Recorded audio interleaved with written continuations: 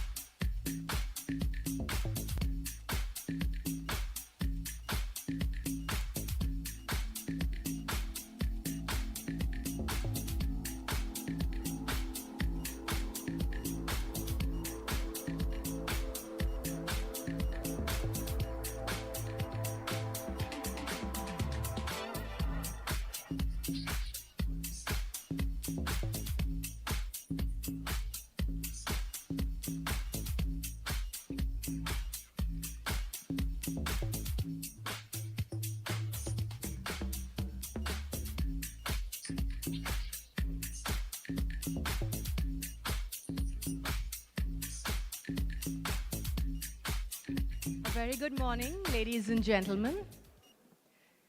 Before we begin today's proceedings, let us take a moment to acknowledge a tragic chapter in our history, the terror attack on innocent tourists in Kashmir. As we gather here for the Tamil Nadu Startup Summit, let us pause to remember the lives lost. I request everyone to rise and join us in observing a minute of silence in their memory.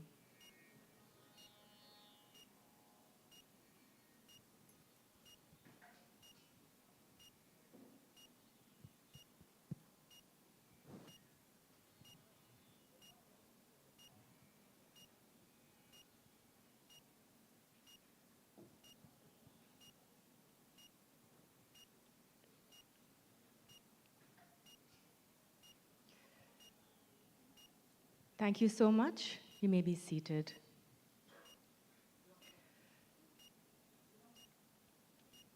A very good morning, ladies and gentlemen, and a warm welcome to each and every one of you. My name is Paloma Rao, and I will be your host for today. We'd like to welcome you all to the Hindu Startup Summit 2025. Tamil Nadu is rapidly emerging as a dynamic hub for innovation and entrepreneurship. The state's ambitious goal of achieving a $1 trillion economy hinges significantly on the growth and success of its startup ecosystem. This summit, organized by The Hindu, aims to showcase Tamil Nadu's vibrant startup landscape, highlighting the state's potential as a global startup destination. It will provide a platform for fostering collaboration, knowledge sharing, and investment, driving the state towards its economic aspirations. It's designed to give startups access to experts, investors, and information about many different growth paths. It is designed to help startups and stakeholders make informed decisions about the future of the state's economy. This summit acts as a precursor to the Global Startup Summit by the government of Tamil Nadu. On that note, ladies and gentlemen, I once again request you to rise for the Tamil Thai Varthu.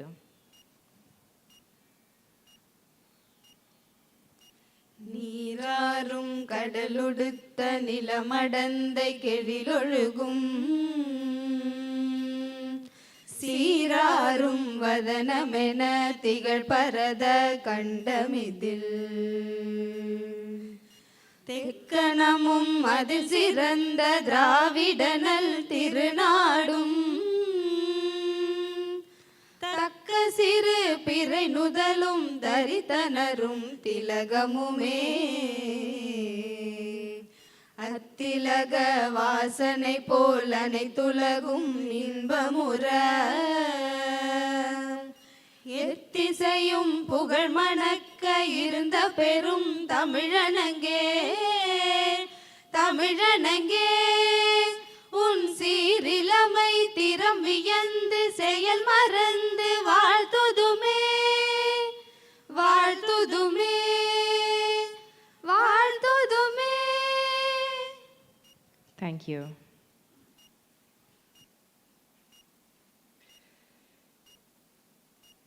Let us now welcome our esteemed dignitaries onto the stage. We welcome Dr. Atul Anand, IAS, Additional Chief Secretary, MSME Department, Government of Tamil Nadu. Can we give him a big round of applause, ladies and gentlemen? We also welcome Dr. C. Muttamil Chelvan, Vice Chancellor, SRM Institute of Science and Technology. Let's keep the applause going for Mr. A.R. Unikrishnan, Chairman, CII, Tamil Nadu State Council, and Managing Director, Glass Group, Saint Gobain India Private Limited, and Mr. L.V. Navneet, CEO of the Hindu Group.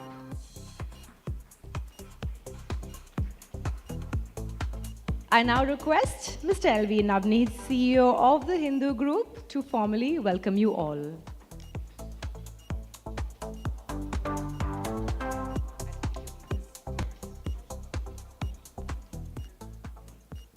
Good morning, ladies and gentlemen.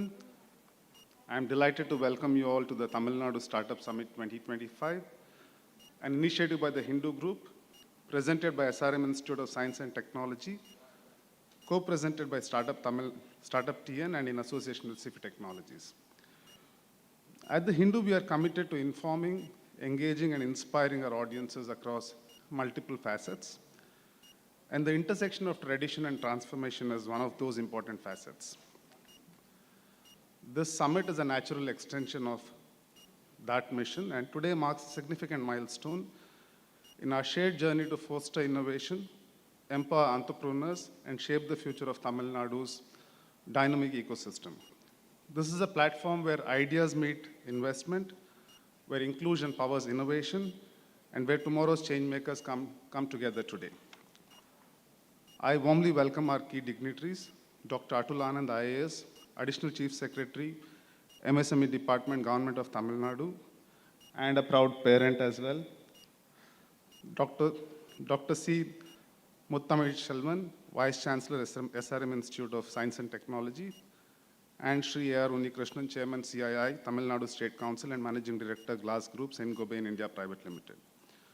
I'd like to extend my warmest thanks to our partners, SRM Institute of Science and Technology, StartupTN, CIFI Technologies, Retail GPT, Tally, CII, Mangaldeep, and Pudiya Talaimurai for believing in our vision and partnering with us in this initiative.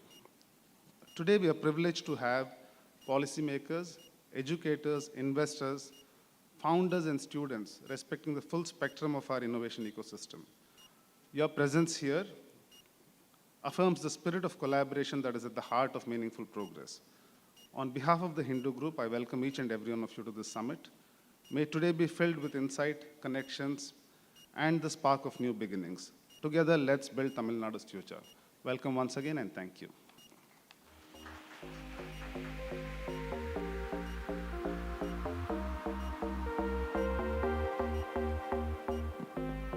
Thank you, Mr. Navneet. I request you to please felicitate Dr. Atul Anand, IAS, if you would do the honors, please.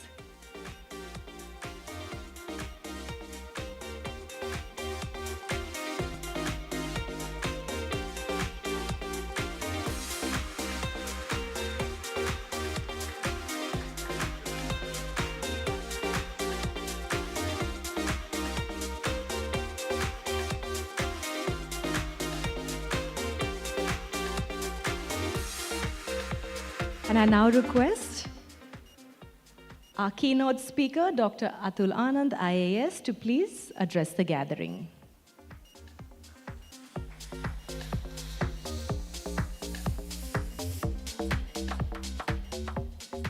It's okay. A very good morning to all the dignitaries on the dais and CEO of Hindu Group, Mr. Navneet. I really like books. Thanks a lot for sharing the bestsellers from the Hindu.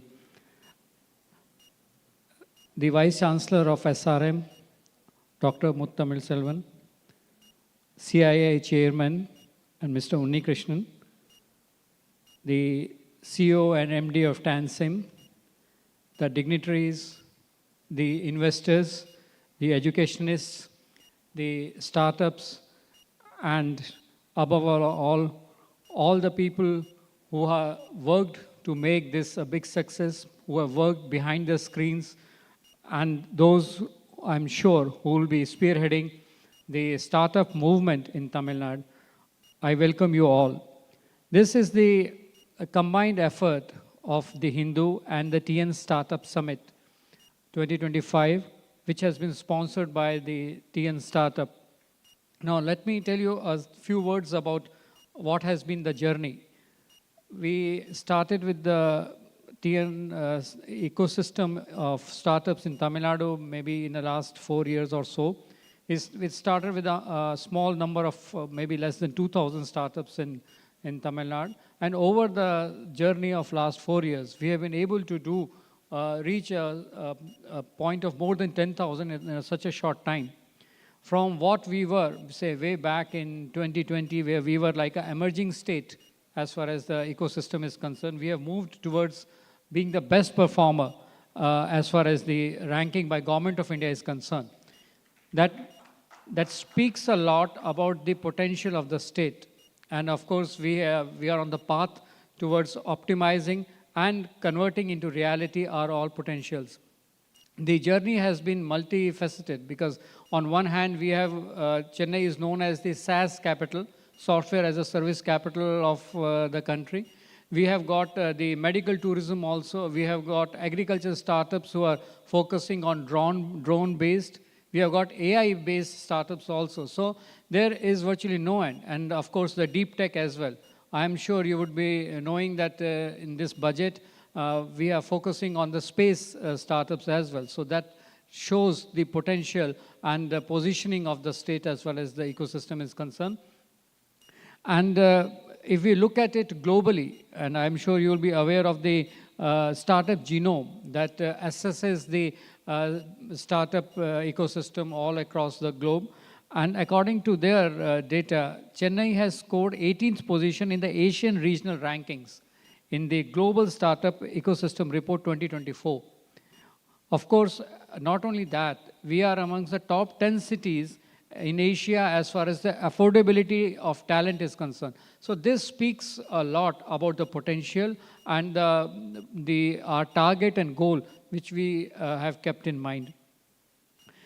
Not only this, the Niti Aayog has also mentioned our Tamil Nadu state as the model state for innovation ecosystem.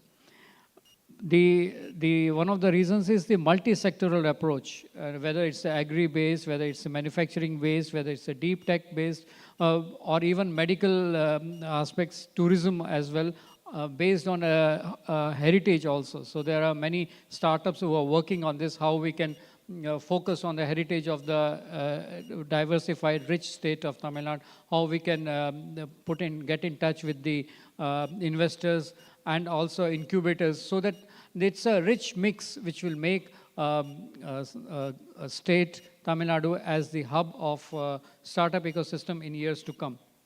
From the government side, we have allocated sum of 10 crores for the space tech startups, which I'm sure in coming years will be able to do a great deal of success to the potential of the state.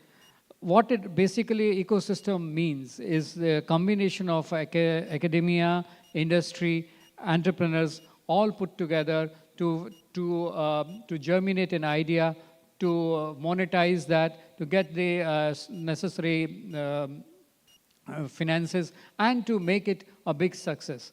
So not only it means the existing methods, the methodology, flow processes needs to be changed, and it also means in the places where no such systems exist to fill in the gap. So with this, it has been a great success. And not only that, the idea of taking it up from universities, we have got the SRM Vice Chancellor also, so I am sure he'll also support that. The idea needs to be taken away from the laboratory into the reality to let those ideas germinate. So for this, we are also extending support to the startups to, in case they want to acquire an IPR, we are assisting them as high as 50% of the total expenditure they might incur on that. Another encouraging aspect is S2G, that is from startup to government. We have got as many as more than 1,000 startups who have been, whose products have been used by the government, and that is a big success. Means out of maybe 7,000 plus startups, or the total MSMEs who are on the GEM portal, 1,000 of them are from the startups from the state. So that means the products and services which they are providing is market worthy, and it has been accepted with a great deal of success. Another important thing is the incubation. What do you do? How do you ensure that the ideas which are there in the mind of, say, some youngsters, how does it germinate? How is it taken forward? For that, we have got the incubators. We have got as many as 42 incubators who have been assisting through TN SIM. And we assist them with the help of sum of 1.63 crores for them to these centers to become vibrant. And not only that, we are taking it to the tier 2 and tier 3 cities, because as far as the idea is concerned, we can't say that maybe urban metropolises only have a center for germination of new ideas.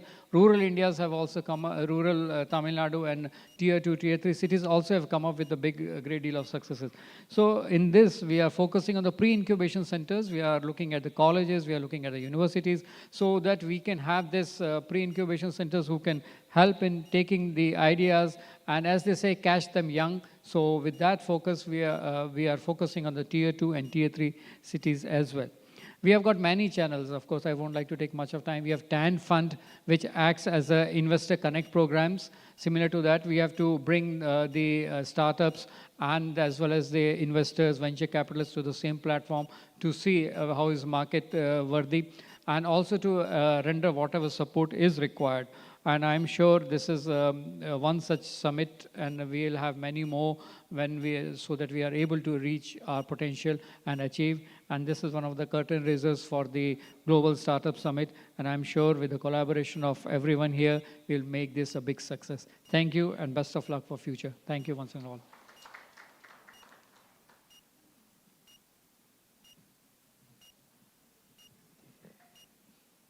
Thank you so much, sir. I now invite Mr. Navneet to please do the honors and felicitate Dr. C. Muttamil Chelvan before he delivers his special address. If you please do the honors, sir.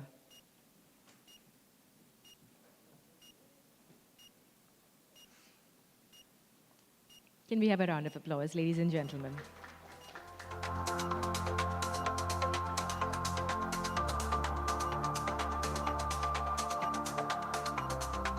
I now invite Dr. C. Muttamil Chelvan, Vice Chancellor, SRM Institute of Science and Technology, to deliver his special address.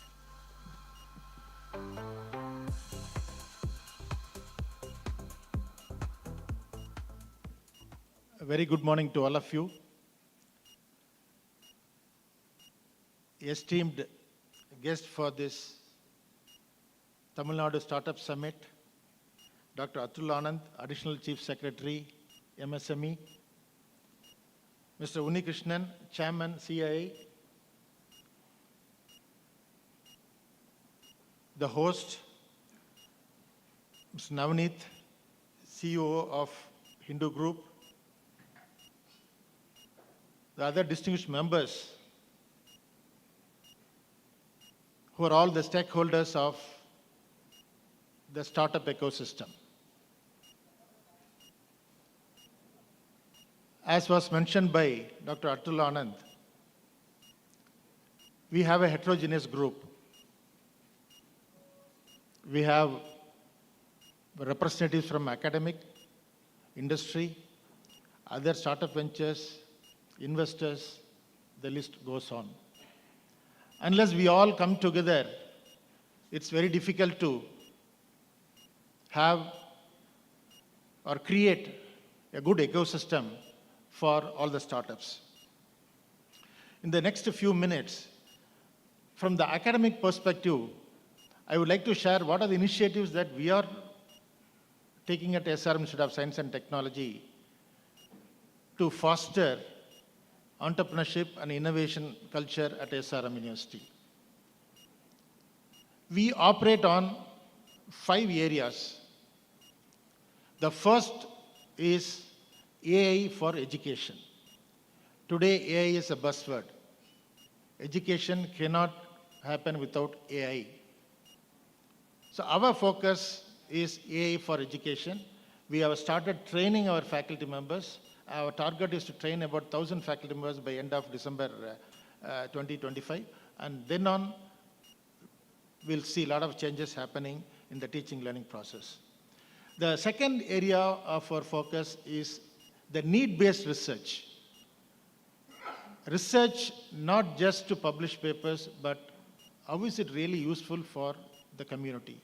So our focus is on the need-based research and the quality research. That's the second area of our focus. The third area is fostering entrepreneurship and innovation through mentorship. About 2 years ago, when we started thinking about incubating the startups at SRM University, we thought that the faculty members should be aware of the support they have to provide to such interested students. We introduced a training program for the faculty members on design thinking, which talks about empathize the problem, define the problem, ideate, prototype, and test.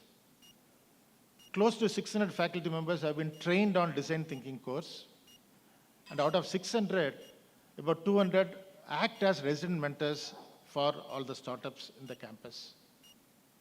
So whenever a student approaches these faculty members, they'll be in a position to share their ideas and thoughts, and that's how we support the entrepreneurs. The fourth one is partnership for knowledge sharing. This is very, very important. And today, quite a good number of patents are coming out from the academic institutions. If you take SRM IST, we have 475 patents that are granted. That means it's ready for technology transfer or commercialization. They are all at, not all, about 10% of them are at TRL 6 level.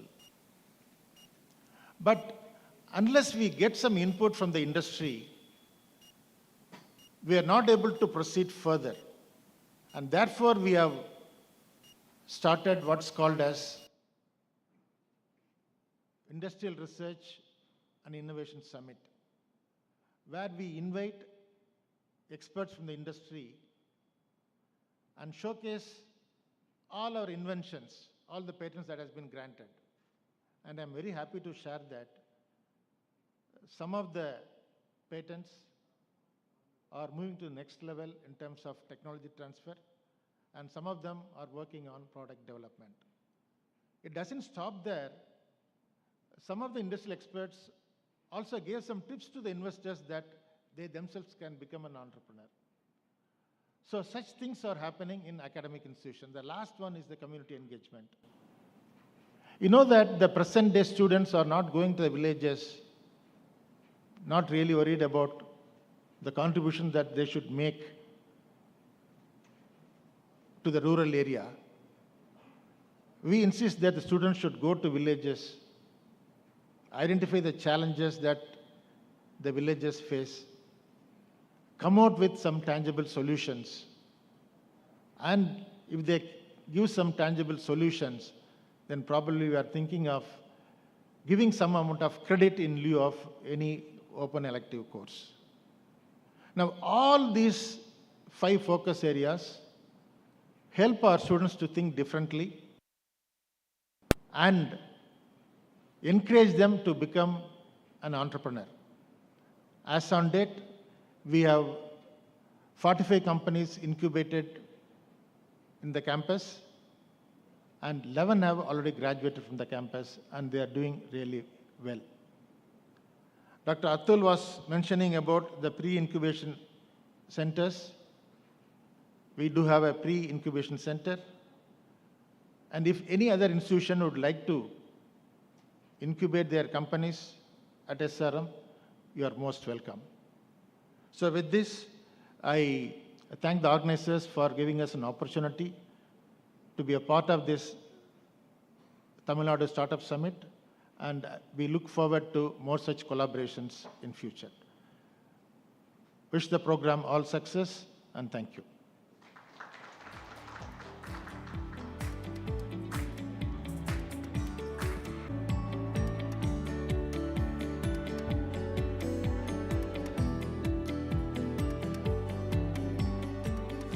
I now call upon Mr. A.R. Krishnan, Chairman CII, Tamil Nadu State Council and Managing Director, Glass Group, Saint-Gobain India Private Limited, to deliver his special address.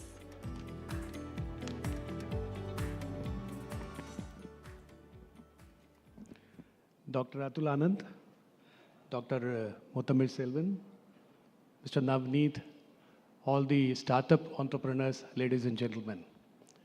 It's a great pleasure to be here. And I want to start by thanking the Hindu group for choosing Tamil Nadu and Chennai as the place to organize the summit, and also choosing CII as the strategic partner.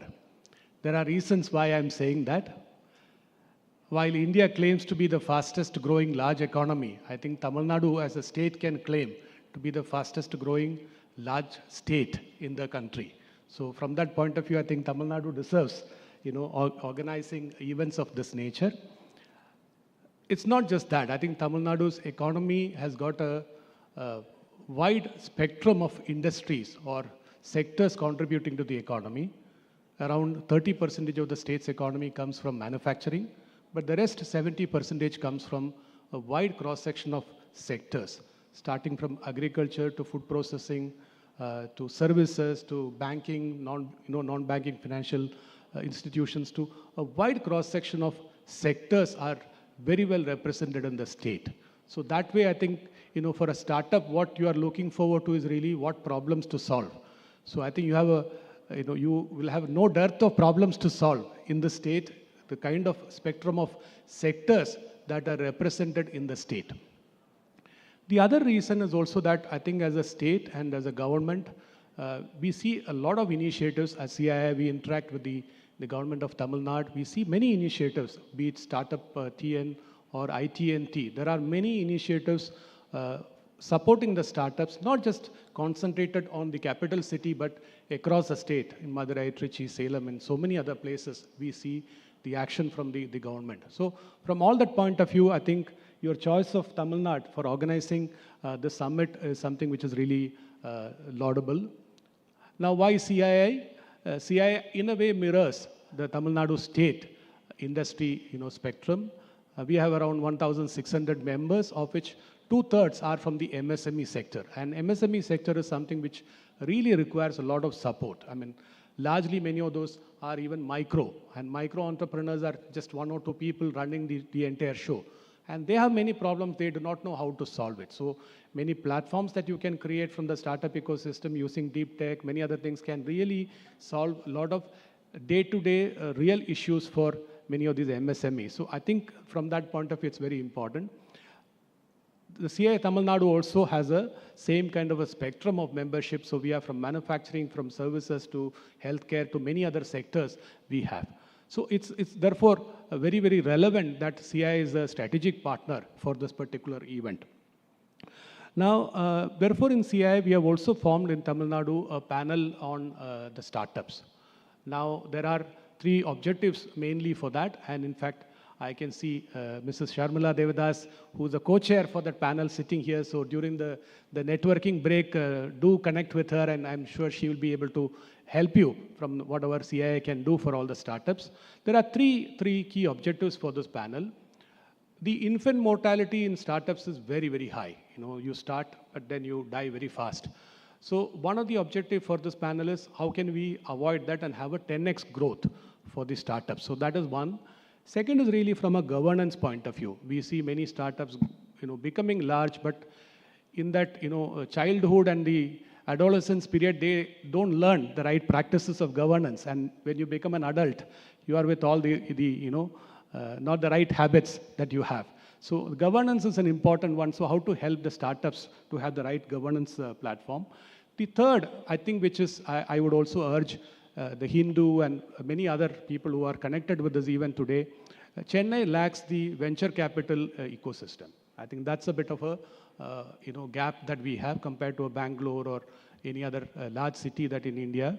So that is something which needs to be there. So from CII, we will also try to see how we can bring more venture capital ecosystem in the state, and in particular, maybe in Chennai, and we can really support that. Apart from that, CII has centers of excellence, and one of the center of excellence is on innovation, entrepreneurship, and services. It's based out of Hyderabad. Mr. Chris Gopalakrishnan, all of you know him. Chris Gopalakrishnan is giving the leadership for that. They are doing a lot of pioneering work on innovation for the startups. So many of the startups who are present here today or will be part of the event today can really connect with the Center of Excellence and really benefit from that. The Vice Chancellor spoke about the IP. I think this is very, very important. Today, many companies are surviving. They are growing big and retaining good profitability thanks to the IP protection. So all the startups who are here, if you have an invention, please do not hesitate. Please do the IP protection from the patent point of view, whatever. We should do that. Now here again, CII can help you. We have what is called Tamil Nadu Technology Development and Promotion Council, TNTDPC. It's a long name, so we call it TN Tech, which is also housed in our Velachery office of CII. They can help you. They can help you with how to file the patents and how to do all that part. And let me tell you, both from the center and the state government, the MSME departments give you a lot of financial support for filing the patents. The entire patent filing is refunded. All the fee, everything is refunded with government programs. So there are many interesting programs available for startups. So I think therefore from all that point of view, Tamil Nadu and CII, I really once again want to thank Hindu for choosing Tamil Nadu and CII as a strategic partner. I am sure today's deliberations on various topics will really encourage the startup entrepreneurs to really scale up much faster and better for the society. So thank you and all the best.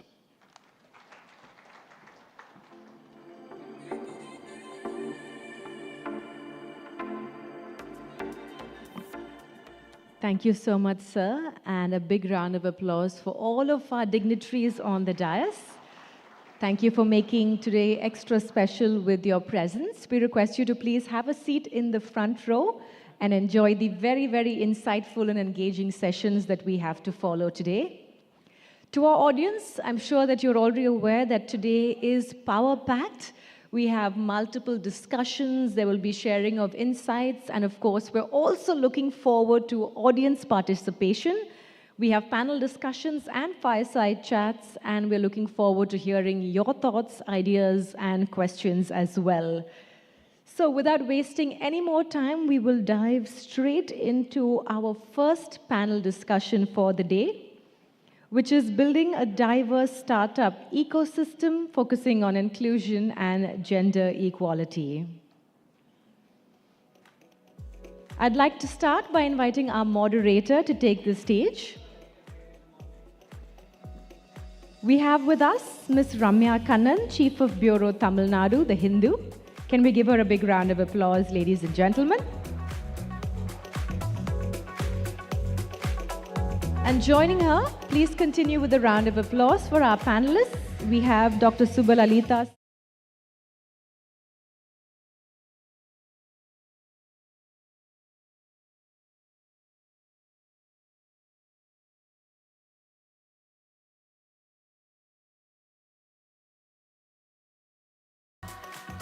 Let's give a big round of applause to all of our panelists as they take the stage.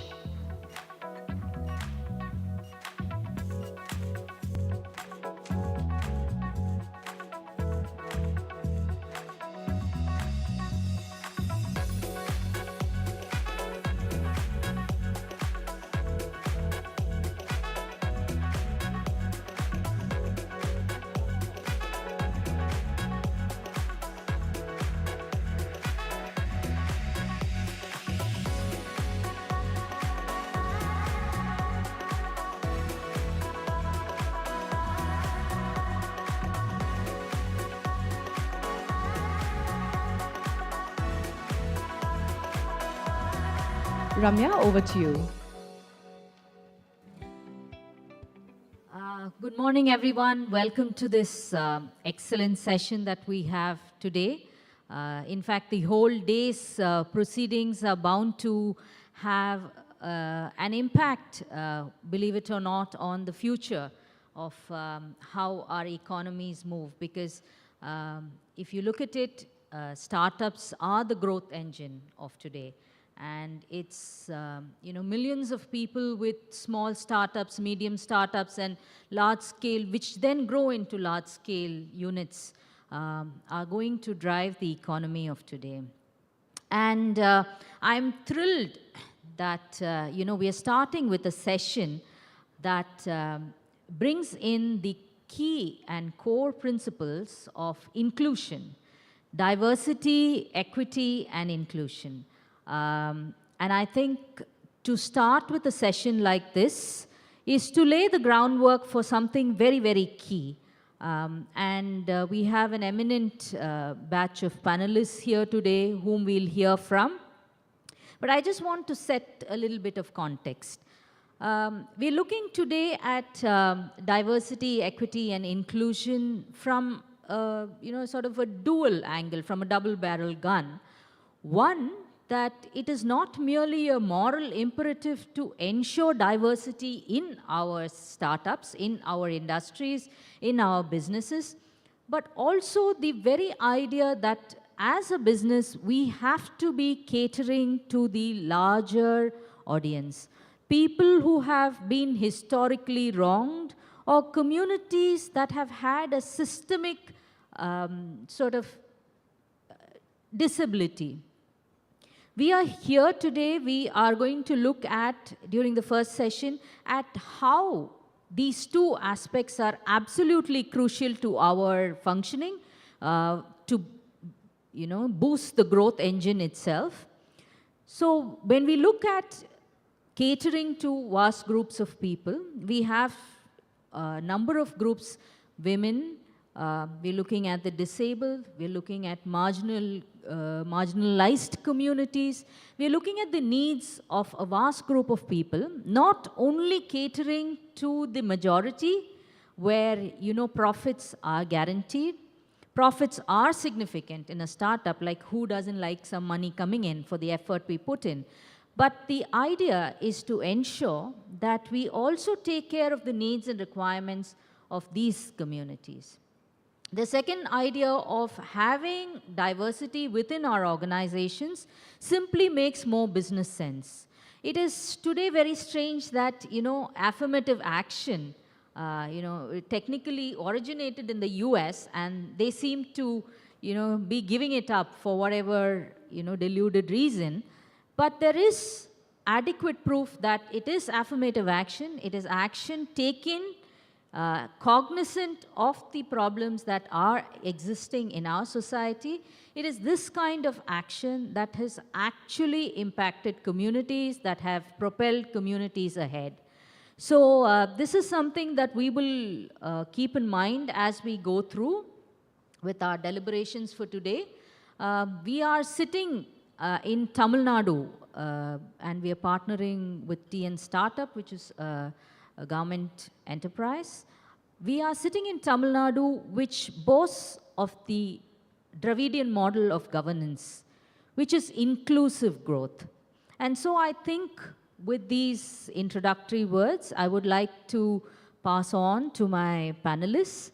We will start with Prateek. Just allow me to say a few words about you.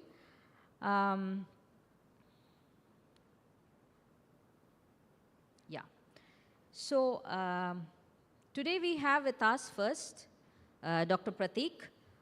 He is a Jaipur-born NIT and IIM Calcutta educated corporate digital tech leader turned happy social entrepreneur.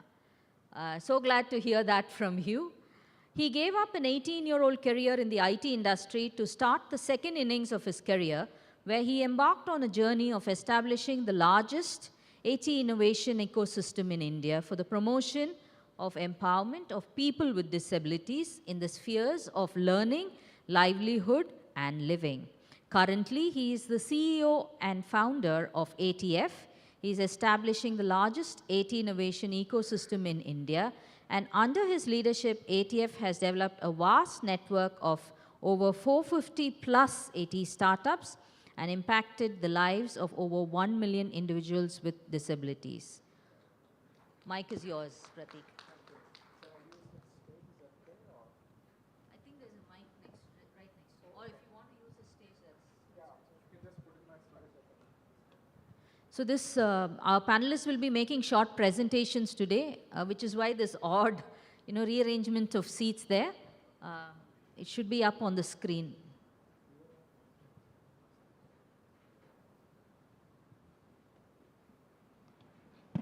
Hi, good morning to all of you, and thank you, Ramya, for kind introductions. While my slides are getting up, I want to share that it's always very exciting to visit Chennai, and more and more what I hear about the whole grand vision of Tamil Nadu being a $1 trillion economy by 2030 I think congratulations to all of you for that tall vision, and I'm here to see how in next 10 minutes or so, I can give you few ideas of at least 50 to 70 billion dollars which we can contribute from our ecosystem. Yeah, so stay patient, and I'm hoping that I'll leave you with few ideas by the end of 10 minutes. Now, world around us has changed so much. The way we are traveling is different. The way we are ordering food is different. I mean, if you tell your grandma that somebody, what do you like to eat, and somebody will deliver a hot dosa to her, in next 10 minutes by Zomato or Swiggy, she'll fall off from a chair. The way we are consuming content is very different as well. I remember a time where I used to wait for 5 songs in a Chitrahar on Wednesday evening, but today kids don't even understand that, right? I mean, the world's greatest innovation, which is Netflix and Spotify, yeah, we all use that. So if you see behind all this change, transformation is technology innovation, isn't it? But while we are talking about innovation, startups are the leaders. Do you guys remember how many startups were there in 2014? I know there are a lot of startups here. Number of registered startups in 2014, just 11 years back. Yeah, that's very close. There was just 400. Do you know the startups now?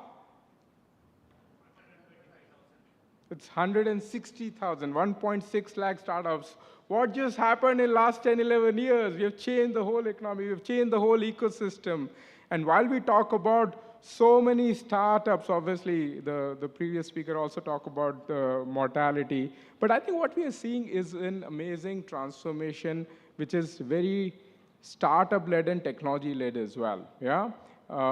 We are also talking about great amount of investment coming in, not just from the venture capital, private equity inside, but also outside world as well. But while we talk about the great ecosystem of startups in India, I also want to acknowledge the role which Tamil Nadu ecosystem is playing. I think nearly 7 to 10% of startups come from here.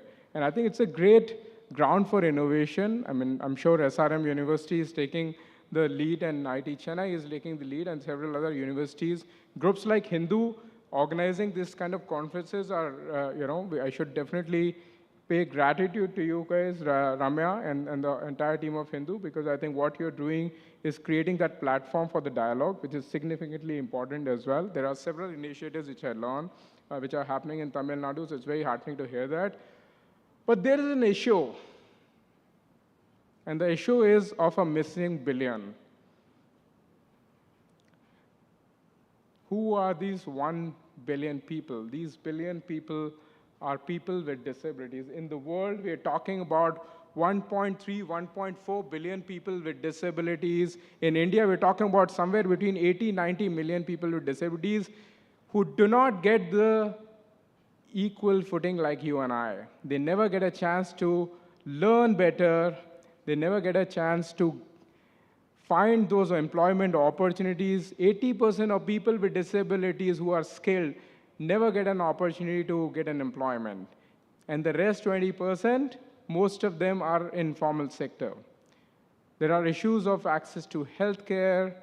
There are issues of marriages. There are issues of social inclusion. So how are we building this world which is tech-driven, which is very, very vibrant, where all of us get to do phenomenal things like doing startups, but leave a section of society which is almost 15% of population behind? That's not fair. And hence, my attempt is to see how do we build this ecosystem inclusive. I think Tamil Nadu statistics are obviously underreported like any other state, although the census says 1.2 million people, but I can tell you in most of the states, the population with disabilities around 12 to 15% or probably more, because we are not just talking about physical disabilities, we are also talking about invisible disabilities like autism spectrum. Yeah. So how do we really create an ecosystem where we give equal opportunity to people with disabilities in everything which we do? There are so many challenges. Did you have anybody in your school or colleges who was a person with disability studying with you? Raise hands if you had one. Fantastic. I think we should do a round of applause, because I've never got at least 10% to 15% have people with disability, which means that we are already probably building an inclusive culture. But did you ever think what happened to 90% people? I think in the room we have all the diversity possible. We probably would have represent a different age group, different educational backgrounds, different employment background, but at least 80% of people did not have. What just happened? That why we do not have people with disabilities studying, working, and living with us? We don't see them in malls. We don't see them in education institute. And why? I think there are several challenges. So how do we really solve this conundrum? We created the ETF, Assistec Foundation, with the belief that everybody has the ability to change disability. All of us can contribute in many, many ways. We run many programs. So we run an acceleration program for startups. We did market access program. We partner with the United Nations, WHO, Niti Aayog, several state governments whom we are partnering and advising. We do something called AT Awards, which in fact was few years was done in IT Madras Research Park. And our attempt today is to position India as the best assistive technology hub in the world. I think that's the opportunity. As I speak, there are 500 startups. Like we talked about 400 to 1.6 lakh startups in general, but today I'm really, really happy to share with you that from 10 to 15 startups in assistive technology and disability tech, today we have built probably the best and the most vibrant ecosystem with 500 amazing startups who are taking care and putting technology to enable people with visual impairment. So think about artificial intelligence, machine learning solution which will make blind people walk independently. Think about an augmented reality solution which will make learning for autistic kids better. Think about a communication method that if anybody in the audience is speech and hearing impaired, while we do not have a sign language interpreter on the stage, with that technology, he or she will be able to hear all of us very, very clearly. So think about technology empowerment in many, many other ways as we see. These are all phenomenal startups. In fact, I want to recognize several of them are from Tamil Nadu. They are doing amazing work. They're not just changing the lives in the state, but beyond as well. So I just want to make a recognition for it. We have been working with Tamil Nadu in many phases. We do have startups sort of here, like I said, but in 2021, we had advised StartupTN on the policy for inclusion in assistive technology. I'm hoping that while we started that initiative, it won't get dropped because we see some slowness. I'm requesting Ramya here to really reinitiate that dialogue, help us reinitiate that dialogue, because while we create and talk about investment and building that whole vibrant ecosystem in Tamil Nadu, we cannot make it without assistive technology or inclusion. Yeah. So last few words, while I talk about assistive technology, while I talk about disability, it's just not for any social or community reason as well. It makes business sense, like Ramya said. If we include people with disability in society, we will add 5 to 7% GDP. And if, as a state, we have a vision of becoming a $1 trillion economy by 2030, I'm really happy to share with you, if we do few things right, and these are the 7 ideas for all of you to think about, we will add $50 to $70 billion in next 5 years to state of Tamil Nadu, very, very easily. For that, we need a policy framework to include assistive technology startups and innovators.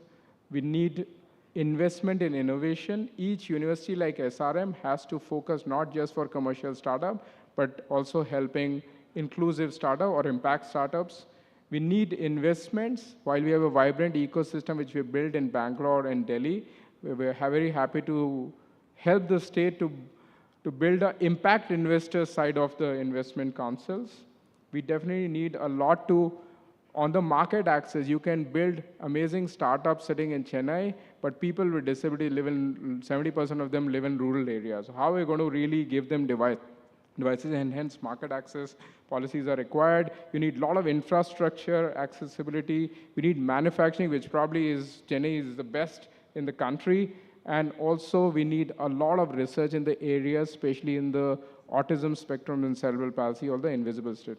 And if we do these things right, I'm here to tell you and promise you that we'll add $50 to $80 billion just in next 5 years. With that note, thank you very much for the patient listening, and everybody has the ability to change. Disability is what I believe in, and we are very, very happy to partnering with all of you. I'm going to be around for the next few hours as well. But thank you again for the invitation and for the time, for the opportunity. Thank you very much.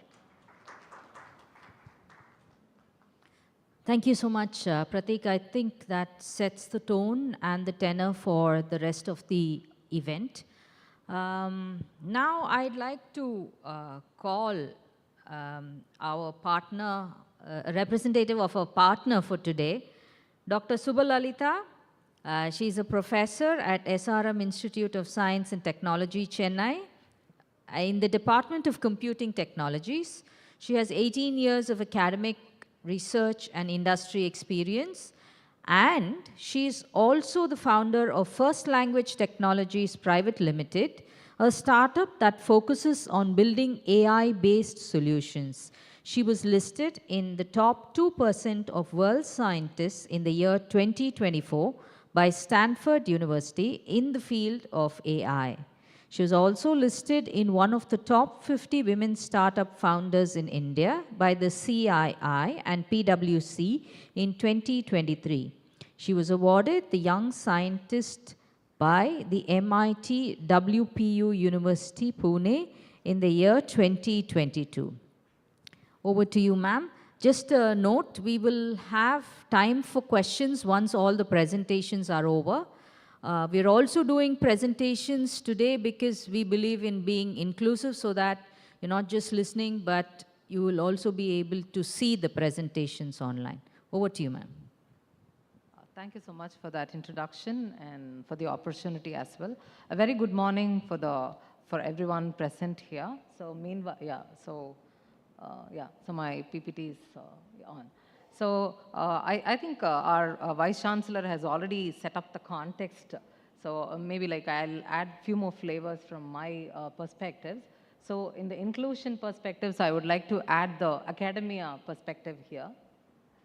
Okay, so how academia is nurturing the startup ecosystems, I would like to talk about the two dimensions here. So one is from how we inculcate the entrepreneurial mindset in students, and how we encourage faculty to start startups. So this is what I had in mind for today. Yeah, so, so talking about the students first, so to make the students an entrepreneur, so to inculcate that mindset, I think, so we are concentrating on bringing up more tech founders, right? So when one has to become a tech founder, so he or she should be very foundationally strong in the technology. So I think academia, so we are nurturing in that perspective. So, so I'm not talking about, so the students who already has the DNA inbuilt with them on the entrepreneur mindset. So I'm talking about the students who come as a clean slate in their mind, like, so who develops the entrepreneurial mindset in the academia. So I'm talking about them. So how they actually develop that mindset. So how academia is doing that. So to give you a taste of like what's happening in current academia, so this is what I thought of like sharing. So the internships, so these are all part and parcel of a student life today. So he or she has to take up the internship. This is not the internship that they normally take in the final year. So after they get placed in a company. So I'm talking about the internships they can take in every summer or winter vacation. So joining in a company. So when you think of a student who's graduating out of a college, so he or she is not a fresher. So he has already gotten experience working in various industries. That's the point I wanted to make it here. And the hackathons, various hackathons are throwing out trending problems. so which the student has to solve in a stipulated time. So that also makes them stronger in the foundation, technical foundation, and industry collaboration. So here I wanted to insist a few industries we have collaborated with.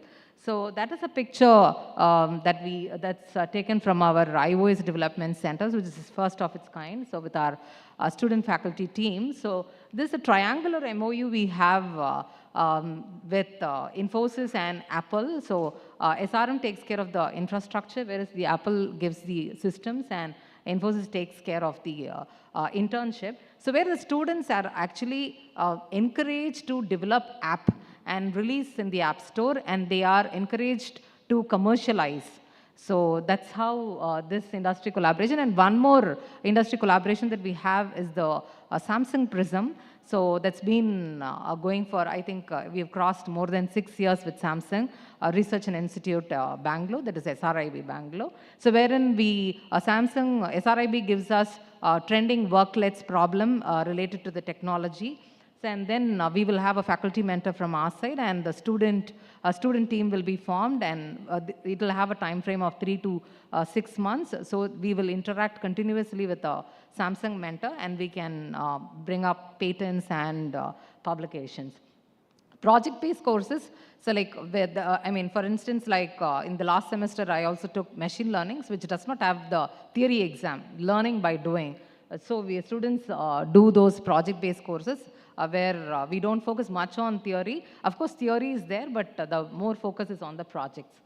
So I'll tell shortly why these projects and how these projects help them to develop that entrepreneurial mindset.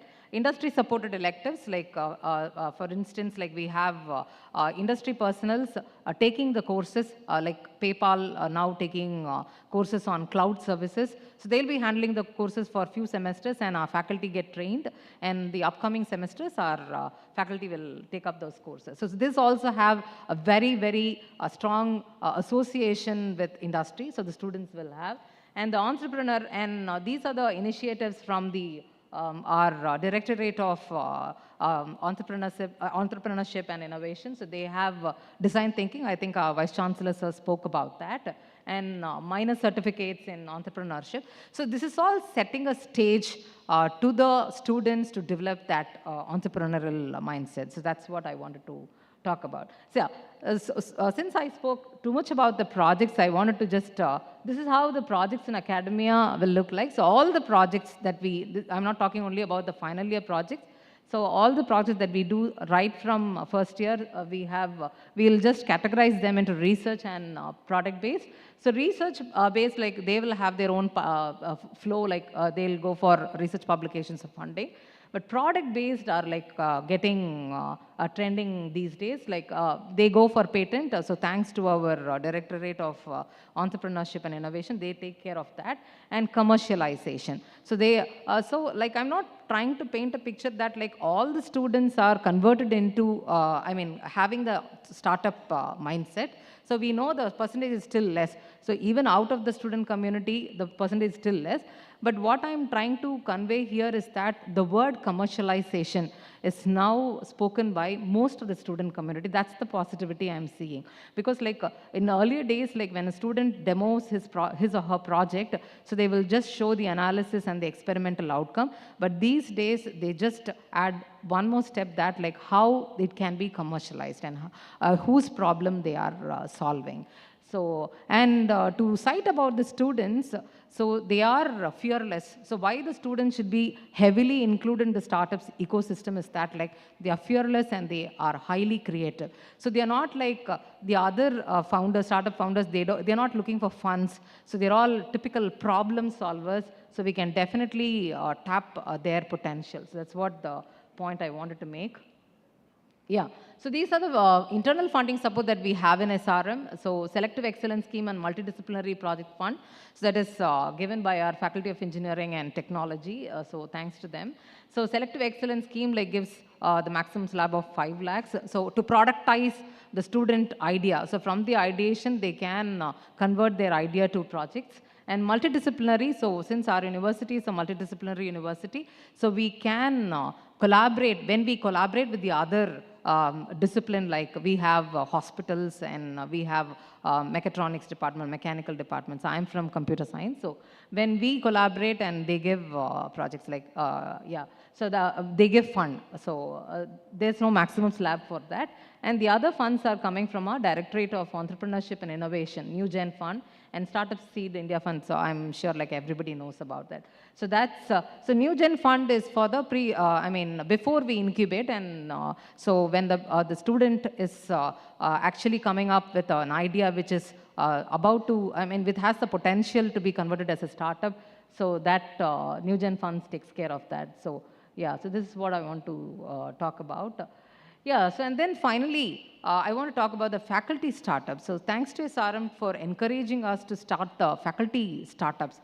So faculties can also be included in this ecosystem, and I'll tell you like how that inclusion is actually bringing some value. So because like I myself started through that encouragement in the year 2021.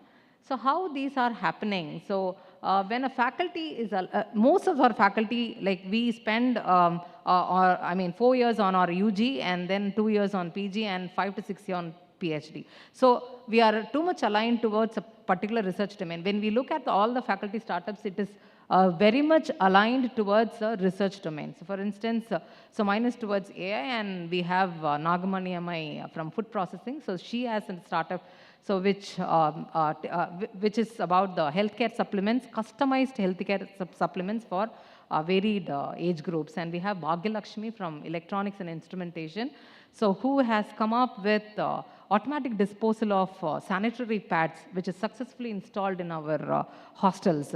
So this is what the faculty, and what these faculty, so when a faculty start the startups, so what is our observation is that like when, of course, through the industry collaborations, we do know like what's happening in the industry. But in my perspective, when we are in the startup ecosystem, the interaction with the industry is very heavy. So it's on a day-to-day basis. So we know what's cooking in the market, and that brings in value again to the quality research. Like as Vice Chancellor Sir said, like it's not only about the publications, the quality of the research improves when we know what's the demand in the market. And when we do quality research, of course, that is going to actually feed into the quality teaching. So because like in today's scenario, it's very scary to stand in front of a student and teach. It's not very easy because like I would honestly accept that like most of our students are way brilliant than us. So we need to be updated daily basis, like on par with the technology. So that in turn makes us a better person, and that gives again a better market research, and it's a cycle. So this is how we look at the faculty startups. So like that's what I had to say about like how academia power can be included in this startup ecosystem, and I'm sure like we can work towards the 1 trillion economy. Thank you so much. Thank you so much for that, Dr. Subalalita. She's brought in a very, very key aspect of driving the startups itself, which is student participation. So we're also looking at participation of students and faculty in the setup.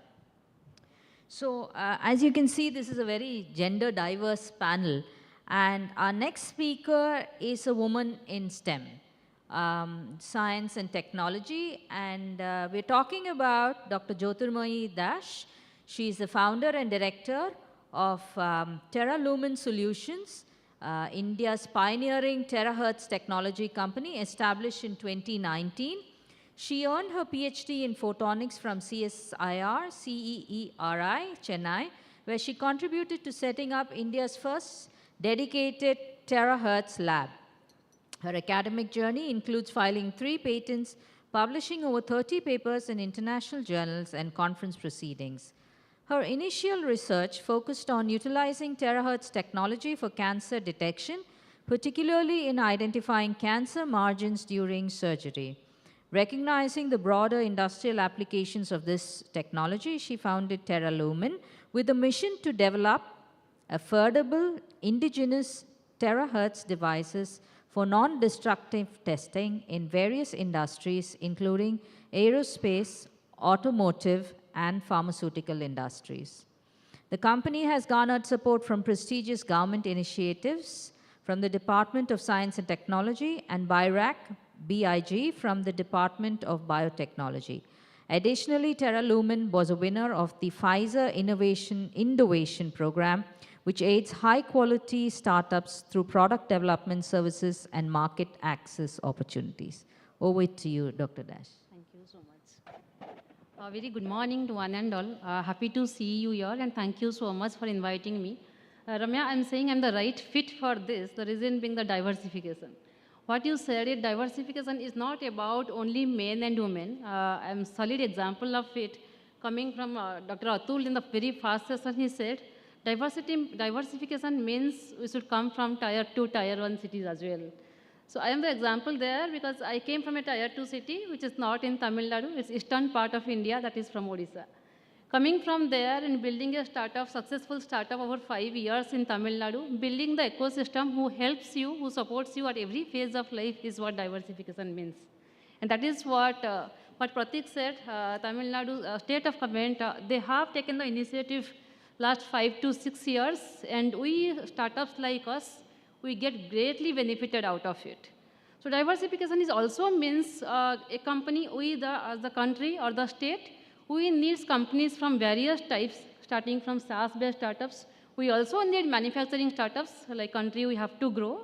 We also need startups who involve in deep tech or we'll say research-based startups. So we need the entire ecosystems to grow, which has to be supported by the government, by the investors, and by the faculties. That is what diversification means, and I wanted to give an example where I came from.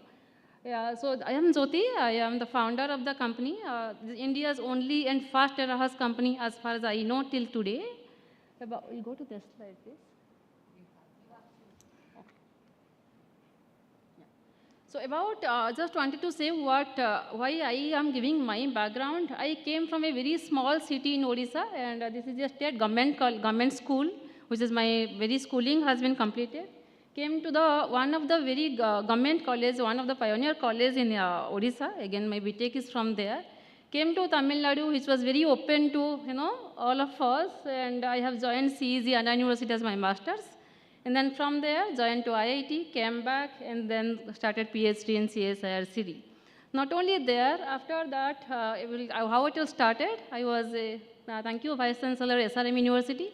I was a part of faculty in SRM for 2 years, up to 2019. And then I started the company, which is Terra Lumen Solutions. So having 12 years of expertise in the same tech, what I said, we do not only need to make SaaS-based products, we also need to involve ourselves in R&D products. When I say that, the product which I am building, or the Terra Lumen is building, that is mostly a deep tech product. And till now, across the globe, maximum 10 to 12 companies are there across the globe. The tech is, yes, it is, as I said, the time consumption of making a product like this doesn't take a year, it takes more than 5 to 6 years to commercialize product like this.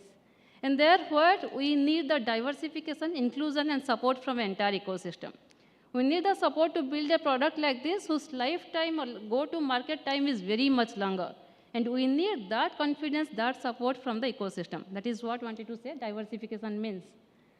So the path we travel, I'll not go step by step. I wanted to say to all the students over here or the faculties who are thinking to build a product or build a research-based product, doesn't take a day. Rome cannot be built in a day. It will take time. So this has multiple steps. You will fail multiple steps. I wanted to say that, yes, we have started only with 4-member team in 2019. Of course, as it's a CapEx-based product, we need enough money. And that's why I got the support from Tamil Nadu, also from India government. Multiple supports we got from the government. That is where we could build a product like this. Multiple grants I have been received over time.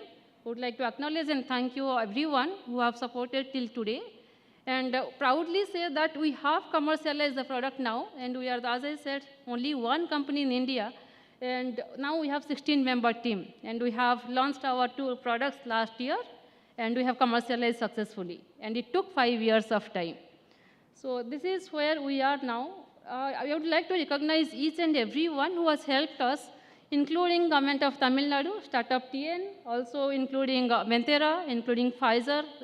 I mean to say entire private sectors, government, corporate, everyone needs support to build a product like this.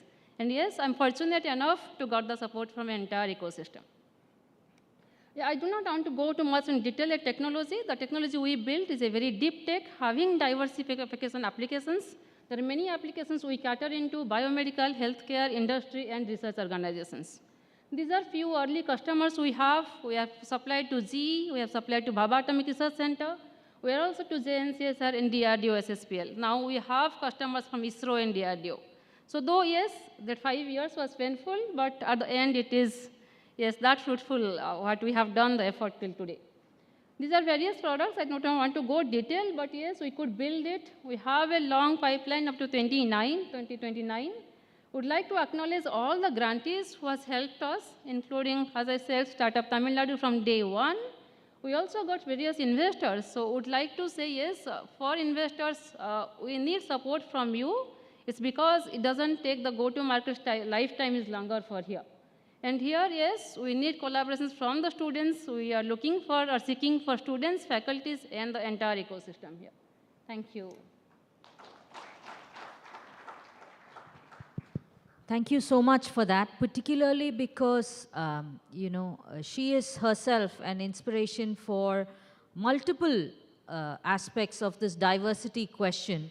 And, having worked so hard to bring about accessible and affordable tech to industries. Thank you so much for that. The floor is now open for questions. So, if you put your hand up, we can send a mic around. But yes, sir, to the left on that side of the stage. Hey, wonderful session. I am Parshuram. I have a question to Shubha Lalita. You mentioned about the faculty startup program. Right. That is very interesting. This is the first time I am listening to that. What is the current percentage of faculty who are really doing this? At least in SRM, what is the projection that you are looking at for the next 3 to 5 years? Right. I think we have a good amount of number. So it should be around 7 to 10. It's pretty less. Okay. I accept it. But the more and more industry collaborations happen, so the faculty would also gain that confidence to venture into these. So that's what I see. So. Okay. Yeah. Maybe going deep into that question, what kind of industry collaboration that you look at in terms of, increasing that percentage? What is that specifically that you are looking so that we can increase this?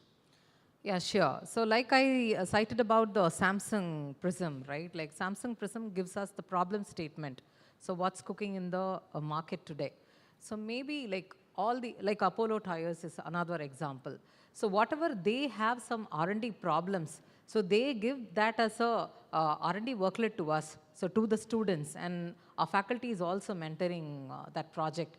So if many industries are coming forward, so with such problem statements, and we work, and then the academia industry collaboration, when this increases, I think that will increase the faculty startup, because like I myself started this like after working on 5 worklets with Samsung. So because I've been working for the past 15 years on this natural language processing domain, but I never thought of like what's about the domain from the industry perspective.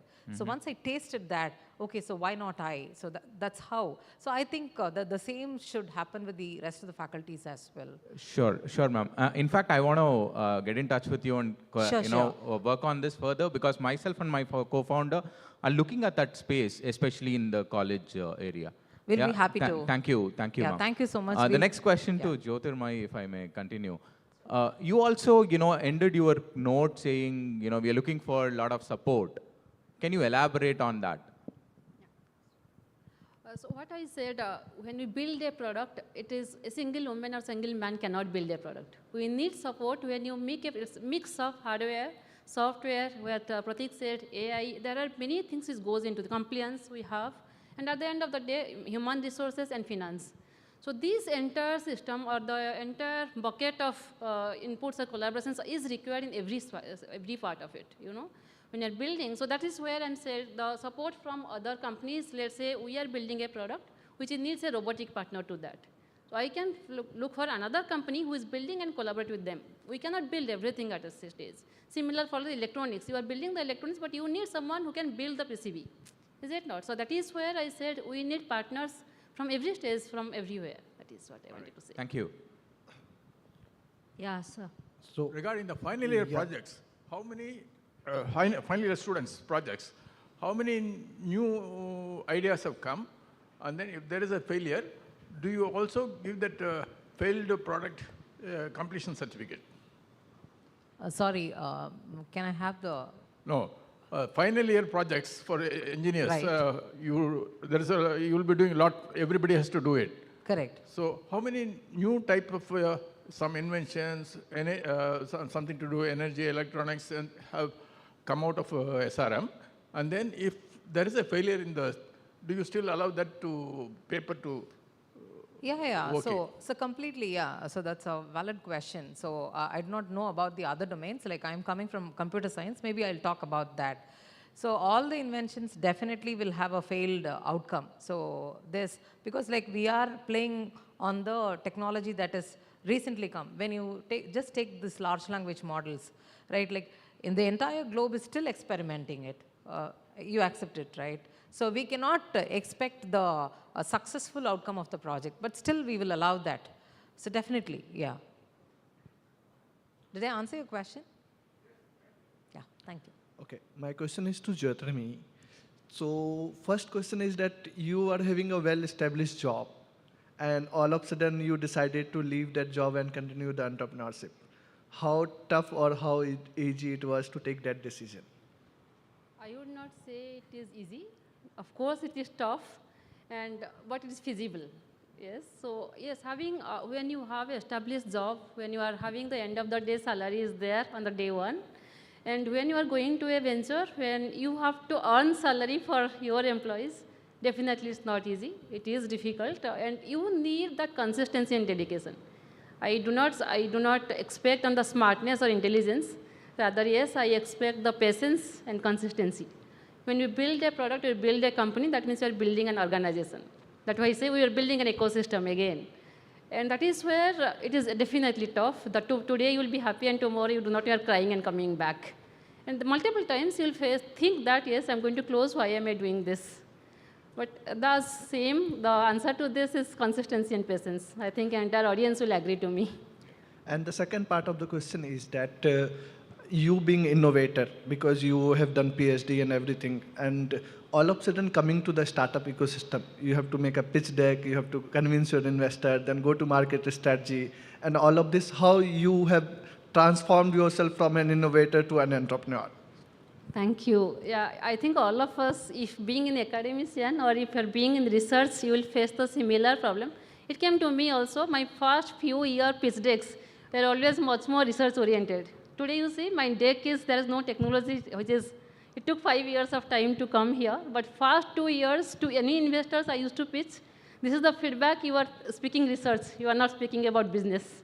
So it took time to learn about your balance sheet, to learn about your P&L, and where there's no business background at all. I didn't do any MBA or neither in the finance course, but it's not difficult to learn. That willingness should be there to accept. Of course, you cannot make your complete business plan, but you can give the input for that. That is where someone asked me about collaborations. We need collaborations there from business experts or finance experts. Make my model, I'm giving the input. We are there. There are people are there who is there to support you. Even the incubation centers, we have many incubation centers. They have finance guys, they have secretarial records who are going to help you out. CS is there, CA in place. To seek the help of others, but you can learn the basics. That is where it is. Yes, sir.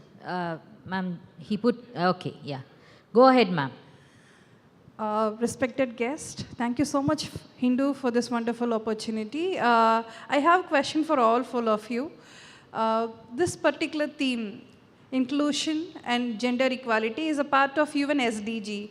So I would like to know from each one of you, what is your organization or your personal vision towards UN SDG, and how sustainable we can become in future as a growing and developing nation in the world. Right, our panelists first. Pratik, would you like to go first? Yeah, I think thank you for the question. I mean, I think the area which we work is essentially entirely to include the weaker section of the society, particularly people with disabilities. Like I said, there are 2 or 3 views you can take. One is the whole social view. While we don't see people with disability in schools and colleges and malls, what do you need to do to make them included in the normal society? But I think if we are taking a very social view, that's not a complete view. You have to take an economic view as well. If we had a startup from IT Madras, they came to us that we built a wheelchair, and you know, wheelchair is dime a dozen. We have China imported some 5,000 to 7,000 wheelchair versus a US or a Germany imported wheelchair, which is 5 lakh wheelchair. But then they built a very amazing, innovative wheelchair which can be customized. But building a product is not the end of the story. It's just beginning of the story. When you're an innovator, 100% you're working on technology and product. When you're an entrepreneur, it just becomes 30%. So what would you do for the 70% of your time? But I'm happy to share with you, with that startup who built this inclusive wheelchair, we had them build a scooter on top of it. So it's a battery-operated inclusive, scooter. And a person with spinal cord injury can drive it and move distances. But it cannot be just a product story. That we had this startup, this is called NeoMotion out of IT Madras, sign a MOU with Zomato. And as we speak, thousands of people with disabilities on NeoMotion wheelchair are delivering food and earning livelihood. So next time you order a Zomato, there might be a possibility that somebody would call you and say, I brought your food, but I can't come in. Not because he or she cannot deliver food to you, because your building or a home may not be accessible. And I think why I'm taking this example is this is the power of inclusive tech. And if we promote such entrepreneurs, inclusions is not just in the technology, but you can see that inclusion. All of us can experience that inclusion as well. Thank you. Yes. Yeah, thanks. It's a very nice question. What Pratik said, I always say inclusion should be unbiased. You should not think it is a person with disability or it is a woman, it is a man. It should be completely unbiased. As long as you see the capability or you see the confidence in him or her, please do accept. Sometimes, yes, we find difficulty when we hire a woman. They will have, at the peak of their career, they have personal difficulties and professional. We need little support to them because sometimes they have to take leave for their kid when the kid is unwell. And that time, you should not say you should work as equal as men. Of course, they need that time, and one child needs a mother rather than the father. I'm not telling they do not need the father. Of course, the presence of mother is much more required. So that support, not only startup founder, I think all of us should give that to the women. So that inclusion should come from within the family, from the organization, from the entire system. That is how, so yes, inclusion is required, but it should be completely unbiased. It should not be biased towards any specific gender or any specific criteria to the point. So I think your question was on SDG, right? Like how we can nurture SDG. So from academia, so we have listed all the SDG, and the final year project should be from one of the SDG. So that's how we support it. All the projects should be aligned with the SDG goals. So once it is done, like I think the total ecosystem is aligned. So that's how we do. Yeah, interesting question. And I think by being aware of it, by being aware of our commitments, it's not just the governments or NGOs who are required to reach these goals. It is the involvement of every citizen. It's the inclusion of every citizen in pursuing this goal that is important. So, we all do different things. I think it's important to fit these long-term goals into what we do in order to be able to contribute towards society. And we do that, this seminar is an example of that. But we also have, the Hindu particularly has a commitment towards writing consistently on socioeconomic development issues. So we do highlight from time to time inadequacies, inaccessible, aspects of technology or healthcare or any other sector from time to time. So that, in a sense, is our, how we fulfill our commitment towards the SDG. So, yeah. Balu Ranganathan from Canberra Therapeutics. We are a startup. I take your liberty to call you by your first name, Ms. Ramya. Articles are amazing in Hindu. Our day starts with coffee and Hindu. And your articles on MedTech is really amazing. Compliment to Jyoti, Dr. Jyoti. 99.5% of the PhDs end up in research, pedagogy, teaching, or on research institutes. Like us, like you and me, we are completely into startup companies. I completely work for that. And now to Pratik, you have shown one of the slides with a lot of startup companies. So we work completely on breast cancer. But in terms of the breast cancer data sets, we have huge amount, 1.2 million, 1.4 million, but everything from United States. I had a startup company in the US, Palms Connect. We co-founded, and then I got the BIRAC grant, and then I started the Canberra Therapeutics. So data sets for Indian scenario is becoming trickier day by day. In US, if I need to buy that, I'm not joking, it's $18,000. $18,000. So it's huge money. So you have, I saw one of the slides. Okay, what I'm talking is, why not your foundation generate data sets and sell the data sets, not to give free of cost. Just putting it across to you. And then that way, academic can be a part of it. And when they do their final year projects, small money.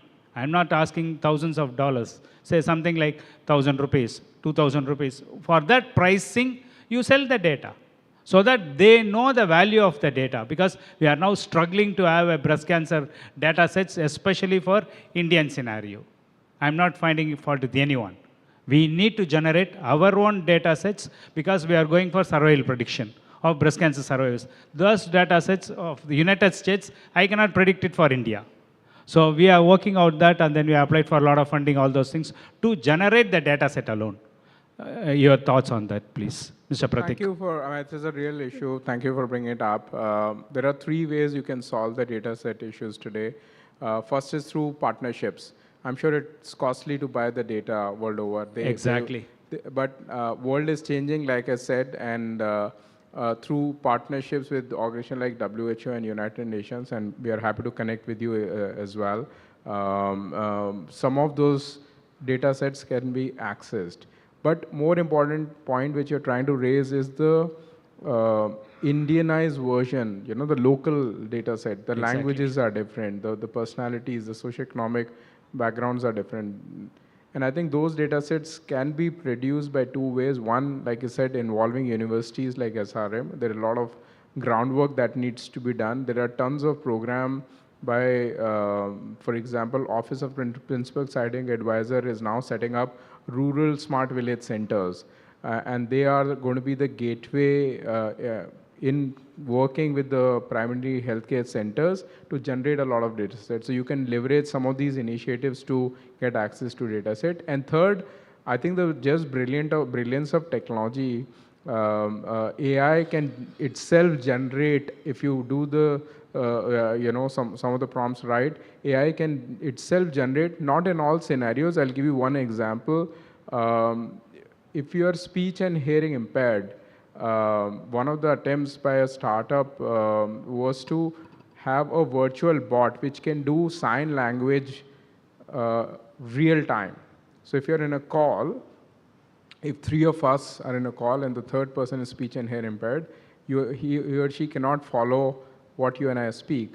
Now the typical solution which all of us can gauge is the whole captions that come in. But I can tell you, if you interact with a speech and hearing person, they cannot follow anyway it is 80% accuracy. They cannot even follow the English and the incorrectness of that. And one of the solutions which was slated to be built was to generate this digital bot, which will do sign language on a real time. But as you think, sign language is, if you need to build a digital bot, it's very tough because it's not just hand signals, it's also shoulders, eyes moving. And data sets for that was never available. Yeah? Yes. Because all of us have different styles of speaking, and how do you really generate? And that's where that's one of the examples, if not all, is a place where AI was able to generate a lot of data sets based on the patterns.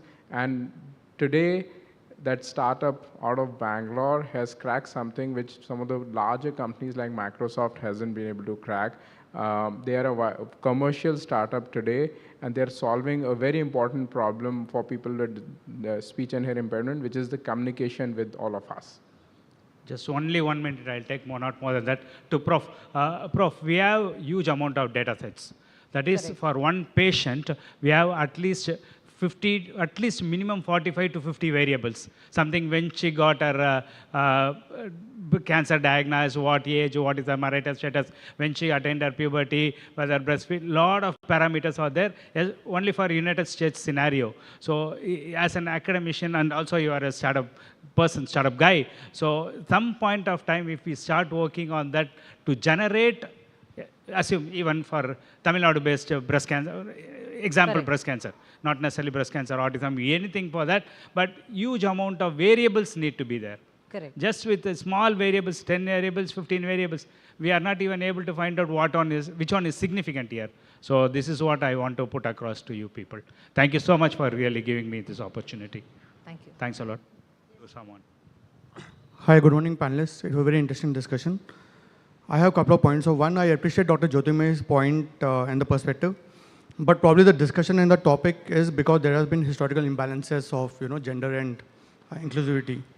So my question is that I've been a part of such discussions for almost the last 2.5 decades. I've been listening to the same discussions. But there's still a lot of gap to be covered. So the question really is, how do we make specifically startups accountable to create real impact, and how do we see the things really change on the ground? And it's for all of you. I didn't get your question. How the startups create an impact. You want to repeat the question? Yeah. Yeah, the question that I was asking is that there have been discussions for the last 2 or 3 decades on the same topics, but there's still a lot of gap. So how do we make startups accountable for creating impact? Is there some kind of a law, some kind of a regulation, or say rules where startups are getting funded, then they already get inclusive, or so that's my question. How do we make them really create impact on the ground? Yeah, Make startups accountable to create an impact in society. That's his question. Yeah, I think there are various ways that we can answer this question. One is, when you're building a startup, getting all the investments are done for a ROI. Yeah. Now, when we think about a growing startup or a grown startup or a well-funded startup and the impact, one way is that India has a law to do, if they are profitable, that you have to invest 2% of your average net profit for the 3 years as your CSR. So that's one way. But most of the startups, as you see, are not profitable. The only way to have them or motivate them to do an impact is by talking to them on a business use case. Like I talked to you about, why would Zomato hire people with disabilities on wheelchair, on this Neomotion wheelchair, is not because obviously they care for the impact, but it's a business proposition to them. They are looking for delivery partners. In a high season like any of the festivals in India, they're always short of delivery executives. And here they found a section of society which will be very loyal to them. They will be very, very honest, and they would work extra hours to do the food delivery. Now, why I'm taking this example to answer your question is, yes, there is an impact to hire a person with disability to do Zomato deliveries. But then they are not doing as a part of their social imperative only. They are doing this because it makes business sense to them.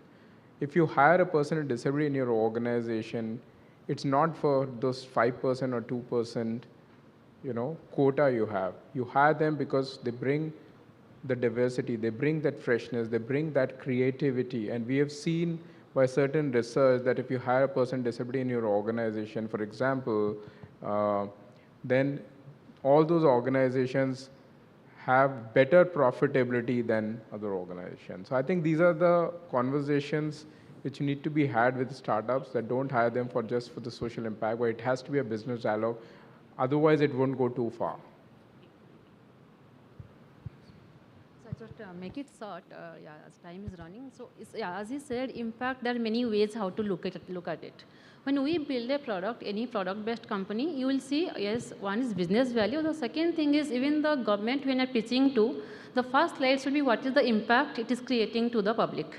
Let's say I build a product which is mostly for cancer margin detection. So if I build that product, how many audience, how many patients will be greatly benefited out of it? How many? So that is the impact slide has to be made in the very first. That is where the government is also enforcing to create the impact. At the same time, of course, it is not a social impact company. You should have to create business out of it. So it has to go parallel, side by side, having an impact in place, having the benefit to the society, at the same time having a commercial value. This is what I wanted to make it short, but this is the answer I would like.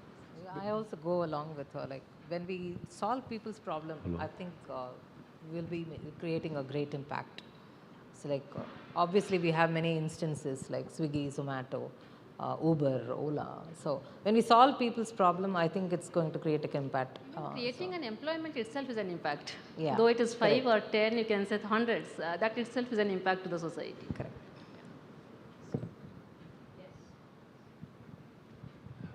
Very good morning to one person here. Bhubadi from 3 Powerfly Private Limited. My question is go to Mr. SRM Professor Madam. Yes, sir. Madam, students are doing different projects and a PhD scholar. Regarding the technology transfers, what are the steps you are doing, Madam? What are the? What are the steps or what are the initiatives you are taking for technology transfer? So technology transfer, like as I mentioned, so like when we do research projects, so we our Directorate of Entrepreneurship and Innovation Sir is there. So they will file a patent. So instantly we will file a patent and we get that granted. And once it is granted, they'll help us out for the public company approach. How you are doing, Madam? Any special tips for approaching the company? The company you have to approach, for technology transfer. So what are the procedure you are doing? Yeah, so once the grant is obtained for our patent, IP grant is obtained, like so we'll go for commercialization. So our entrepreneurship cell will take care of that. So they will bring companies to whom we can contact and we can solve their problems. So through our patent grant. Okay, thank you, madam. Yeah, thank you. And the questions go to Mr. Pratik Madhav, sir. Sir, my company is initial stage, but getting the funding is the biggest problem. So any tips or any suggestions how we can approach the different funding agencies? Because so most of the subs are basic only, baby of the startup company. Any ideas, sir? No, there are tons of options available. The fact that I told you there were only 400 to 500 startups in 2014 and now we have 1.7 lakh itself should tell you that there are a lot of people are encouraged to build companies and they're growing as well. Now, there are 3 or 4 channels typically you can explore. One is a lot of government grants. So Startup India, Invest India, you have Sivraja here, he runs several programs to fund startups, in Tamil Nadu. There is a seed grant. We had worked with you for the, 10 lakhs, 10 seed grant, which is available as well. But beyond government, there are a lot of angel investor networks. So IAN exists. There are a lot of other seed investors, depending on the stage of the company, who invest as well. There are a lot of family houses or the family fund houses which we have seen recently who are very interested in investing in deep tech. So if you're a deep tech startup, there are tons of options available as well. Beyond that, there are a lot of foreign funds who are available. Primarily in the whole e-commerce area, we have seen a lot of investment coming in. The ed tech, retail tech is booming as well. Obviously, if you are using some of the deep tech like the whole computer vision, AI, ML startups, there are a lot of private investors who are available as well. Now, depending on the domain or the sector you are building, there are sector-specific funds as well. So like there are a lot of medtech funds who are specialized in evaluating startups in the medical technology and health technology as well. We are now setting up a assistive technology fund with the help of the government and some of the private investors. So we are very sector specific as well. Beyond that, I think as a country, we have 0 to 1, you have lot of funding available. So if you have an idea to make it a product, so you have Nidhi Prayas grant, you have DST grants, you have DPIT grants, you have Startup India Seed Fund, and there are many more. 0 to 1 is not a problem, according to me today. You get some grant if you have an idea to make it a pilot, enter into the market. But what has happened because of that is the failure rate has increased because the number of startups increased, and you have suddenly become a country of pilots, not the aviation pilots, the startup pilots. And we got to probably change that. How do we take a company which has got the initial funding from a pilot stage to a commercialization stage? That's where the acceleration is required, because that's where the real fun and the impact is. But at a later stage also, I mean, I'm happy to connect with you after this panel. There are a lot of investment funds that are coming in, but depending on the sector. Thank you, sir, for giving a nice answer. Thank you. Thank you very much. Yeah. Question from the right. Good morning, a warm welcome, warm good morning to the panelists. So I have a problem and that's a question specifically for Dr. Subhalabhita madam. Yes. So you were talking about the faculty startup program. Correct. And we know that SRM is a well-renowned and professional institute. So how are you promoting and bringing a startup culture, a boost in the startup culture in your university specifically? With the help of this faculty startup program, and what is your long vision? Like, how can you implement various programs so as to bring a boost in the startup culture in the university? And are you thinking of something like introducing certain academic credits to the students who are associated with these startup programs in your university? And you stated the fact that there is the ESIL in SRM and the DEI as well, Directorate of Entrepreneurship and Innovation. So how can these two organizations, these two entities coordinate with the students so as to bring a boost in the startup culture in SRM particularly? Yeah, so so your question is like how the faculty and the student startup is nurtured? Yes, yes madam. Yes, correct. Okay. So fine. The student are advised, I mean, they are advised to take up courses. They have design thinking courses. So they are given technical foundations, like as I said in the thing. And so they are encouraged by our Directorate of Entrepreneurship and Innovation cell. So they conduct boot camps. So as our Vice Chancellor sir was talking about this events, that is IRIS, so in which the students have the opportunity to demo to the industry. So through industry collaborations, we nurture that. So students closely work with industry mentors. So that is one way the students can actually, start their own startup. And once they can also register their startup in our Bootstrappers Research Council. So that is an incubation in SRM. So that is one way. So even faculties are encouraged. Even ours is also incubated in Bootstrappers Research Council. And through that, students are given funds. So even before incubating, we have a NewGen fund. So through which they can actually convert their idea into product.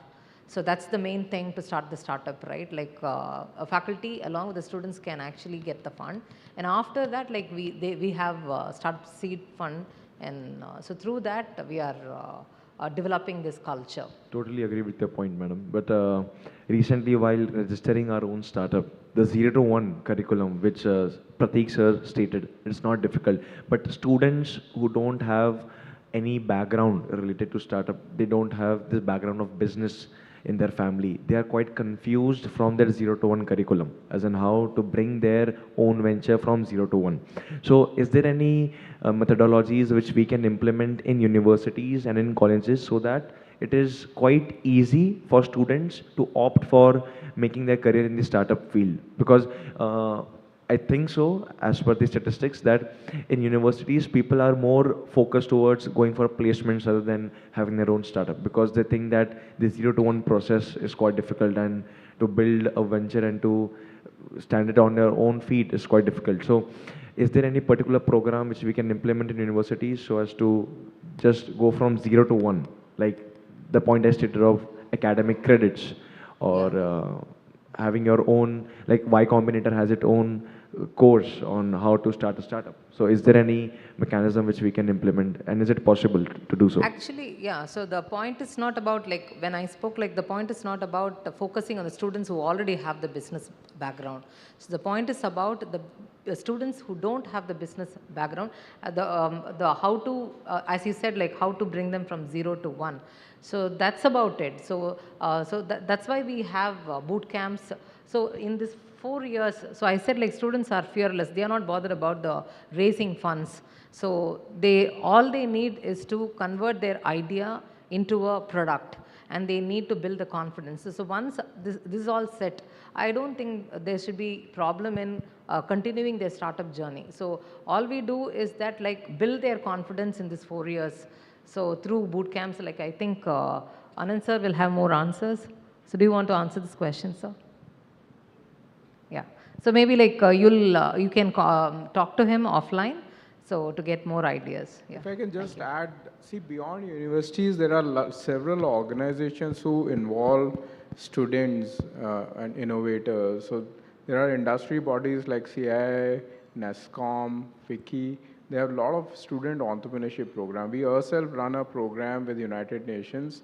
It's called Youth Collab. You can check that out.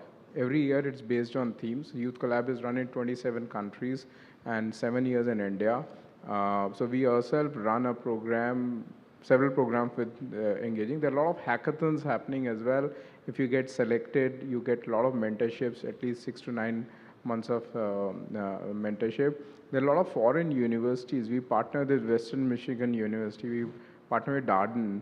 And Darden business school run a very phenomenal program where they actually had alums of the school come in as a part of their curriculum, and they selected few students to build a new business division while they were studying. So it was not a student project. It was a task where they were given an opportunity. So while they were student in the daytime, in the night, they were the chief marketing officers and the chief procurement officer, or the chief financial officers. So they selected all of them. And by end of this course, they had built $1 billion business. I think we got to reimagine a lot of these, student entrepreneurship program in India. But I'm here to tell you with a lot of confidence that there are tremendous opportunities for students like you now. Thank you, sir. So there's just one last question for all three of you. That our startup is in the legal tech sector.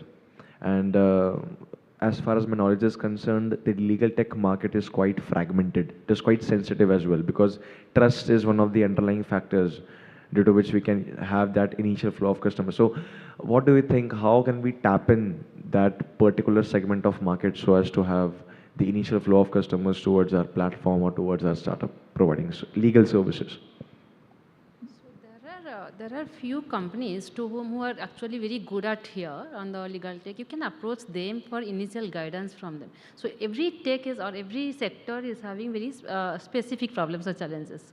It cannot be generalized though, but you have to talk to who is already working with that, with the same problem statement. They have already solved it. There are very good companies who are working legal tech companies. So you have to take the input from them or from the experience sector, and then you have to channelize according to that. Okay, ma'am, what is your opinion on the fact that AI in a particular field where human touch is very important? Like in a particular field wherein the decision made by human is of more concern rather than the AI making the decision on the behalf of the human. Because legal field and legal proceedings is something wherein you cannot take a risk, and trust is the underlying factor. Yeah, I think, these are like more specific questions, not directly related to startups. So let's have, if you have questions related, I'm sure she'll be able to discuss with you offline about your specific ethical concerns. But if you have any questions on startup, maybe, or if there are, maybe we can take one more question. Yeah, thank you so much. Ma'am, yes. Hi, I'm Archana from Prahana Products. So happy to see a gender and inclusion equality discussion here. So proud to have an all-women team here. And definitely, sir, your speech was very much interesting to see how, and to ma'am also, that we are looking for interns. So how do I start off in taking the first step in having somebody who is maybe a differently abled person come along in our office? What would be my first step? And maybe where could I approach? Because when it comes to interns, definitely we go and think of connecting to colleges for getting interns. But how could I maybe reach out to people if I want to have some differently abled people also as interns in our organization? So there are many options. One, there are a lot of leading non-profits in Chennai as well. They have a community of people with disabilities whom they can refer.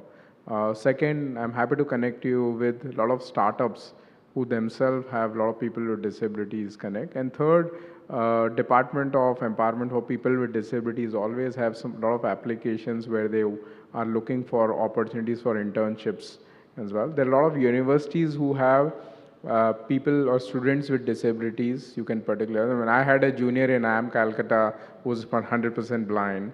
So there are a lot of universities, who induct students with disabilities, so they can be your gateway as well. Okay, thank you so much.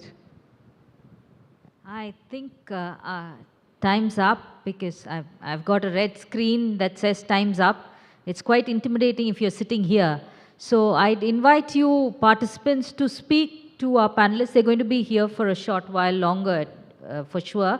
So I'd like to thank our panelists for this really wonderful discussion. If you ask me, the best way to start this entire session. Thank you so much for bringing in the inclusive factor and also for letting our young and older panelists know about the opportunities that are available. As we understand from a startup point of view, it's not the conventional industry. This is the new world. This is the future. And this is for youngsters to try, youngsters without a background in business, youngsters probably with core tech ideas or core research ideas. And this is the forum for them to exploit. So thank you so much once again, and thank you to our lovely audience as well for attending the session. I do hope you'll stay on through the day. Thank you so much. A big thank you to our moderator and all of our panelists. Requesting Ms. Ramya to please present our panelists with the token of our appreciation, if you would do the honors.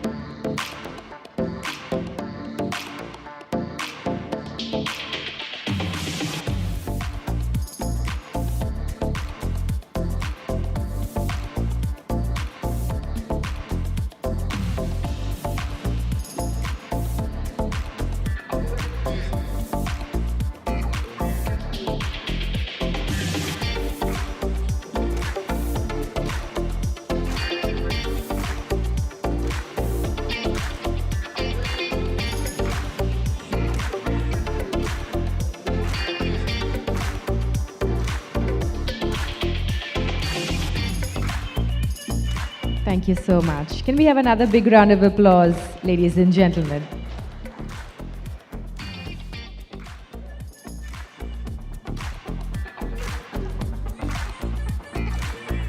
Ladies and gentlemen, we'd like to take a few moments to acknowledge our partners who've made this event possible.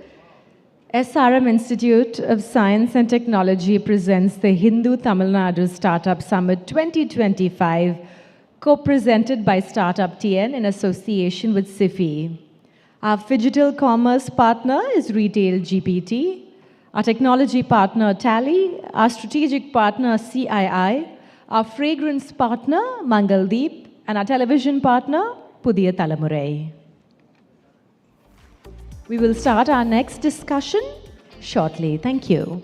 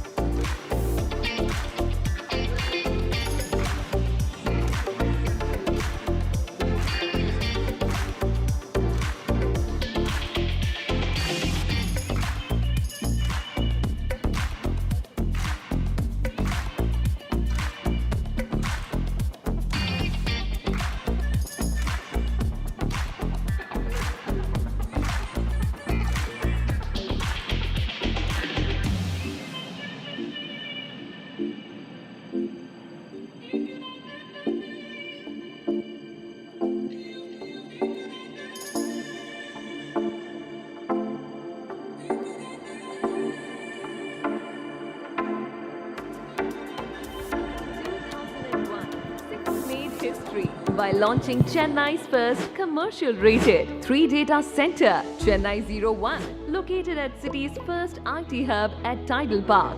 Now we are taking it to the next level by unveiling our largest AI-ready hyperscale data center campus in South India, Chennai 02. Designed for 3 towers at 130 plus megawatts of IT capacity, the campus offers built-to-suit options for 86 plus megawatt capacity with vertical and horizontal scalability.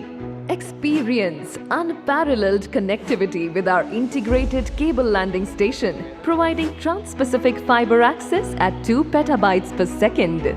Chennai 02 connects SIFI Cable Landing Station, SIFI Chennai 01 and all key business locations, enabling a rich network ecosystem. SIFI is India's first NVIDIA-certified DGX-ready data center service provider for liquid and air cooling. Our data centers are purpose-built to seamlessly support high-density workloads with up to 130 kilowatt per rack. We ensure operational excellence by infusing AI ML in our data center for faster decision-making. The campus has a K8 perimeter wall and 10 levels of secure access from entry to cage. Strategically located in a no-flood risk zone with zero risk from tsunami. Committed to sustainability, Chennai 02 is IGBC Platinum certified and will draw 60% energy from renewable sources. SIFI's Chennai 02 data center campus is more than just infrastructure. It's the foundation of your digital future. The SIFI Chennai 02 data center is honored to be inaugurated today by our Honorable Chief Minister of Tamil Nadu, Thiru M.K. Stalin. On this moment of pride, SIFI extends its sincere gratitude for the immense support extended by our Honorable Chief Minister and the Government of Tamil Nadu.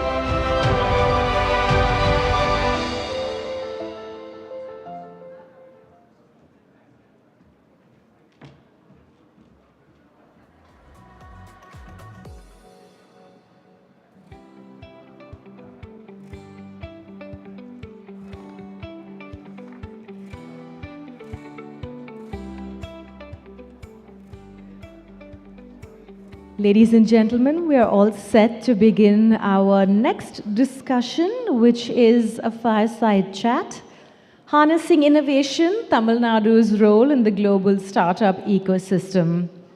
I'd like to invite our moderator to take the stage. From The Hindu, we have Kunal Shankar, the Deputy Business Editor. Let's give him a big round of applause, ladies and gentlemen. Can we have a round of applause? Thank you. I would like to introduce Mr. Sivaraja Ramanathan, the Mission Director and Chief Executive Officer of the Tamil Nadu Startup and Innovation Mission. He's a startup evangelist with expertise in the domain for 3 decades, and StartupTN, under his able guidance, is striving to make Tamil Nadu an innovation-driven economy and is working towards inclusive mass entrepreneurship in every nook and corner of the state. He is the driving force behind building a strong, viable, and vibrant startup ecosystem in the state and putting Tamil Nadu on the global startup destinations map. Welcome, sir, and Kunal, over to you. All right, thank you so much for that stellar introduction. And thank you so much, sir, Mr. Sivaraja Ramanathan, for making time to have this conversation with us. Of course, this is a really well-known, startup is quite the buzz. It's nationwide, globally. So maybe we can straight away dive into the questions that we've prepared. Maybe you could first give an introduction to Startup Tamil Nadu itself, and with when it was formed, what its role is. Yeah. First of all, thanks for the Indo group for hosting this event and also having me here. So StartupTN, the legal entity name is TANSIM, Tamil Nadu Startup and Innovation Mission, branded as StartupTN. It was incorporated in the year 2021, but after this current government took over, they gave life to this organization. And recruited people like me, the completely a private design or ecosystem inside. To briefly introduce this organization, our primary mandate is to create a good ecosystem for startup companies to start and grow in the state. So, அந்த மாதிரியான ஒரு mandateல தான் நாங்க work பண்றோம். So, having said that, what is what I mean by an ecosystem? Ecosystem is that the word is derived from the environment or agriculture domain. The right kind of components, atmosphere required for a plant to grow. Right. Maybe the right humidity, the soil, the climate, rainfall, all those things. Right. Like that, how we could create an ecosystem, components for a startup company to grow. This is the broad terminology or broad explanation for the terminology called ecosystem. So what we are mainly doing, to put in very brief, we are creating financial funding schemes. We are working with VCs to connect to startups. And even if you look at our policies, we have some 7 different major pillars like startup literacy, improving innovation landscape, improving investment ecosystem, engaging with stakeholders, creating startup support centers, market access facilities, and also finally equitable growth. So we also wanted to take this growth story to all different, say for example, we always, our policies talks about gender inclusivity, caste inclusivity, and geographical inclusivity. Maybe we'll talk these things a little lengthier in the later. So this is what StartupTN is all about. We run 40 plus different schemes. And to conclude this answer, last 3 years we have done remarkably well. When we started the DPIIT, the Government of India, Startup India, the number of registration in Tamil Nadu is 2,150. And now, as on date, we are 10,700 plus, more than 4 or 5 times 5x development. And also, when we started, we were at the last in the national ranking. Now we are at the first, along with Karnataka, Gujarat, and Maharashtra. And also, Niti Aayog termed Tamil Nadu as one of the innovation state. And also globally, we are, number 18 in the Asia as per the Startup Genome Report. and number 10 in Asia in the affordable intellectual talent, which is very, very vital for startup ecosystem. So like that, and even one of the the only private ranking is done by a popular business magazine. According to them, we are number 3 in the country. So that, we have, within 3 years, we have taken the state to a top tier. So this is what StartupTN is all about. That was a comprehensive overview of TANSIM. And of course, as you said, I think the highlight of which we would most certainly be interested in is understanding how gender sensitivity and marginalized communities are included. We'll come to that, but I thought maybe we could, start with this term startup. There's been so much it's in the news so much, and we use it so often, it's so ubiquitous now, that I find myself wanting to have a clearer definition of the term. Is that any company that is digital first, or does it mean that how long can a company be, say, incorporated for it to be called a startup? What is the yardstick that you use to define what a startup is, that TANSIM or the government of Tamil Nadu uses? So the word startup, or startup na enna அப்படிங்கிற ஒரு குழப்பம் எல்லாத்துக்குமே இருக்குது. So I think, like we also discussed when we had a private chat. So there is a definition by different governments. For example, Government of India defines as, say, it should be not more than 10 years old, and the turnover should not be 100 crores or less than 100 crores, and there should be an element innovation. That is the catch, and which is also very subjective.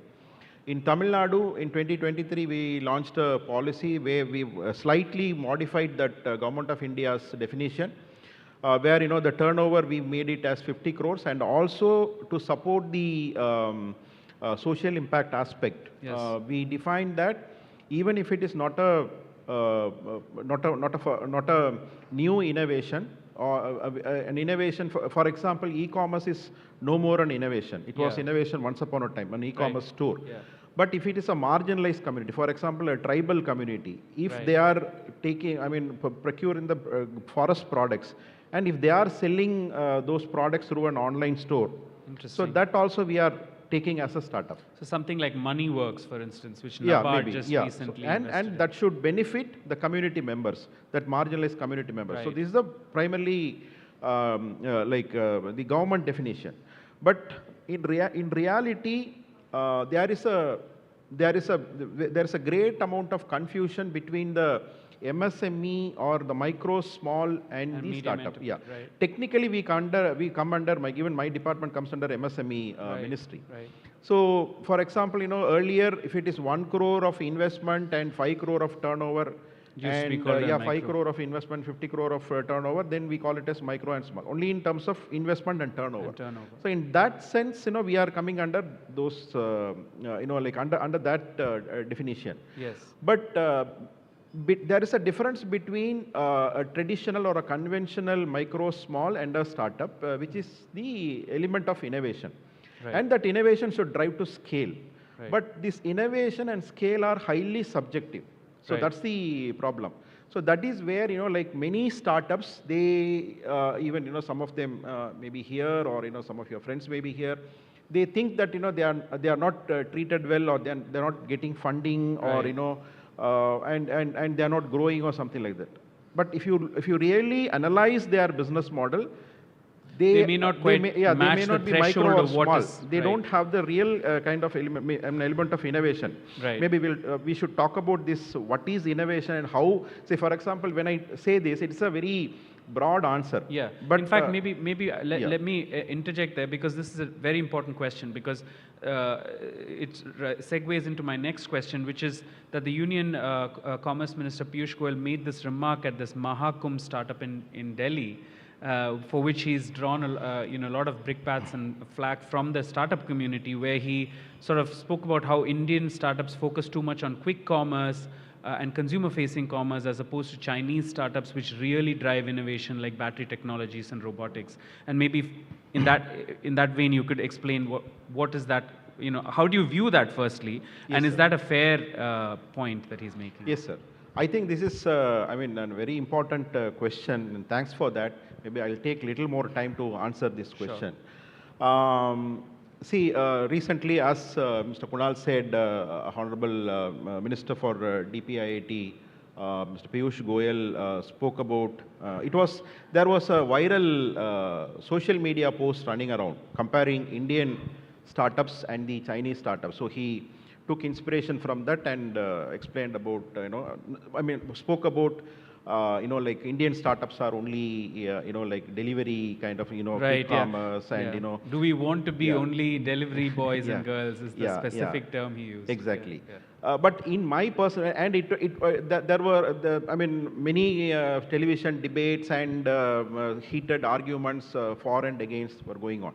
Personally, I feel, maybe not from this post, but personally, as a person, I feel, what he was speaking makes a great sense. Right. Why? Meaning, this is a great learning and a timely comment by the minister, I would say. Innovation abdinna enna pathing appadina, see, for example, very old scientific statement by Charles Darwin is survival of the fittest. So, but if you look at the history, survival of the fittest, once upon a time, it is a physical, strength. Yes. When we were hunter-gatherers, or even after that, when we were agrarians or agricultural community. Yeah. But of late, they say three major revolutions in the mankind. One is the cognitive revolution, where man started thinking. Subsequently, the agricultural revolution, and recently, some 500, 600 years back, it is industrial revolution. All these revolutions are, extended developments of cognitive ability or cognitive revolution. Yes. So when you talk about this sense, now, whether you like it or not, whether you can ask a very philosophical question: why we need this innovation? Why we need these startups? Yeah. Why so much of fuss about all these Are we things? reinventing the wheel? Yeah, but the thing is, we have to go by the natural laws. So nature says that, survival of the fittest. Survival of the fittest now is what is your ability to think and ability to convert that thought process into a product or a development or a life mechanism or a economical mechanism. So that is where, this concept of innovation comes, because continuously we are, humankind is evolving in terms of brain power. So that is what, we call it as, the intellectual workforce is very much required for startups. Right. So when we have more and more of intellectual ecosystem, then we come out of new products where we call that, solution for new problems, or a better improved solutions for existing solutions, kind of existing problems or something like that. So here what, so when you talk about this, this evolution process or the intellectual evolution process, one side, and the other side, if you compare that development process or the degree of development with the geographies, say naturally the Western world or the Americans or the Chinese, they are quite advanced in that intellectual delivery or the outcome of that intellectual process, where we are lagging behind. So that is what the minister, which is very, very true. So most of us think that we are startups, but when it is startups, you should understand that the degree of innovation has to be depth. Has to be strong. There's a high degree of innovation that is so that is one the problem, premium sir. there. Exactly. And I also wanted to, share one information. Yeah. Why that this problem is existing. Yeah. So mainly I see 2-3 reasons. One is that, the IT revolution or the IT development, which happened some 25-30 years back. About 2.5 decades. In a way, it created a lot of,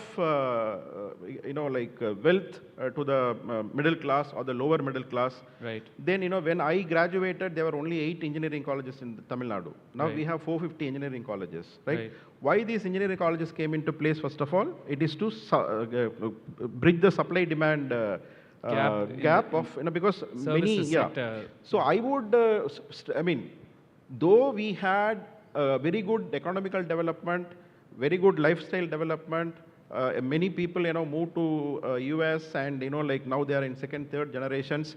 This is all one good story. But this IT development, in my personal point of view, killed the creativity of many of our youngsters. Right. Because they were put into a kind of a monotonous job of coding. Yeah. So they were, prevented from thinking and creating a product. So this is a major problem because whenever we come across a development, that comes with a negative thing also. But very unfortunately, as a society, as educational institution, as industry, we, missed that balance. Right. For example, we were good at services, but if you look at the addictive products, I wanted to use this word addictive products. Say, for example, if it may be Facebook, maybe Twitter, or any of the operating sort of like systems. Social media, which has become not very, only social media, any hardcore technology, maybe in any domain. So we are not holding, not only Tamil Nadu, I mean India, we don't hold any major, IP or that decisive product. We're not we at don't that have. standard setting and sort of pioneering stage as you point out, which is there in China. Exactly. Or, So because of the cultural problem, like parents wanted their sons and daughters to end in this top 3 or 4 IT services. So that was the, once upon a time when we were young, we were told to, prepare for UPSC or, state or some government jobs. Yeah. After that, maybe the previous generation. In our generation, it started about the IT, getting an IT job. So everyone were pushing for this, either of one of these top 5 service companies. So this cultural issue was one where we are lacking the innovation. Again, those creamy layer or those bright students going into this IT, they couldn't come out and start a company because they are entering into 2 traps. One is an EMI trap, then a wedding trap. Right. Right? So both these traps don't allow them to take the risk. This is one side of the story, sir. On the other side of the story, unfortunately, except few institutions, most of our researchers were done by academicians only to get promotions and increments, not for commercialization. So sort of the entrepreneurial risk-taking appetite is also not both quite sides, there as well as the student side, as well from the college academic side. culture. And I also wanted to blame it on corporates also. Where the spend on R&D is very, very less compared to many other developed or wherever the startup growth is even very other high. emerging economies. Yes. So all these put together, maybe the governments also maybe has a role to sort of policy shifts point of that view. the government has to nudge to ensure a lot. So at least now we are starting realizing these gaps in all these stakeholders. So here on, we need to work very hard. In fact, we carried a story about how India might be not so badly affected because of China's ban on restrictions on rare earth mineral exports, one of which points to the fact that we don't actually manufacture many of the cutting edge technologies here. But so that's a sort of a broad, very reflective position that you've pointed out about the lacuna in the larger startup ecosystem. But some might actually say that it does a disservice because there are other startups like, in Coimbatore and others which are working in the automotive sector where there is a lot of innovation as well. Some unsung heroes, etc. So I suppose, there might be those who might say there is this happening, but you're not quite looking at it. But maybe we'll go on to the next question. What about Tansim's notable initiatives? Coming back to that conversation that we just began, which in our preparatory conversations to here, was how are you attempting to encourage more women, more Dalits, more Adivasis, more from the LGBTQI community to become entrepreneurs, to enter the startup ecosystem? What are the initiatives that you're taking? Yes, sir. So when it comes to startup ecosystem, I would say it is not a a secluded sector or a standalone sector. It is the next generation of industry. Because even if you look at the large corporate or the MSME, they were following a kind of some kind of a business model or a business practices for several years. So by the development of different kind of technologies and innovative business models in the last 20, 30, 40 years, many changes are taking place. So unless you adopt to these changes, it is very difficult for the MSME sector or even the corporate sector to, to sustain and grow. So having said that, as an organization, we are focused on how we could infuse the element of innovation into the existing MSMEs, and also take this information correctly to the new startups, because they are also thinking that they are a startup, because many, as we started this conversation, many youngsters think that when they start something with using a digital, some technology, they think that they are a startup. It's a startup, yeah. But we need to educate them, what is really a startup, and also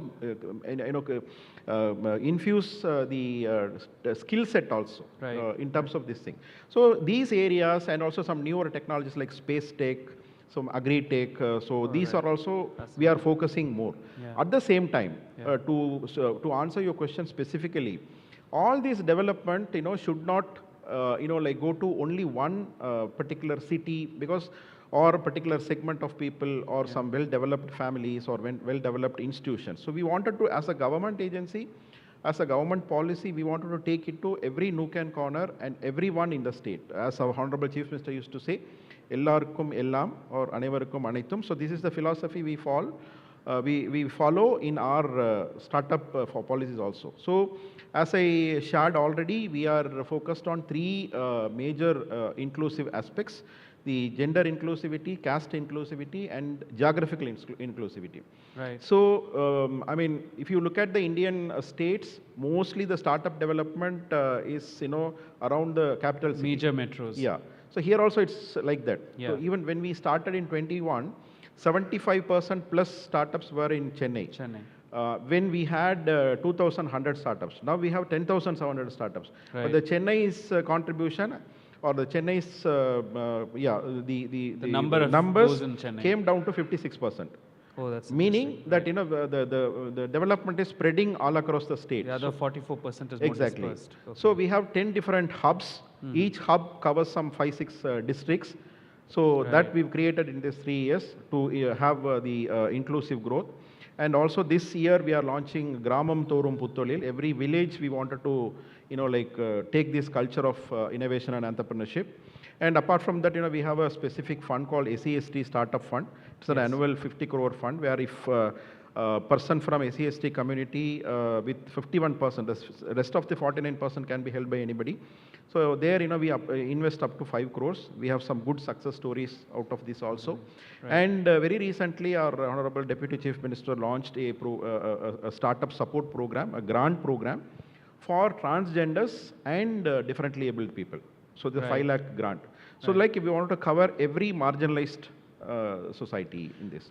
So, I mean, let me, we're about 10 minutes into the left in our conversation, but having said this, this is a broad framework that you have for inclusivity, but there are always challenges, aren't there? Even if you do take it to rural areas, like, I mean, or rather tier 2, tier 3 cities, challenges of women getting into the ecosystem still prevail. I mean, are there policy changes that you think are required to ensure communities that have been left out? As you rightly pointed out, there can be second, third generation people from privileged communities who can easily access these. But is there a sort of a policy nudge that is required, larger than just what you've done, to ensure women, members from marginalized castes and groups come in? Yeah, so we already started something around these aspects. So for example, this bringing in a SEST fund, it's the first of its kind in India. Yeah, sure. And the thing is, we are also facing, there was, I mean, we find it very difficult to identify right kind of startups to fund under this scheme. Yes. And we are also, engaging with startups or the, again, it's an MSME kind of companies, and we are trying to help them, to devise a innovative business model and all. So we have a separate initiative called Periyar Social Justice Venture Lab. So this is one policy outcome that we wanted to develop their innovation quotient. And when it comes to women, see, we have the TAN seed. Even the previous panel was talking about, one of the Yes. panelists was talking about the TAN seed. We have an annual 20 crore this announced in this budget. 25% is allocated to women. For women. And also the normal disbursement is for 10 lakhs per company. And now, now we've made that if it is a woman-led company, then it is 15 lakh. So this is like, and also say for example any incubation center. So we are India's largest host of incubation center. We have 125 incubators in Tamil Nadu. These incubation centers, they charge a membership fee and a co-working fees and all. So if it is a woman entrepreneur, the government will reimburse 2 lakh worth of their spend on incubation center Right. in the first year. So these are some funding schemes we are giving, and also now we have a separate entity called TN Rise under the Yes. Women Development Corporation. So like that, for women, we have some specific schemes you've also. Slightly larger allocations. Yeah. Excellent. So I'll ask this last question, and then maybe we can open it up to questions from the audience. There's often a comparison made between the startup ecosystems of Chennai and Bangalore. And one of the sort of challenges, a lacuna is pointed out, is that several of these companies, the startup companies, are based in Bangalore, while their R&D and back-end development work tends to be based here in Chennai. What is that little nudge, or what is required for companies to actually be based out of Madras as well? Yeah. So again, this is one of the primary, like criticism that we face, Yes. that why always Bangalore is ahead. And you also touched upon, like that some of the back-end offices. Not so much ahead as much as, Yes, yes. it yes. appears to be Yeah, where yeah. the companies are based, Yeah. whereas Madras, Chennai tends to be where a lot of the actual developmental work often Yeah, takes yeah. place. Yeah. So firstly, to answer that particular thing, we have the India's best intellectual talent pool, which is native. For Yes. example, if you look at Bangalore, it is a cosmopolitan in nature. You have people from all over the country coming to Bangalore. And also in terms of finance or fintech, or in terms of, even the World Bank has the back-end office based in Chennai. And like that, many back-end work, be it finance or be it any engineering, design or R&D, all those stuff, we have a very strong intellectual workforce here. Yes. So that is what we have this back-end. At the same time, the problem is that the head office, the headquarters, or the legal entity is located in a city like Bangalore. Because mainly, that the startup ecosystem, initially, it was a manifestation of the IT world or Yes. IT industry. Right. So naturally, Bangalore had the opportunity to, like embrace this IT development some 30 years back, because of their climate and other reasons at that point of time. So that became the India's IT hub. So initially, if you look at the startup ecosystem, so now we are talking about social impact startups, space tech startups, advanced manufacturing startups, so all those stuff, robotics or these hardware-related startups, Yes. and non-tech startups also. Even if you look at some of the biryani shops where they created a business model and they scaled through franchise system, that is also called a startup. There is right. no tech involved, Right. but a business model is there. But it's a But business once, process. once upon a time, maybe some 20, 25 years back, if it is a startup, it has to have a IT element into that. So that is where, the Bangalore had the advantage of being the IT capital of India. Right. Then, in many initial early stage startups and and also the US is the, that cradle of the startup Silicon development, Valley the and Silicon Valley and all. So most of the Silicon Valley based corporates, large corporates had set up their Had their shops offices in Bangalore. So naturally, the Silicon Valley investors also, not only Silicon Valley Venture investors, capitalists, venture angel capital investors, they came to, see, you can see Mumbai and Bangalore a little ahead of us. Yes. Bangalore being the IT capital, so most of these investors have an office there. Yeah. And Mumbai being the financial capital, close to SEBI and all these legal formalities, they will have the head offices in mainly the institutional investment framework is ecosystem, also which there. Right. these startups, have their head offices there because they wanted to be close to the investors. Or even if you look at, before we started, there was, before 2021 or 2020, there was a great amount of distrust or, lack of trust, I would say, Yeah. in the Tamil Nadu ecosystem. In these 3 years, I would say, we haven't created anything very big, I would say, but we have created a very strong trust and hope in the ecosystem. Right. Now, the startup companies are not moving like the earlier stage, either to Bangalore or to Hyderabad. Yes. So this is the major reason, but I think slowly, we are also trying to bridge the gap, how we could bring in the investors to Chennai, how we could create more and more local investors. Right. So these initiatives so we that are they can be taking. actually based Yeah. here as. Yeah. Okay, excellent. I think that was a really insightful and meaningful conversation that we've had. We have, I'm afraid, just about a minute left, but the floor is open for questions.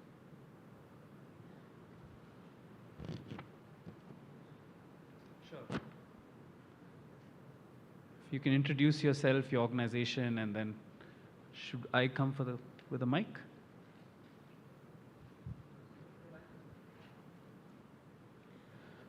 Good afternoon, sir. My name is Hema Malini. I'm a founder of Hema Solutions. I offer lifestyle coaching, which is basically sustainable lifestyle.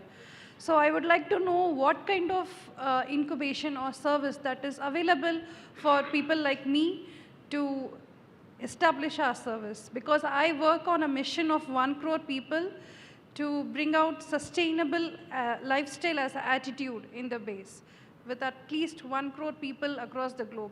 So what kind of a support you are offering from your end? See, it's a very subjective question unless I sit and discuss with you and understand your business model. So I was talking about, many startups or many companies, they think they are startup. By these few words, I don't think that you are a startup. So if you feel that you are a real startup, and I should know why you are telling you are a startup and how you can scale. Unless I understand those facts, it's very difficult to answer from a stage. Maybe we can take it offline. All right, any other question? Gentleman right behind. Hi, sir. This is Tarun. I'm Assistant Director of Entrepreneurship from SRMIST. So I used to work in BITS, Goa. I used to be part of the Goa ecosystem as well. And what we were doing there is so to get more kind of deep tech startups, we introduced the IP patent, reimbursement cost and something. Is there something like that in Tamil Nadu particularly, one? And two, is there a compliance related support service that TN Rise has? So particularly I come from a drone startup base. I have had multiple drone startups myself. So let's say someone has a problem. Could TN Rise be the right place for me to come What's in? the names of the TN Rise companies? is something else. Sorry, Startup What were the names of the companies? I said the drone startups. The name of my startup was 11 Agritech Service. Currently, I'm doing another startup which is towards fishery, where we can identify what kind of fisheries, and using multispectral cameras, we are doing some AI-based models there. Yeah, yeah. So I'm not getting your first question well, but the IP reinvestment yeah, cost. yeah. So actually, there are already some schemes with the Government of India. So this year we are launching. We've already launched during the last budget.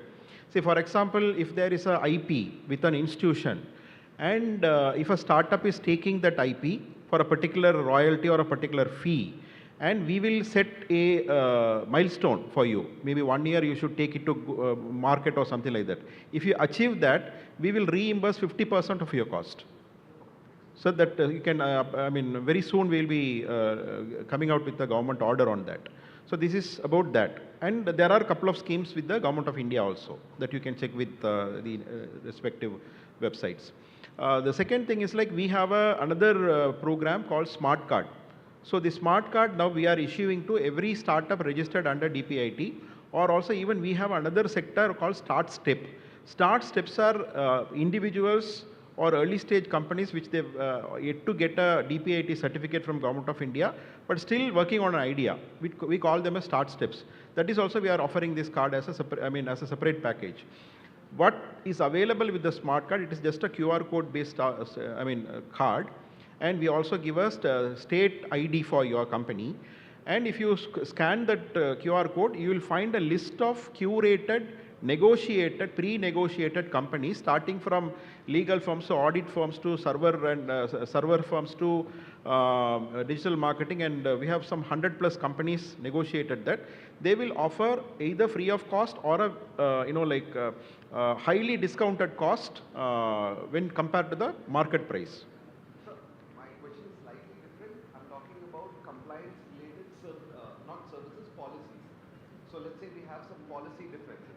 How do we have a solution through the startup team? No, the thing is you have to go by the existing or prevailing framework, whichever the government. Some policies or some compliances are controlled by state.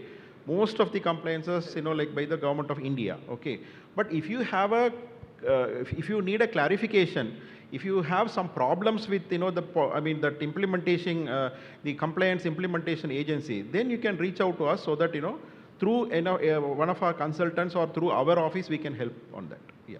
So the standard setting is done by the centers. Yeah. I think kind of what. Yeah. All right. I think. Sir, one more. All right. Yeah, go ahead. Sir, thanks for the invitation, sir. And I am representing academia, where I am from Banariaman Institute, and also heading the technology business incubator. My point is, when we are converting the 0 to 1, students trying to convert from their project, even the patent grant, into a startup, they are struggling with the TRL levels, the validation and all. When we go to the NRDC, there are certain programs are there. So any steps or policies where they can validate their technology so that it is easy for them to succeed. That is one way, sir. Other one is, when it comes to the funding utilization, we need some program which needs to be taught to them. Any, which you have policies through which the incubation center can also support in this. Yes, sir. So, quickly, in want of time, I'll quickly try to answer this.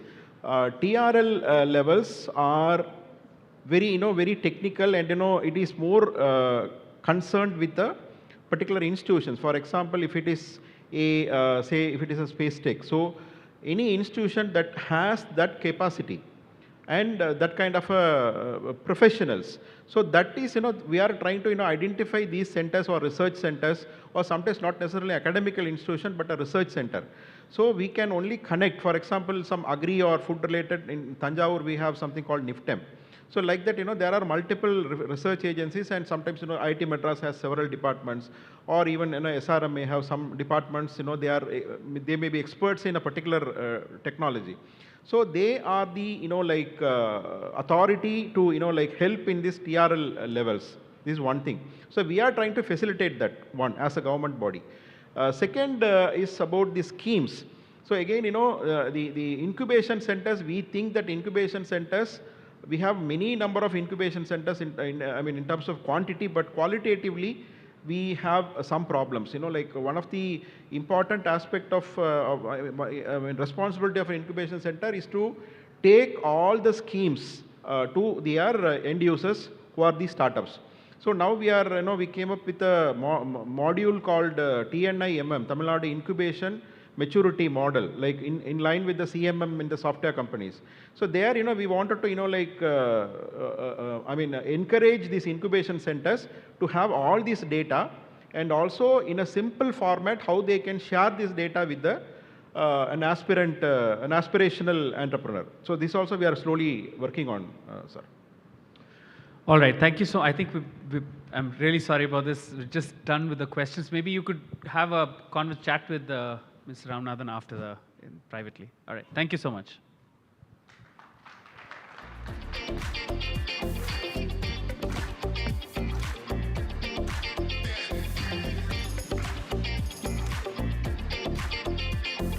A big round of applause, requesting Mr. Kunal to please remain on stage with Mr. Sivaraja to present him with the token of our appreciation. If you would please do the honors.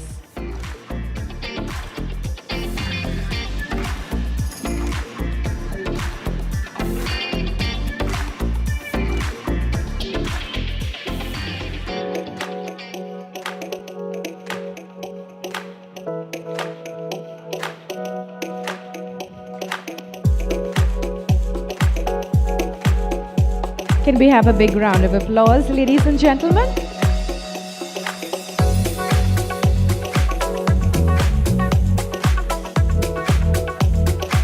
Thank you so much.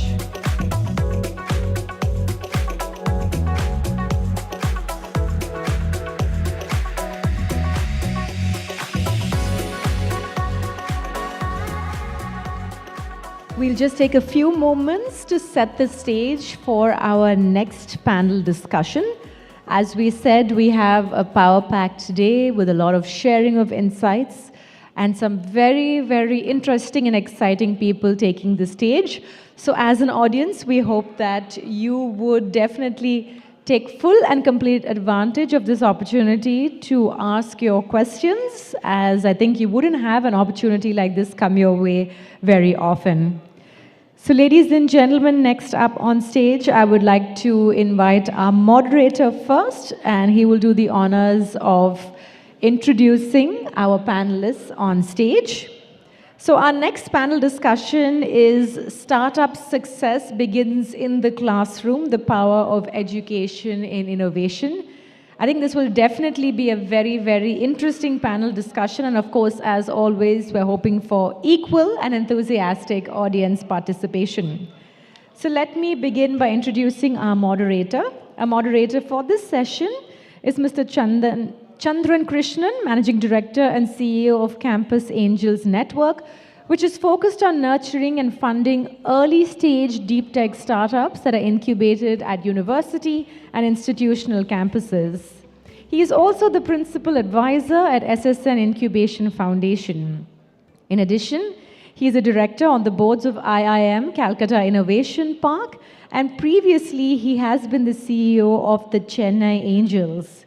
He has nearly 40 years of experience in automotive, industrial, aerospace, and defense, as well as investment advisory and startup ecosystem.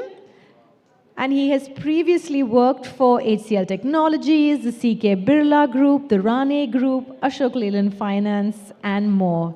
So can we have a big round of applause for our moderator, Mr. Chandran Krishnan.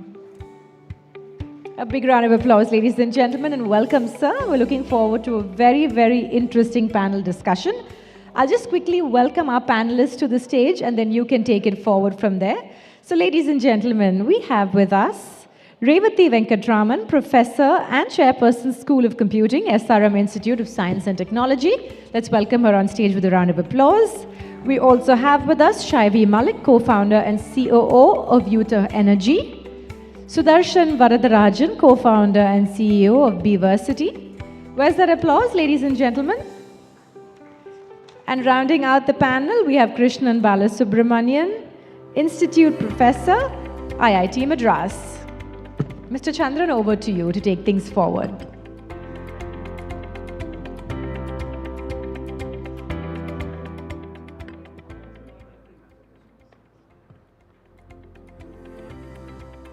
Thank you so much. Can all be seated?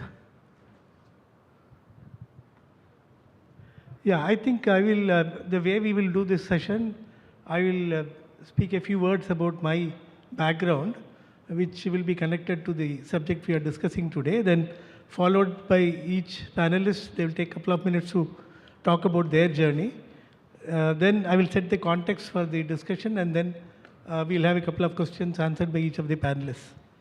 So I had a long corporate experience. I worked for more than 30 years in multiple verticals, had opportunity to work for large enterprises, built businesses from scratch, headed businesses in across geographies, and very satisfying corporate roles.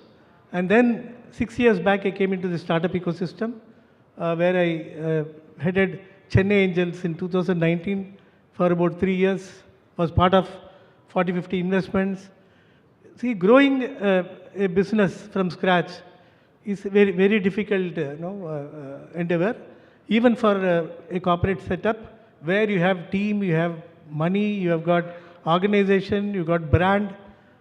What I saw when I came to the startup ecosystem was entrepreneurs just with ideas trying to build a, a commercial venture, which can be really be, very long winding and painful. So that's what I saw, and it was a complete anticlimax to my corporate experience. So 3 years was part of 40, 50 investments, dealt with startups in multiple sectors, and then I moved on to incubation. I headed the SSN Incubation Foundation, part of Shivnada Group. I became the CEO. There I learned how to build startups from scratch. Funding, we look at 4 or 5 things normally, Is it a great team? Are they solving a big problem? Is the solution really unique? Does it have technology? And do they have traction? And somebody already funded it? Chalo, let us also, it makes it easy for us to fund. That was that knowledge which I had during angel funding. I learned completely a different aspect to building startups. And fortunately, I also went on the board of IIM Calcutta Innovation Park. And 15, 20 incubators, I sit on the investment panel. So I learned about how to build startups right from, idea validation to product validation, etc., which I'll cover later. And there is where I found a gap where startups coming out of incubation at early stages, funding is a big challenge. As angel investors, normally used to come in, even today, many networks, they look at traction, revenue traction for at least 18, 24 months. So saw a challenge, that's why we launched Campus Angels Network, where now we have done about 10 deals. And so I'll stop here and we'll come back. And I will request KB Krishnan Balasubramaniam to introduce himself. Thank you, Chandran. I don't really like to introduce myself a whole lot, but a brief background to tell you why I'm here. Happened to be a part of the starting of the incubation ecosystem at IIT Madras. Happened to chair the committee that wrote the incubation policy. As you probably know very well, and if you do not, we'll welcome you to IIT Madras to see the thriving ecosystem that is being well documented. More than 450 to 500 startups. In fact, we're very proud to see Aether go IPO. They announced that they'll be going IPO on 25th of April. So time to buy some IIT Madras startup stocks, shares very soon. But been a mentor to a lot of the incubatees at IIT Madras. Also had the pleasure of working with my own students. So we have about 14 startups from my lab, which I am part of. Totally, if you look at the kind of employment generation, about 1,200 high-tech employment generation by just these 12 or 14 startups within the local area. Plus, many of them are today sitting outside India also. So about 100, 150 job creation outside India. And also I've been mentoring many other companies, many other companies. We try to, been through the journey. So on one side, we look at lab to market transitions. So the talk about TRL levels and all that. So how do you transition the product? How do you transition the ideas? How do you transition the entrepreneurs? And that's been my main focus. I've also been working with other organizations within IIT Madras.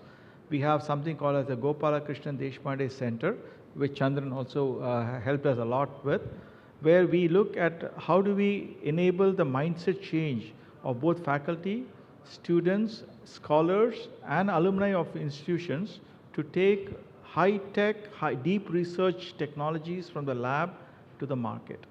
It's all about a mindset change that we work with. Even if the team does not figure out that they need to go forward, they still see a significant change in the mindset of the people, which I'll talk a little bit more when we talk later.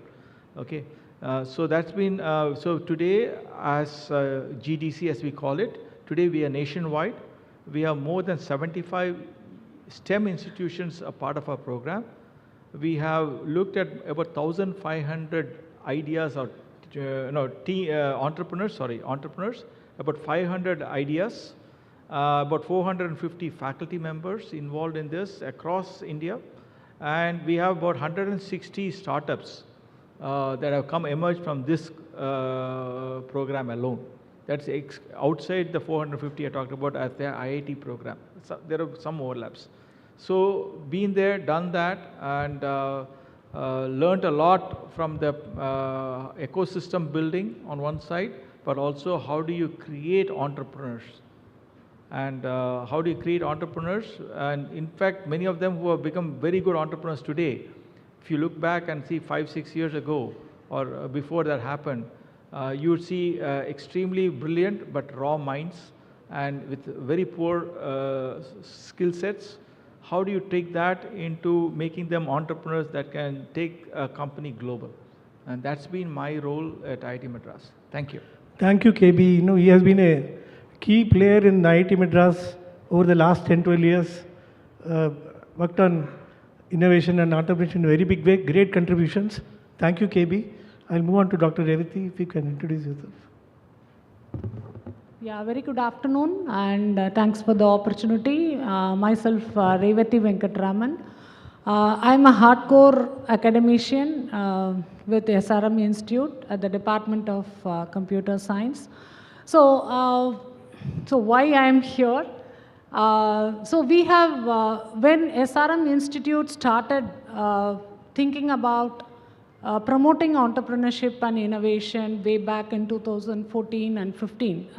That is where we formally started looking at establishing a cell to promote the student entrepreneurship.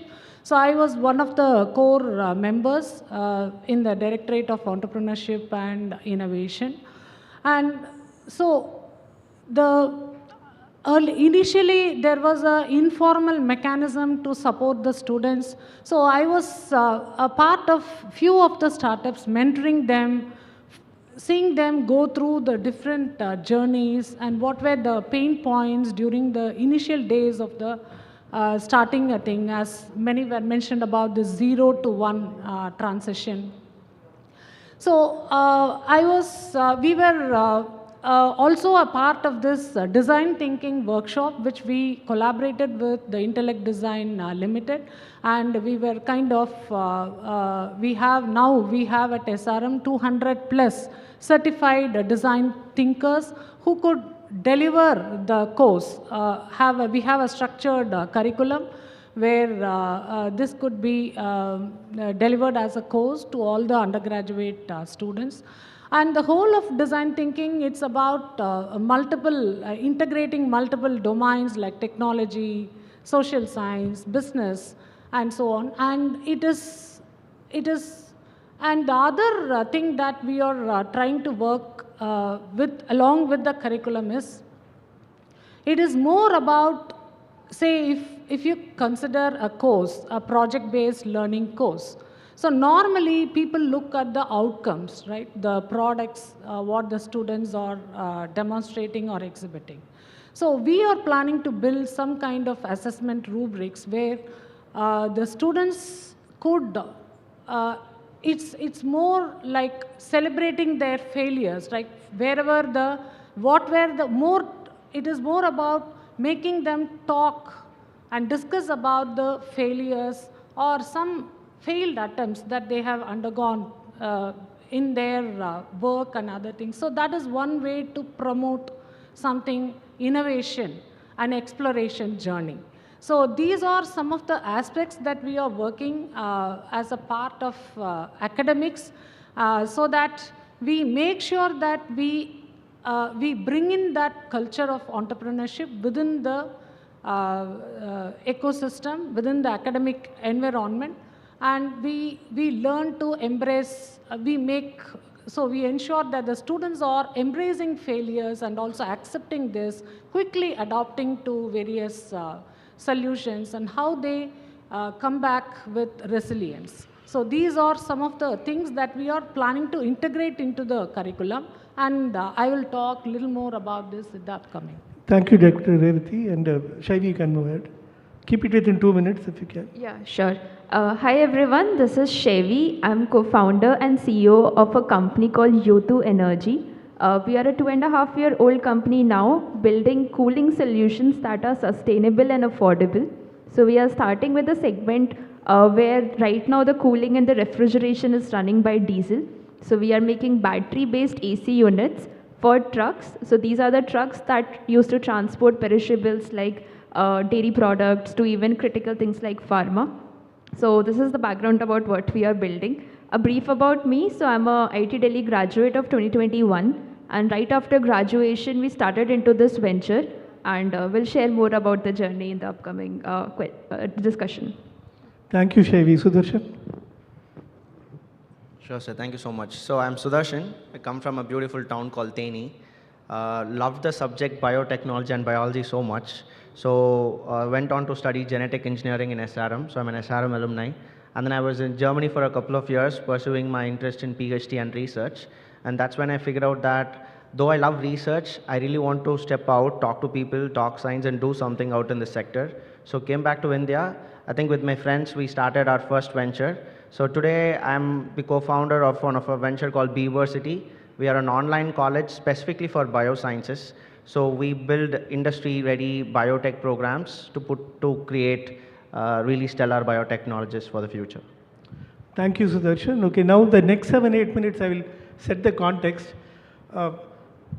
This example I normally say, and some of you may have heard me saying it. See, about 20, 30 years back, travel how it used to be.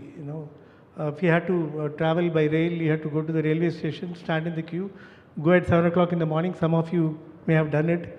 And that used to be the case if you had to go for bus travel or air travel.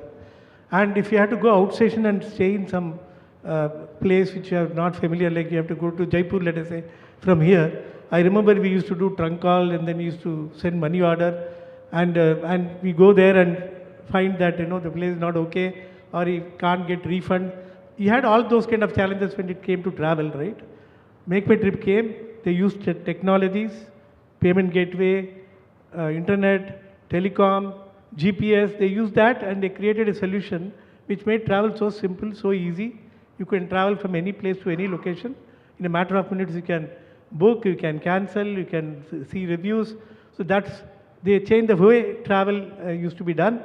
And the opportunity was so huge because it was for not only individuals like us, even for enterprises, that companies like TripAdvisor, ClearTrip, Yatra, Booking.com, they all became big. Startups are doing that. Startups are trying to find gaps, problems, needs not yet fulfilled in different verticals and trying to build ventures to fill those gaps. I mean, that I think broadly you would have understood. 5 data points I want to leave it with you, and this would be useful for you to understand the subsequent discussions. First data point. I mean, I did my MBA, and sure there are a lot of other people who have done post-graduation or MBAs. Normally, traditionally what used to happen is we used to go and we look for a job, and we join one function, a purchase executive or a sales executive, IT executive. 5 years you work, then you are lucky you'll get to do one more function, and 10-15 years you may be reaching a stage where you do a general manager job where you can do multiple functions. All that is changing today. Today, entrepreneurship is being taught as a separate curriculum at the university level in many institutions today, where governments are encouraging students to become employers and be employees. So they are being taught how to identify problem, how to build a solution, how to set up a team, how to set up an organization, how to raise money, and go to market and build the organization. So that's all being taught today. So that is one big change which is happening, where entrepreneurship is now become part of a curriculum for all universities. Now the second data point which what I wanted to say was orientation changing into all-round kind of ability. Second data point which I want to leave with you is universities are becoming the hub for entrepreneurship, innovation and incubation. So one is entrepreneurship as a curriculum, innovation, students are encouraged to do projects, small products they can build, and and if they want, they can get into developing the idea and then getting into incubation and then build ventures. And industry also is encouraged to come to to academia, to university, to support these startups. So that is the second trend we are seeing. The third thing I wanted to say was, I want you to know that building a startup, there are 6 stages to building a startup. First is germination, an idea stage, where an entrepreneur has an idea to solve a problem or fulfill a need. Second stage is called idea validation, where the idea has to be validated. You have to go and talk to the people for whom you are trying to build a solution. Talk to 100 people, find out what are the gaps, challenges, pains, and only if there are enough gaps, you should actually go to the next stage. I'll give you an example. You take Apple phone, when they came initially, they wanted to give communication to people's hands. What could you do then? You could message, you could browse, you could email, you could talk, and then maybe you could see some programs. That's what you could do in the version 1. And today, version 16, you all know it can do hundreds of things. So any idea should have the power to go multiple versions. So there should be enough gaps. So idea validation is the second stage. Only if there are enough gaps, you should go to the next stage, which is the product validation, where you build the first version of the product. Don't solve everything, solve the top 4 5 gaps, and then use technologies, make it differentiated, unique, and create wow for the customer, and customer should be willing to pay for it. Only then you have a product validation. Fourth stage is market validation, where now you got a great idea, you got a first version product, people are willing to pay for it. Then you go to market, where now you want to expand, you want to get your initial customers. So you need to discover what channel to use. Should it be advertisement, should it be direct sales, or should be e-commerce, or channel sales, and marketplace. There are different channels. What channel to use, what engagement model, sticky engagement model, so that customer comes back to you. And third is, what is the revenue model pricing. These are all market validation, and you need to crack it correctly so that your channel cost is economical, you are able to retain, you are having a good margin. And only when you have this market validation cracked, you go to growth and scaling. These are the 6 stages which you need to know, because I'm going to explain this. The fourth data point which I wanted to leave with you is funding. Who funds for all this entrepreneurial journey? When it comes to idea validation or germination, no investor is going to invest. It's all bootstrapping. It's your own money. When you come to product validation, again, investors don't give money. Government has got a lot of schemes today. Government is supporting incubators. Government is having various schemes from DST, MeitY, Startup India. There are different government bodies which give grants and seed funds for product development. When you go to market validation, then is when you can expect some kind of funding from investors. There too, traditionally, angel networks, they come in only at the 5th stage, which is the growth stage, early growth stage. Venture funds come at the last stage. They come at the scaling stage. Okay, so this, in the market validation, a lot of people are entering. Campus angels, we also focus on market validation phase. A lot of micro venture funds, and also some angel networks are also getting into that space. This is the fourth data point which I wanted to give you. And the last point, let us see the reality. Education. You see now, this innovation has also seeped into schools. So where now we have STEM labs, Atal tinkering labs, there are which government is supporting, and some level of innovation is happening at the school level, where their innovative thinking is being encouraged.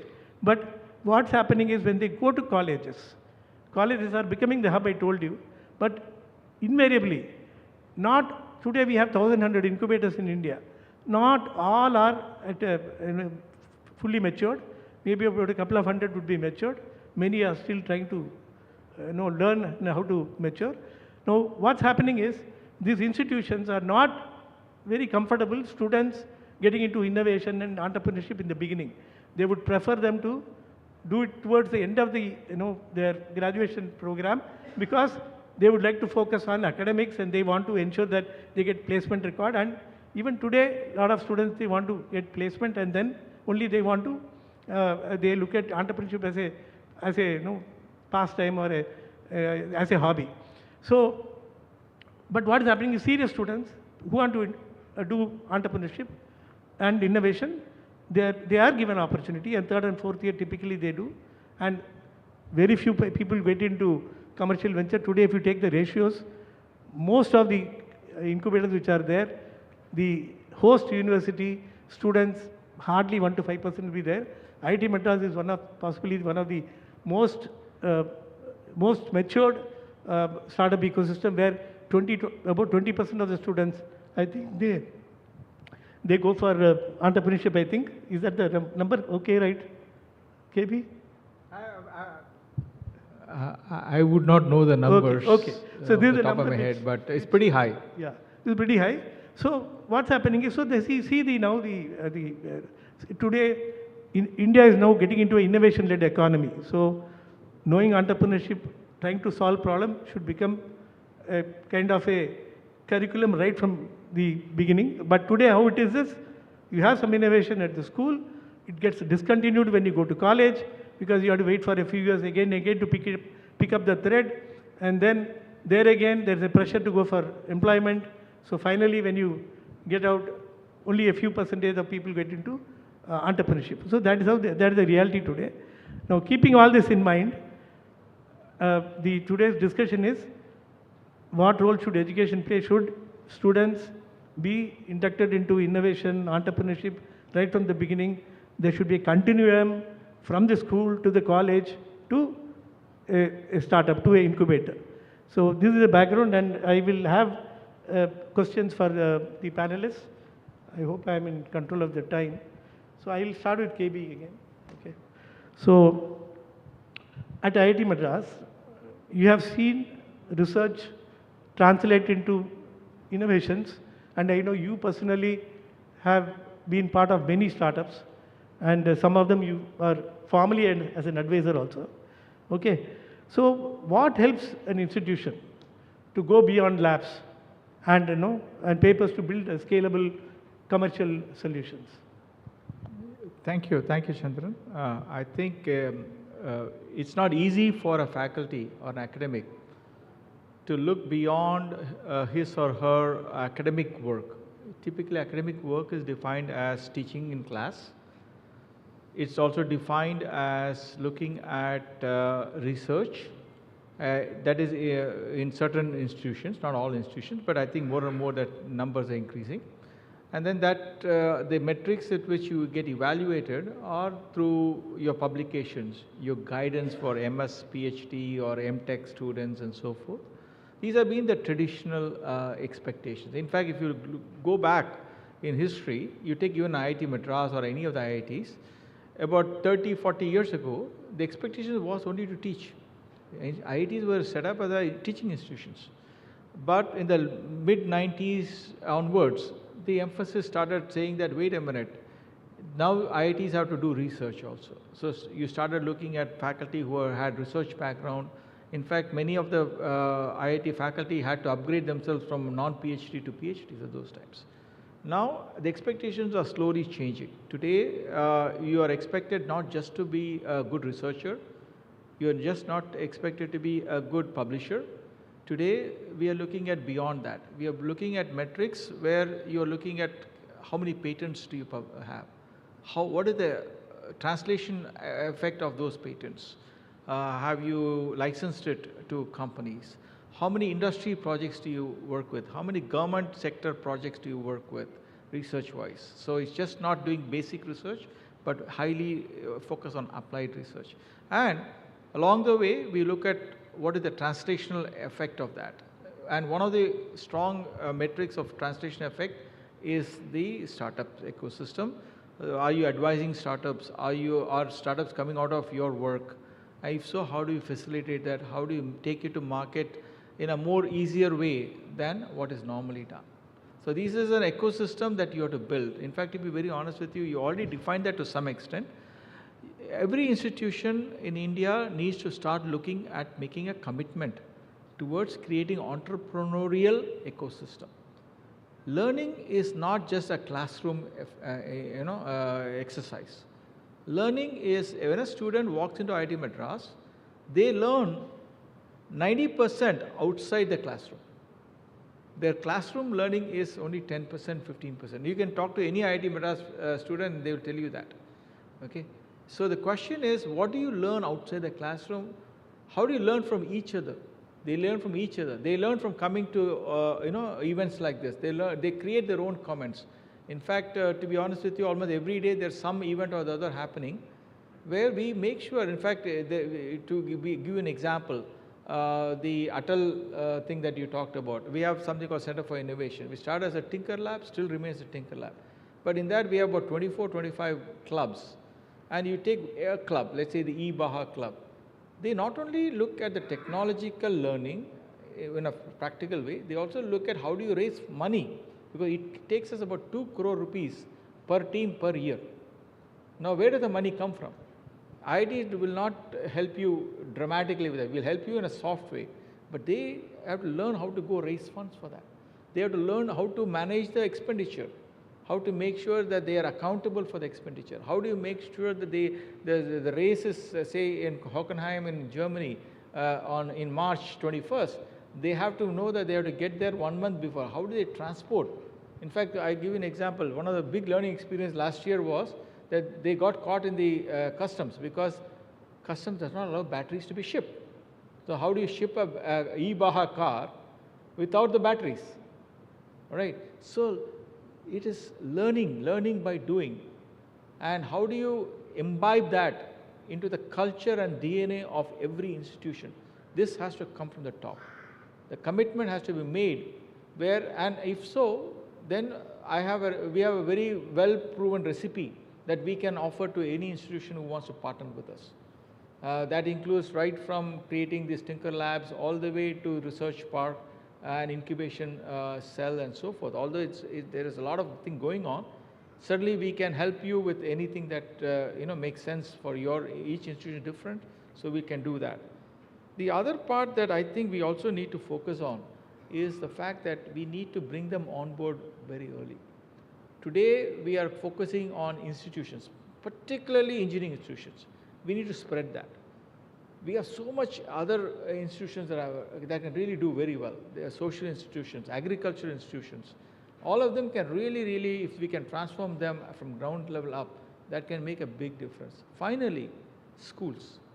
We need to focus on schools. We need to imbibe these entrepreneurial, at least experience very early into the schools, and certainly something that we have been thinking about. We are looking for partners where we would love to see if we can put some programs into schools in a subtle way, so that we give them an entrepreneurial experience even before they graduate and they come to any institutions. So with that, I hope I answered the question a little bit more than what it was. Thank you. That was quite detailed. Just for the audience, I wanted to clarify.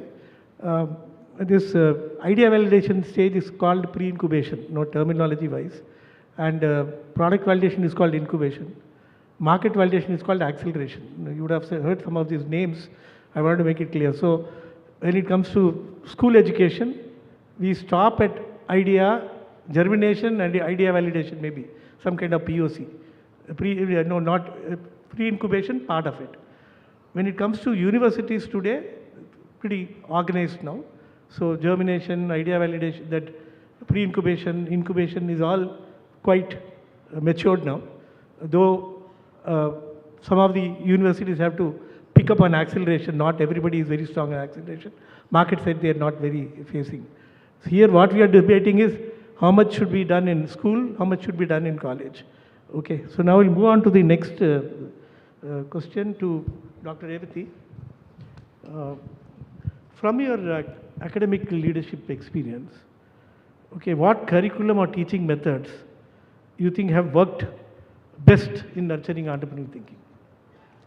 I may be asking only one question each, okay, so you can add a few points extra if you want in this itself. Okay, fine.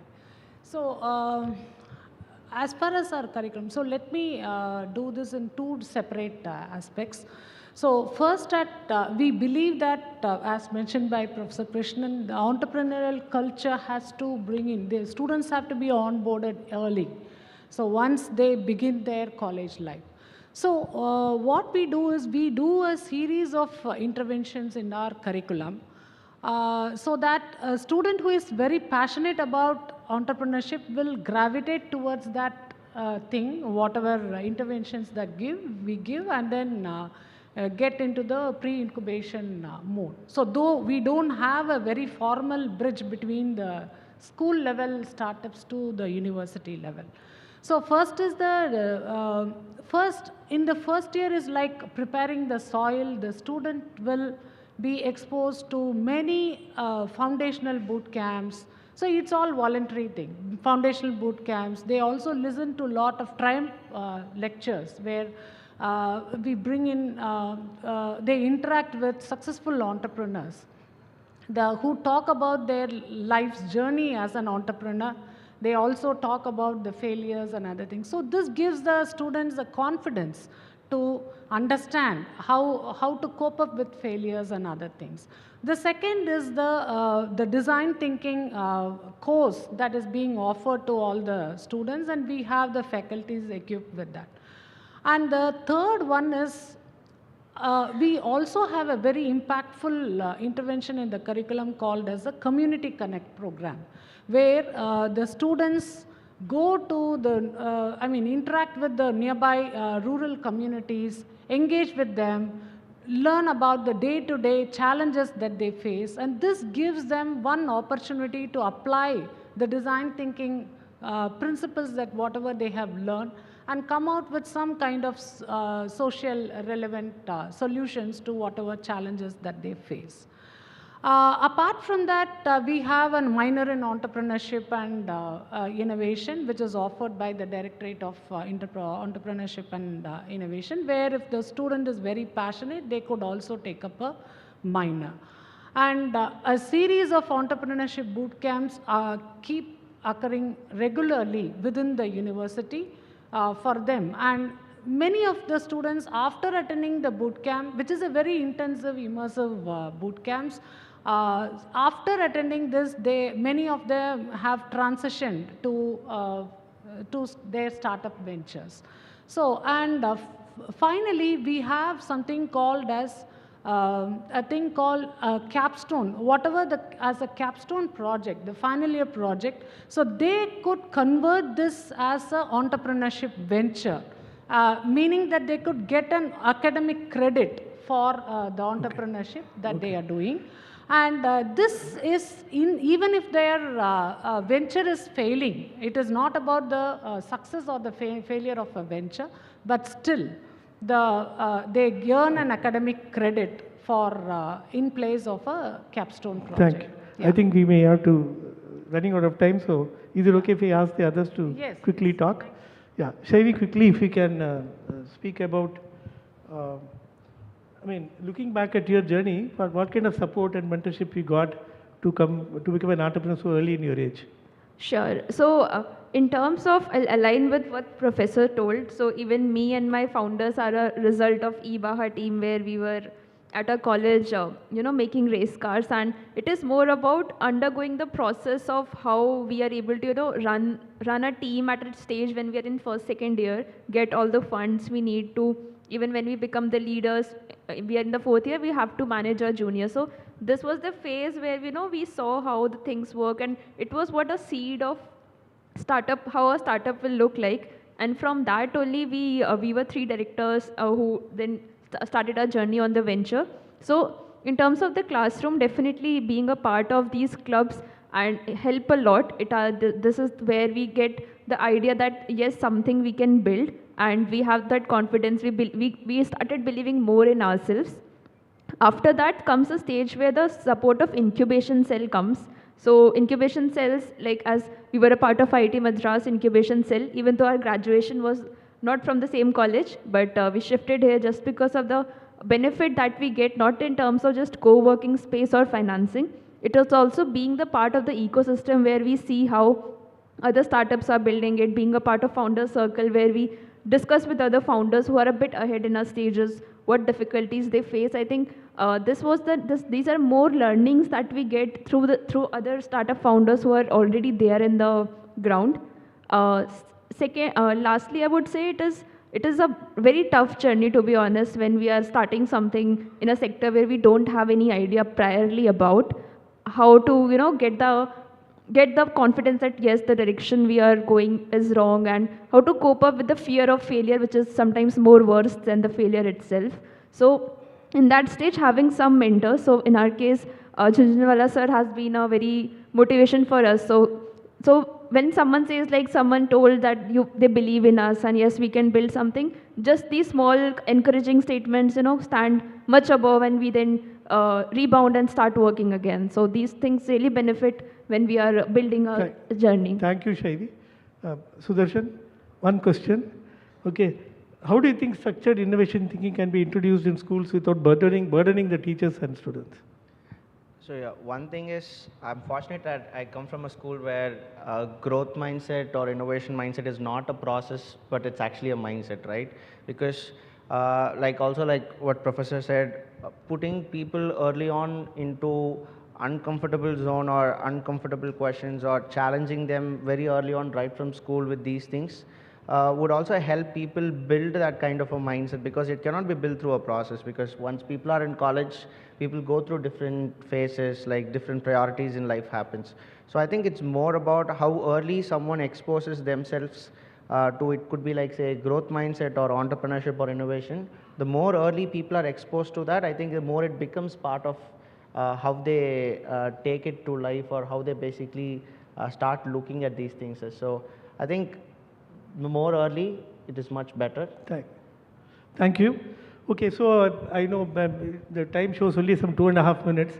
I just wanted to summarize.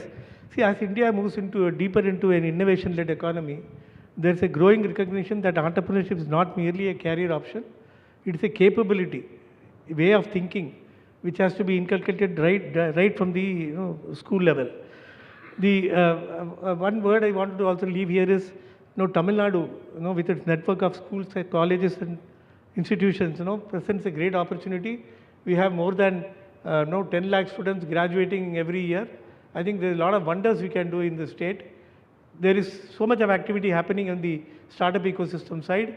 What Shivaraja was talking about, I think in terms of supporting startups from pre-incubation to incubation to getting into commercial journey, a lot of initiative which has been taken, support system has been created, and this has to be taken to the schools, and I'm sure in the next few years we'll see a lot of action happening there. So having said all this, you think you can take a few questions? 1 or 2 questions?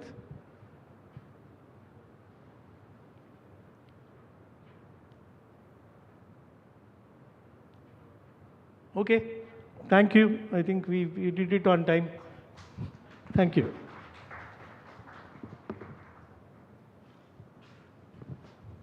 Thank you for all your insightful words, and it was wonderful having a panel with mixed capability, and we had 2 great veterans also sitting here doing different aspects, and thank you. It's an honor to have been part of this panel. Thank you so much. Thank you so much, sir, and a big round of applause for all of our panelists. I'd like to now welcome on stage Mr. Shafiqur Rahman, the General Manager and Head of Events Tamil Nadu, the Hindu Group, to please do the honors and present all of our panelists with the token of our appreciation.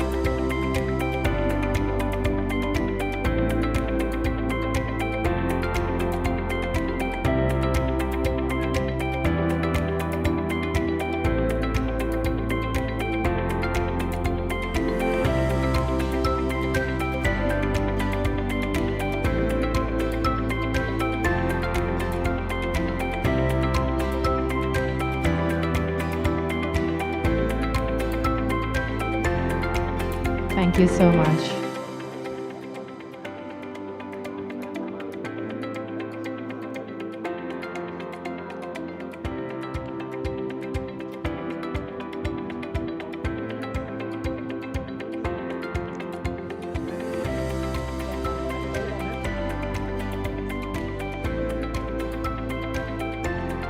Can we have another big round of applause for all of our panelists and for our extremely able moderator for fitting a lot of fabulous insights into that session? We'll take a few moments to set up the stage for our next discussion, which will be a fireside chat on nurturing startups from campus to global scale, building entrepreneurial ecosystems in universities. We have a very special guest joining us for this segment, ladies and gentlemen. We have with us Anant Kumar, who has 18 plus years of professional experience.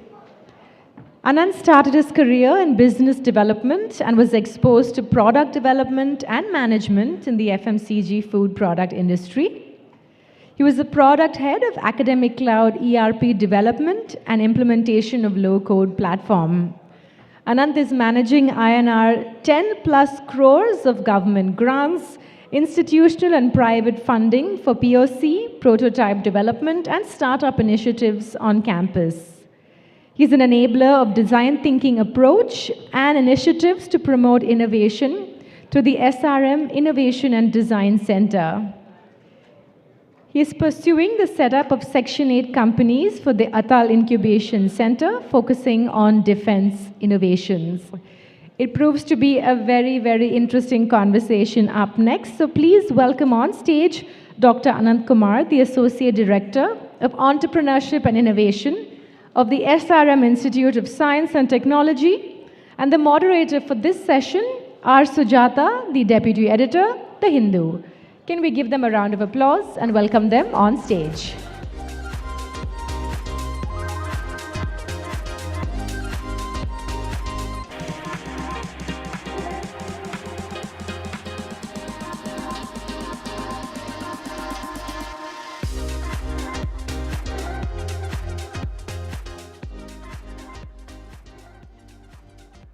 Good afternoon, everyone. After that earlier session where one of them was an alumnus from SRM College, we will start where they left off. So I really wanted to talk to you about how you manage to get students involved. It's very difficult, especially if they do not have a background. But then you had one Sudarshan, who's your alumnus, and he's managed it, and he's coming from a very small town. So I'd like you to explain. We'll take off from there. Yeah, thank you. Good afternoon, everyone. It was not too difficult for us to get students coming into the startup ecosystem, basically.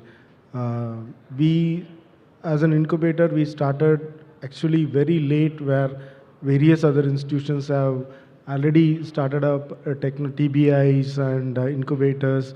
They have been doing a lot in the space. But we come through the creating that culture inside before setting up the incubator. We had more than 40 tech teams working on different technologies. And that is where they had an opportunity to experiment a lot of things, understand failures, and embrace failures, and then adopt to the changes what is required to bring in.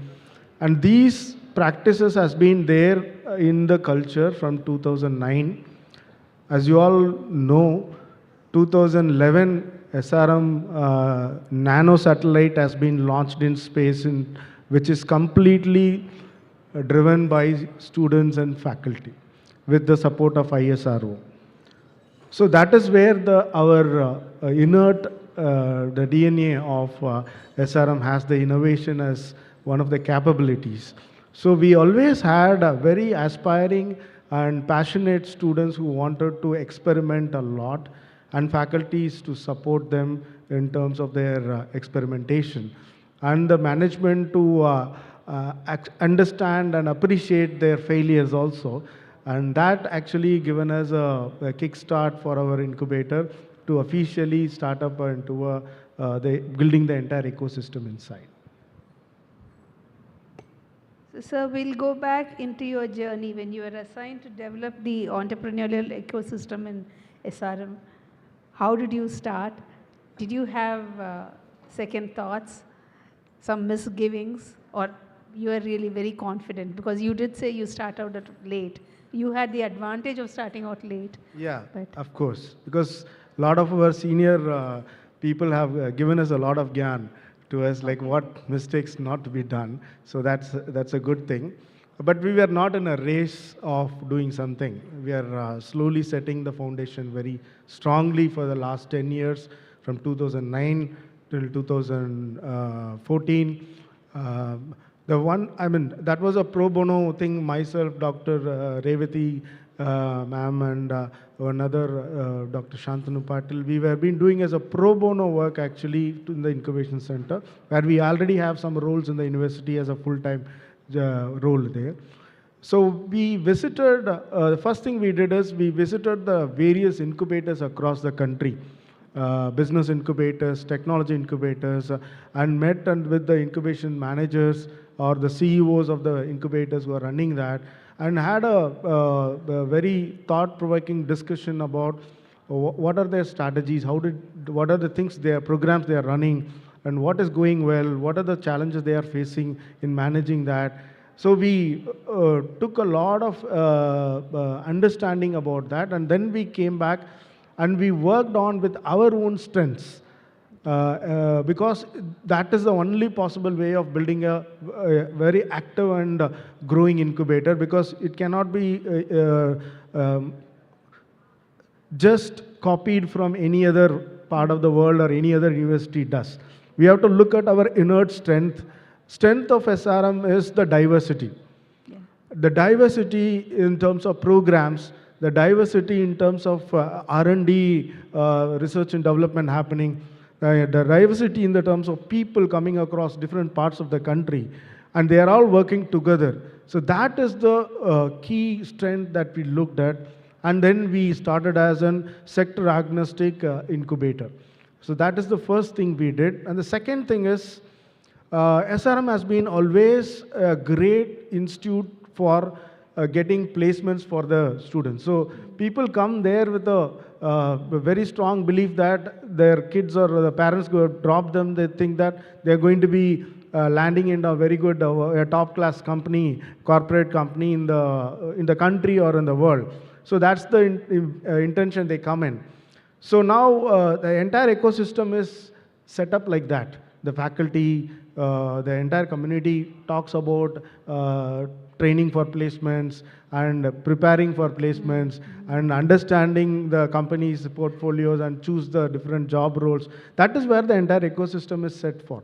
Now, first challenge we had we have to come and change that mindset of the faculty first, and then automatically students had a chance to interact with them and get the right inputs, or at least they forward them to us to talk in their language.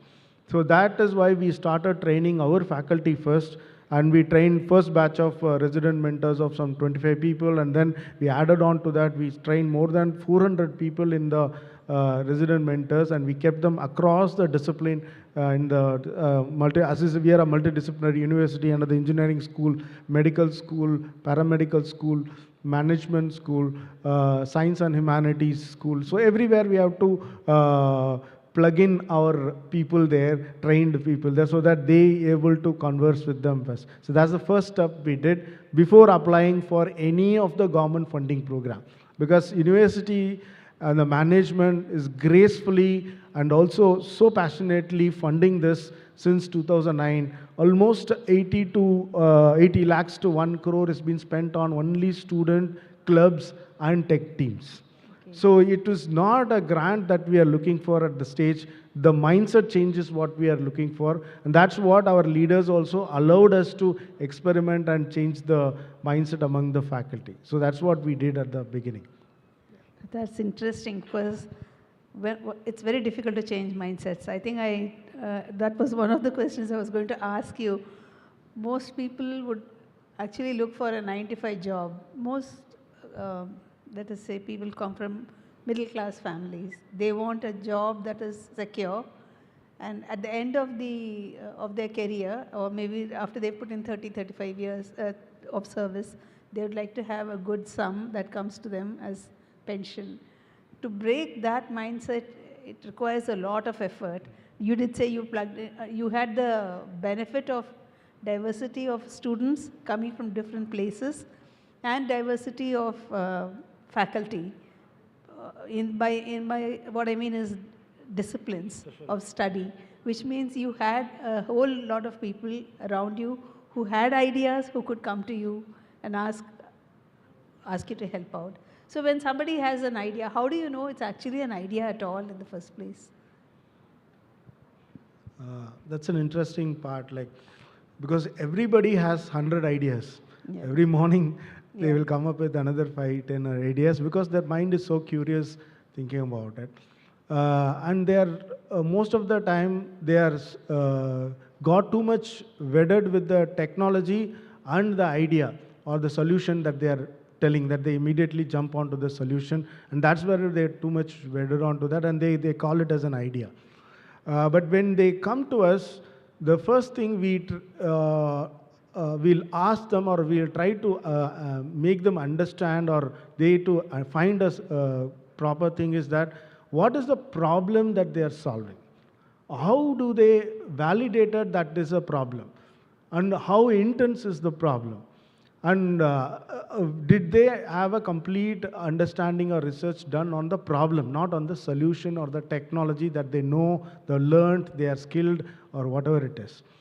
That is the first thing we would like to understand from them.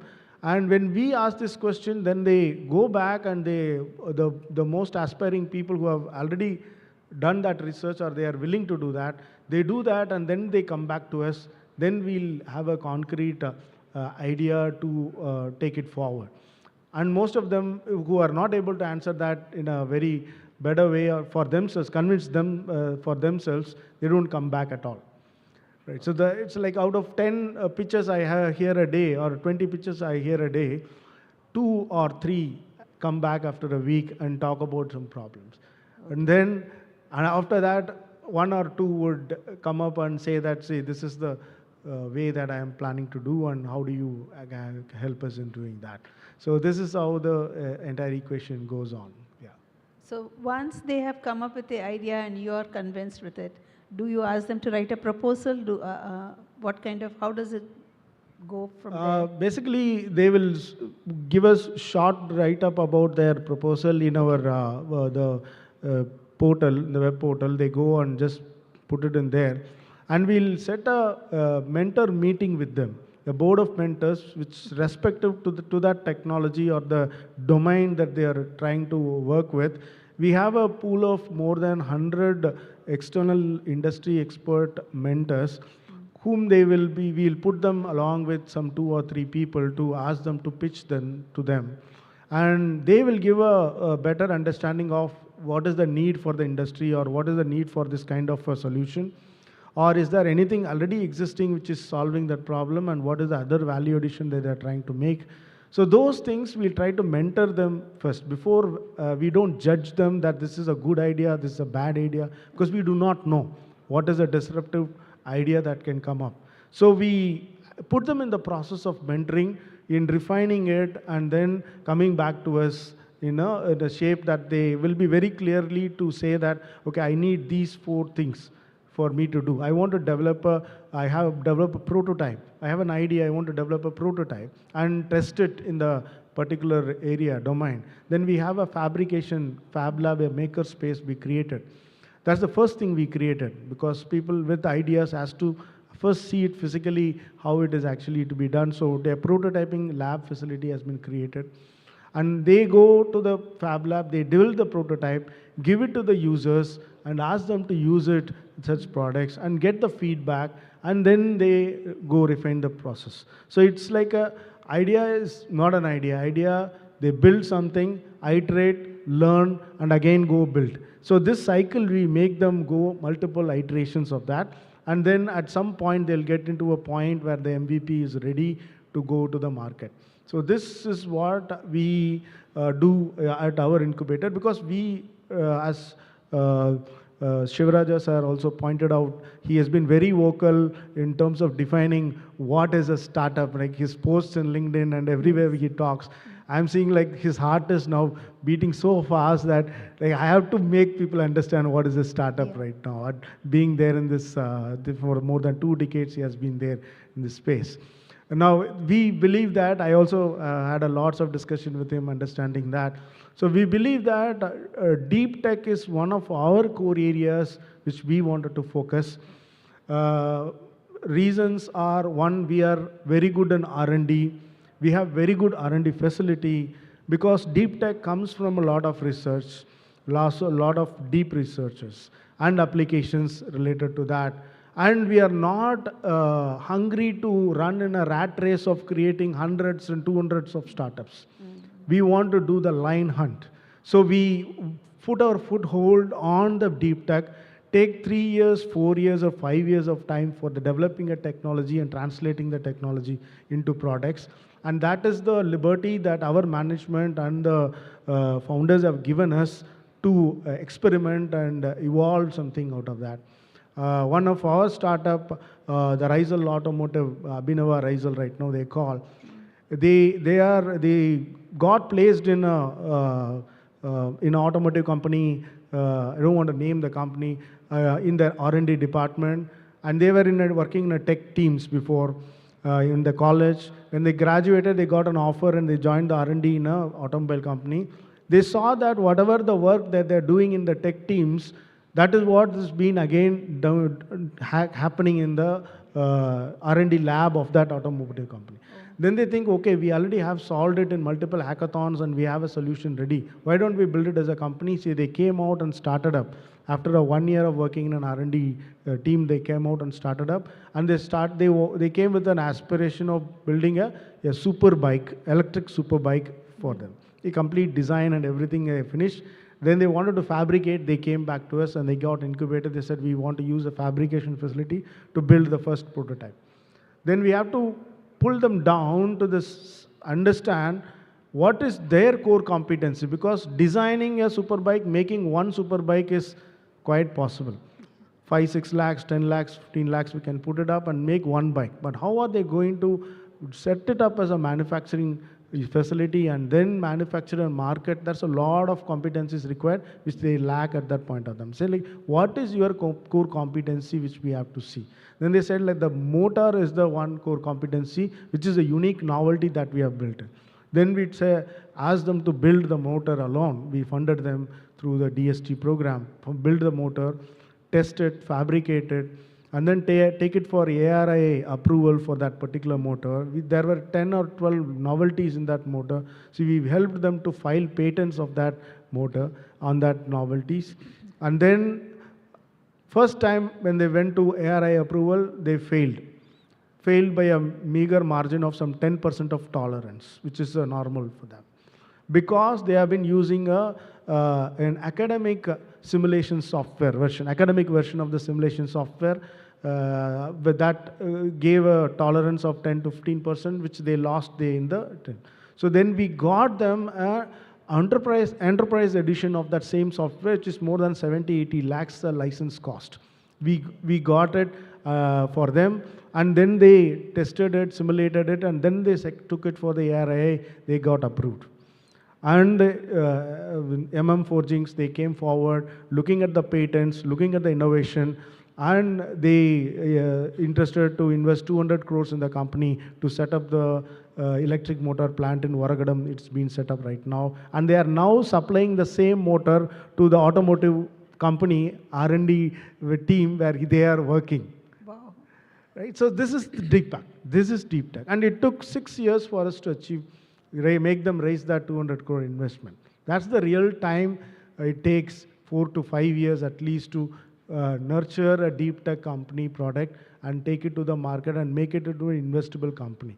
And if the founders have that persistence and passion to and resilience to stay through the course, and they only come out with that. So we wanted to focus on such startups, and that is how our pipeline of startups have also been like that. Taurus Robotics or Climate Creator, a Bio 3D printer, Think Metal, which is a metal 3D printer. All are deep tech startups which strived for more than 3 to 4 years to build the first MVP.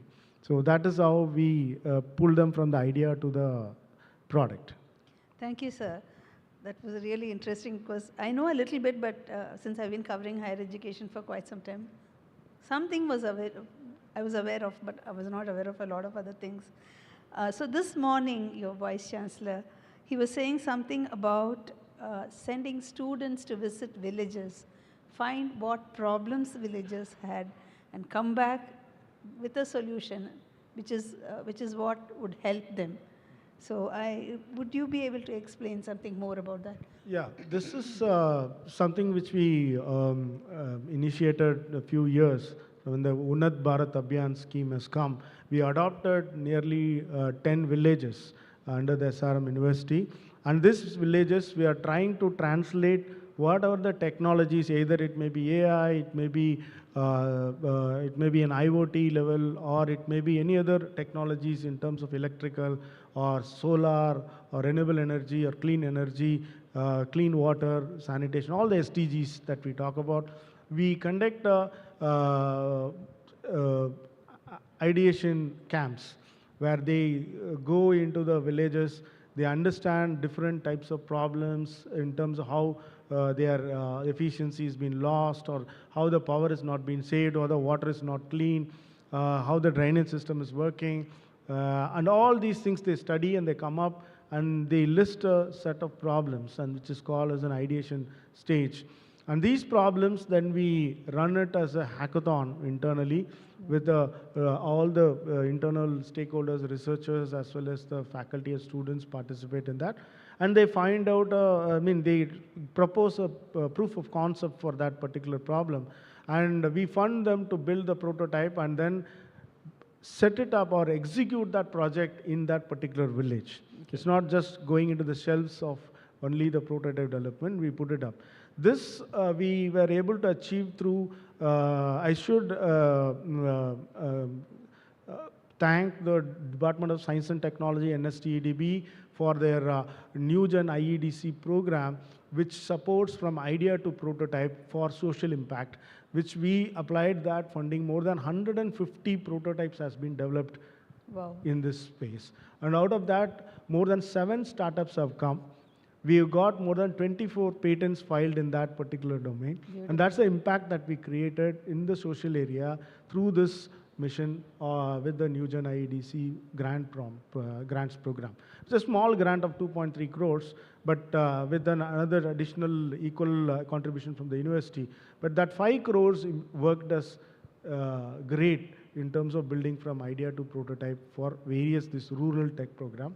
Now we are focusing to set up a Center of Excellence for Rural Technology in our new campus in Acharapakkam, in the Baburayanpete, which is a 400-acre campus. We have a huge land area, and it's very closely connected with more than 100 villages across in that particular district. So we are setting up a Center of Excellence there, where we wanted in the next 5 years, want to make it as an innovation hub for rural tech and agri-tech. So because we are hiring or bringing in a lot of agri-scientists inside to give more solutions to the farmers, to increase the productivity and stuff. And also the technology from the university, which the engineering and other schools have, that again we are taking it to that center to implement a lot of things in the agri-tech. And we want to create it as an innovation hub for that. That's our next focus, extending this level of rural services and hackathons and stuff like that. So I have one question here. I don't know, it must be pretty amusing to even ask this. But do you anticipate that sometime in the future, there would be a time when there won't be any problems at all and you may not need startups? Would you ever come across something like that? No, I think we create the problems. It's not like problems are coming from somewhere. The best of the engineers have created the best of the problems. That's where now the engineers are trying to solve the same problems. It's what my view is. And we as humans create the most of the problems. So I have a question here. How easy more often than not, we may have an idea. I may even have the money to develop a prototype, let us assume. But then to take it forward, I need money. So what about investing? How will you even encourage an investor to come and invest money in a project that very difficult to believe it can succeed, even though you have a prototype, even though?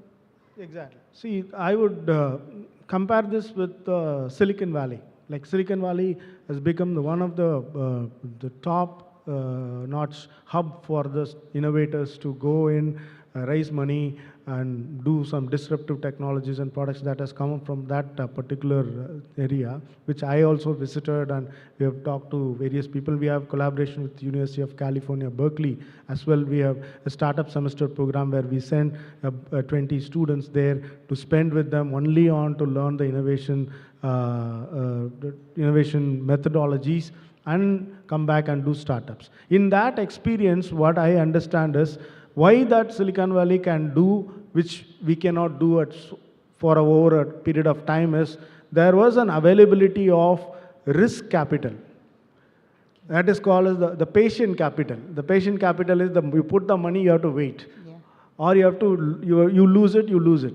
Right? That risk appetite was there in the Silicon Valley. They created that, the investors created that, and that risk capital was available. So the best of the people, innovators, they went there, sit in there, pitched them, get that risk capital, executed it, and made value out of that. Okay. That's why the Indian, if you go and see the statistics, the Silicon Valley startups who are now unicorns and the 30% of them are Indian founders.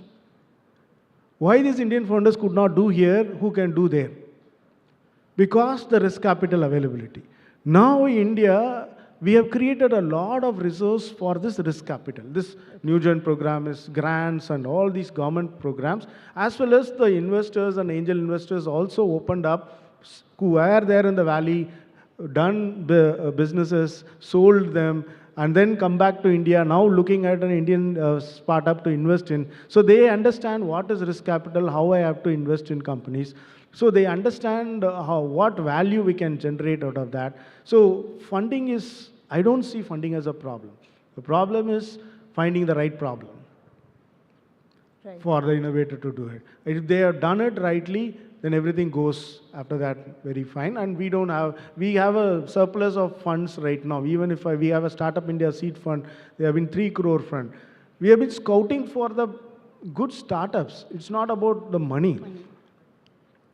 So this is what the current Indian situation. Okay. The government as well as the private investors have created this similar risk capital in our country, which we can easily access for, but we have to go on with the right problem. That's it.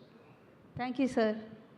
I think I finished all the time, but if anybody has a question, please go ahead. And Mr. Anand? In the first panel discussion, there was a question from somebody asking, how do you support the students, first of all, when it comes to, they come up with an idea or something like that. Basically, fundamentally, a student, what number one they will look for is, can you give me some leverage in the attendance so that I can go and do something? If you want me to sit in the classroom to gain an 80% or 90% attendance and go and work on something like that, which I am not able to do. I want to meet so many people. I want to do interviews with prospective customers. And where do I do that? Right? So in that sense, the first thing they ask is, could you give us some leverage in the attendance? Of course, that's the first thing we did. We have a condonation range of attendance which given for especially the startup founders who wanted to work in that, number one. Number two, curriculum. Curriculum, that's not a big thing because they are going to learn certain skill sets through the curriculum. But eventually, the intervention in terms of design thinking and all these aspects has already been included. But moreover, it's all hands-on, like it's an experimentation thing. So they have to do it, fail, and then adapt and then change. So for that, we give a chance for them through the entrepreneurship initiative as a major project for 12 credits that they can be compensated. So they start early in their, say, third year or in the sixth semester of their study. They start building the pitch and then get incubated in almost in the seventh year. The 1 year they are given time to work on their startup. And that, whatever the contribution they do in that thing, that has been accounted for as academic credits for them, for 12 credits for them, instead of doing another major project especially. And that gives them more time, more support in terms of academic, cope up with the experimentation. Beyond that, if they fail, again our placement department is there to take care of them, to put them in the right companies which they are.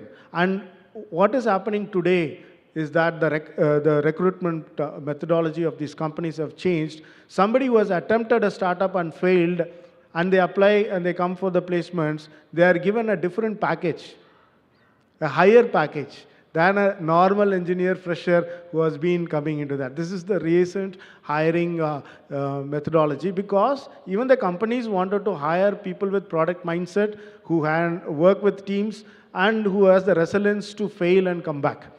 So that is the new skills that is required by the industry. That is again being learned in this process. So we make them industry ready and we make them startup ready also. Any other questions, please?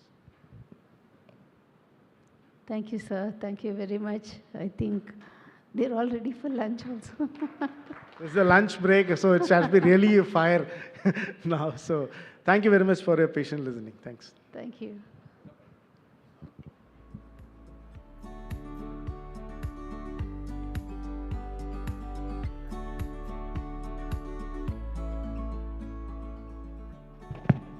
Thank you so much to both our dignitaries on stage. Ma'am, request you to please present a token of our appreciation. And if we can have the audience, please give us a big, big round of applause. A big thank you to Dr. Anand Kumar for making this an extra special occasion. Thank you, sir.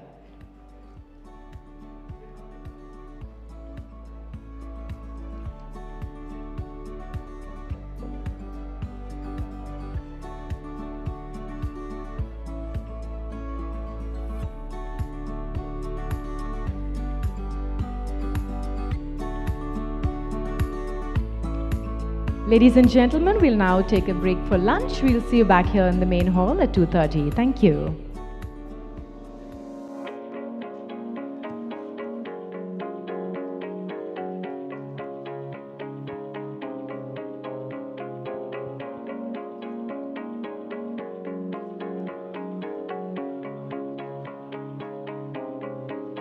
In 2001, SIFI made history by launching Chennai's first commercial-rated 3-data center, Chennai 01, located at city's first IT hub at Tidal Park.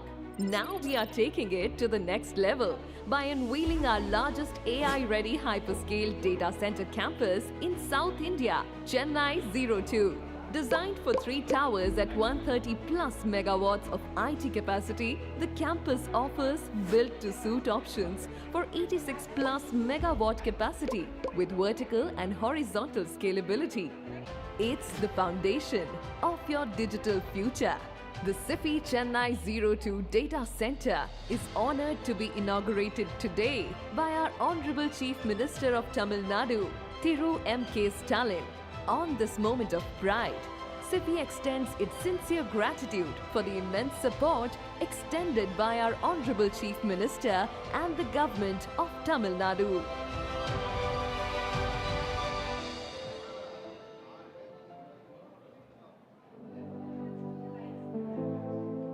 Say hello to the new way of shopping with Retail GPT. your personal AI.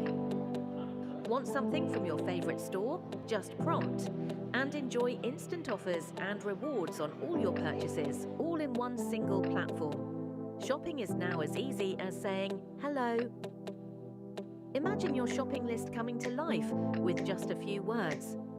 Your personal AI listens, learns from your shopping habits, and finds the best deals that you really want, all just from a simple prompt.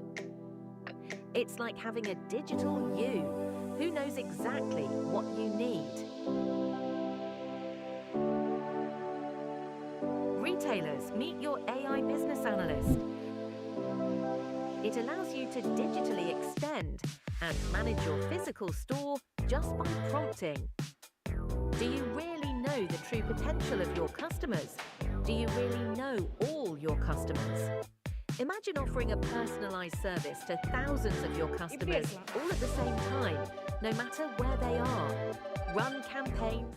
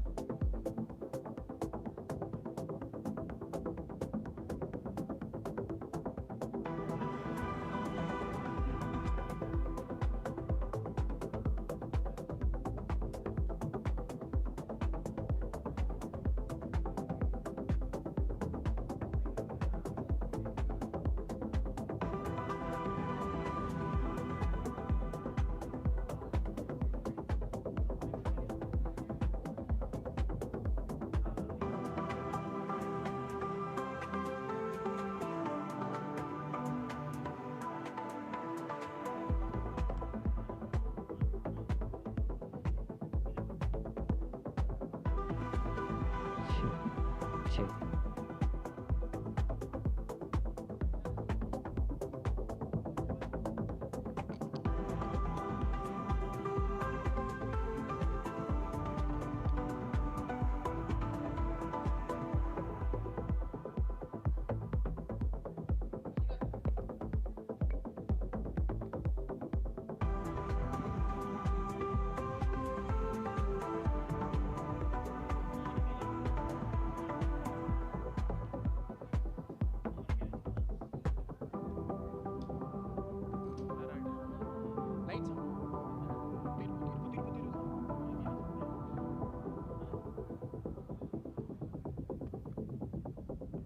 Ladies and gentlemen, requesting everyone to kindly enter the main hall and take your seats as we will be starting with our next session in a few minutes. Thank you so much.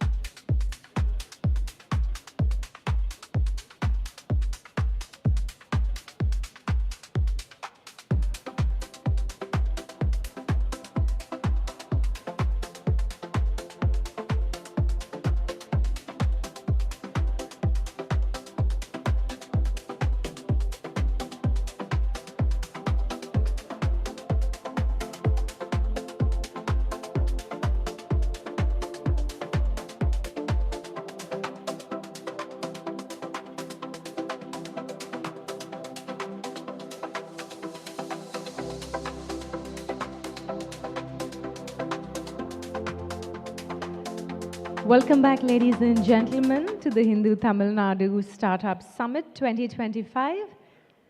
Requesting everyone to kindly enter the main hall, take your seats, and of course, please put your mobile phones on silent mode as we begin with our next session. We'll dive right into our panel discussion, Nurturing Entrepreneurship in South Tamil Nadu, Opportunities and Challenges. I'd like to invite our moderator to take the stage, so please give a round of applause for Sangeeta Kandavel, the Senior Assistant Editor, The Hindu. Can we give her a round of applause?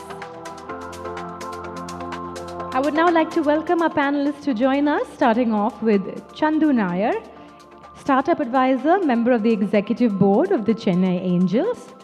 Chandu works with entrepreneurs and enterprises on how to create and build their businesses. He has direct experience in angel, VC, and strategic investor funding and has been a part of a few exits.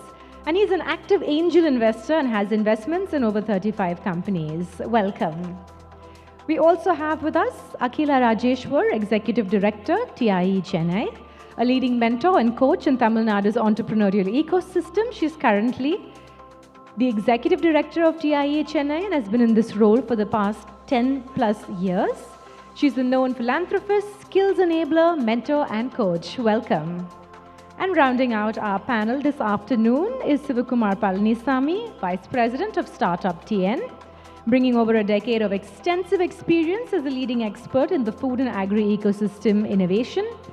He has successfully established regional startup hubs, significantly fostering entrepreneurship in Tamil Nadu's Tier 2 cities. Welcome to all of our panelists, and Sangeeta, over to you. Hello. Thank you, Paloma. A very good afternoon to everybody here. On behalf of the Hindu Group, I welcome you all to the session. So this morning, Mr. Sivaraja Ramanathan, the head of StartupTN, made a mention about the number of startups in Tamil Nadu. So as on date, Tamil Nadu has around 10,700 startups. And what's particularly interesting about this data is that a significant portion of these startups are based in south of Tamil Nadu. For instance, if you look at the temple city, Madurai, Madurai is today home to around 350 startups. And likewise, Tirunelveli has 142 startups as on date. And Thoothukudi, the pearl city of Tamil Nadu, has around 109 startups, while places like Kanyakumari host over 157 startups. So startups in Tamil Nadu are playing, especially South Tamil Nadu, are playing a vital role in helping the state reach its $1 trillion economy dream by 2030. And also in the coming years, we are anticipating more startups to come to South Tamil Nadu, especially with the second spaceport coming up in Kulasekarapatnam near Thoothukudi. So the state government has also said that they would be setting up a space industrial park in Thoothukudi where they would house a lot of startups, especially in the space sector. So let's get on to the session now. We'll start with Ms. Akhila. So ma'am, you represent TIE Chennai, and over the years you have mentioned thousands of startups and entrepreneurs, especially in rural pockets of Tamil Nadu, Madurai and Thoothukudi and all regions. So if you could probably tell us some interesting initiatives taken by TIE focusing on South Tamil Nadu. Thank you, Sangeeta. Wonderful to be here. Good afternoon to all of you. So many of you may be familiar with TIE, but for those who are not so familiar with TIE, I'll just take a few minutes to introduce TIE and then talk about a few of our initiatives, especially very recent initiatives that have started impacting the entrepreneurs across the state. So TIE is the world's largest not-for-profit organization that fosters entrepreneurship globally, and it was started in Silicon Valley in 1992. And TIE Chennai was started in 2000, and TIE Chennai, we are in our 25th year, our Silver Jubilee year now. And currently, among all the 66 chapters in 16 countries, TIE Chennai is the best performing chapter because of all the initiatives we have launched to support the entrepreneurial ecosystem, not just in Chennai, but across Tamil Nadu. So we operate based on 5 pillars: mentoring, networking, education, incubation, and funding. And we were doing quite well, I should say. We did our best, and we were recognized as one of the best performing chapters by TiE Global multiple times. And fast forward, I don't want to tell you the whole story from 2000 to 2020. So 2020, COVID struck. And this is a time we started questioning the status quo and started asking ourselves, what should we do very differently that we've not been doing thus far? And then we said that we found out, we recognized that there was one segment that we were not catering to, because the challenge also TiE Chennai had was because of its origin in Silicon Valley. TiE was always synonymous with tech entrepreneurship, and it took a long time for us to break the the myth that we are sector agnostic and we are here to serve all entrepreneurs. That was a challenge we had. But in 2020, we realized that we were not serving the MSME and the SME entrepreneurs across the state. We were only catering to the startups. But fostering entrepreneurship is the tagline for TiE, and hence we decided to work with and support the SME and MSME entrepreneurs. And our past president, our president at that time was Mr. C.K. Ranganathan. And we truly believe that if an entrepreneur evolves, the enterprise will evolve. Meaning that personal transformation of an entrepreneur will lead to business transformation was the belief we had. And we were doing all sorts of events, networking events. Every week, even now that continues, every week we organize about 1 to 2 events. Our office is located at the research park. So all those things were happening. But then when we decided to work on the personal transformation of entrepreneurs, and especially across the state, the first thing we decided to do was to go vernacular in Tamil, to make sure that we are close to the entrepreneur, accessible to the entrepreneur, so that they can come to us and, approachability should not be a problem, right? We just did not want to think that. Many people thought that we were only focused on startups and tech entrepreneurship. So we started working with the MSME and SME entrepreneurs, and we're very happy to share that the presence of TiE Chennai's entrepreneurs are in 37 out of 38 districts in Tamil Nadu currently, because of our major initiative, which is the Personal Board Initiative, where 10 non-competing entrepreneurs, we bring them together in an atmosphere of confidentiality, where they share whatever, everything, basically all their challenges, personal, business, or family, whatever, everything. And there will be a TiE Chennai representative to handhold them. This is just a very short definition of what we do in personal boards. So that actually led to, that was the first initiative we started for SME and MSME entrepreneurs, but that subsequently led to multiple initiatives. We started working with the employees of our personal board directors, training them on their attitude and behavior, because that was where they had big challenges, right? So one thing led to another. Currently, we 70%, I wouldn't say 70%, maybe 60 to 65% of our initiatives are in Tanglish, catering to the entrepreneurs across southern Tamil Nadu as well.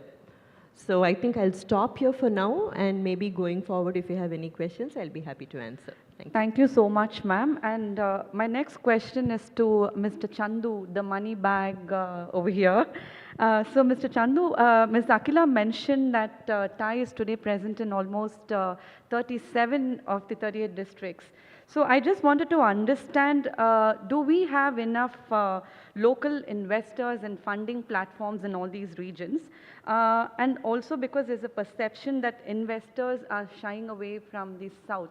So if you could tell us what are the opportunities and why are investors shying away from south? Okay, thank you, Sangeeta. Thank you, the Hindu StartupTN CII, for having me as a panelist. Okay, first question before I answer, I'll ask the question to the audience. How many here run their own businesses? Okay, quite a few. How many here have got funding from equity investors, not bank funding? Okay, only one. So other people have not got experience of equity investment from outsiders, outside of their family and friends. How many here are students? Okay, quite a few. Any bureaucrats here? From the Tamil Nadu government or anything? Oh, very good. Only one very hesitantly putting up her hand. So it means I can be a little more forthright about certain things. So I think the first thing to answer is, forget about South Tamil Nadu. You take Tamil Nadu itself. If you take the overall external funding that comes from outside investors, between 2014 to roughly the first half of 2024, for which I have data, $150 billion was invested in various kinds of startups.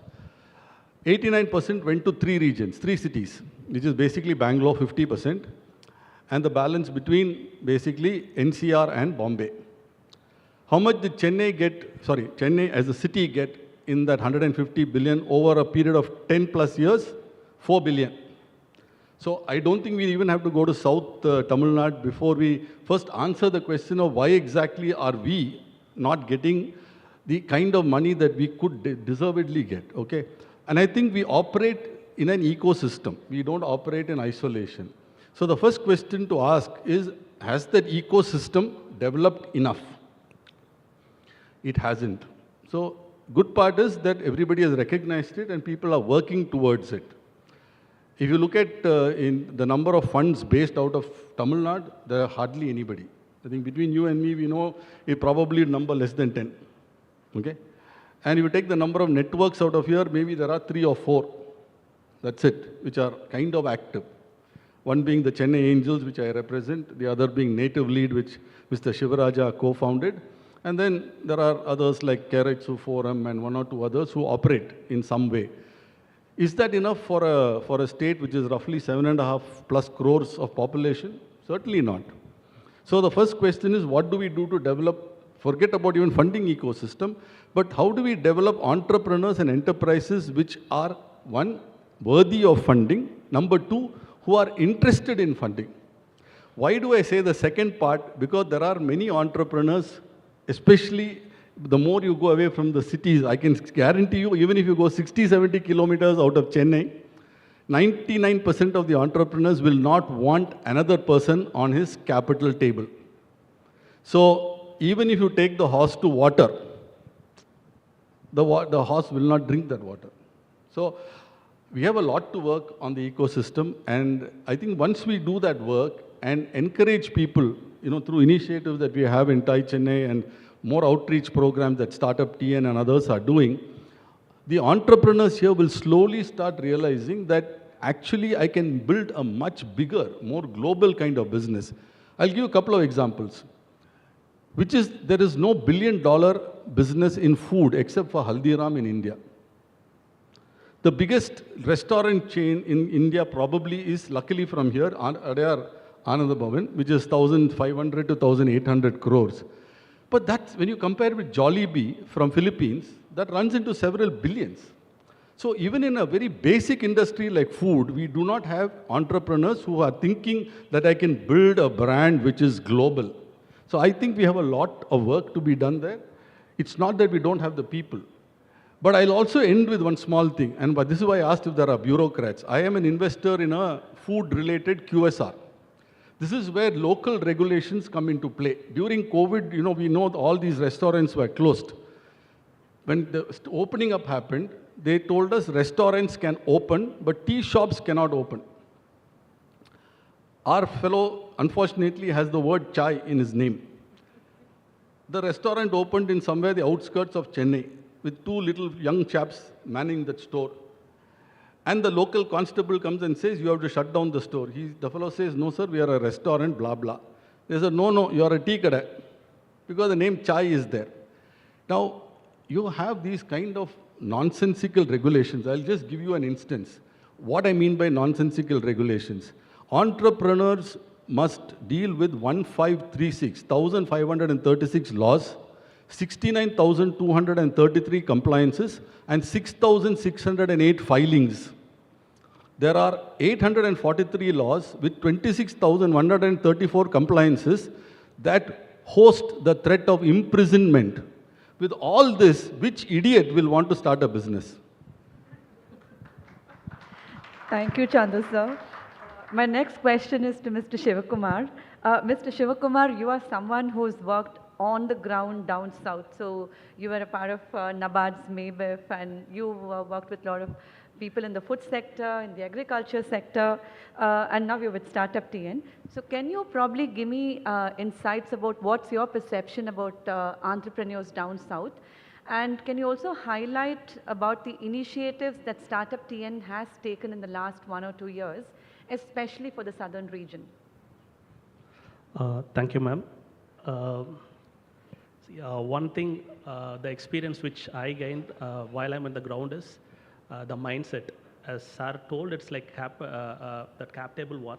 The second is, see, sometimes it is like I feel if you take a food startups, they don't want to grow beyond a certain point. If their monthly revenue kicks around 3 lakh rupees, they feel content, and then it's like there is the other things is not moving on that. And sometimes the business is also like that. So that mindset is there. And the other thing is south. It's like a trade zone. If you take from Silapadiyaram and other things, it has been depicted as a trade center, and now even the trade is considered as a startup. So there is no value addition. It's like a transaction of the goods. This mindsets we are trying to change, and then the fear of failures and acceptance of failures is still there. So still that they want to go for a job is an thing.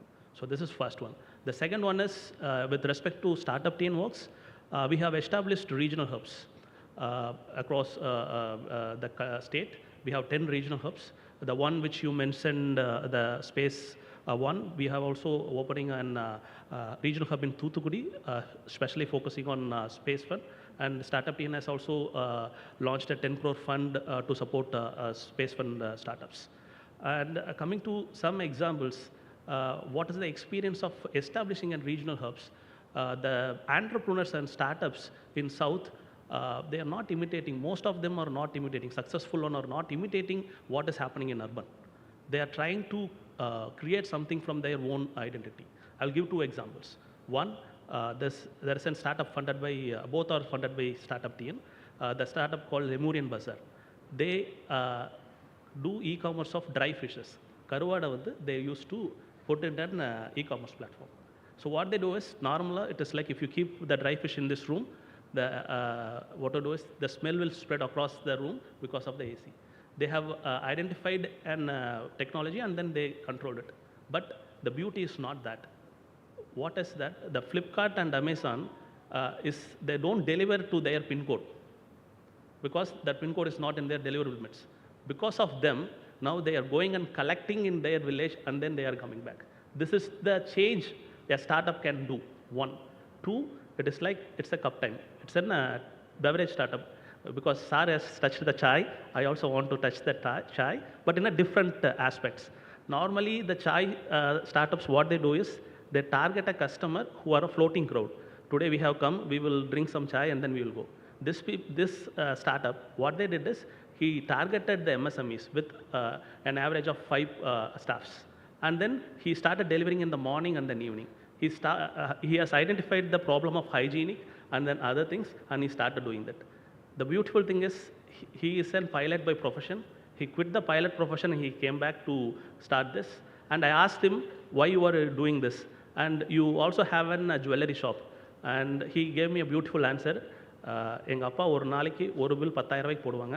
நான் வந்து 1000 bill வந்து 100 ரூபாய்க்கு போட்டு அந்த மாதிரி 10,000 ரூபாய்க்கு போடுவேன். But அதில் எனக்கு ஒரு சாட்டிஸ்ஃபேக்ஷன் இருக்குன்ற மாதிரி. So people are passionate and they are doing great in South. I'm not saying that they are not doing here, but they are trying to adhere to their identity which is in the South. They are trying to promote their culture and then tradition there. Thank you, ma'am. Thank you so much, sir.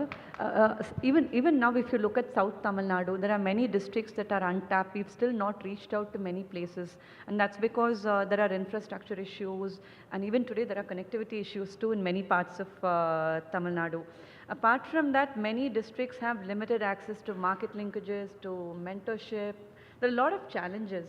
So, Chandu sir, can you tell us how do we address these challenges, especially from an investor perspective? What would you advise people, the government? I don't know how many of you know that I also teach. Okay, so I'm going to be a little bit of a lecturer here. See, if you look at the entrepreneur ecosystem, it includes the following. One, of course, is the funder, potential funder, including bank funding. The other is, surprisingly, academia. Because a lot of people don't realize academics is where a lot of things happen. And that is some place where we are trying to do something, but it is still, I would say, we have to move away from being paper PhDs to being PhDs who can actually do applied research and make technologies that are useful and appropriate for India or for Tamil Nadu. There is a lot of opportunity there, hell of a lot of opportunity. And we are seeing some interesting startups. For example, one of the startups we recently met was, if you take a lot of chemical plants, petrochemical plants, etc., there's a lot of dirty sludge. Humans have to go in and clean that sludge. But today there are startups who are working on robots which can go inside, clean that sludge. Now, this is very difficult to do. Okay, so academics can help in figuring out how exactly a better robot can be made, lower cost, etc. Can I replace Chinese components because that is becoming an issue, etc. So drones also similar issue. We can't use Chinese components. Couple of companies in Tamil Nadu have lost orders from Department of Defense because of use of Chinese components. This is where academia can help. But so far, I would say, barring couple of institutes, the academia has been found seriously wanting. I think we have to change that dynamic over there.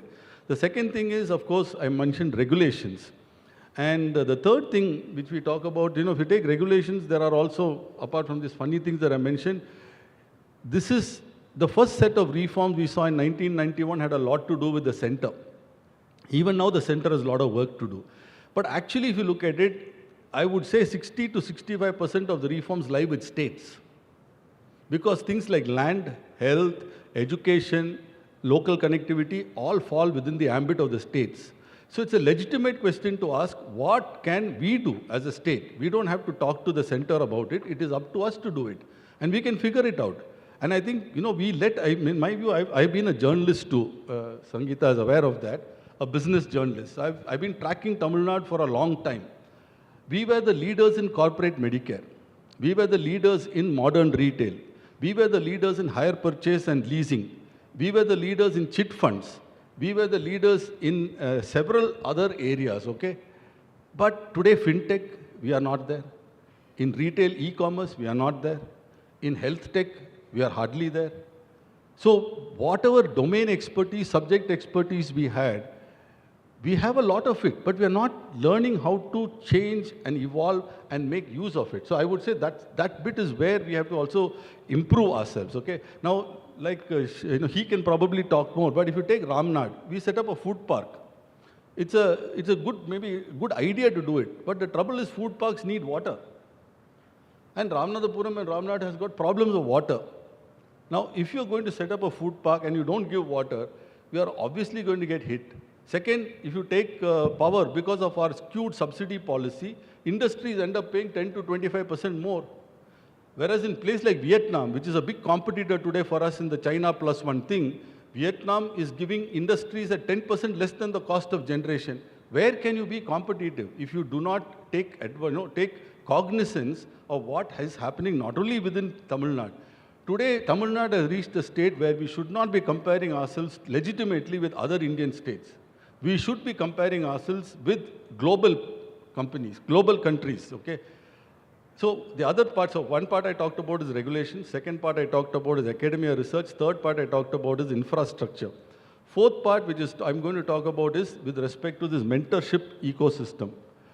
There is a lot of people wanting to do it, but our experience, I've also been part of TIE, and Akila will probably validate, 90% of entrepreneurs are looking only for 2 C's when it comes to mentoring. One is cash, one is customers or connections. For me, that is a very limited approach to mentoring. A true mentor can actually do a lot more than just these two, because it's actually what he said is very correct. It's a mindset shift. When I meet a very bright US entrepreneur, he's thinking, how can I build $1 billion company? Here, a lot of us are thinking, how can I buy the next BMW? You need to get out of that kind of, that kind of mind shift. That's a huge change. I think we have to work at that entrepreneur mindset, entrepreneur skill training. And this thing about, because I have been an entrepreneur myself also, sold 2 companies at it, separating professional from personal accounts. Simple thing.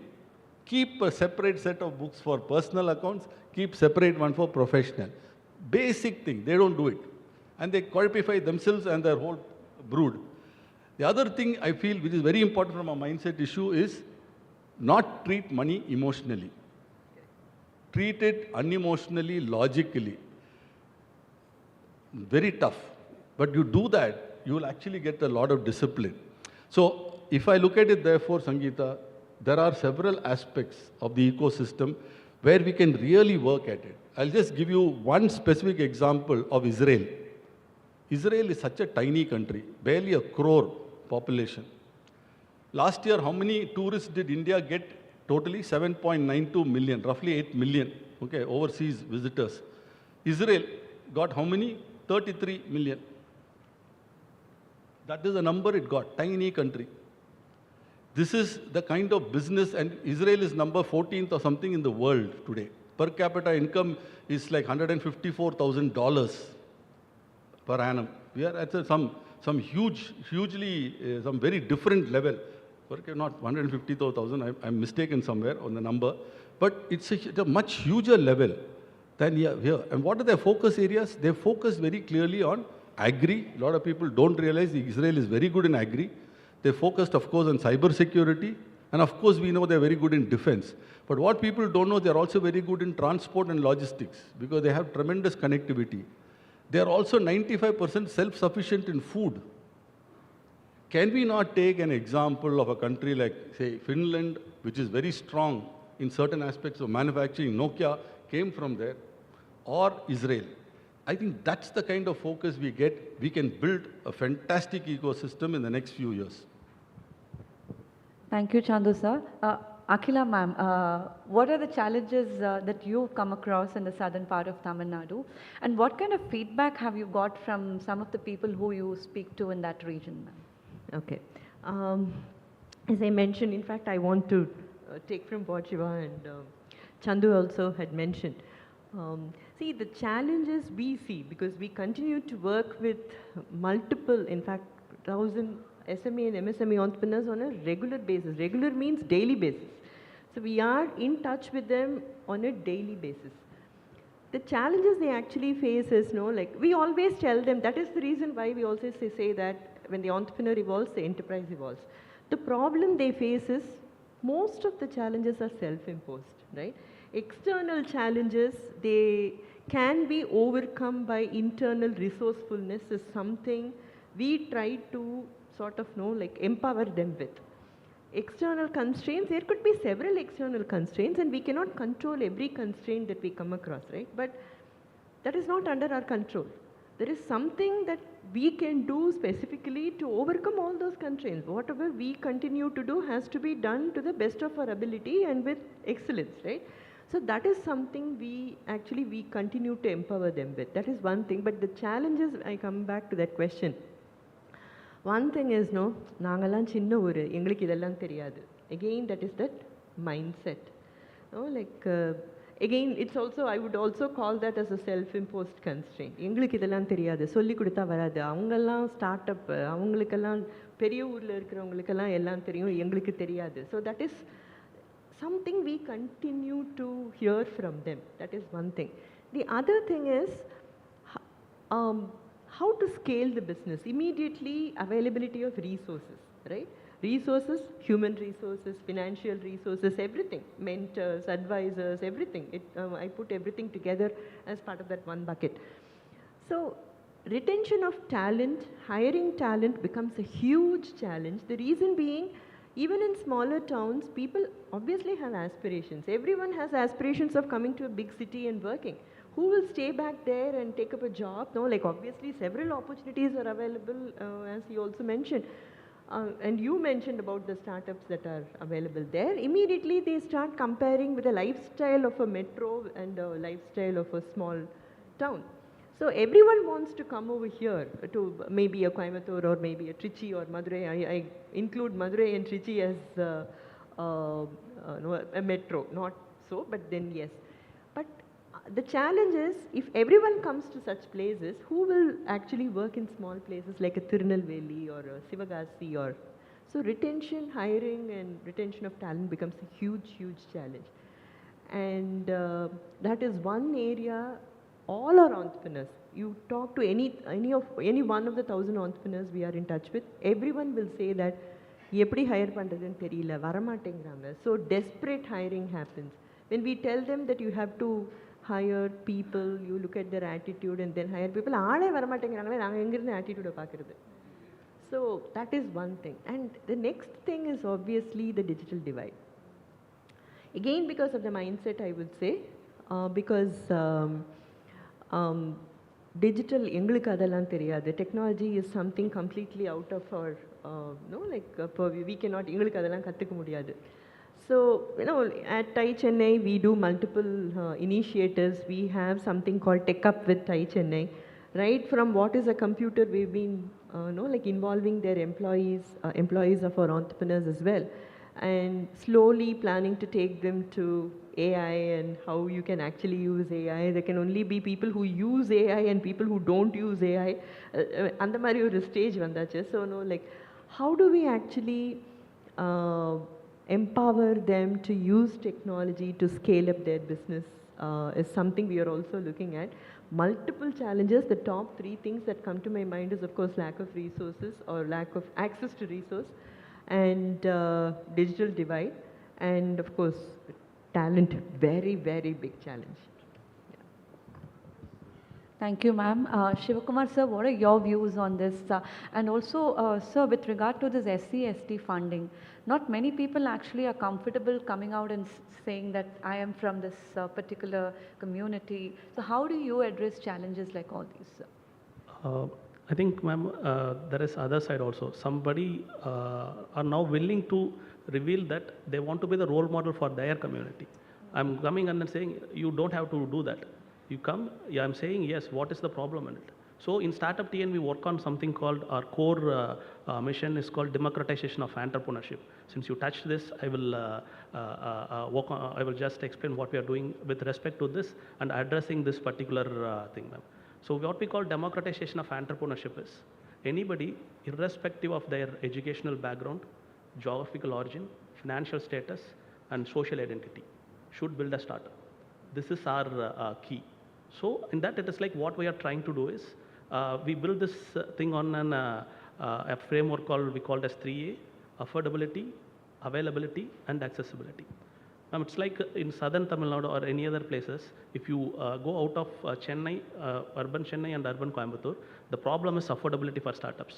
If a startup, they want to start, if you go to a CA or any one, CA or CS, they charge 40,000 to 60,000 rupees. So StartupTN, how we are addressing that is, it is like 4,500 rupees, you can start a private limited company with DSC. So the affordability we are increasing. So the people from any social identity can come and start. And the availability. So this is a big issue. If you see, before 2020, most of the traditional startup-centered events happened in Chennai and Coimbatore. But now, after that, we have almost organized 1,000 events in Tier 2 and Tier 3 cities. Madam told 37 districts. I'm proud to say we have covered almost all the pin codes in Tamil Nadu. So that's one thing. It is like this availability we are taking from what to say, apart metro cities, we are taking through that. So we are increasing the availability. Sir has clearly pointed out one thing, accessibility. Mentors are there, but are they accessible? So we have created a platform. MentorTN is there where the top shots are accessible and they can schedule online meetings. TAN Fund is there. More than 220 venture capitalists are there. It's accessible. And India has more number of incubation centers. Sorry, in Tamil Nadu has 127. but it doesn't have maybe block level and other things. We are introduced pre-incubation circle. Accessing, it's like we are increasing the accessibility of startups for the incubation centers. So we are trying to democratization entrepreneurship, and we want to build, it's like startups as a new way of life. Thank you. Thank you, sir. And Akila ma'am, you mentioned about talent pool in the southern region. So do we have sufficient skilled people, and are colleges and schools in that area serious about entrepreneurship? Because if you look at incubators, there are not many incubators down south. We just have the Tyagaraja School of Engineering. They have an incubator, and there's not many down south. So what do you think colleges and schools should do to address the talent pool issue, ma'am? That actually, it's a large question that I don't think I have an answer right now, but I can say that what needs to be done. See, whether we teach entrepreneurship or not in school is a totally different thing, but what we need to do is to instill an entrepreneurial mindset right from that school level. So that it's not as if as soon as they finish school or college, they are not going, they may or they may not become entrepreneurs after they finish college, right? But that entrepreneurial mindset, even if they go to any corporate and work elsewhere, they are looking for an entrepreneur, right? Basically someone with an entrepreneurial mindset. So that is why we have programs like TYE, TIE Young Entrepreneurs, TIE U, which is TIE University. I mean, these are all global initiatives that are happening across multiple chapters across the world.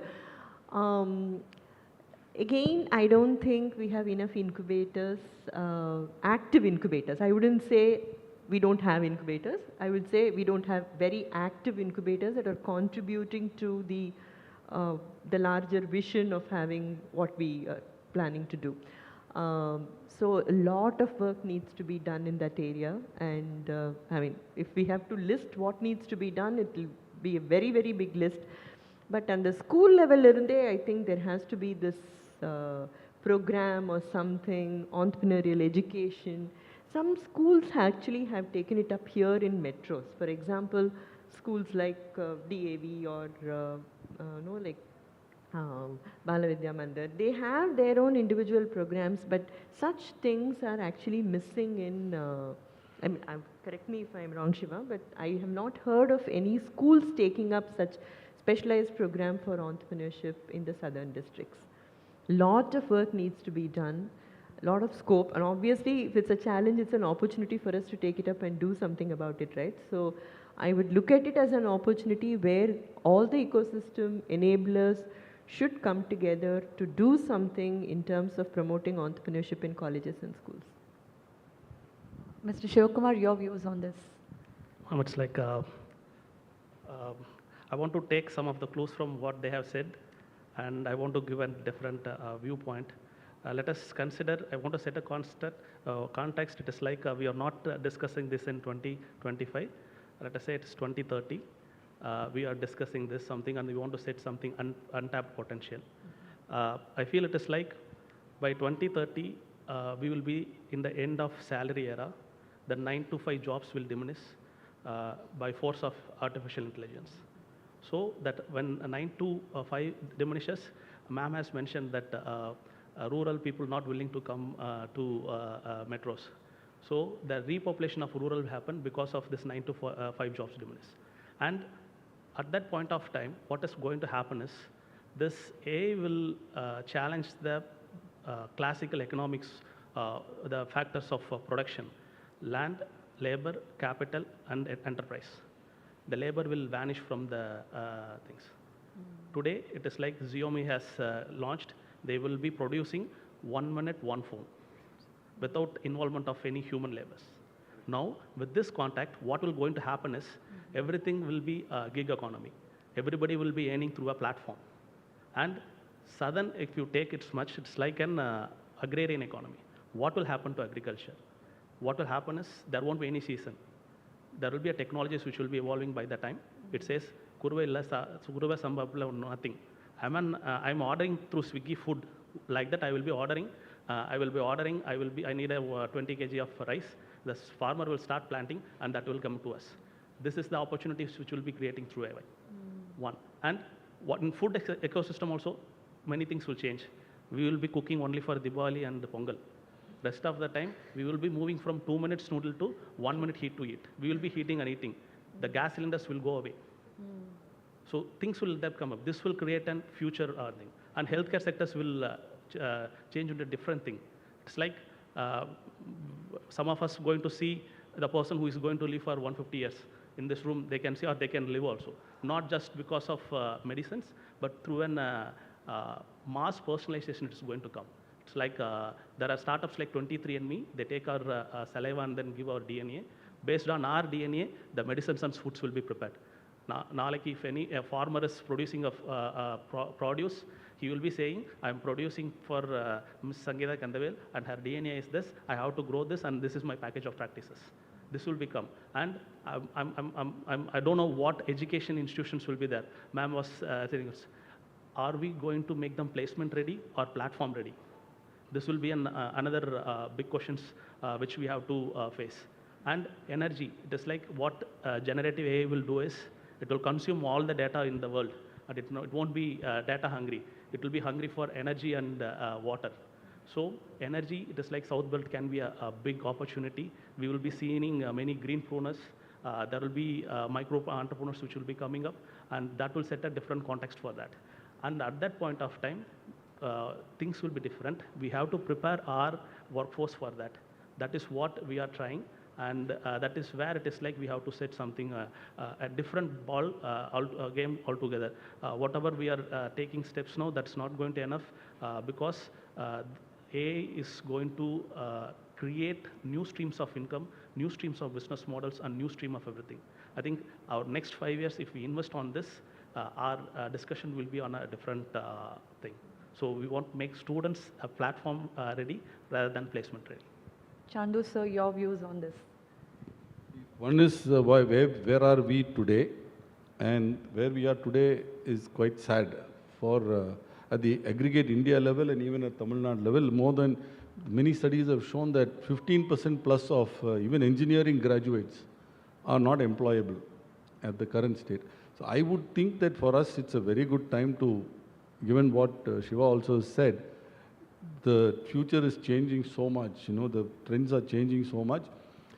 It's a good time for us to really create a crisis. Okay. India works well under two situations. One, when there is a crisis. Two, when there is a mission, which is why ISRO works, because there is a mission every time. If you do business as usual, we don't work. So we will allow things to just slowly creep along. So create a crisis. We have got Trump tariff as one crisis. Use that excuse. Create crisis for yourself, okay? Or manufacture crisis, saying that, look, climate change, generative AI, blah, blah, will take your job. Whatever it is, create something where people feel the fear of need to change. People in India, Lee Kuan Yew was correct, I feel. In Singapore, our temperament is such we don't listen to inducement, we listen only to fear of punishment. So you'll see us behaving very well when there's a traffic police cop at the signal. If he's not there, even if it's red, we will cross the signal. So we can't say we are like that only because that's how we have been conditioned. Children see it. So first thing for us, I would say, to take a step back, what is important for the future world, number one, is the willingness to experiment. In India, our education system doesn't allow that. You have, even in our matriculation, now it's all one state board, there is only one right answer. Even for final exam, you can just mug up 20, 30 questions and answers very well, and very good chance you'll pass the exam. That's a foolish way of preparing for the future. Okay. Second, you have to become hyper specialized in certain things. So if you take our agricultural universities, you have two big ones in Madurai and in Coimbatore. Question to ask is, what notable things have come out from there? Agriculture is the last great frontier. What have you done? Ask a hard question. You have Banana Research Center in Trichy. What did you do? India has the highest number of varieties of bananas and plantains in the country, in the world. What do you do export? You have done shit all. Sorry, pardon my language. You have done nothing with respect to exports. Philippines has done more exports than us. In banana, we make the most bananas. Now, where do you learn from? Third is take the best in the world and see. There's one industry, a lot of you people in this room may not say, which industry in the world did India beat the Chinese comprehensively? Which industry in the world did India beat the Chinese completely and totally? That industry is motorcycles. The top 3 makers of motorcycles in the world are Bajaj, TVS and Hero. And it's a very good story to understand and learn how Indian motorcycle manufacturers took the pants off the Chinese. And one of the things they did was, for example, the Bajaj guy wrote a story in 2020. You can go look it up. It's on Financial Express or CNBC. Chap called Kandati, something Kandati. That he was not getting day one placements in IITs, NITs, etc. He went and because the IT companies were paying the highest, he went to the faculty and said, the placement cell and said, I will pay 5 times that salary.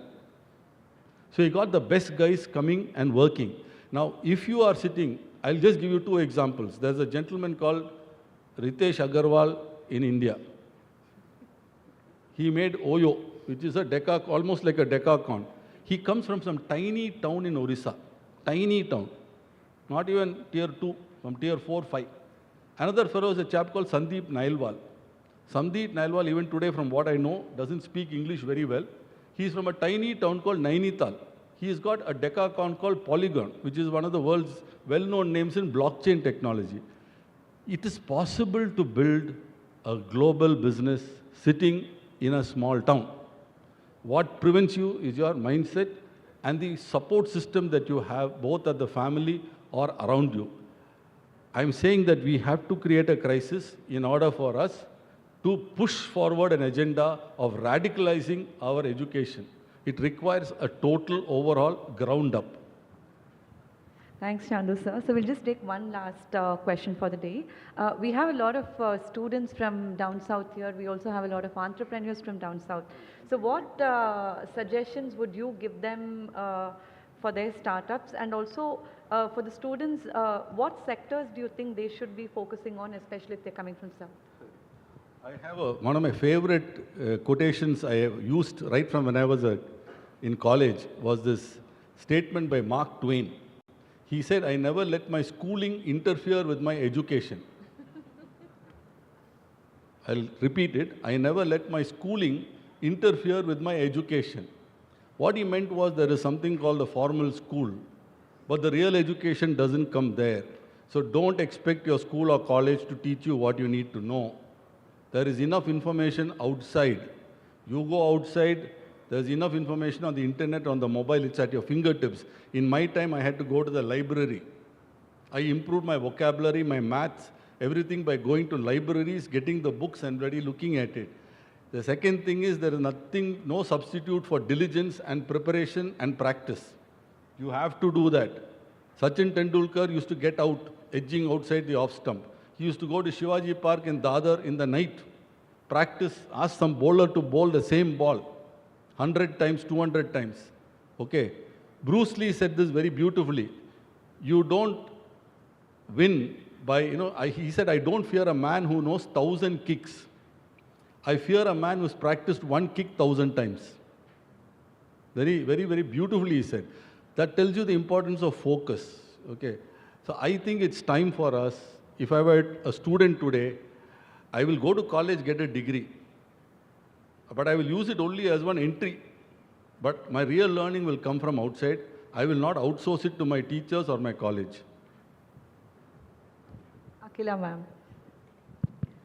I'll also use another quote. CC started with a quote. I also use another. Basically, Einstein said, right, I don't have any special talent. I'm just passionately curious. That's all. So remain passionately curious. That is one thing. And the other thing which I always tell the entrepreneurs, very common thing that we use when we address the entrepreneurs and when we mentor them is, இதுவரை கிடைக்காத ஒன்று கிடைக்க வேண்டும் என்றால் இதுவரை செய்யாத ஒன்று செய்யணும். So no, like we just cannot keep doing the same thing and expect totally different results. Again, Einstein defined it as insanity, right? So we just need to do something very different to make sure that we achieve whatever we want to achieve. So that is the only thing. Shivakumar sir. I will take what Chandru sir has said. He told Sachin used to play that offside short swing runs. He also played an innings in Australia without playing in a shot for that, and then he scored 241 runs. So, yeah, with the cover drive one. So that is also there. And so for students, which Bam has asked, now everything is vibe coding, vibe marketing, everything is coming up. Ma'am told technicals, I don't know about technicals. Now, I made an app in Replit without knowing anything on coding. You get used to it. It is like, that is the most important thing. You get into the AI and other things. Learn, unlearn, and relearn, which is going to be your lifelong mantra. That is going to be there. And this is normally I used to say, but now when I was a college student, my friends used to get an assignments and I just copy them and then I paste. Sir has used to say that diligence word. What happens is when I come, when I join the first job, I was struggling to create my own thoughts. My own creativity and innovation has been killed. Now same thing is happening. I don't know anything, whatever it is coming, and then I'm just putting in ChatGPT or DeepSeek, I'm just replying and then I'm going out.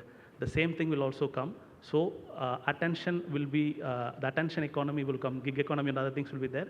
So attention to details is one of the things which you have to take care. So these are the 4 things I want to say to the students. Thank you.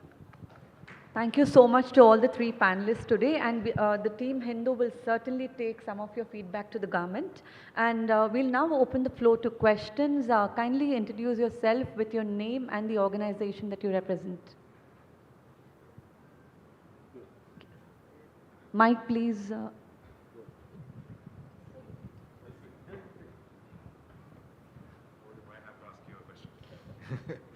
Fantastic presentation. Thank you so much.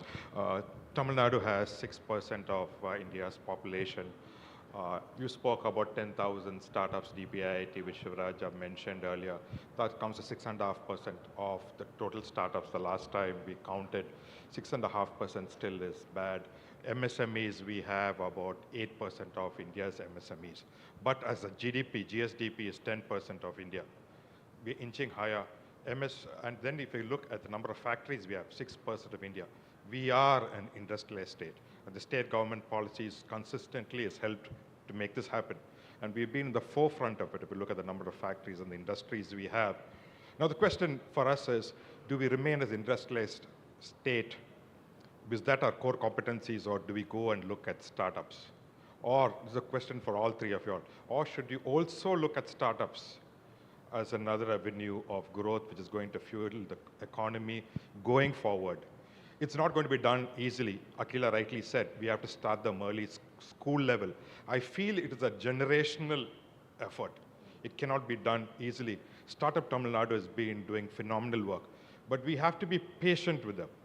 They've done great work. The needle has started moving, but not the way we wanted it.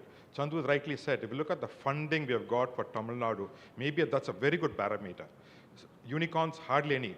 That may not be a great parameter. Successful startup is a very good parameter. We are still lagging behind.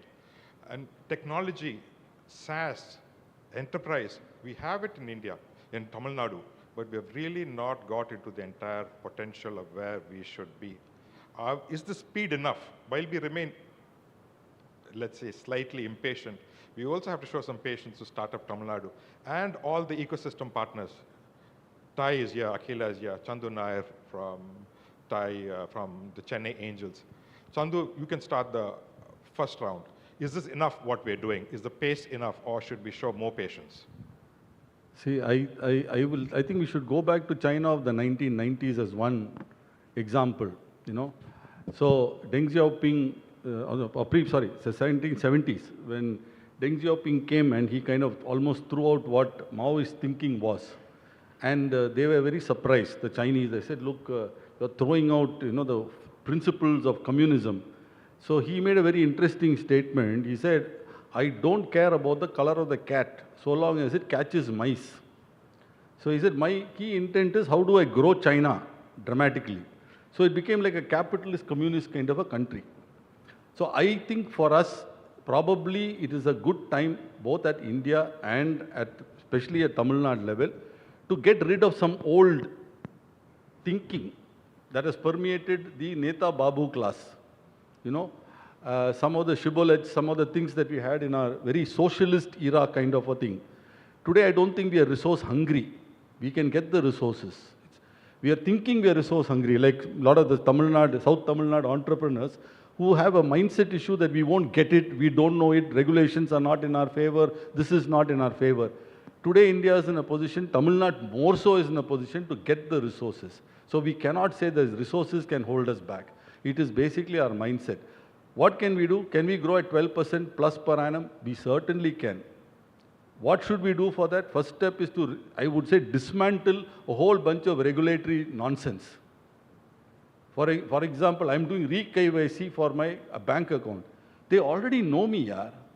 Why should I do some 4 or 5 times some paper? Why should I get one gazetted officer stamp for something? What big thing is there for all of that? First, dismantle that regulatory thing. You will find a lot of entrepreneurs, when you ask them, they don't want subsidies, they don't want incentives. They just want, the regulatory cholesterol in the tole, adu vanda. What does an entrepreneur fear most? GST notice, income tax notice. Just to give you one more statistic, Reggie, I'm sorry, I am bringing out numbers again. In 2017, there were 3.6 lakh appeals pending with Commissioner of Income Tax and Appellate Tribunal. How many in 2025? 6.21 lakhs. Now, with this kind of nonsense, how can a fellow even peacefully live life and do business? So first is remove this damn regulatory over this thing. Second, we already talked about it. We have to revamp our education because we have to get talent of a very different nature. Third is, I think we have to build for the future. I think he made a very valid point that some of the things of the past, like he talked about the Xiaomi dark factory. No human being. Imagine if a large company comes to Chennai or India or in Tamil Nadu and there is no people employed. What will you do with all those people? Question is, therefore, what can you do, say, in areas like agriculture? What can you do in other areas? We need to have a team which can look at 20 years ahead and say, globally, this is what is happening. This is where we need to start. And I think we are in a very good place. We just have to change the mindset first of the Neta Babu class. Rest will follow. Let me give a simple parallel. How many of you feel that if the MTC bus, the police vehicle, government G vehicles, and the auto rickshaws, if they follow rules, you will follow the same rules? Put up your hands. You will follow. Make them do it. No. Bengali proverb, a fish rots from the head down. I leave you with that. I'll directly come to the point. It's like we don't have to be patient enough. We can start rolling, but the ounce of moving Tamil Nadu should not a startup or anything should not lie with one institution. It should be a momentum. It should be built by the mass, and it should be like how we can do it. There are 7 crore peoples, so which means every day we start with 7 crore man days. If everybody contribute 1% more to what the startup ecosystem there will be a tremendous change in 1 year time. So by 2030, it is like we might not be the second most industrial state. We may be the first in the country in the startup ecosystem or in the industrial ecosystem. So it should be a mass movement, and everybody should contribute in a way which can move our ecosystem forward. Yes, sir. Hello. Yes, please. Okay, so you must have heard this story. I'm actually taking from what Shiva had said. Actually Chandu and Shiva, both of them. இது தமிழில் தான் சொல்லணும், இந்த story நான் தமிழ்லேயே சொல்கிறேன். So ஒரு teacher, ஒரு குரு, நிறைய ஸ்டூடெண்ட்ஸ், கிளாஸ் நடந்துகிட்ருக்கோம். ஒரு மரத்தடியில் உட்காந்து பாடம் சொல்லிக்கூட ஒரு பூனை ஓடிட்டே இருந்ததாம். அந்த பூனை ஓடும்போது there was this disturbance, right? Distraction for the students. So the teacher one day said that அந்த பூனையை அந்த போல் அந்த கம்பத்தில் கட்டி போடுங்க. ஸோ கம்பத்தில் கட்டி போட்டிருக்காங்க. Every day whenever the class starts, the students used to tie this பூனை in this pole and then class start பண்ணுவாங்க. Over a period of time, the guru passed away and ஸ்டூடெண்ட்ஸும் புதுசாக வந்திருக்காங்க. புது டீச்சர் வந்து கிளாஸ் ஆரம்பிக்கும் போது The student said, no, no, no, please do not start the class now. ஏன் அப்படின்னா இங்கே இந்த இதோட வழக்கம் என்ன அப்படின்னா ஒரு பூனையை கட்டி போட்டுட்டு கிளாஸ் ஆரம்பிக்கிறது தான் வழக்கம். Aren't we doing all that? எதுக்கு என்ன பண்ணுறோன்னே தெரியாமல், just because it was done some time ago for whatever reason unknown to us. அந்த மாதிரி எத்தனையோ விஷயத்தை நம்ம தேவை இருக்கோ தேவையில்லையோ பண்ணிகிட்ருக்கோம். வந்து we have to let go of whatever அப்படின்னு சந்து சொன்னதையும், Shiva mentioned learn, unlearn and relearn, right? Right from the top it has to happen. மேலிருந்தே இது வரணும். No, like 1970s, Future Shocking book, I think many of you must have read. Alvin Toffler said that the illiterates of the 20th century are not the people who cannot read or write. The illiterates of the 20th century are the people who cannot learn, unlearn and relearn. So all of us, I mean, it has to start from us.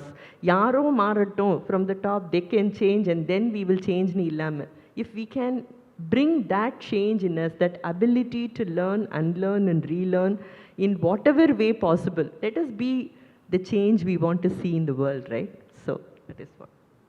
So you had a question. Please. Good afternoon, sir. I am Dr. Ramanan from ex-GM of SIDBI. Now I am Professor of Practice at the VIT University, teaching entrepreneurship. As regards the topic was discussion, you may, Chandru Nair may be knowing that when the Honorable Finance Minister Mr. Chidambaram was there, representing the Sivagangai Parliamentary Constituency, CII brought out a report of the project profiles for Southern Tamil Nadu. The publication is still available to CII. A large number of projects are identified, and also we formed a corporation called Karaikudi Industrial Development Corporation. From SIDBI, I was appointed as the MD to run that corporation for a period of 3 years. And this corporation really not only promoted entrepreneurship, it arranged finance because he was a finance minister and representing the Sivaganga Parliamentary Constituency, where he was going on opening the branches and telling them grant educational loan, business loan and all that. So all the projects are financed. So the only thing is, after that, momentum has stopped. I would not say stopped, it has not been accelerated. So what has to be done by the forum like our, the Hindu and all that, you have to take up more industrial projects which can come, what Mr. Nair mentioned during the discussion I was listening, the projects in Tuticorin and all that, in Madurai, particularly in Ramanathapuram and all that, so it can be developed. And as regards entrepreneurship, you will be knowing that most of the Tamil Nadu entrepreneurs are from Southern Tamil Nadu only. I was Director of Finance of Achi Masala also after my retirement, and he is from Thoothukudi. So like that, you have got most of the Saravana stores, Pothis, and all these people are all from Southern Tamil Nadu only. It's a harbinger of entrepreneurship as far as Tamil Nadu is concerned. And most of the TVS family and all that. So what has to be done is that the people who are hailing from that place, they have to be given the project profiles and the necessary assistance for the bankable proposal. As Madam was telling, Mrs. Akhila Madam, the mentorship, very important. I am also in the TIE, I am a mentor as well as in the MSME. So more so the mentoring and hand-holding has to be done. My request is that it has to be accelerated, that momentum in Southern Tamil Nadu, to promote entrepreneurship among the, not only the graduates coming out from the engineering colleges, and also from others. Thank you, sir, for giving me an opportunity. Thank you for your feedback, sir. Any other Good questions? afternoon. Here, to your far left. Hi.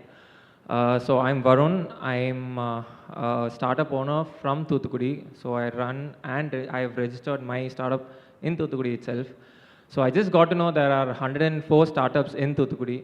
But I feel like most of them would have either shifted to Chennai or another metropolitan city, or even, you know, shut down the startup. There are very few that actively run, is what I believe.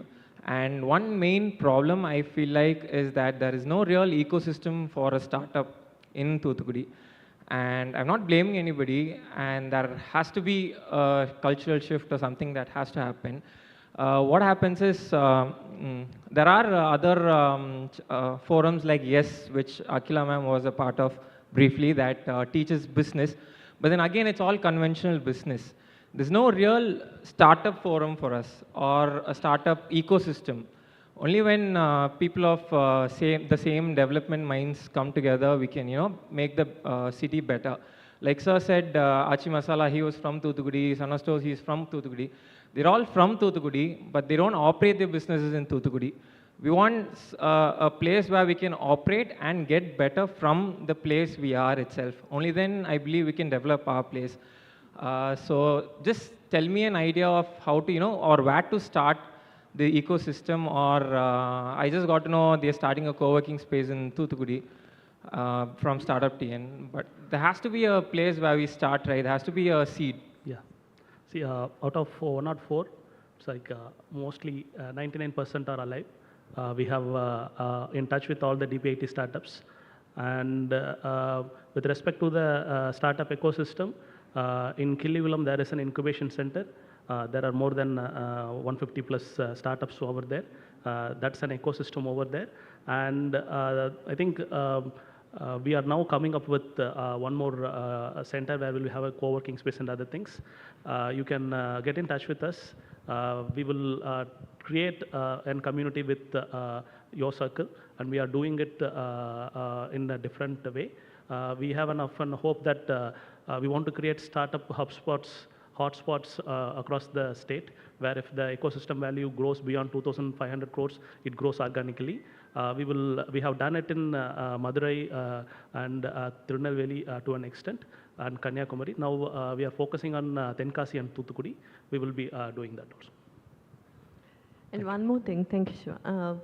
See, just reach out to us, because all our events are available hybrid now. Mentoring happens online. So, because as I said, we are present in 37 out of 38 districts, we don't expect entrepreneurs to come to Chennai to engage with us. So we will come to you, meaning if you want you have any specific request, mentoring or anything for that matter, you can come and be part of our personal board, and you can come and, actually you don't have to even come to Chennai to attend any of our events or engage with our speakers and all that. In fact, we organize about 10 to 12 events a month. All those things are available for the entrepreneurs across the state. Reach out to us for any help. We'll be happy to support you in whatever way we can. And to add one more question you have asked, it's like they are coming here for businesses also, which means it's like their value proposition is to cater the clients in urban area. If your value proposition is to cater the people or the customer segments in Thoothukudi, it will be easier for you to do a business over there. So that can also be a possible answer for that. Definitely. I really appreciate what StartupTN is doing in a lot of different places in Thoothukudi as well. Thank you so much. And to answer your question on the number of startups, it is 109. So we just collated this data last evening. So we got this from the government. So it is an official number. Thank you. Thank you. Any other questions? One last question. Yes, sir. Hello, good evening. I am Aravindan from Madurai, Mahila India Private Limited. So just I want to understand what are the initiatives taken by Startup Tamil Nadu to inculcate the startup culture with the college students. So as Madam has rightly pointed out, we are facing challenges on the talent acquisition and retention. So because everybody wants to go to Bangalore and Chennai. So what are the initiatives taken? Just I want to understand. Thank you. So it is like what we are trying to encourage is when they do the, it's like in campus, it is like we are starting campus startups. So we're encouraging them, we are conducting hackathons, we are providing them sessions on how to create their business model, all the trainings to start a startup, one. And then we also support them through our hackathons and then pre-incubation circles to nurture their startup ideas. Second, it is like we are also requesting the education institutions that when they go for a project, they want to do a live project instead of downloading something and come. It's like I was in Madurai Agriculture College where we were supporting, I was part of Madurai Agribusiness Incubation Forum. We identified some 20 students and we gave the students 5,000 rupees each. And we asked them to come up with an idea so that they will implement within the campus. And we have invested in them, and then they have returned the money, and then they have also learned the business. once they are out of college for leave, they started their own business in their hometown. So like this, it's like we are encouraging and we are doing initiatives to nurture the spirit of entrepreneurship among the students in academic institutions. I'll just add to that, sir. When I was running my company, one of the things that we did actively was to engage with colleges of different types and take interns. So many times you get the interns during their, their summer break or other time, and we pay them also some money. You will actually get suppose you do 10, 20 interns, you'll find 2 or 3 who are actually worth considering for employment full time. So it is possible for us to look at a very structured program instead of depending on others to do it. We ourselves as industry and businesses can go forward and engage with the colleges. You will get excellent talent over a period of time, and you can also get courses sometimes tuned to tell the colleges to make courses attuned. For example, I will not name this MBA institute in Coimbatore. They are doing a lot of work with one particular software company on their software packages, various kinds of packages. When they go out, many companies who are using those software packages prefer these students. They are not fully, you cannot call them an MBA, but the fact is they can use those packages very well. And therefore, they are kind of industry ready. So maybe you can work with those colleges to make them industry ready as per your specifications. That will be a more proactive step. Thank you so much, panelists. If there are any further questions, we'll take it offline. Thank you so much. I hand over the mic to Paloma now.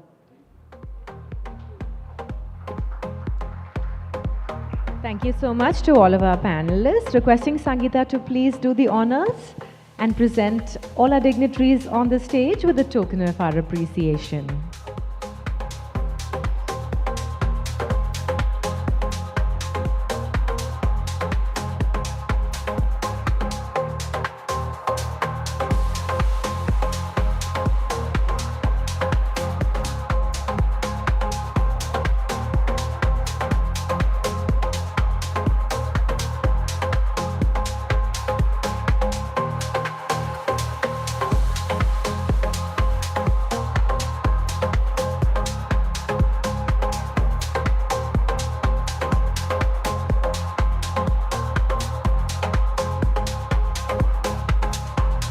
Thank you so much. Ladies and gentlemen, we will now move on to our next panel, Digital Transformation, Startup as a Catalyst for Change. I'd like to begin by inviting our moderator on stage. We have Kunal Shankar, the Deputy Business Editor of The Hindu. And I'd like to take a few moments to properly introduce our panelists. We have with us today Ashwin Desikam, the co-founder and CTO of Atsuya Technologies. Ashwin has over 20 years of work experience across industries such as financial services, logistics, and energy. His passion for engineering to solve problems led him to develop and deliver disruptive innovations for a wide range of industries. He has spearheaded the development of the A1 platform, a self-learning and self-healing AI-enabled platform that enables better management and control of business operations. His efforts are focused towards leveraging the Internet of Things and AI technologies to help businesses achieve sustainability through operational excellence. Welcome, Ashwin.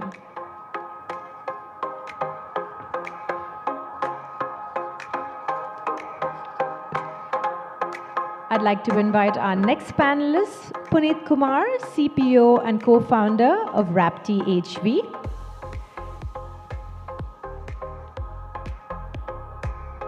Puneet's initial role primarily revolved around validation, which entailed conducting comprehensive analysis, examining vehicle dynamics, and meticulously modeling components. He currently spearheads the vehicle engineering team at Rapti, where his expertise is instrumental in achieving the highest standards of safety and reliability for motorcycles. His passion for vehicles and thrill of building them traces all the way back to his college days. And I'm sure Puneet is going to add some exciting insights to this panel discussion. Welcome.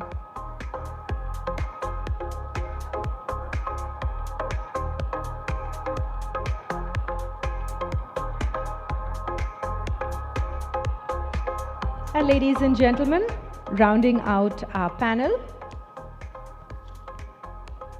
we have with us today Dr. Tamarinian, Chief Information Officer of Bhawan Cybertech. Just give me a second. He is a founder who's redefined how the world sees Indian manufacturing. He's also the founder and CEO of Frigate, an AI-based cloud manufacturing platform built from Trichy and Coimbatore that now exports to over 18 countries with sales bases in US and Europe.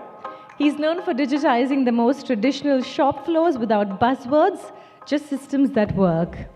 We welcome Dr. Tamarinian to share his insights on how startups are catalyzing real transformation in Indian supply chains. Kunal, over to you.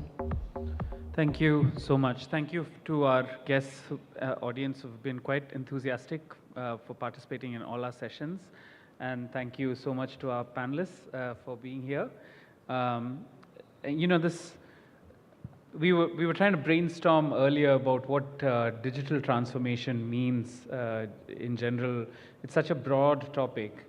And one thing that I reflected upon as a media person, as a journalist, what this has meant. And I came to think that it has meant different things at different stages, right? 20 years ago, when I entered the profession, it was actually just about getting out of the videotapes to these HD tapes and using software to edit as opposed to you know, using analog editing systems. Of course, 20 years down, we actually are at a point where we can tell an app how to edit and where to edit and probably get it out in a matter of minutes. In fact, a profound change that has happened in our own organizations as media organizations is using a lot of generative AI, so several organizations adapt to it. The Hindu itself, for instance, is a nearly 150-year-old organization. We adapt to it with some trepidation because there are certain things that we believe are very core functions of the products that we give, which is fact-checking, etc. And sometimes we adapt to it quite seamlessly. For instance, just generating SEOs, right? Search engine optimizations, etc. So the three of you now represent, thank you so much, yeah. The three of you now represent three very distinct sectors. I think Ashwin, I can broadly say Atsuya is part of the operational efficiency, energy efficiency sort of sector. Tamir, you are attempting to really transform manufacturing from the bottom up, bring in digitization, etc. We were talking about that. And Puneet, you are, you're in the automobile sector, which is really a subset of the transport sector, which is going through a paradigm shift. We may just be looking at the beginning of the end of petrol and diesel as ways to move us. So these are really sort of paradigmatic shifts that's taking place in all of your sectors. So maybe if I can begin by asking this fundamental question, what does digitization mean for you in your, in operational efficiency? What does that mean?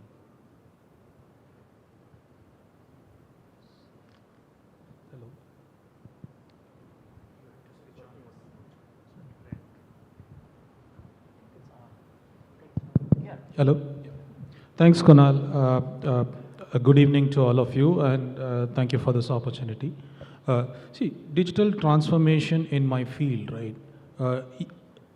Connected systems, especially if you take manufacturing industry, enterprises to whom we cater to, has existed over the last 3 decades. Right. Right? But always all of the data used to be collected, analyzed locally. Right? And that's how efficiency used to be computed, calculated. People used to look at 1%, 2% efficiencies year on year.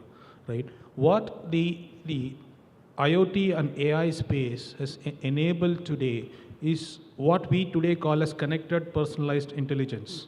Right? Right. I am able to take data out from any machine, any source of data. It could be a transformer, water meter, air quality in the air, any machine which can talk, or we say we make your machines talk, Right. including a CCTV.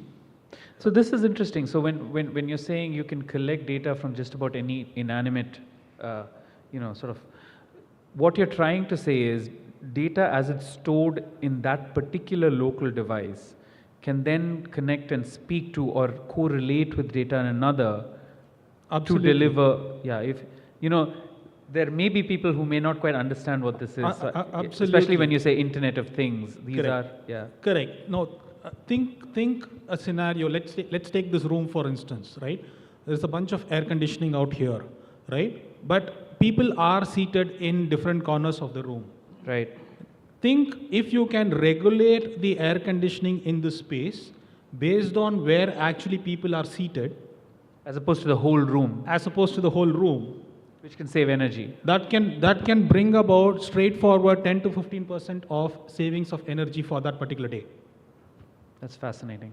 Right? That is doable today with the tech which is available to collect this data, with the tech available to process all of this data locally through AI models. AI means it need not be the cloud. Cloud plays a significant role in this whole transformation, but AI can also happen locally. Right. So the combination is what provides you with what end of the day transforms into intelligence and personalization right. of experience. Right. And that's when digital transformation truly happens. So in a broad manner of speaking, one of the things that you're trying to do is to attempt efficiency across the board, which can be cost saving, which is not immediately visible, but much, it is to be mined. Absolutely, Yeah. absolutely. You would not be able to save something what you don't see. Right. What you don't measure. Right. How would you be even able to control costs if you don't know what your costs are? Right.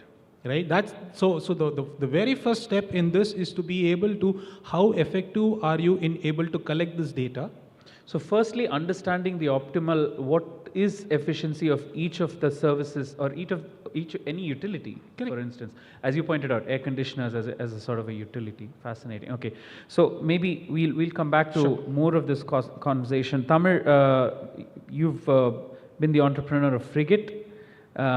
So firstly, maybe talk a little bit about your company, and manufacturing as a process which is generally seen as a part of an assembly line, which itself is changing, and what you've been doing so far. See, actually, I'm a product development engineer, basically. So I started way back in 2011 as a part-timer. So hope you've seen, all people seen Tamil film Nanban, right? So Yes. those climax student innovations are done by me at that time. So I'm a maker, okay? So that's where I started working for these prototypes, product developments and stuff like that. And even I used to work for corporates as well as, did it as a side hustle. So it was when 2020, during the COVID, I started. Okay, so Yes. I started because I see there are a lot of spare capacity in the Indian manufacturing space, especially tier 3. Say, for example, take Coimbatore, Rajkot, Jamnagar, and I felt, okay, so I've been working with these suppliers, you can say vendors, you can say for almost 10 years. But the problem for them is like they only used to work with the proximity tier 2 or tier 3 or tier 1 or OEM vendors, predominantly. Right. Okay. So Proximity is important. Exactly. So because they don't know beyond that. Right. Right. Okay, because either these entrepreneurs or MSMEs are predominantly worked there before, and they started as a machine shop or shop floor, whatever. So Right. my thought process is, why don't we make a platform in such a way that they can onboard themselves, and because there is a huge gap in the supply and demand, right, in the global supply chain, right. So that's my thought process, and we are doing it currently. So we get orders predominantly from exports overseas, those who are looking to come out of China and see India as a manufacturing hub, and we as a single point of contact, we address them by utilizing these factories and make those fulfillments along with the supply chain. So that's what we do, right? Interesting. So it's not just cost arbitrage that these companies are looking at. It's something more. It's a sort of a transformation of the shop floor. Exactly. See, the problem is there are two problems mainly. So you need, because these guys will run with 2-3 machines predominantly. They have to pay the EMI.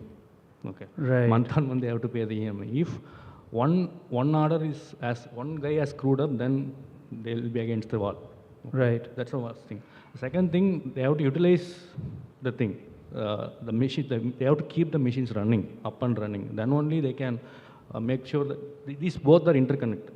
That finance and the machine availability is interconnected, and capacity utilization is interconnected. Right. So our idea is to give the right set of parts to the right manufacturer. That's what we do within our AI sourcing, AI platform. Excellent. Okay, I think we need more clarity on a lot of the processes that you do, but maybe we'll get to Puneet and then come back again. Puneet, you're with Rapti. Maybe speak a little bit about Rapti. Of course, it's part of this burgeoning ecosystem of EVs. Tamil Nadu being one of the major hub for a lot of these EV innovations. So speak a little bit about it. And I also did read up on the on your company's website that you've attempted to, or at least you claim that you've solved this problem of non-standardization of charging. You've said that you can use the charger to just about the motorbike that Rapti produces to just about charge from cars to car chargers to the bike as well. So maybe give us a sense of what you're doing and what digitization within this also means. Yeah. Right. So first of all, good evening everyone, and thank you for the opportunity as well. So just to set context, right? So we at Rapti, what we do, so first of all, we are an electric two-wheeler manufacturer, and our biggest mode has been our high voltage technology, and our first product is a motorcycle that can compete with the 300cc petrol powered motorcycles in the market currently. Right. So to get into this particular segment, right? So currently, if you're looking, even in the global market, there are not a lot of players, and the biggest challenge over there was the subcomponent ecosystem, and that is where we wanted to step in.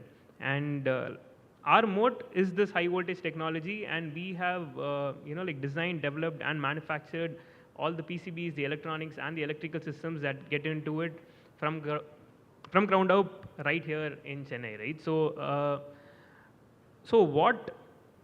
So you still have to import the batteries from China. Yeah, yes, I think that's all. That's there, right? Yeah. So I think still probably there are still a lot of components that you will have to import from China, but there's still scope, right, within India that you can still do. There are components that people still depend for the technology, right? So here, if you're looking at the product, but something when you're talking about the digitization. Digitization is not just about the software or the final, the program that you give to the end user. There needs to be an infrastructure that can enable digitization, and that is what we are trying to do with all the components that we have been manufacturing, right? So if you have to implement something called as a connected vehicle solution, you need to have components, you need to have equipments, and you need to have sensors in your vehicle that can collect information and send it to your centralized server that can process this information, that can give insights to the user, that can make a change. So for all those things to happen, you do need to collect a lot of information. That is going to time. But the first step for that is developing the infrastructure, and that's what we have been trying to do for the last 5 years. Right. Okay, great. So startups as catalysts for digitization is what we're talking about. So, Ashwin, you just spoke about the kind of work that you do. When you approach, say, a legacy institution, and you sort of sell the concept of operational efficiency, you say, look, we just spoke about energy, which seems to be the easiest, at least, and the most tangible for people to get. We are in the summer, and we're going to be facing heat waves, and all our electricity charges are going to go up. So when you go to a company, how do you sell it? What do you say? What is, because it can almost feel very esoteric. I can digitally transform your operations. How do you sell it? So my pitch is very simple, right? What I go tell my customers is I provide you connected personalized intelligence with 8.33% progress in their operational efficiency. With an 8.33% progress. Right? Now, what I mean by progress is few things. I tell them I can give you a 8.33% in savings in your energy bill. Right. That could be one. Yeah. It could be 8.33% improvement in your operations. Right. Because, see, fundamentally, why does all of this happen? In every use case we have done so far, touchwood, we have been able to do far more than the number I'm basically saying. Right? So 8.33 is maybe a baseline. 8.33 is a baseline, but 8.33 is also a magical number, right? We are all used to saying, if I do 12 months of a subscription, I get 1 month free. Yeah. 8.33 is that. Right. I see. Okay. Okay, go on. Right? So that's basically the starting point of the conversation. Then comes understanding the customer's environment, their use case. For example, we work across multiple segments, right? We work across manufacturing, we are there in retail, we are there in supply chain logistics because we manage the largest number of cold rooms today, working with quick commerce and all your meat retailers and distributions, etc., right? Each one has a different problem. How you optimize for temperature, how you optimize for energy, finally comes back to every business finally comes back to cost. Yeah. If you're able to help your customer, partner with them and help them deliver savings on their cost, yeah, right? Then they are there to work along with you for years together to be able to find out newer ways to optimize their process. Right. So it's actually really, you need to begin a relationship that lasts longer to be able absolutely to really deliver results. Absolutely. Right? So and to understand your point, the point that you made, which I think it took me a minute, because usually when it is 1 month of, I was just thinking of my, as the subscription model we offer, 12 months and then 1 month free.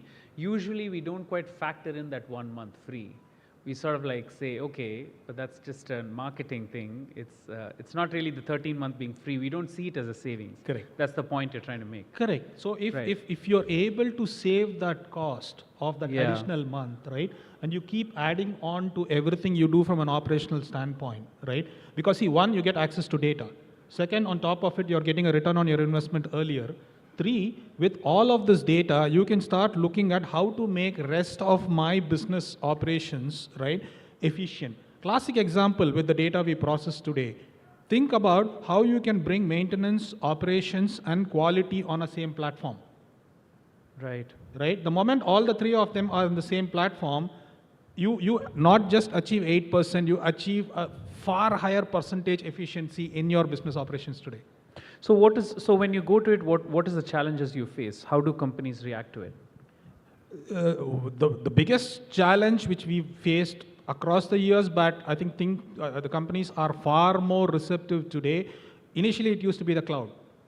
Right? The cloud. The cloud, because we are a cloud first or a cloud only platform, first and foremost, right? We make our hardware, we make all of these data communicate, we form our own communication networks, right? We solve the challenge of how do I acquire this data and basically make this data talk to you. But the moment you say cloud, folks think that their data is getting lost, right? So the whole perception that cloud is bad in many cases or not very secure because of instances we have seen, right? Right. Sometimes puts fundamental blocks in companies' mind that, oh, maybe my customers or my competitors may know a little bit more about me, right? So how do we help them to understand that whatever you're taking up as a platform is safe and secure? Right. Right? That helps to break the ice. Right. So winning trust over... Win trust over the customer with what they are observing and things like that. I'll give you a classic example. It relates back to your early question, right? One of the biggest digitization exercises which happened in India, apart from all of us know UPI and all of that, something which happened during COVID, and it was a phenomenal transformation which led to Chennai being the best managed city during COVID, was actually a digital transformation platform of the Corporation of Chennai, which they used in order to get to every patient. The emergency management system. Emergency management system, which the Corporation of Chennai had. I had a little part to play because we were basically powering that from the back. Right? But we knew that there was no ambulance problems across the 3 waves. Yes. Ambulances were parked based on data, right? The services to all the patients within every hospital within the Chennai, especially the government hospitals, happened because of digital data. Right. Right? And getting to the patient was the most fastest exercise which Chennai could do. They could actually get to someone in 30 minutes time. Right. And this would have not happened if the sort of metadata through digitalization had not been deployed. Prior to a platform like this coming into play, it took 48 hours to get to a patient. Yes. Right? And that is where panic spread. Right. And the moment data was available to the city, right, and they being able to mobilize folks to be able to give better service back to the citizens, right, help transform Chennai to very efficiently manage Triaging that took place, Absolutely. which was not happening in Delhi, for instance. That's a very good, very tangible example of what you have achieved. Okay, Tamil, when we discussed, when we were in our prep conversation, one of the things that you pointed out was how the challenges with MSMEs. Of course, as we know, India is home to the second largest MSME community in the world. 40% of our exports are from, MSMEs. What's the challenge? Actually, it's the mindset. So as Ashwin rightly said, so because he predominantly may be working with enterprise tier 1, tier 2 customers. We work with tier 4, tier 3 customers, suppliers, the supplier end, because we supply to enterprises, OEMs and tier 1. So the problem with them, it's not a problem, it's all about the mindset. And let's see, it's cat and a mouse game they play daily. Okay, right? So they have because of the margins. Exactly. So because Indian manufacturers, so you are in Detroit of India, right? Right. You are in Chennai, right? So we have close to 10 SIP cards here, and most of them, as I said in the first answer, so they predominantly work for tier 1, tier 2, and tier 3. So they crush the margins. Predominantly, they crush the margins. They don't even have time to think beyond that. Okay. So first, that's the first question, because to do something, because their job is to read the drawings, quote, and get the orders. Right. Okay. So they probably view what you bring to the table as an added expense. Exactly. Yeah. They think that that's definitely an added expense, because in manufacturing, your gross probably would be maximum, if you push, it would be 12-13%. Right. Okay. Right. And especially if you supply to automotive, it reduces even to 8-7%, and net you will be having maximum 2 to 3%.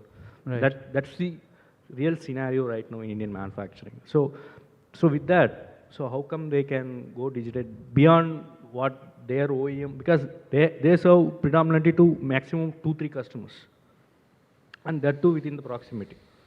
So there's an entire layer of, sorry to interject, an entire layer of maybe educating about the MSME sector about the advantages of digitization. Exactly. Is Exactly. See, what I can say is, it's not about doing operational thing and doing stuff. I believe in taking them global to work, because digitization is not about doing the operations right.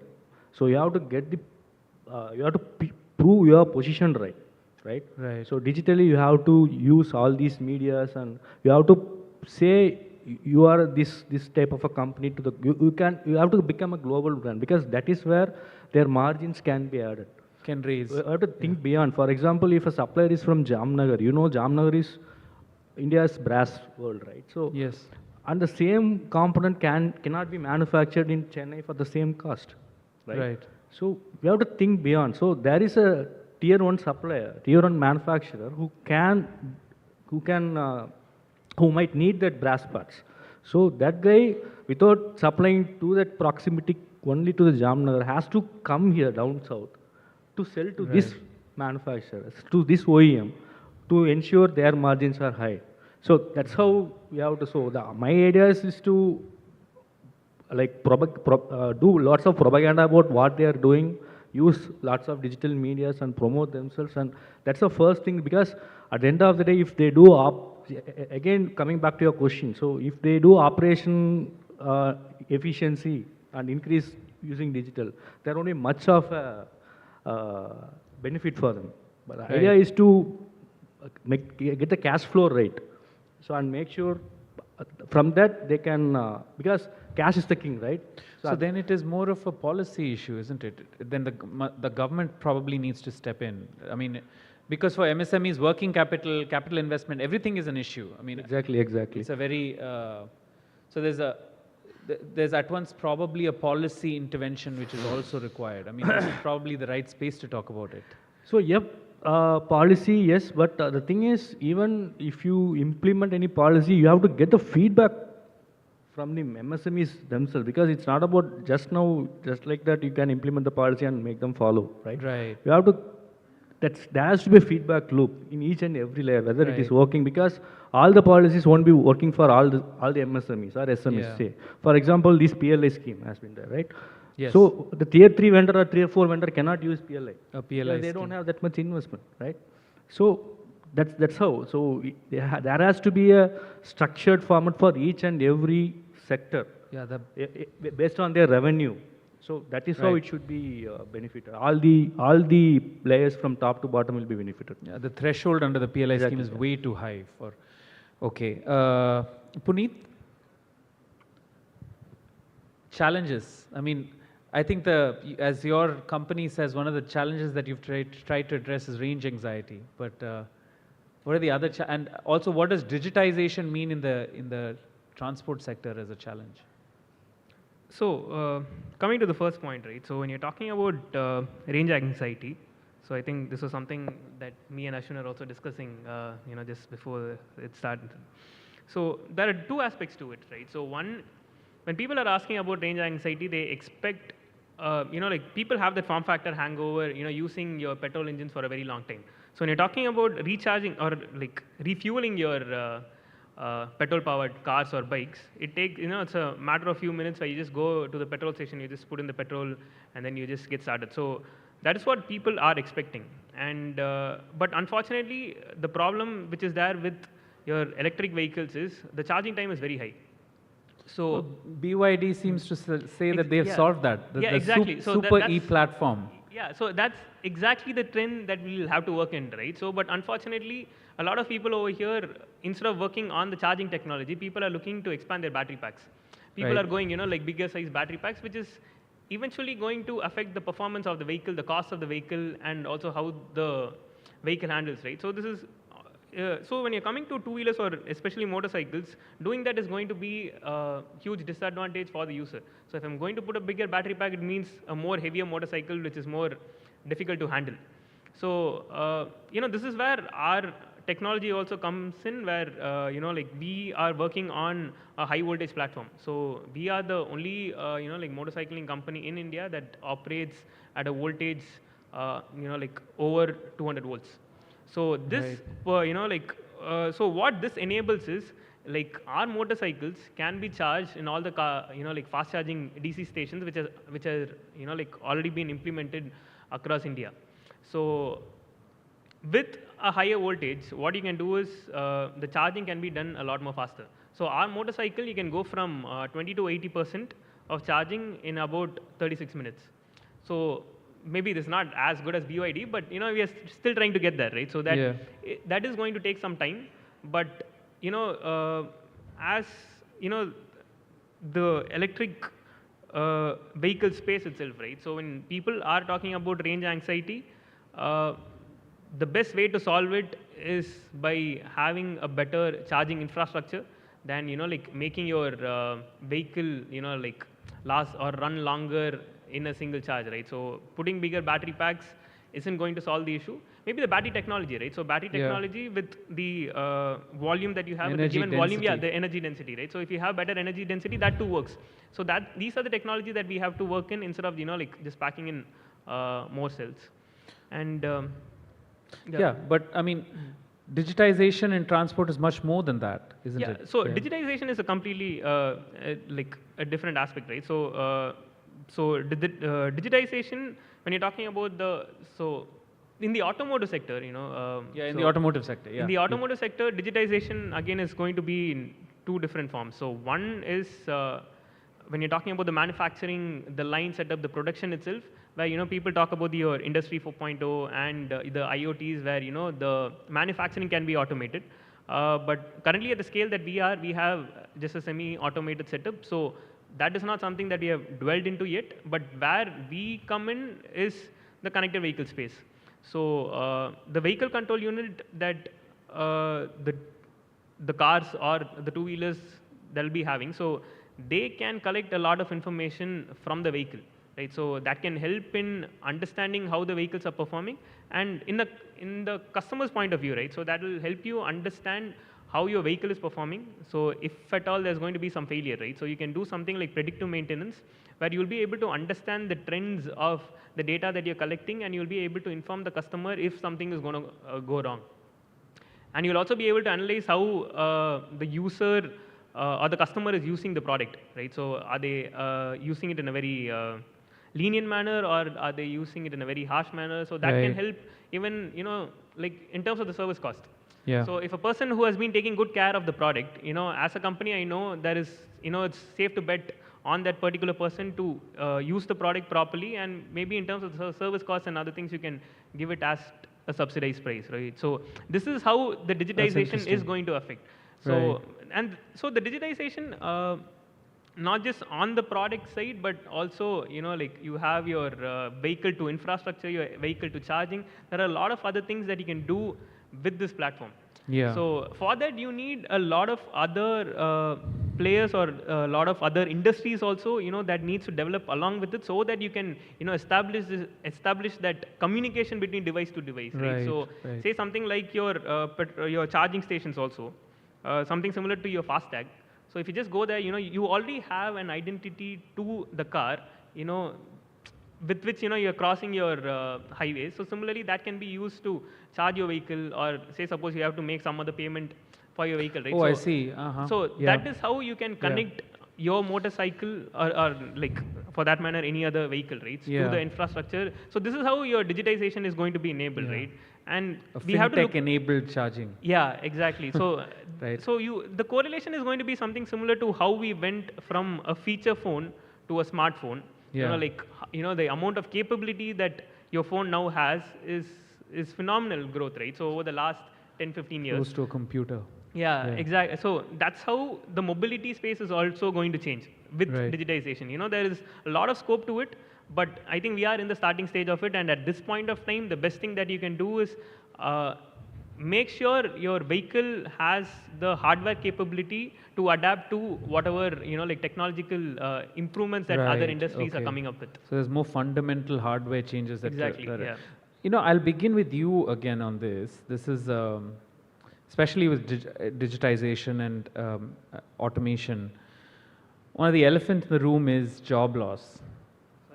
Job loss. There are these major fears of course, Rapti is already an EV, but there are more and more automobile companies, legacy companies, which are transitioning to electric vehicles. And as you were just talking about, the electric powertrains are pretty advanced at the level of automation, and shop floor numbers are far fewer. How does the sector address that as a challenge, and how do you answer to that question? Are jobs being made redundant, or are jobs being created elsewhere? And even if, is there an acknowledgement, for instance, that this is going to be a painful transition? So, so in terms of job opportunities, right? So people look for challenging jobs, like where, like whatever they are interested in, like if they want to get, if they have the opportunity to challenge themselves and, like perform over there too. So when you're looking at our company, right? So at Rapti, the average age of our employees is around 23, 24 years. So we are a company that, predominantly we have employed fresh graduates coming right out of college, and it is with that bunch of people that we've been able to. You definitely don't represent the set that I'm talking about. Yeah. So no, I'm just telling there is a possibility for change, right? Yes. So no. Most certainly, yeah. So and the reason for something like this to happen is because there is a necessity to develop new technology. Right. So when you're talking about your traditional OEs, right? So all the other automotive makers, they have a set formula that had worked for them. Like so if you're looking at the Indian two-wheeler market, like we are the global leaders. Like compared to people around the world, the numbers and the revenue that we have, it's the highest. So Yeah. they have cracked the formula, and they know what is the technology that works for them to grow. And now, when you're talking about a technological shift, so that is where you can create more opportunities, right? So, and I think for us, that's been the advantage. So like people, so we have been able to create more opportunities because, there is a lot of relearning that has to happen, Yeah. and you need people to put in that effort. So also, the capability also is there, right? So in terms of people who are coming in, you will have to train them in what is actually needed. Yeah. So that There's is an where entire set of people who need to be trained on an entire new technology of servicing that technology, Exactly. etc. Don't get me wrong. That wasn't meant to be a very tough question. I actually have an Ather bike. I don't have a Rapti, but I own an Ather, and I really enjoy riding it. So I'm all for the technology. I'm just looking at the positives and the negatives of the shift, as a journalist from a distance. If Tamir, maybe you spoke about Industry 4.0, digitizing. He just spoke about how new skill sets need to be acquired. Is there a skill gap? Even among entrepreneurs, is there a sort of an understanding gap of the benefits? And can that be addressed through skilling programs or through through the technical institutes? There's a whole sprawling technical institute infrastructure that Tamil Nadu has, that India has, and academics have pointed out that the gap between those who exit from that and join the workforce are actually quite large in terms of. So is there something that is an opportunity which can help manufacturing digitization? So to answer your question, so it's pretty tough to start a manufacturing industry, to be honest. Right. Okay, so because it's, as you rightly said, in the first itself, it's a grey collar job. Your hands has to be greasy, because you just now you might have finished, because Rapti might have because they've been doing it for 5 years. Because I've been following them since right E-Card Tangal, right now they are in. So I know the stage, because product development is not easy. Okay. Yeah. So you have to have the tenacity, first of all. So, and you have to have the financial backup as well, because these things, seeing out, it can be glowing. Okay. Yeah. But once you pitch in, then the reality hits you, slaps in your face directly. Yeah. Okay. But especially in the manufacturing, it's directly proportional, right? You can easily get the failures. So my idea is to get things done. So if you are good at something, for example, I always believe if you are a product developer or if you are a manufacturing engineer or whatever, maybe do it for the globe. Don't focus only on India, because to crack an Indian market is pretty tough. Yeah. Okay. So there is an always opportunity those who are getting it from China, because the things are right now, you can say 150% tariff, right? But India, it's only still 9% to 28%. Okay. So there is a huge market is there still, but the idea is to leverage what you can on the demand side, what you can serve on the demand side. Think on the demand side, and you then do the supply and you develop the product. But it has to match your capability as well. So we have to mind map all those stuffs and do things. So in reality, one of the things that you're trying to suggest is, even within manufacturing, the way services were contracted out, manufacturing can be contracted out. That's what we do, right? To improve efficiency. So like 3D printing of designs, etc. So like give a tangible sort of understanding of what's happening. I mean, that's what I'm trying to. Okay, so think Frigate as an example, I can say, because we don't own any of the facility. Right. Okay? We don't own any facility. We are an asset-light model. Okay, but we don't own any of the manufacturing plants, for instance. Nothing. Right. Okay. Right. So, but while onboarding, we collect close to 900 data points. Right. Of the company. Exactly. So we really know them before. Okay. Even they know them. Okay. Right. So these guys can do, because take example, a same machine can do two different items, right? But sometimes for that machine, only one item can be done in a much better way. Right. So we understand that because, so for Indian manufacturers, they always have the ego. Sir, now panniyalam sir. But at the end of the day, because he might know, because he might have developed lots of products, right? So, but at the end of the day, it's all about OTD. You can't get, because Indian manufacturers don't value time. Okay. Right. So they'll screw up at the end of the day. So what we are solving is to give the right set of components that guy can manufacture. For example, even a CNC machine shop, we have 3-4 types of CNC, like we have 50 types of different types of CNC machines. All can do different types of machines, components, right? Right. So our job is to identify that's what we have built AI platform. So if you upload the drawing or design, so this will say, our platform will say, this is the right guy to do that. With respect to finance, the proximity, the capability, the capacity, and the right availability as well. So these things we take it as an example and we serve. So the idea is, yes, so we are competing with China, right? But before 2 years, if I say I am competing with China, I cannot. But right now, I am very brave enough to say that we are exporting to 18 countries right now, and we cannot compete in all the aspects with respect to China. But in some aspects, in sub-assembly, not sub-assembly components. For example, you cannot compete with lithium directly, or even chips directly, because China and Taiwan and they are chip makers, right?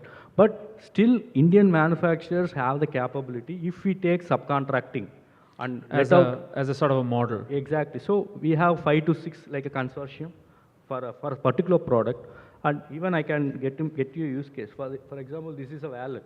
Okay, so this was a company called Groove Life where we are supporting them. Okay, so this is been made in Vietnam and China before. Okay, but right now we are doing it from India. Okay, so the idea is after COVID things has changed. Right. Okay. Right. So they started looking for China plus one option. So that's what I am coming back to your question. Indian manufacturers has to have that tenacity to make sure that they are capable. They have to have that mindset first. I suppose one of the things that they would want to, there is this proprietary element in manufacturing, isn't it? They might feel that they're letting go of that proprietary manufacturing process when they're handing it over to you.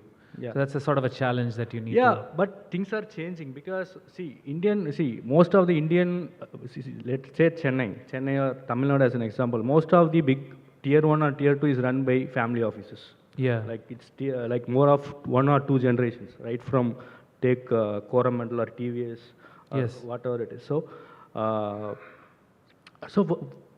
But the first gen entrepreneurs, their mindset is different. Okay, they know what is there because there is no harm in giving the designs, or there is no harm in giving the data to them. So there is not at all a problem because the idea or the data is nothing right now. If we don't do execution, data is everywhere right now. It's all about how we utilize and how we capitalize over that. So would you call that operational efficiency?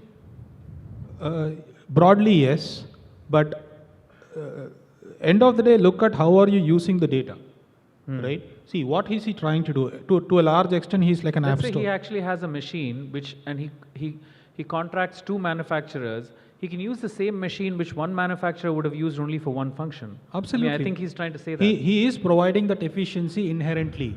Right. But his fundamental job is being able to create capacity for the world by leveraging manufacturers who probably would not have been able to reach to that customer. So effectively, if you look at digitization from that perspective, he is marketing for all these MSMEs. Right, which might not have had that sort of a global market Absolutely. access. A smaller guy sitting in some corner of, let's say, Tamil Nadu would not have been able to reach out to a customer sitting in Europe.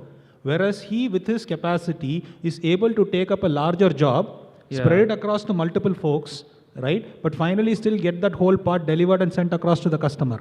So he's technically increasing their business by giving them marketing opportunities. He's marketing for them by being the platform, allowing them to digitally leverage him, right, and getting them a new customer.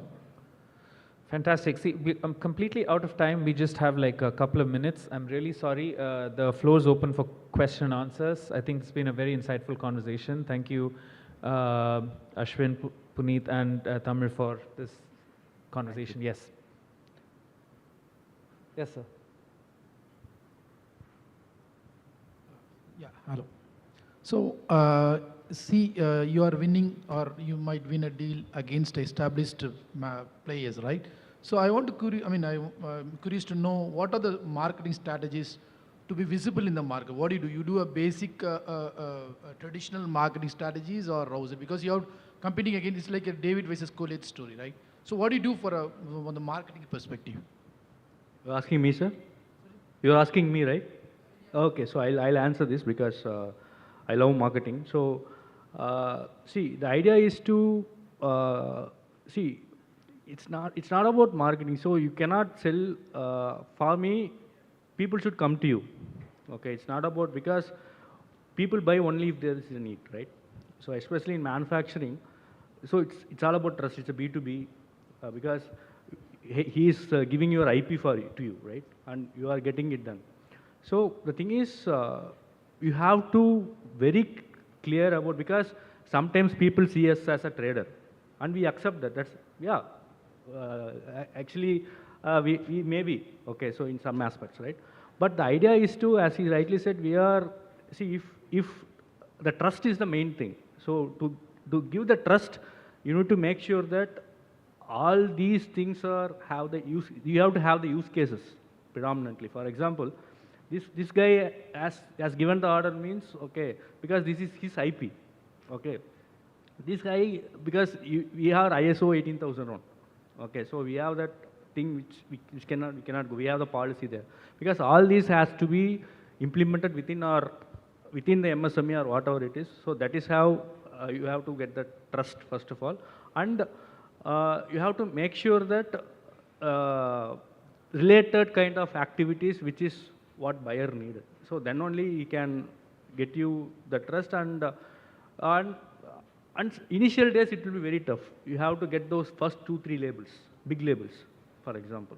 So we supply to Adani, we supply to Reliance, we supply to L&T, we supply to Tata Projects.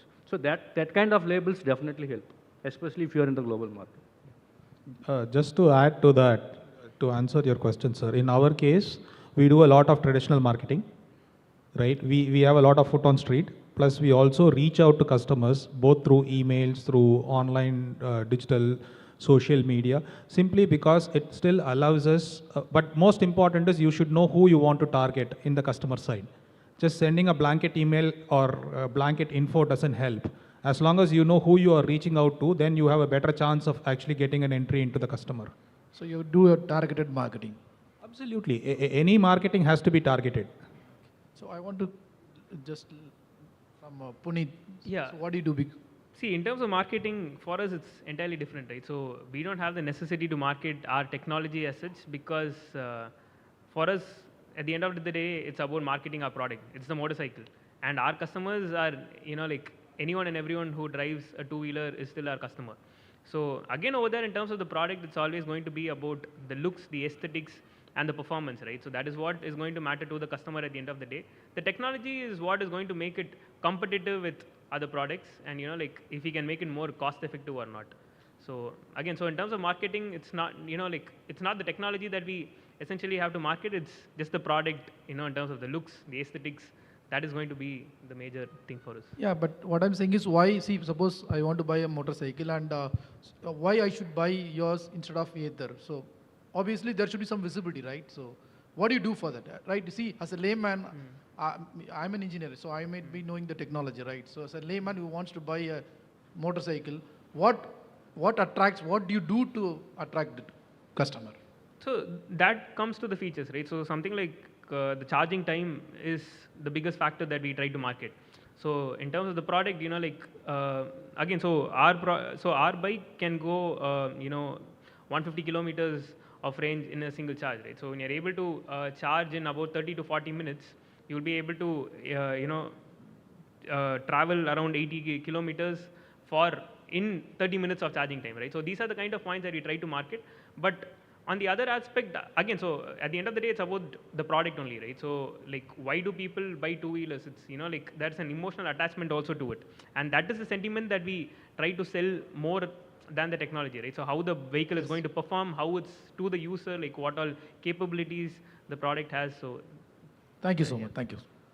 Any other questions? Yeah, go ahead. If you can introduce yourself and your name and the organization you represent. I'm Ravi. I'm from Dhobiji. So as many of you are digitalizing different industry, I'm trying to digitalize the laundry services and dry cleaning services, and trying to create the tech to manage their operations, mainly what you are doing, Ashwin. So how they can manage their operations, manage the quality, because we have seen the industry, many startups coming in and dying because they were not able to manage the quality and then the customer satisfaction. So while doing that, this is one thing which I want to know from Ashwin especially, like when you go and tell for the first time to any business that I'm trying to capitalize you, help you, early days I'm trying to understand, when you have a proof of data, proof of concept, customer telling, yes, he has helped me to minimize my cost by 8.33%. But when you get first early 100 customers or 10 customers, what was the challenges you have faced? And how did you manage to get that first 10 customer? See, it is still the same, irrespective of it is the first customer or 100th customer, because again, it depends on the market, right? In India, even if I'm going to refer the largest customer of mine and tell them that they are using it, right? The first answer you would get it, I would like to try it in my place, right? So the way we can win over the customer, we do two things, right? I don't do a free pilot or a free POC. There is nothing free, right? Even a tea, coffee, you have to buy, basically you have to pay for it, correct? So all I tell my customer with confidence that my tech works, right? Or our process works, right? Is I am happy to return back your money in case you're not satisfied with the results of what we are taking up as an activity, right? It has to be a timed activity with a specific milestone, right? It could be for 10 days, 15 days, 1 month, whatever be the duration which they agree to, right? Agree on the amount, right? Collect it, go show them what you can do, right?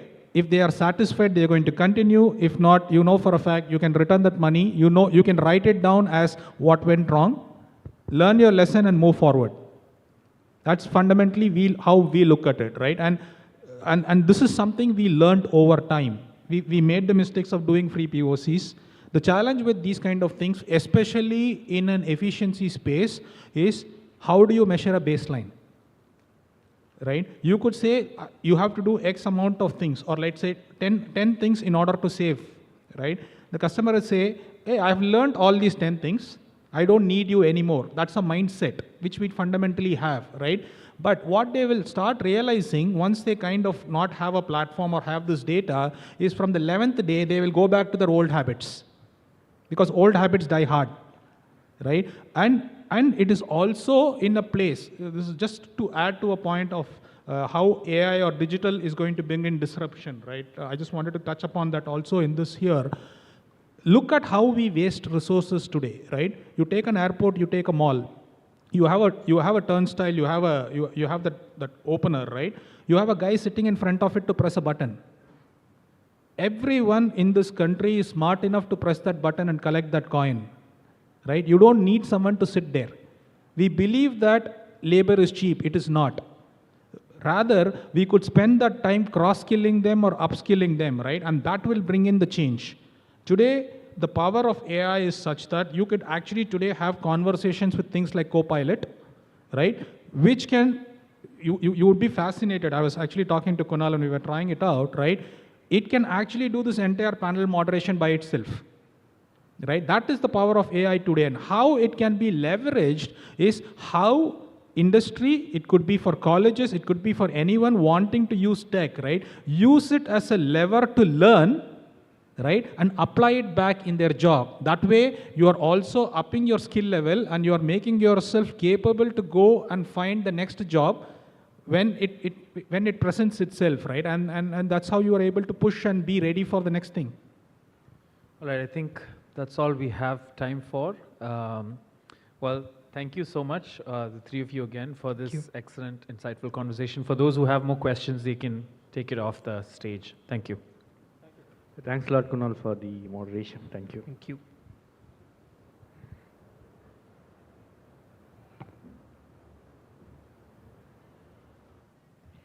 Thank you so much to all of our panelists, requesting Kunal to please do the honors and present them with a token of our appreciation. Can we give them a big round of applause, ladies and gentlemen?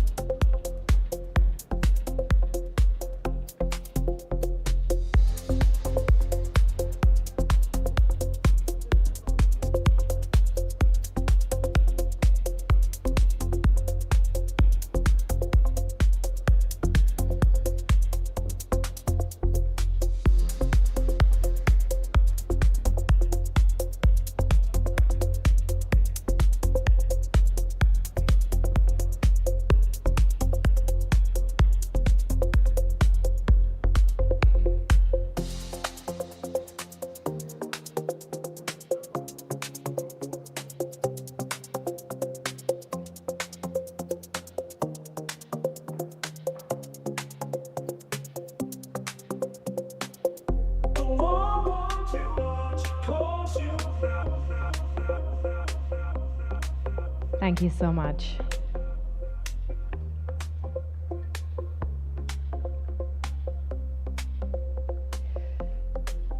Ladies and gentlemen, we now move on to our fireside chat. Democratizing retail, how AI is empowering businesses of all sizes. I'd like to call upon John Xavier, the editor of technology for The Hindu, who will be taking this session forward. And I'd like to take a few moments to introduce our esteemed guest for this session. With over 3 decades of experience, he is the esteemed CEO of Pathfinder, a trailblazer in retail intelligence, consulting, and solutions. Under his visionary leadership, Pathfinder has not only pioneered, but also secured its position as a domain leader in the industry. He is a leader in entrepreneurship, product ideation, business formation, and strategic market entry. His keen insights and innovative strategies have consistently maintained Pathfinder's status as a market leader. Ladies and gentlemen, we welcome Sadiq Ahmed, CEO of Pathfinder. Can we have a big round of applause?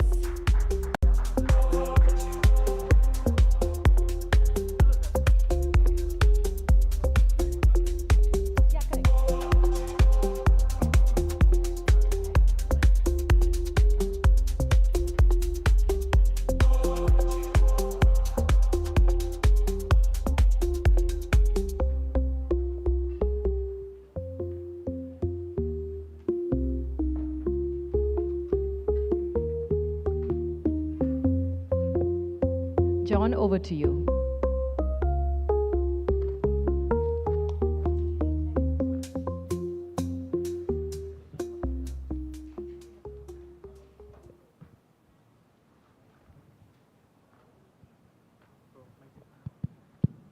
Hi. I think jumping from B2B to retail is a little difficult, but let me start off this way that how many of you all are using cash to transact now? Okay, that's 2. How many use cards when you buy something at the store? Okay, how many of you use GPay or your phones? So that's the kind of change that's happened in the way you're buying and you're selling. So the basis level of commercialization that I think of is in terms of retailing. So that is about to change significantly from the ideas like phygital, where a lot of big stores are moving into applications and small ones are going into dark stores.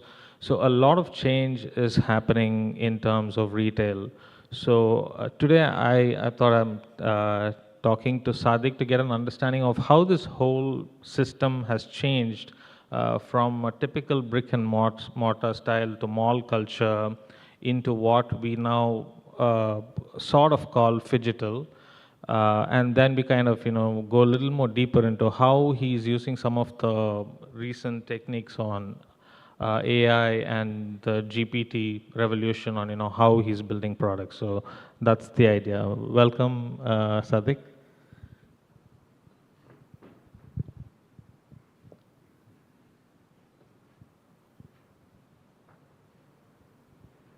Good evening, everybody. Thank you so much for having us here. Well, retail has evolved over the years, the main driver is the consumer. There are too many moving parts in today's consumer. Right from the days when we know retail was, it used to be purely brick and mortar. But technology and lifestyle changes, the consumer has evolved into a different ecosystem right now.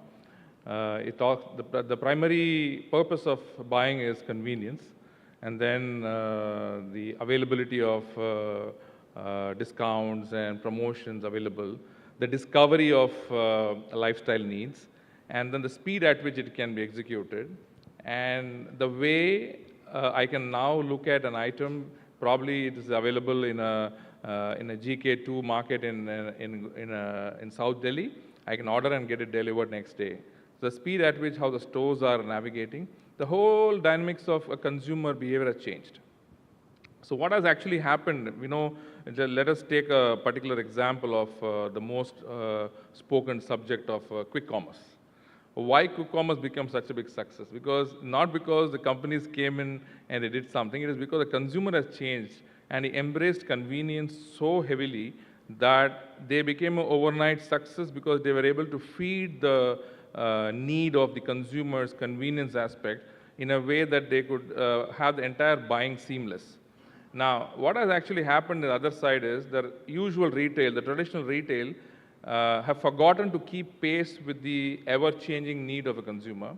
So those retailers who saw the change happening and they planned their progress in that direction, they kept improvising their customer experiences, and they really moved the business to the next level. But traditional retail is, as we see, suffering. The reason for suffering is because the gap has widened now.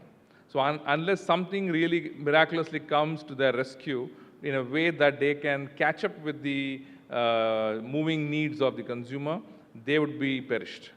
So this is a classic example that we're talking about. And today it's not about, COVID also taught a lot of lessons to our retail ecosystem. That was the time when retailers realized they should have known their consumers. Because today, traditional retailers know only when the customer steps into his premise. Only the footfall happens, they know who the consumer is inside. But they don't know his behavior. They don't know when he will come next. So today, tech has come to such an extent, I can predict who's going to be my consumer today. Who will be coming to buy what this weekend. So to that extent, this technology has evolved, but adoption is not there. The adoption is not there purely because of, I would say primarily because the availability of tech is limited, or the cost of embracing is high, and it is always looked at, let somebody do, and then I'll follow. The herd mentality is also a reason why not much of innovation is seen, especially in the retail space. Right. So when you say the embracing technology is not happening, you're talking about individual stores, or you're talking about generally through which people are connecting with their local stores? No, a local, there's nothing. They have, the biggest change is they have a point of sale. That's about it. They don't know who their consumers are. But COVID taught a few lessons. People started using WhatsApp, created groups, started reaching out, at least, sir, can I have your phone number? They start sending some SMSs. That at least started, but that's not enough. But what's happening now with this, you're also having these quick commerce stores like, Zepto. The interesting thing that I saw about Adit Palichas, how this young kid actually goes and finds out, how do you find out some, place in Mumbai, and start a small store and start selling products in 10 minutes. Slowly the idea is also picking up that should all these kirana stores or mom and pop stores should become dark stores or not. So how do you look at that idea? See, let me tell you, quick commerce has always been traditionally in the ecosystem. Your neighborhood stores were the original quick commerce agents. They were the people who were servicing your neighborhood needs. They were the people who were delivering at your homes. But they lost it because they didn't change, they didn't keep pace with the changing needs of the consumer. So now that was picked up by the new engines, the new platforms, who understood sitting in one place, they can actually understand the consumer needs, give them what they, feed them with what they want. The dark store concept is, again, a few stores may get benefited because of that, but the entire, by and large, the entire fraternity will suffer. So what happens is, let's say in a community of, say, 1,000, 2,000 stores, one dark store will be there for one of these brands. What happens to the remaining 99% of the retailers? What will they do? So unless they have either they have to up the game, deliver the same convenience, deliver the same level of tech, convenience and offerings to the consumer, only then they can be in the game. And that's what the new tech is all about. It has the ability to democratize technology to such an extent, adoption becomes simpler, and they can, within a short span of time, in few days, they can become heads-on, offering the same level of experience, the same level of convenience to the consumer. Now, one more interesting thing is, you must have noticed and observed, most of these online platforms are now also having a physical store. You know why? Because experiential buying will never die. You may, for convenience comes in staple needs, things that you know what you want, but experiential buying will always be there. So, what is the solution now? Phygital is the solution. The retailer has to be both physically and digitally available. The commerce is not e-commerce, it's phygital commerce. Right. It's very interesting that you brought up that idea, because the Vietnamese coffee, I never knew until this whole Zepto thing comes. I go and place an order and then I get one additional pop-out saying that, if you ordered this time, you can get one coffee.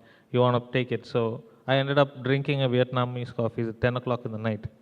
So I would not have drank that otherwise. But then later on, I get to know that Zepto is also planning to open up cafes around the place. And the other interesting thing is I go shopping for clothes. And then this is in Westside. In Westside, there is the shopping floor assistant comes and tells me to download the Westside app and buy the same product when I'm in the same store on the app, so I get a discount. So there are two things happening. So one is the established people are wanting as hard as they can to get into the digital space, and those who are just coming out also want to get a slice of the pie in the physical. So that's a very interesting... You've answered it all, because that's how the consumer is. He wants digital when he requires convenience. When he wants experience, he is physical. So the future of retail is phygital, because the same brand should seamlessly know who his consumer is, and when he wants to order online, he has to service him, and when he comes to the store, he should know what he has to offer him. So that's going to be the future, and any tech that's going to support the phygital behavior of the consumer, that's what is going to win. And that's where the whole world is going to look at the future of retail. So how will personalization look in that scenario? And also the fidelity of the customer, right? I mean, the customer is also not going to be that loyal to every brand. There's no loyalty. Loyalty is just a gimmick. Now, what is driven by a consumer is instant gratification. What do you get now? I spend 50,000 on shopping for a wedding. What do I get now? That's how the world is today. Now, let me give a very interesting example. Let's say, for example, let's say Westside, your favorite store. Let's just give an example, yeah?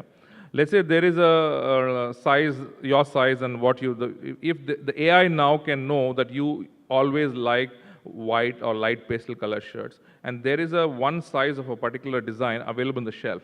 Now, you will not buy it till you don't go to the store and check the counter that it's on sale for yourself. But what the tech can do is, it can tell you and communicate, hey, there is one particular piece lying in this store which you may like. Shall I get it for you?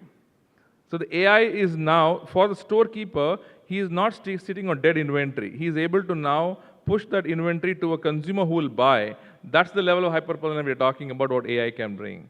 So which means only if you had the time, only if probably you were going out on a weekend, and only when you had a chance to look at that ale, you would have figured out that something of your size is there. But now you're getting a feed into your own communication saying that this series of design that you always liked, you didn't buy last time, but you like the product, but now one piece available, 60% off, what do you want to buy? And the AI will ask you, can I order it for you? And the AI platform will order and get it home delivered also. To that extent, tech has available and is democratized. That's fantastic. With that comes another responsibility in terms of privacy, right? So what is the control on the kind of data that will go into these kind of digital systems, and how long it will stay, and how does it, take the customer journey? See, data privacy laws have evolved. Now every country has their own data residency programs, GDPR regulations, etc. So that's why only with the consent of the consumer anything can happen, right? And every brand today, for example, you took the example of Westside or Landmark Group or anybody, they use the data within their ecosystem. When you come to their premise, they use the data to understand it's your birthday, can I offer you something. So they will use it to promote their businesses, but then the data is sitting in the particular organization's control. But then you come to a platform, it's accessible by all the partners in the platform. So much more stringent regulations are required, and that's what today's platforms are adopting those procedures. One example, if you take Retail GPT itself as an example, what we have done is we have made the consumer the owner of his data. So nobody owns the data. The consumer himself owns his data. And only if he allows to get a new privilege or reward, he allows a brand to consume his data to give him some reward for him. Or if he decides nobody has my data, he can switch off, he can be anonymized. So the AI is also while hyper-personalization is happening, at the same level, it can also anonymize your information to such an extent if you're not willing to take any privileges and rewards. So privileges and rewards are a reason why a consumer want to exchange his information to get more gratification, to get more rewards. And if you don't want, your data is with you. Right. I'd like to take a step back on the retail GPT. You've been in the retail space like forever, right? How was it developing this particular time, with so much of technology coming in and AI? Could you give a sense on, how this build-up happened? See, retail has evolved exponentially now. We saw in our lifetime brick and mortar shivering when e-commerce came. They thought now everything is going to be e-commerce, we're going to close our stores. Malls were worried. In a mall, the retailer has to pay turnover rents. So what happened when e-commerce came, brands started doing e-commerce separately. They used stores in the mall as a gallery to showcase the product, but the orders were going online, so mall was not making anything. So malls felt now we are going to lose. But then things changed. So what happened is nothing is permanent. Online is not going to be overweighing the physical buying, neither the other. So the blend of physical and digital is going to coexist. And the level of retail now has gone beyond just display of merchandise, offering promotions. It has gone to the level of hyper-personalization. The retailer now has to get connected to my needs, feed me with better gratification, understand what I want, and supply me what I want. So the level of hyper-personalization has completely changed the game of retail now. So consumer is in a position to tell what a brand has to manufacture, what a brand has to stock, and how he has to keep the availability of supply to me on my need basis. To that extent, retailers have evolved, and it is even more getting digitized. The level of now the consumer has come to a point, hey, I'm spending 15,000 rupees a month on food. What can I get back?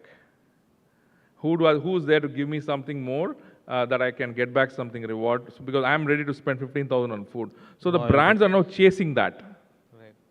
So technology is an enabler for that. Right. More like the kind of loyalty points and how you can actually. As I said, loyalty is not there. I need what can you give me back? What can I have it now? Maybe a free parking or a free meal when I come next time, a 50% off on what I buy.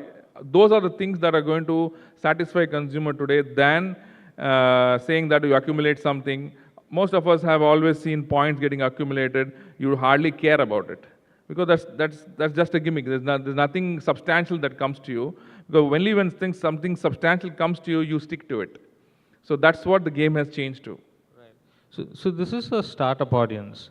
So if somebody is thinking of building a product around retail or to do with consumer goods or anything that's related to that area, what is it that you would tell them in terms of first the strengths in the current technology, second the weaknesses, and third the challenges of building something like this? See, technology is only an enabler. At the end of the day, what is important if you want to do a startup on the technology side, you have to understand the product market fit first. You have to understand what the adaptability would be and why will a consumer look at you?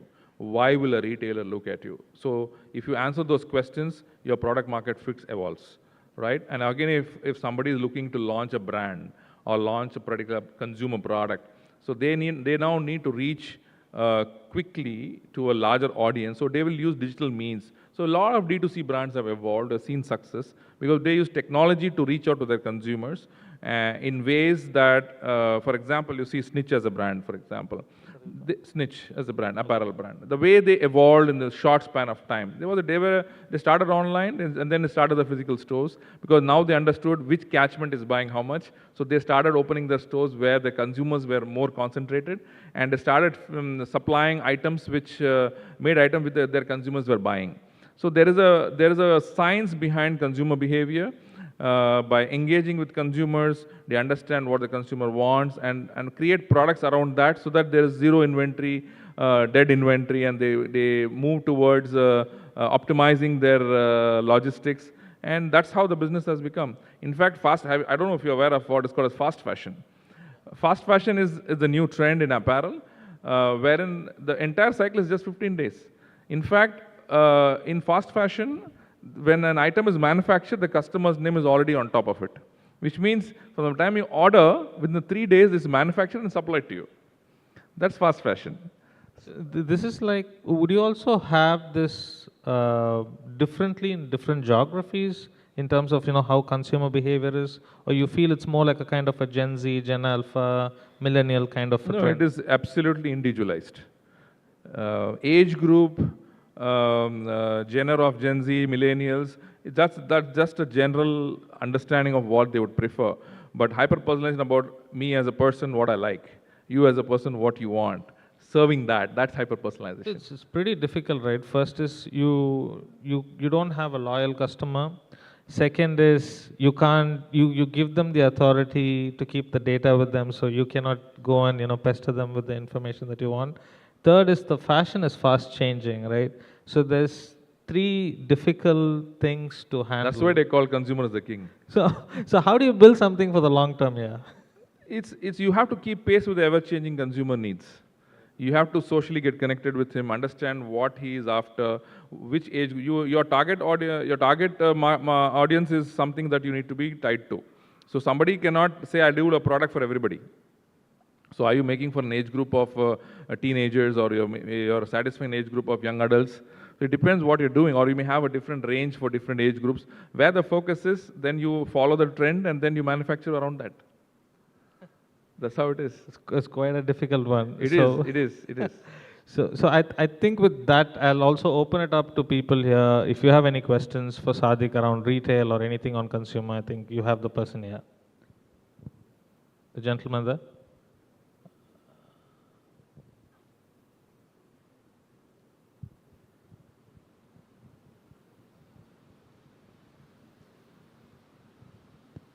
Hello. Good evening, sir. I hope my name is Srinivasan. I'm representing from Vouch Application Private Limited. So I have seen one of the app based out Bangalore, pay to off. So now we talk about hypermarket, supermarket, structured retail outlet we talk about. Then we talk about small grocery, bakery or small tiffin center anywhere. They are saying organic listing now doing everything Bangalore has done. Now Chennai they have started. Reason being that they are not giving here royalty to them as a buyer. If you are that shop owner, if I buy something, I will give a provision to generate coupons. When I buy 100 rupees anything, you give 5 rupees right away redeem. net pay 95 only I can give to enough. So you ask, no, what I get now? That kind of a solution already brought Bangalore-based company. Pay to off. That's It's interesting. available. So whatever you said is an application, but everybody are in the practice of instant gratification. And that's how the consumer, that's what the consumer wants. He doesn't want to see what he gets later. He wants to see what he gets now. Another one more query. You say, that consumer science behavior, means consumer buying behavior based on science level. So can you brief about how you understand me, my behavior or my likeness? See, there is something called as how you behave with different items in your lifestyle. For example, when you go to a mall, which shop do you go? Okay. What do you buy in that shop? Which brands do you purchase? Which restaurants do you visit to have what kind of food? So all these define your behavior. That is based on historical data you are going to predict or how? It's not historical data. See, your historical data is nobody. It's not in one place. Oh, okay. Okay. So now when the ecosystem comes into one platform, then your behavior is something that the platform will understand and start predicting what you will buy. Okay. Oh, okay. So only when you're part of the whole ecosystem, your behavior can be predicted. If you don't want your behavior to be known to anybody, you can mask yourself. You don't have to give anything about your credentials while buying, and you can be anonymized as well. So the choice is the consumers. Nobody is forcing you. Another one more query. Actually, already marketplace is there, no? For example, your AWS marketplace, he is Flipkart. 1 to 1,000 items you have in your marketplace. He has 1,001 to 2,000. But if I am your customers, whenever I come to your portal, which I want 1,002 items, so that thing you don't have. But through micro channel redirect to here, I'll buy through you only. So both of you have a revenue sharing collaboration will be there in that backend.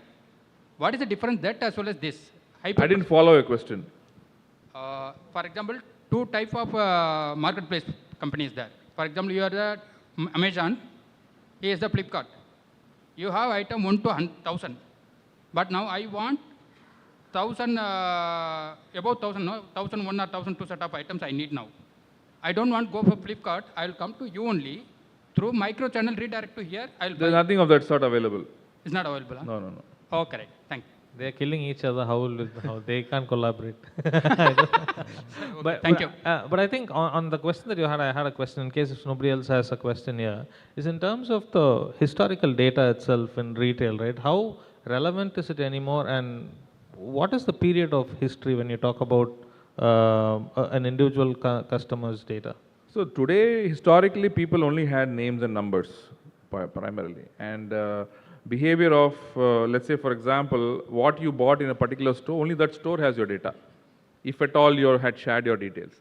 The mall will not have your data because you're not giving, you don't have a touch point with the mall.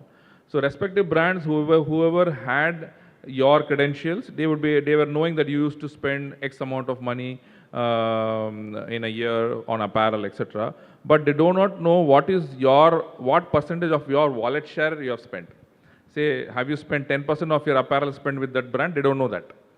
Okay, so that wallet share was something was never known to anybody. Only now it has become a very important metric to understand that these customers of this age group spend 5% in this mall. So opportunity is, can I sell them more? But to answer your question, the whole ecosystem got resetted during COVID. Okay, because there was some level of buying behavior which people used to know through some system, through some whatever, but the entire behavior got resetted already. So now what you see post-COVID is a new behavior. Even now, there is no capture of that behavior except for traditional methods of your credentials, and they know what you buy. So that's why now with this whole AI coming in, the coalition of coming together of the entire ecosystem so that the consumer behavior can be mapped and better rewards can be announced for him and better products can be made to service him and hyper-personalization becomes a reality. Hello, sir. Yeah, I have one query, sir. I think we are out of time. If you, only one question. Do we have, okay. Yeah. Sir, adoption of technologies, what is your experience, sir? I mean, geographically, Bangalore is more adaptive to the technology than Tamil Nadu. So, Is it the same case with your experience, sir? Adoption of technology by whom? By retailers? By the retailers, sir. I would say, in my view, retailers are laggards in adoption of technology. They'll spend crores in beautifying their store. Technology, they'll spend the last. This is my experience of 30 years with retailers. But that's not the case in everywhere.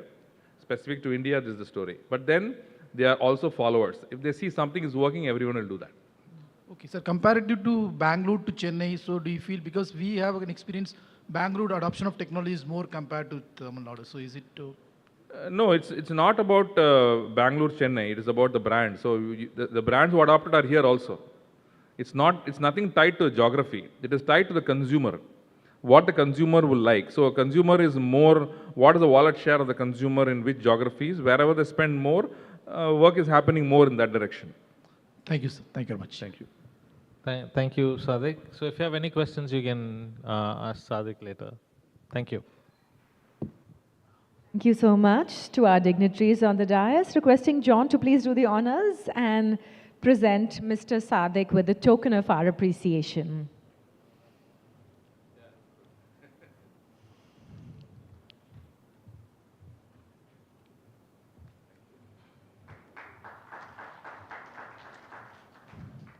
Thank you so much. We now move on to our next fireside chat, ladies and gentlemen. The insights and interesting conversations continue here at the summit. The topic of this fireside chat is cybersecurity in the startup world and why stakeholders can't afford to ignore it. First, I'd like to invite on stage from the Hindu group, Suresh Vijayaraghavan, our Chief Technology Officer. Let's give him a round of applause as he makes his way onto the stage. Also on the dais is someone that has over 30 years of experience in global telecom, IT, cybersecurity, and digital services. As a senior technologist and business leader, he has an established track record in large enterprises, startups, and platform-based businesses. He has leveraged technology to enhance customer experiences and develop unique business models, successfully turning around and rapidly scaling businesses by building platforms and services focused on the right technology. Ladies and gentlemen, please put your hands together for C.R. Srinivasan, CEO, SIFI Digital Services. Can we give him a big hand?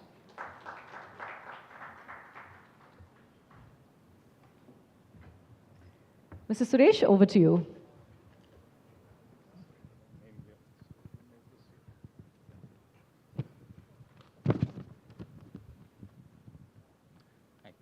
Good evening to all of you. And it's a pleasure to welcome you to this fireside chat today. And the topic is also a very important topic. Startups thrive on speed, innovation, and disruption. But in that race, to build and scale, security often takes a backseat. Today, we'll deep dive into why cybersecurity is no longer an IT issue. It's a business imperative. Most importantly, we'll talk about what founders, investors, and other stakeholders need to do proactively, because the cost of ignoring cybersecurity is far greater than cost of doing it right in the first time. And we have a very interesting person with whom we are going to discuss about this. So first, I would like to ask, why should cybersecurity be a top priority for startups from day one, even before profitability or scale? I think when you build a product, when you build, something, right? Your startup has a, business reason, and when they're building technology for it, I normally advise and suggest security should be there by design, right? When you're actually on the whiteboard planning for what the product is, you need to look at how can I make sure that security is done well, cyber security. And typically what tends to happen is startups get excited by the idea, right?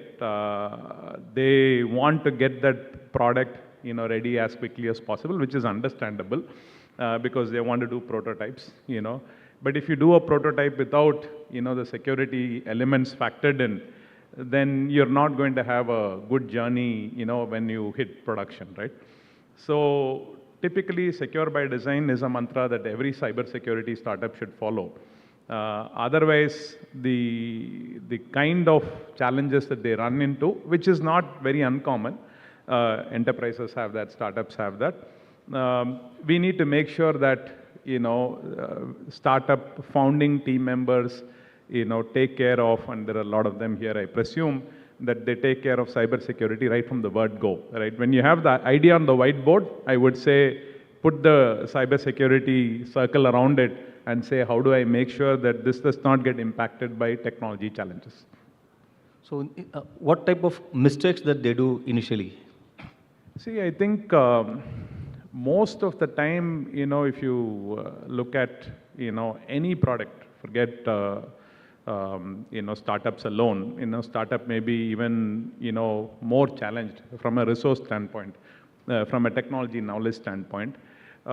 They tend to sort of want to hit the market as soon as possible, because there is always that fear of missing out on the opportunity, the window of opportunity that is available in the market for that particular product. That is one. The second reason is, hey, I want to be ahead of my, so-called competitor. I want to get this product in the market. Third is, genuinely, I don't understand this. I think it is secure, which is the most dangerous part of it. I think my product is secure, and thereby I'll do it. The fourth is, we will see when it happens, right? Thereby, most of them tend to say, hey, let's hit the market running, and then we will see, because it takes time to scale. We'll fix it.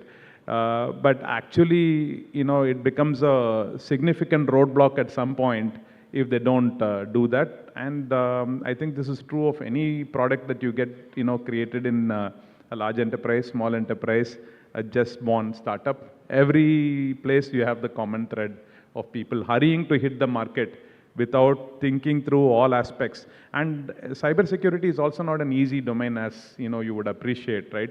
It happens at the intersection of application knowledge, network knowledge, a broad technology ecosystem knowledge, and knowledge of the various interfaces that you need to build. And how you secure this at the intersection of all of these technologies. It's not very easy to find somebody, right? To sort of give that kind of advice as well. So thereby, I think it's very important for startups that they do not commit the mistake saying that I think my product is secure, let me go and hit the market. So what I understand from you when you spoke about this, that was going in my mind is, startups are already financially crunched, right? For funds is something which is very difficult for them. On the other side, anything to do with security and cybersecurity is something that where you have to spend lots of money. So how do they balance, especially the startups? That means they have to spend money on the product or service that they're trying to build. At the same time, they should also have money to spend on the cybersecurity initiative that has to be right from the day one, right? So how do they balance that? See, my suggestion to any startup which is trying to build a product is, there is nothing called a cybersecurity spend segregation and a product segregation. Cybersecurity spend is an integral part of that product build that they are doing. Because if you separate it, you will always tend to say, I will not do this right now, right? You are financially constrained, that is understood, but that is how startups start, right? Nobody starts with a big Series A funding and then, go and create a product, right? Everybody starts with some kind of seed funding or bootstrapping, and then, you have angels coming in and doing that. So you are always cash trapped, in some sense, but it's an integral part of your existence. If you compromise on that, the cost of non-conformance to security, which you call as the price of non-conformance, is very, very high, right? It is just not a financial number. It is more than that. It is a reputational loss. People refusing to deal with you, people write you off. People don't forget such mistakes very easily. So it's something that they need to balance. I'm not saying go do the whole 9 yards, which is where they need expertise, but they should also make sure that they do what is minimally required for their product to succeed in the market. I always understand that, you need money to scale, and for scaled up, product, you can always have the resources to spend. But when you start, don't ignore, probably that 10% spend on cybersecurity. It can become very, very expensive at a later point in time. Yeah. So then as a startup founder, right? So when I want to ensure that in fact, I would say security, and then that automatically cybersecurity also comes into picture in that aspect. So how do I ensure that as it becomes a culture right from day one, and not only the founder is himself or herself, and also ensure the other stakeholders like the person who is funding and the people who are working with them, how do they establish this culture of security being there right from day one? See, I think it's a bit of wishful thinking is what I would say, right? Because when you say, startups are not only financially constrained, they are also constrained from how many people can be part of the startup on day one, right? And a startup may not be an interesting entity for somebody with cybersecurity expertise to sort of also work with, right? Because the affordability of such a capability is also a problem. So I think there are many stakeholders in this. If you look at the founders, they should obviously understand cybersecurity, which is where I think this session should create that awareness and say, hey, cybersecurity is important. We should look at it. If you're going online, then you're prone to be, probed. That I would put it that way by, various actors, online, right? So thereby, if you're prone to be probed, then you need to be prepared, right? And that understanding, if it is there, you don't need to be a cybersecurity expert. I'm not expecting every founder to be a cybersecurity expert, but every founder should have that commonsensical understanding. If I go online, then there will be good actors, bad actors. I need to be prepared to deal with, different kinds of, probing that happens in the market, because there will be a curious kid who would want to play with the portal to see what breaks the portal. We've read cases where people have gone and altered prices on a retail portal. The earlier conversation was retail, and they've been able to buy products at, lower prices by tampering the website. So those are, events that have happened in the past. So I think these are, incidents that people should learn from. The funding, part of it, when you come to the stakeholder around whoever is funding the startup, they should also understand that this is, not a luxury. This is a bare minimum necessity that, founders need to spend on and do that. And I think the third part of it is consumers should also, be, aware of the fact that if I'm using a product, security is important, because most of the products that you see here, offering that you see, come with an app, right? Whether these apps are very secure, can they be downloaded on your phone, are they doing what they're supposed to do? That's also important. So I think what they should, really understand is their reputation is at stake, and reputation cannot be built somewhere midway in the journey. Reputation has to be built right from day one, saying these guys build good products, these guys are secure and I can use them, I can trust them, because data is very critical for everybody. So you don't want to be in the headlines very early on in the life cycle of the startup that, you lost somebody's data, right? Because you're not generating your own data, you're always working on somebody else's data. So now, if we wear the hat of an investor, and what is that we should look into the founders and make them accountable to ensure that cybersecurity is part of their overall plan? See, I think, as I said, if you were to invest in a startup, be it, a retail, manufacturing, or be it one of the modern companies, AI, fintech, whatever startup that you take, not all founding teams come with that kind of technology exposure. Obviously, when you see a class founding team, there will be somebody with technology knowledge, right? But he may be a very good application developer, but he may not have good understanding of scaled up infrastructure, right? He may be a very good infrastructure guy, but may not have a very good understanding of networks and applications. So I think it's important for founders, to present themselves, in a way that the funding, firm understands that these people care about cybersecurity. So that's one. So they can bring in that expertise, with somebody helping them part-time or whatever it is, consulting with them. The firm that is funding should definitely ask for that, and say, hey, we are willing to pay for it, because that protects their investment to some extent. Because events can happen. I'm not saying just because you've taken care of cybersecurity, you have bulletproof security. That is also a wrong assumption to make. So I think if you're, making that, effort, then I think you're in a much better place, both from the firm side and the founding team side, that you have taken care of this and you have considered it. And again, I would reiterate and stress on the mantra, saying anything that you create and put online, cybersecurity is a responsibility of the company that is actually putting that product. If your brand is on that application, if your brand is on the portal, then you are responsible for it, right? You cannot say somebody else will take care of it, nobody else is going to take care of it, they have to invest. The same way, if you are saying, hey, I funded this company, your brand also is at stake because you are saying I funded something that is not very secure. So I think both, the players need to be careful and think about it right from the word go. Yeah. So now we'll shift slightly from the investor-founder relationship to, since from SIFI, and SIFI is a data center provider and security services provider also to lots of this startup ecosystem. So as a startup founder, what type of certifications or standards I should expect the service provider like SIFI or somebody else to have, so that I can actually engage you as one of my stakeholders to put my infrastructure? See, when you're a startup, you're typically buying a cloud service, right? Because you can't afford to build your own infrastructure in a data center and do that unless you are in a business which says that you need to have an isolated cage and you can't be on cloud and all of that, which is fairly limited in number, is what I would say. You do have startups of that kind which are doing projects around national security or something like that, but those startups are far and few, right? If you're a general startup in any one of those verticals that you look at, manufacturing, aerospace, and all of that, you typically tend to go with the cloud providers if he also has a cloud offering.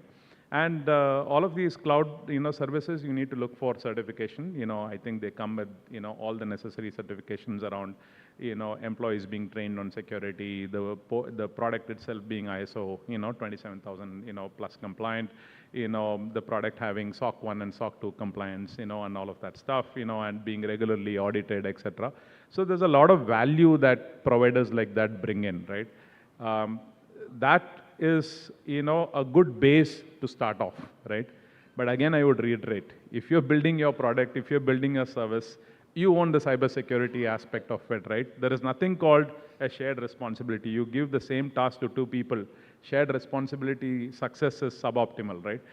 Whereas, a very clear, direct responsibility and ownership brings a very superior outcome. So thereby, while data centers are secure, while data centers take care of both physical, logical security in what, or whatever, form and shape that they need to exist, because all other, providers are compliant as well, it is the responsibility of the startup to ensure that they take care of cybersecurity. In fact, that brings to my next question, because what I see, when I discuss with lots of people, the moment they say that oh, my infrastructure is already there in a certified platform, and they think that once that is there, that is completely secure. This concept of shared responsibility, where I also own a part of that to make sure that overall my infrastructure is secure, is still not known to many people, and especially not known to lots of startups. So how do we define this shared responsibility? Where exactly, what is the responsibility of the startup founder who puts his infrastructure on a platform like SIFI, and what is the responsibility of SIFI there? See, I think there are layers to whatever you take, online, right? The foundational layer is, of course, the data center, the infrastructure, the cloud. Then you have your application on top of that. And then you have the application operations, which is the role-based access control to the application. And then, you have the subsequent layers of interfaces with various other applications, ecosystem partners, etc. So if you look at the layers, when you come to a data center operator, like SIFI, they will manage the infrastructure part, right? Which means the data center is secure, physically secure. The data center has got all the certification. The operation processes are, well defined. The data center is, highly available. And then if you go to cloud, the same aspects of SLA and making sure that service level agreements are enforceable. The product is of good quality, it's secure, and it's highly available, and it gives you whatever you require for your application in terms of performance. That, I think, is a responsibility of the, the service provider, right? But the application need not be built by the same service provider, right? The application will be built by the startup team The application will be built by some outsourced company or an outsourced developer because they can't afford, to do many things themselves because they would outsource some parts of it. So many of them today, there is a temptation of letting AI write the code, temptation of going and picking up code that is readily available from GitHubs, or any other public code repository, and there is that rush to the finish line, right? Saying, hey, I want to get the application out, which means you're not going through the various processes that you need to go through, right? You have dynamic application security, you have your own DevOps security processes, around secure DevOps. You also need to do, make sure that you do an ethical hacking, test on the application. You need to make sure that you do periodical vulnerability assessment and penetration testing. All of the service providers, if you subscribe for the service, will, provide you all that, support. If you don't, then you have to ensure that, you have some way to get this done periodically. And you also have processes and tools to make sure that, you are able to get the insight into how secure my, online presence is. If that doesn't happen, then, you cannot point to the service provider and say, my application got compromised. It is your problem, right? In many cases, people don't subscribe to a backup service and then think somebody is going to back up my data. As simple as that, understanding becomes a problem because sometimes you think, I signed whatever contract you gave me, so I assume that you will do all of this. So my advice would be like, don't assume, you please ask, what is that, aspect of security that you will manage? What is that, we should manage? Of course, they can help guide, but, end of the day, if you decide to do it yourself, it's, the startup's responsibility. But if you're doing the infrastructure part, you please ask questions, learn, understand. I think service providers are more than happy and willing to help so that, the startup teams understand this. So coming to my last question on this, since any startup founder want to get this product or service faster to the market, so what they do is, they see if this service is available in AWS, I'll use that. My product also requires this service, but that's available in Google, I will use that. So most of them end up having multi-cloud requirements. But with this multi-cloud requirements and they build a product, how they ensure that the risk related to security is taken care of? See, the more the complexity, the more the challenges are around cybersecurity. There are no two ways about it. If it so happens that they have to build a product that has, legs in multiple clouds, multi-cloud security is more complex than, single cloud security, right? Or working with a single service provider. So they have to make sure that they look at multi-cloud security, which is nothing but you ensure that the cloud controls are available on, A cloud and the B cloud, and your application can securely communicate, which is where I said the interfaces to application can be many. And if these applications are, to be available highly, and you have the data, which is mostly what gets into a ransomware incident and they get encrypted, you have to make sure that how do you protect the data, how do you keep it safely, and how do you take regular backups, so just in case you run into a ransomware incident, you're able to restore your services, not lose, your, data, which is very critical for the success of that startup.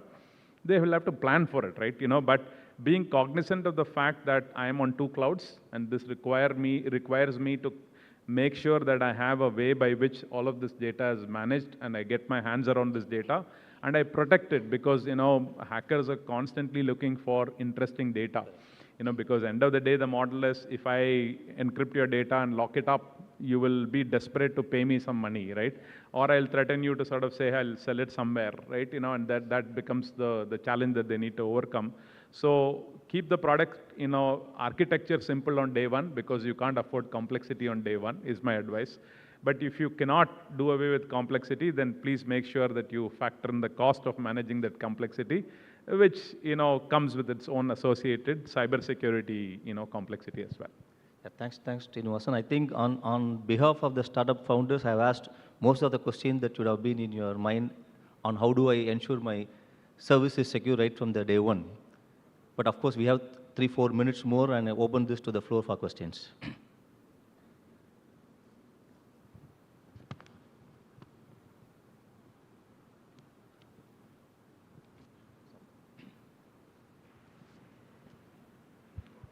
Sir, good evening, sir. Sir, actually, myself, Raja Vikram, so working as an assistant professor in Department of Electrical Engineering, SRM Institute of Science and Technology. Sir, actually, what is your view of the impact of cyber attack in post-quantum period?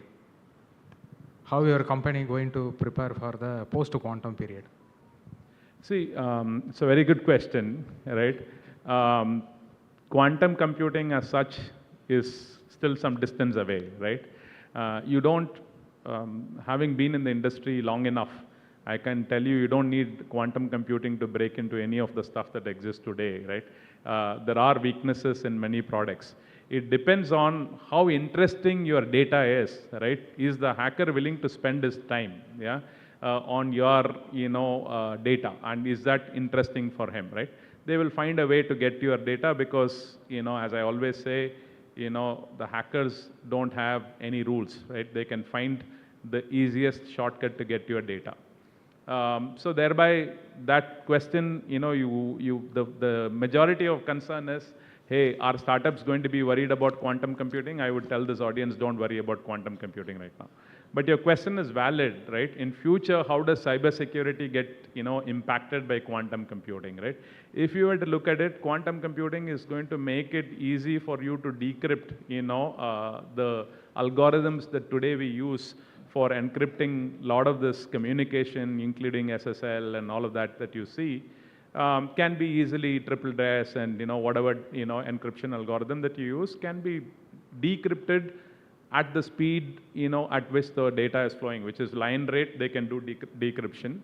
So thereby, I think there is a need for people to protect that data at that point in time. But there is an in-between stage, which I would say is what I think is more relevant to the group now. There is something called AI, and all of you should be familiar with it. And there is something called LLMs, right?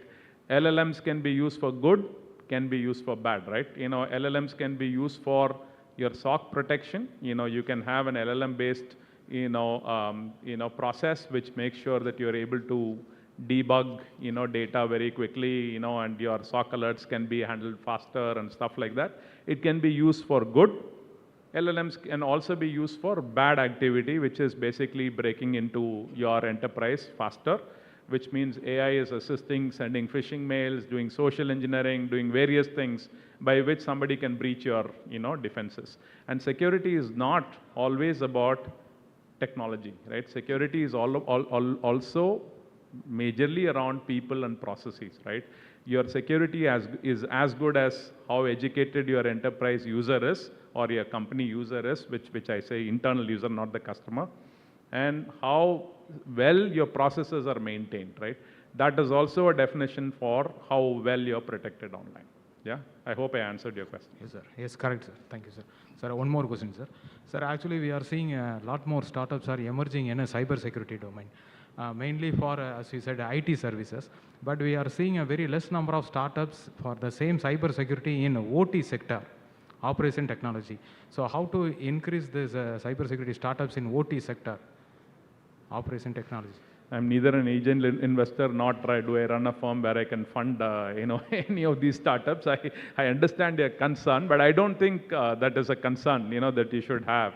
I've seen a number of OT startups globally. They do exist.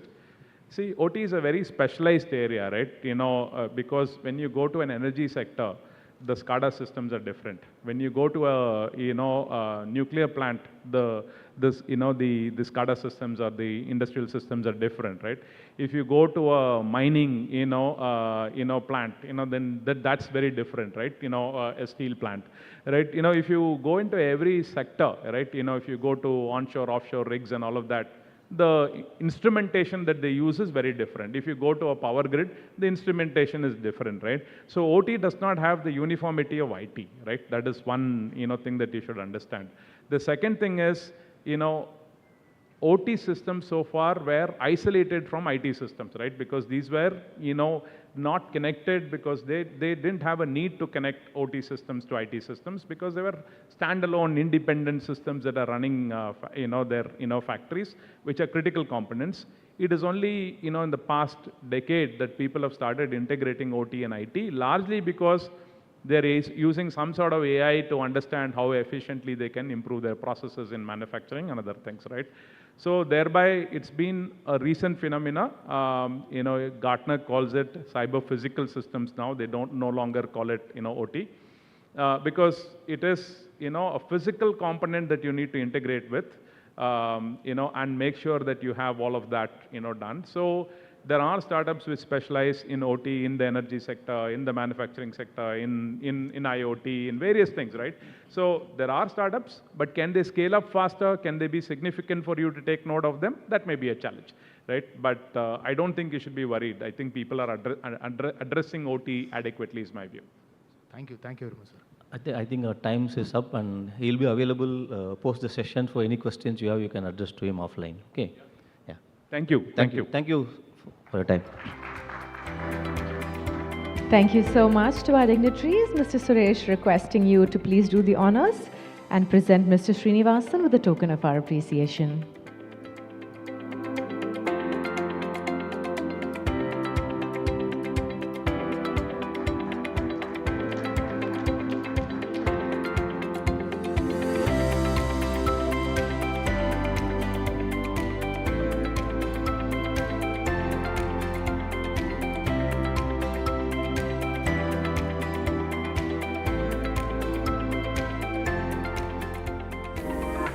Thank you so much.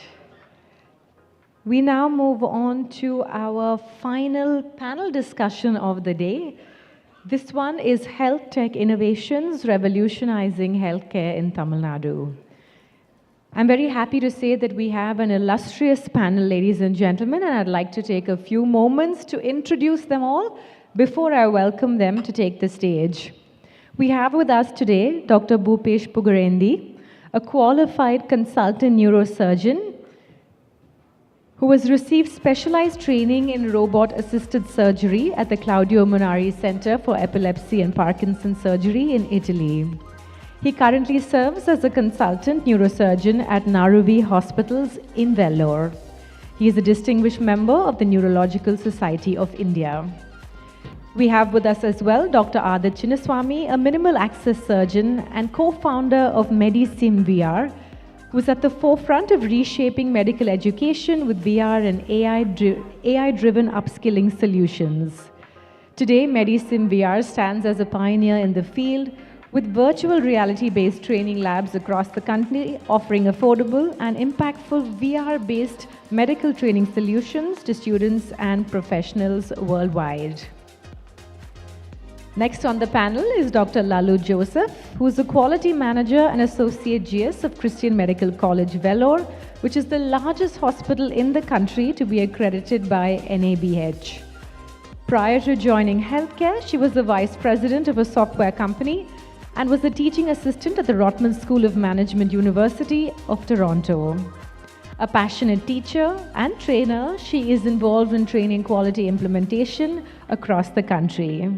She has many book chapters and publications to her credit and was part of developing the entry-level guidelines of the NABH standards, a joint initiative of NABH and World Bank. Welcome to Dr. Lalu.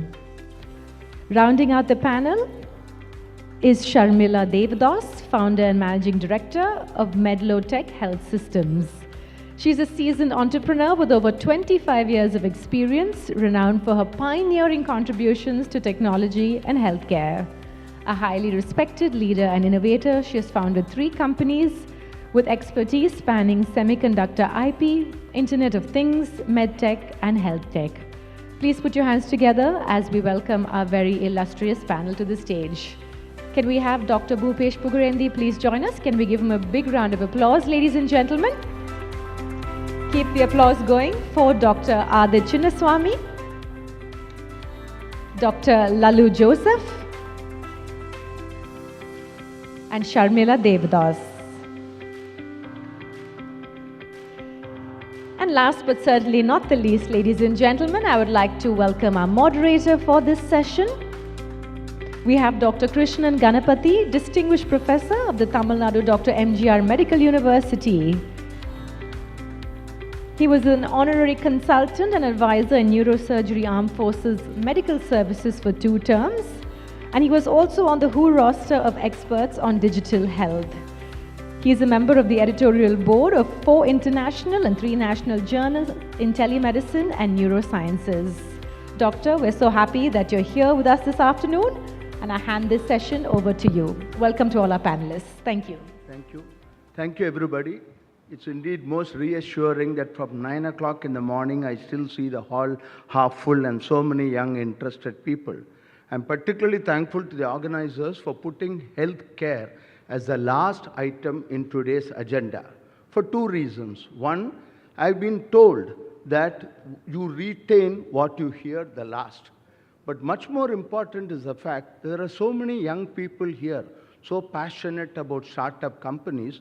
I'm sure every one of you ultimately wants to be one of the 117 unicorns which have developed in the last couple of years in India. Now, believe me, healthcare, I belong to the BC era, incidentally. I'm not talking of before Corona. I'm talking of before computers. I was the last neurosurgeon in this country who trained when there was not a single computer in Government General Hospital, Madras Medical College, one of the biggest institutions on this part of the world. So I believe that NI still has a role to play. We go on talking about AI, but I would like to convince you in the next 30, 40 minutes that NI is as important in startups as AI. A fundamental difference between healthcare and all other startups is the fact that healthcare is not buying a pizza online. This morning I heard about retail shopping. I heard about how you can hyper-personalize customization for the individual. You can also order everything. I belong to the generation where I ask my colleagues, my students, my bosses, everybody, so what? Okay, you develop a fantastic innovation, so what? Does it alter the healthcare outcome of the individual patient who I am managing? Today we talk of wearables. If I was wearing a wearable right now, my pulse rate may have gone to 220 purely because I'm sitting by the side of a very, very beautiful, pretty woman. But then the AI does not know that. The AI records 220 atrial fibrillation. My NI will take this into account and discount it. The message I want to convey is the fact that you need to take circumstantial evidence. Today we are overwhelmed with data.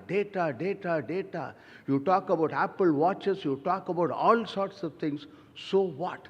So I'm particularly delighted. I'll continue this. See, you need a brake. If you just have an accelerator, the car will crash. You need a brake so that the car goes smoothly. I would have said this a few years ago.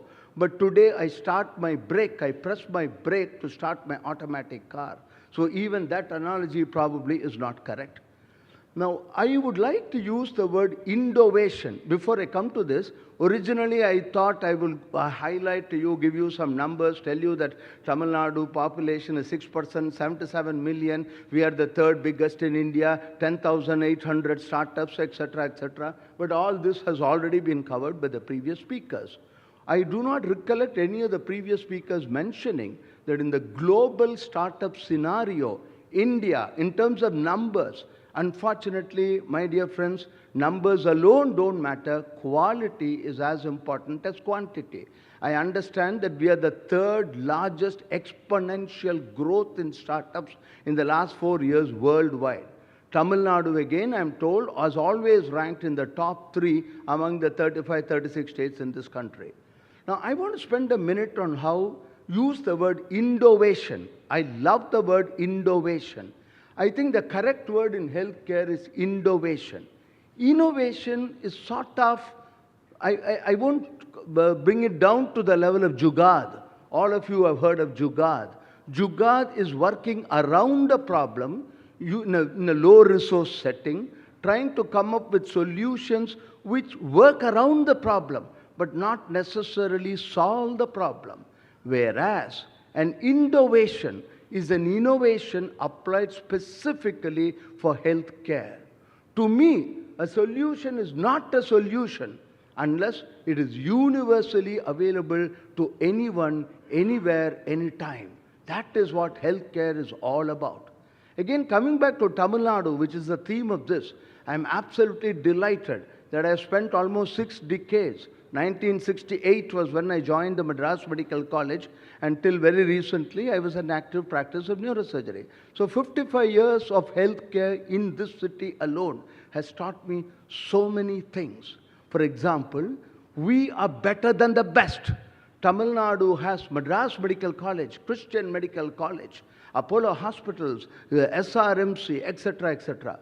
But to me, what is even more delightful is a number of new hospitals coming up in Tier 2 and Tier 3 cities, particularly in Tamil Nadu, and I'm very happy that Dr. Bhupati is here. This is what our country needs. Not 100 AIMS Delhi clones, not 100 CMCs or MMCs, but what we require is tertiary hospitals care sitting in the secondary and tertiary care. I will come back to this later. I will stop with this. I'm going to request, I'll start with Dr. Bhupesh. I understand Bhupesh likes to call himself a health engineer. Siemens, I think, coined this word health engineer. And I'm particularly delighted that today the IIT, I also was a visiting professor to IIT Kanpur till very recently. The Gangwal School of Medical Sciences and Technology are going to start MCH, DM courses in 2-3 years from now. Indian Institute of Science is starting India's first MD PhD program, a 7-year MD PhD program. And I understand they're also thinking of an MD PhD MBA program of 8 years duration. So may not happen in my lifetime, but in your lifetime, you are going to get health engineers. There is not going to be much of a difference between a medical doctor trained at the Indian Institute of Science or IIT or an engineer who works at CMC or Madras Medical College. This is what the world is about. Before I hand over to him, I just remembered that technology, in my generation at least, technology is a means to achieve an end and not an end by itself. I was a member, that's why the Hindu probably asked me to moderate this session, not because of I'm a neurosurgeon or my other academic credentials, but because I happen to be on several committees of the Department of Biotechnology, MAITI, and the Department of Science and Technology, particularly BIRAC. I have personally scrutinized at least 150 to 175 proposals for funding from startup companies where healthcare was involved, obviously, and therefore I'm very familiar with this morning somebody asked about accountability, somebody asked about how can be a quick short method to getting funding, etc. So one of the things I would like to emphasize is the fact that if you want to do any project, any innovation in healthcare, please, please, please get a domain expert from the healthcare as your co-investigator. I have been part of the committees. We have rejected hundreds of proposals for funding. Some of them were very good, competent, etc., purely because there was no clinician involved in the study at all. I would just like to give you one example, migraine. There was a proposal for funding for a beautifully, very well-written project. He wanted to put a wearable band here, and he drew all these electronic circuit diagrams, chips, this, etc. But the poor little guy from one of the big universities in India had no idea how one diagnoses migraine. Migraine is a clinical diagnosis based on the history. There is no surrogate marker. CT, MRI, plain X-rays called blood test, ultrasound, whatever you name it, will not diagnose migraine. When I physically examine a patient, he's as normal as you and me. It is only the history where you make a diagnosis of migraine. Your primary migraine, secondary migraine, tertiary, etc., etc., etc. No clinician was involved in this study. So any of you who are planning to, some of you may have startups in healthcare area already, some of you may be planning to do healthcare startups, please get a clinician in that appropriate domain expert. Do not for a moment, your idea may be fantastic, but commercial viability, marketability, healthcare is not selling a pizza, healthcare is not using a drone for agricultural products or whatever it is. Healthcare is totally different. Somebody wanted an ultrasound patch. He presented a beautiful story, of an ultrasound patch. But what are the amount of regulations involved, and how often do we do in real clinical practice? So all this healthcare innovation or innovation is totally different from the innovations which you have hitherto been exposed to. Now, coming back to Bhupesh, I understand Bhupesh wanted to share his experiences, and I personally was delighted with this when we discussed this earlier on how the trials and tribulations we had. I can understand how difficult it is, particularly in Vellore. We are not talking of New Delhi, we are not talking of Madras or Bombay. I can understand how difficult it must have been to convert a conventional hospital to what today or tomorrow will be or is already a paperless hospital.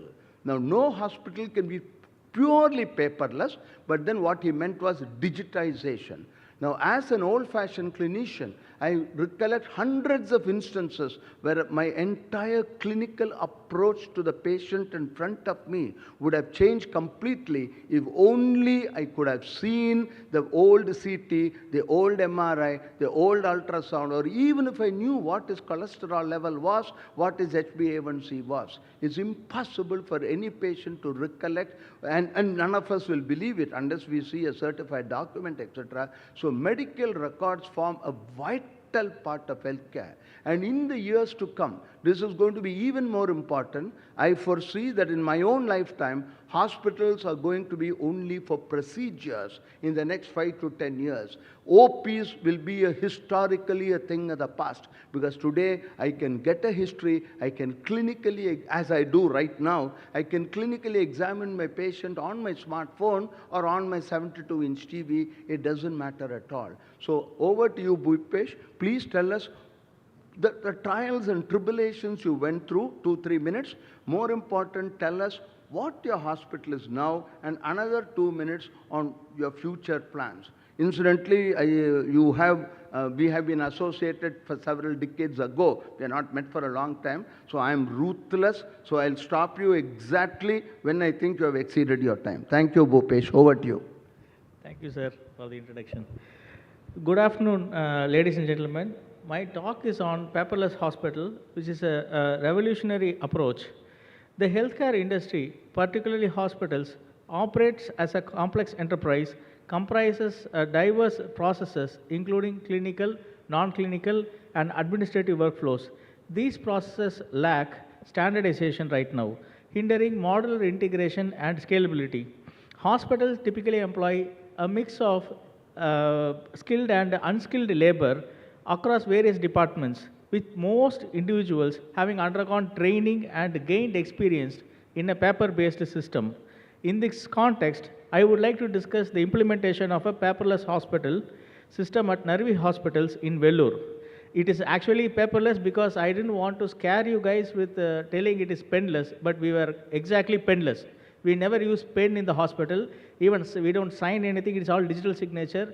And we went, this is with the executive director of the Narvi hospital. I spearheaded a greenfield project aimed in transitioning on a paperless environment, eliminating the use of pens in the clinical and non-clinical departments. This initiative was conceived in 2016 by myself and my director, neurosurgeon. He is my mentor. He envisioned it having a successful implementation in the hospital. This was done in 2020, and we were able to run the hospital for the last 5 years successfully paperless. While digitization offers numerous advantages, our primary objectives were to centralize all the data electronically, eliminate the stationary costs. We actually don't have any stationary budget in the hospital. Ensure seamless data access, facilitate research capabilities, adhere to legal documentation requirements, including automatic time stamping for clinical purposes, implement robust audit mechanisms.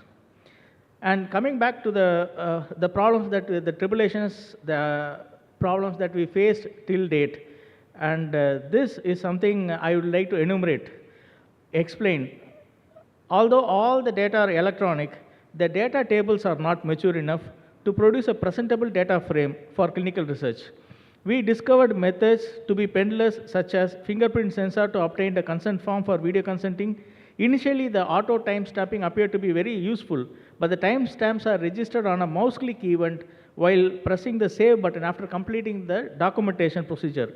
For clinical purposes, we would like to have the documentation at the start of the documentation rather than at the end of the documentation. The most challenging aspect was the user training. Almost all employees must be technically oriented to the use of application and also includes typing and keyboard shortcuts. Employees are a transient population, so the training should be ongoing. There is no way for real-time auditing of these electronic transactions. There is no possibility of a two-way communication with a system called type of notification, like our smartphone chat application. The security and redundancy of the data are another level of challenge. The hospital functions like an IT company without engineering degree holders. Here the need is that we need a daily involvement of IT department on all the administrative meetings to maintain the logic of the application as the hospital progresses in their processes.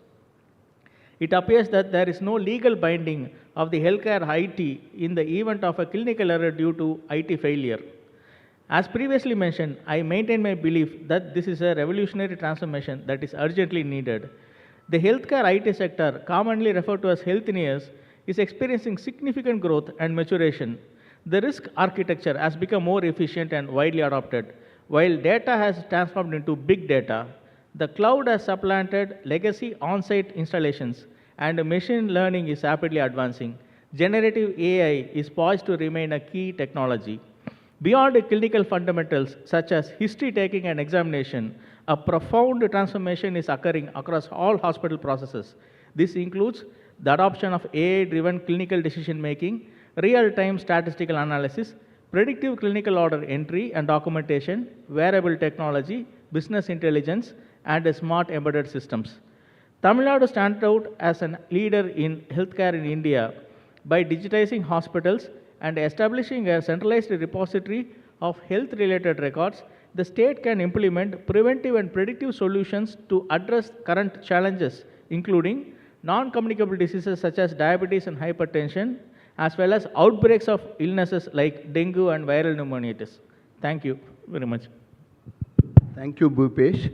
Before I forget, just to re-emphasize the point that today, many institutions in healthcare in Tamil Nadu are benchmarks for countries, advanced countries outside. This is something we are very proud of. What is the major relevance of innovations in Tamil Nadu? I again understand that about 48% of the population of Tamil Nadu lives in so-called rural areas. Now, for this 38 million people, there is no point in Madras Medical College, CMC, Apollo Hospital, Hospital at Vellore, etc., etc. They need access to it.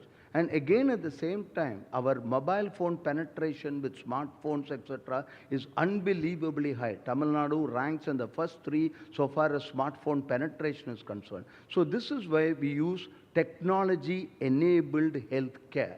Now, if you look at I'm talking of Apollo because I was associated with it for 43 years. Very soon, the entire 72 hospitals will be seen, data will be seen in real time in a big command center, as big as what you see on the screen here. Just imagine in real time. Today we have, see, when I started my medical career, it was a doctor-patient relationship. Today, a doctor is also somewhere in the decision-making process in a hospital. We have a CIO, CTO, CXO, CEO, COO, all sorts of things. I don't even know. In fact, I would like Dr. Lalu to elaborate on this. I'm sure CMC Vellore is equally, their IT department must equally be fantastic. Our IT department, Madras alone, I think there are almost 200 employees. I would never have imagined 200 IT people working in a hospital. And this is so for all the big hospitals. So hospital care is very important. Dr. Lalu, can I hand over the mic to you? Please tell us your experience. I would like you to concentrate on two things.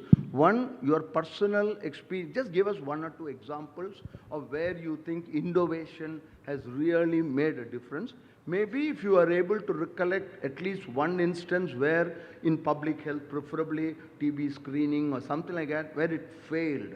why you did not, the people concerned did not achieve what they had set out for, and what was the learning from that. That is one.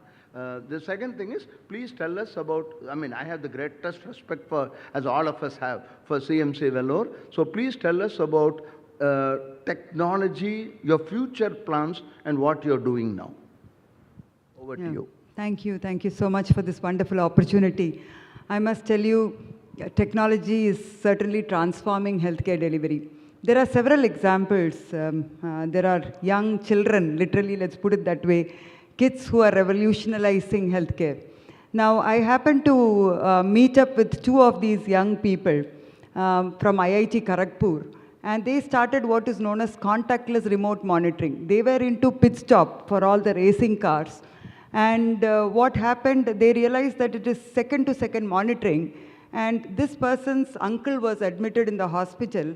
When they had gone visiting at 2 p.m. in the afternoon, the nurse was there checking the vitals, and by 6 o'clock in the evening, this person had a cardiac arrest in the ward.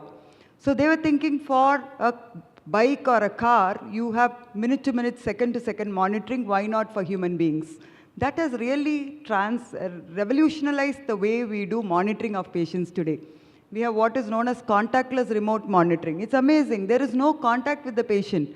There is a sensor which is under the mattress of the patient, and in Apollo, I think there is complete call center that is monitoring all the patients, or rather a remote center which is monitoring all the patients.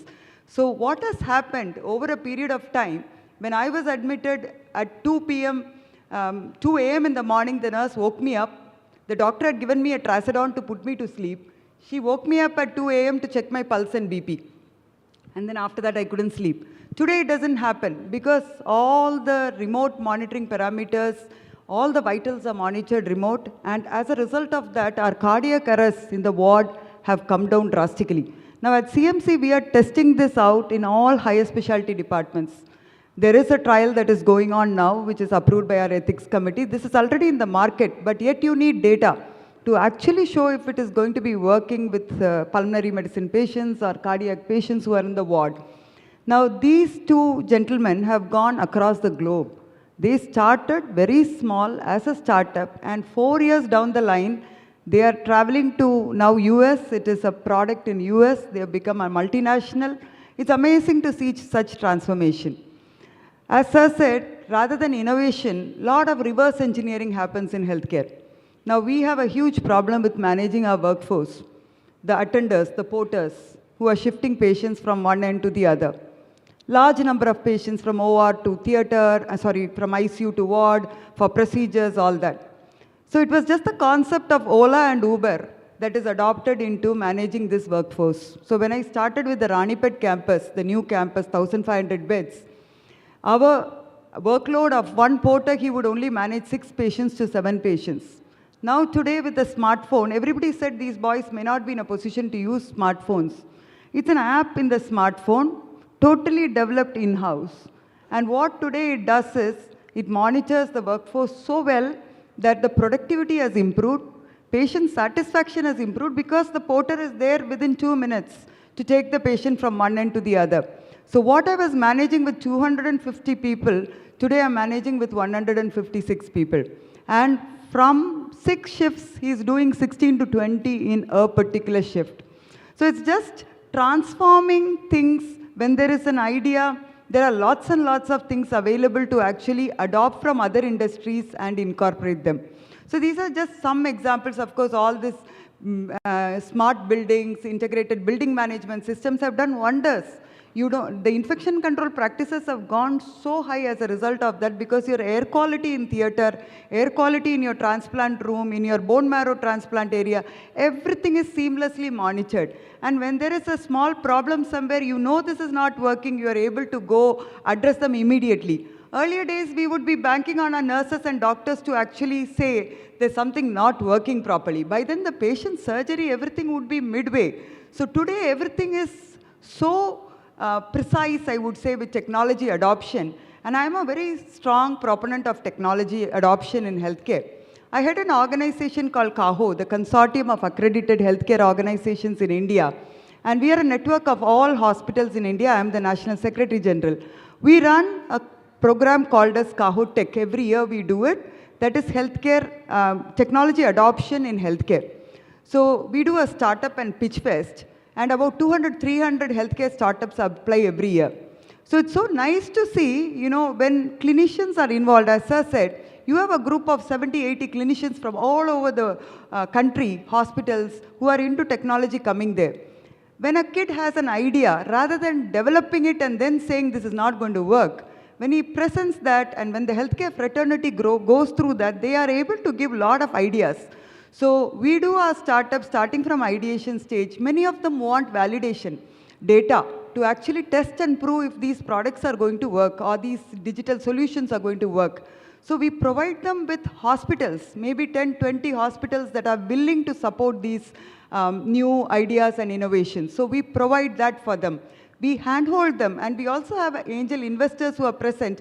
If the idea is good or if the product is good, they are able to help them. By way of doing this over a period of 7 or 8 years, I've seen wonders that have happened, how people are now willing to implement. There are lots and lots of failures as well. You know, good ideas and people like, for example, the best thing would be the community project that I can tell you. The cancer screening in the community. It was a very ambitious project that was put up. With the breath of the patient, or the saliva, you are able to test the entire, the parameters of the patient, and then you are able to actually say whether this is a high-risk patient or a low-risk patient. But the adoption in the community was not to the level, because what happened, you take the sample, after that, that sample coming back to the site, cold chain, maintaining all that became a huge problem. So therefore, this particular initiative actually failed. So rather than just looking at one product, I think it's a seamless integration and implementation which is what is so crucial.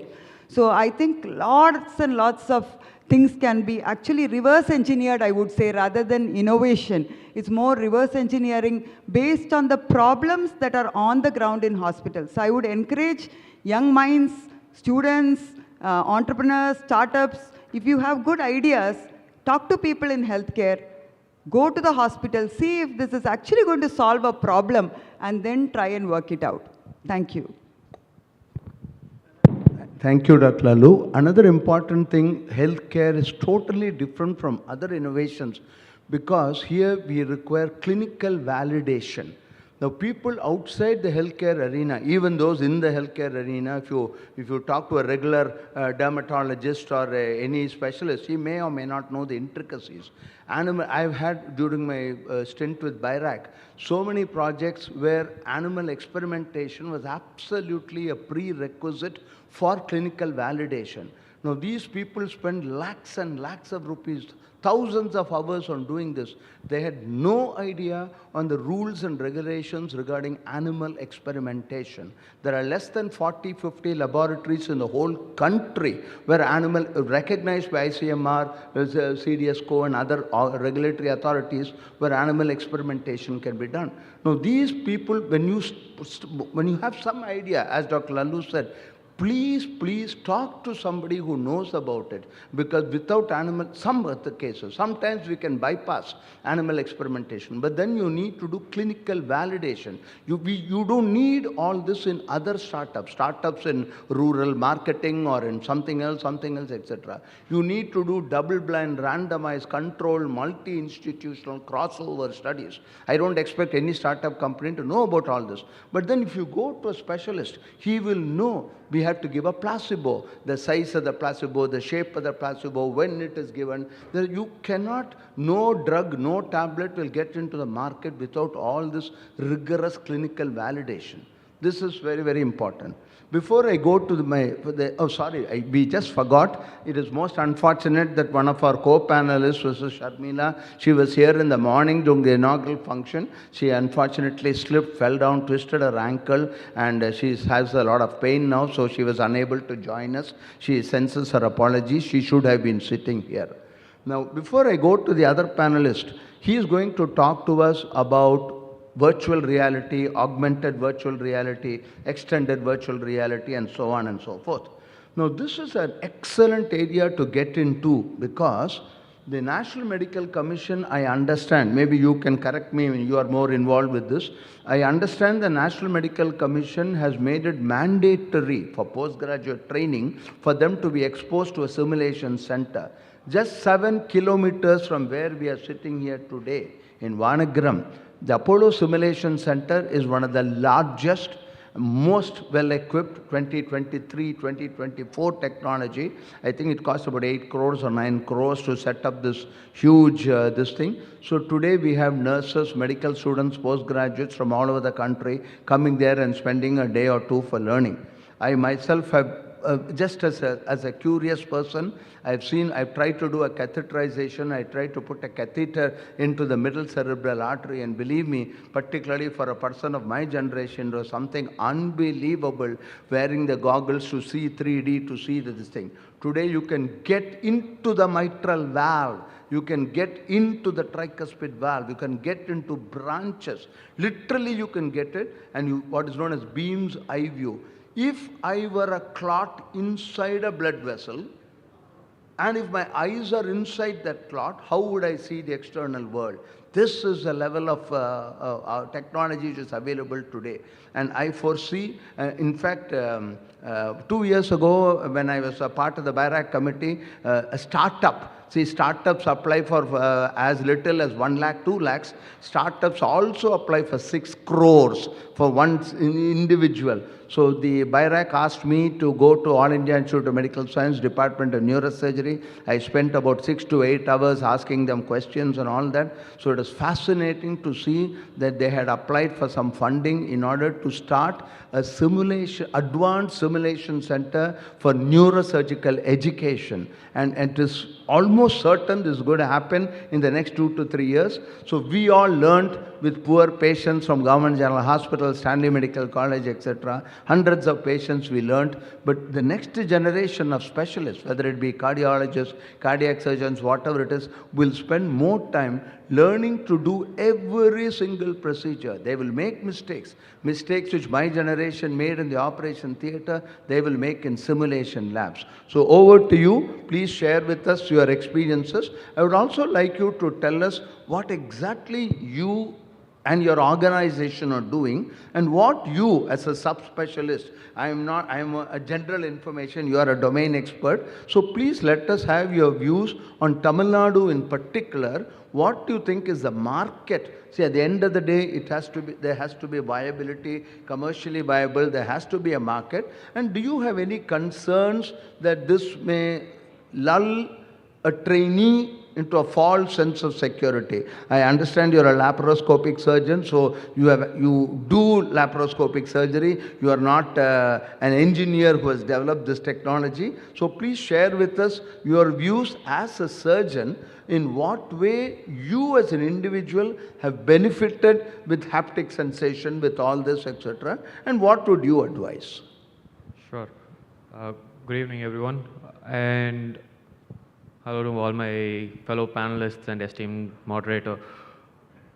I would say, like sir mentioned, virtual reality, the entire spectrum of everything we are looking at now, with all of that has become a single common technology. Earlier we used to have various silos. So just to give a little background, very quickly we had virtual reality, augmented reality, mixed reality, and these were all various subsets. Now the industry is converging to a single type of technology. Whatever wearable you're wearing, you can either make it entirely virtual, disconnect the person from a particular surrounding, put them in something totally different, make it augmented or mix their reality, where you can see whatever is around them, but also add or overlay information.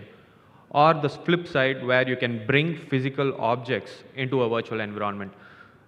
It is important to understand that since all of this technology is coming in together, where this actually plays a role in medical training.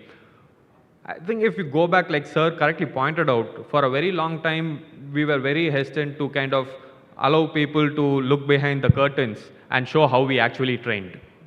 It was a common practice to learn on patients because back then that was the only way you could train for majority of the situations. But now this is a technology which is actually offering us a different modality, an option where you can ensure that any doctor, not just a surgeon, or any healthcare professional for that matter, can have a certifiable level of competency before he steps onto the patient. And probably, I think what, like Sir mentioned, while a lot of institutions are now adopting simulation, this has two components to it. One, why do we take on so much of simulation-based training now? Because of sheer volume of medical or any kind of healthcare professionals who are being trained and delivered into the system. Earlier, I think the highest volume of training in one medical institution used to be 100 students. Now it became 150. Now we have 250 medical students graduating out of each batch. And for sure, there's not enough clinical material for them to be properly trained. So there needs to be a substitute. There needs to be augmentation of whatever training modalities there are. And that is where NMC has now mandated these kind of training modalities where students not only train on patients, but before you go to the patient, make sure you have certain amount of competency. And that starts right from the grassroots. Right? You can train, like you mentioned, putting in not just a catheter into the cerebral artery in the brain, but putting in, right from putting in your IV lines to putting in a Foley's catheter, or all the basic skills right up to the very, I think, most niche skills which you would require. These kind of virtual solutions, training solutions, are actually at present, I would say, few and far between. Because the industry has had a lot of false dawns. Metaverse as a concept failed.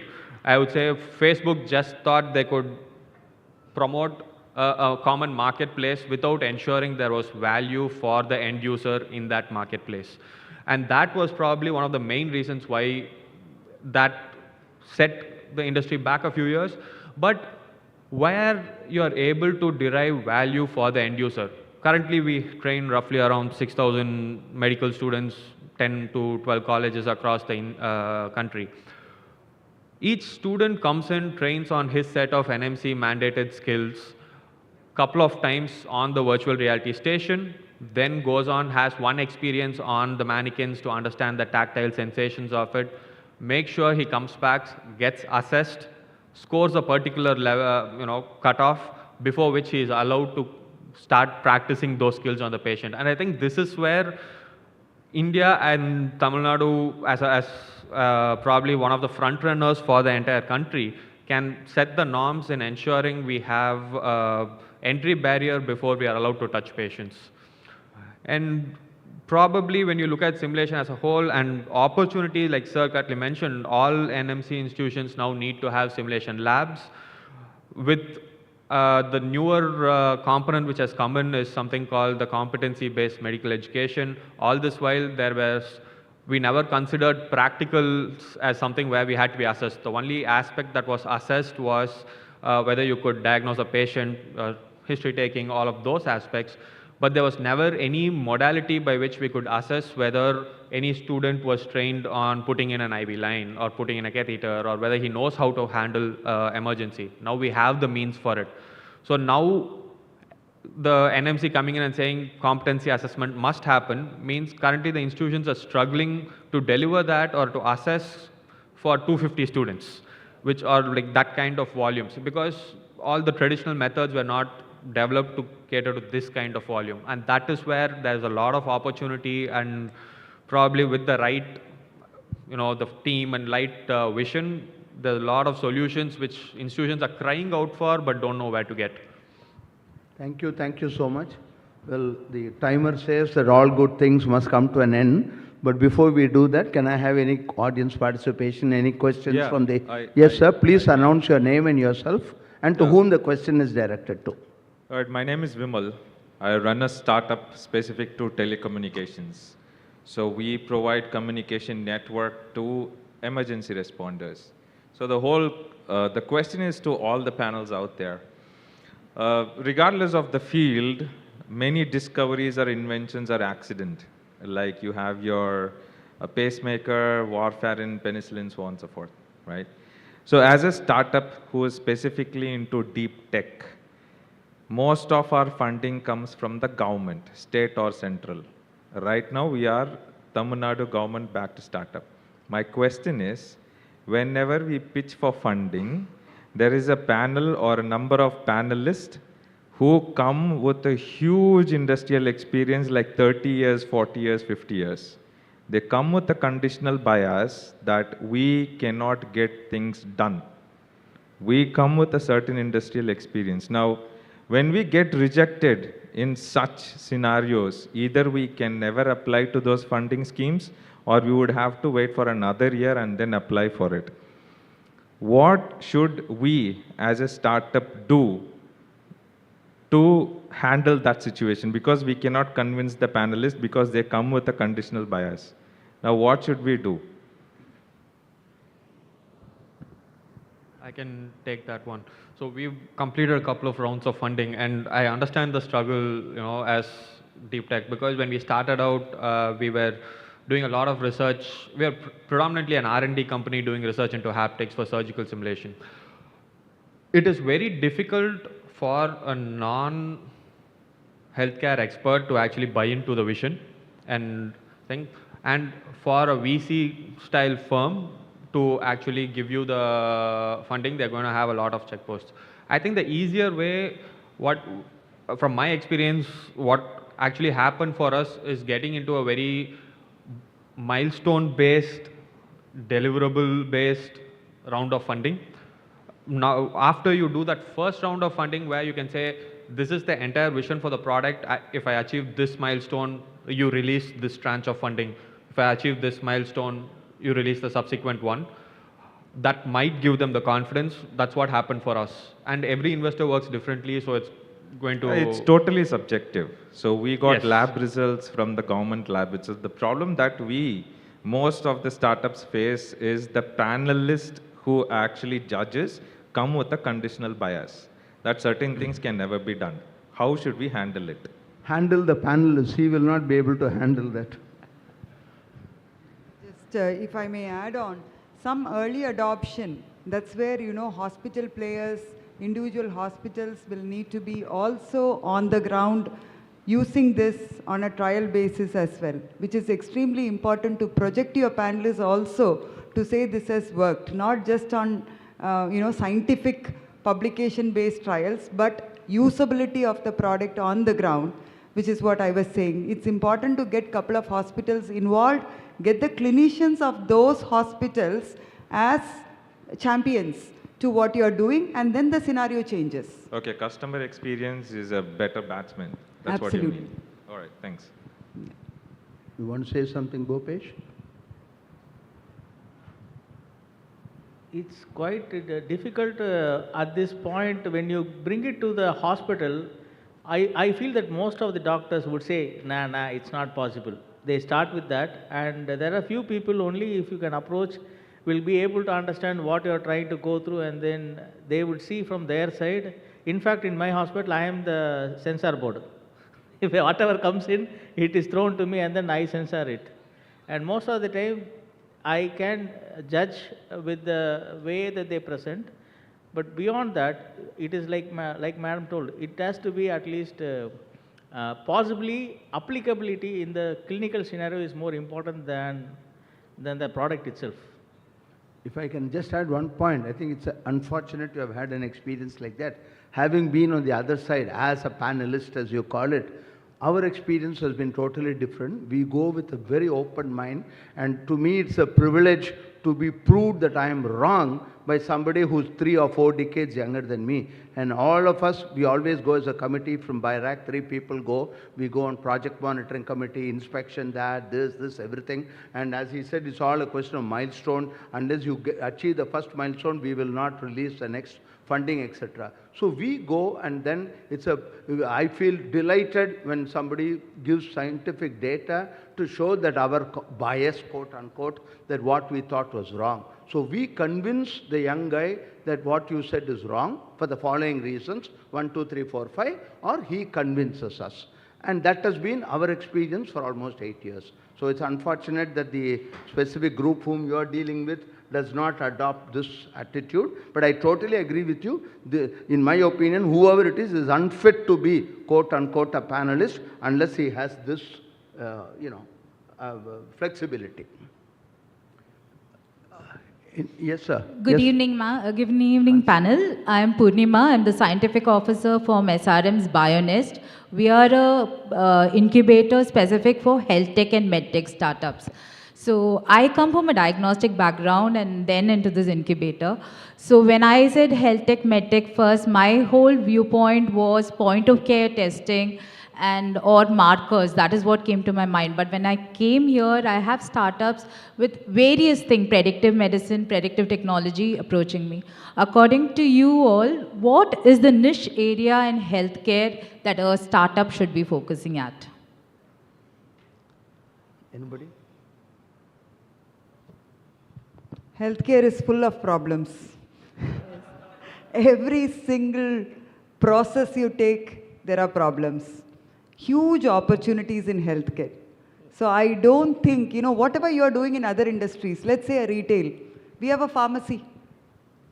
You talk about laundry, linen management we've got. You talk about managing, it's like a hotel. So everything that applies to a hotel applies to a hospital.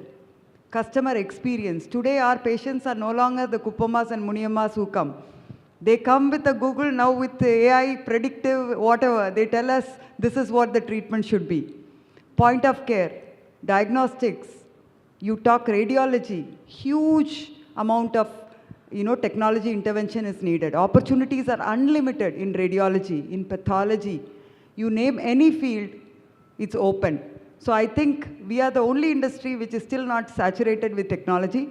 Huge potential, huge opportunities. I would only suggest get into the hospital, see the problems, not as a patient, come in as an observer, understand the problems, understand the mindset of the people, and you will be able to do wonders. Thank you, ma'am. Ma'am, I have one more question to you. I have several startups coming with predictive modeling, but they work on Australian data or American data that is available online.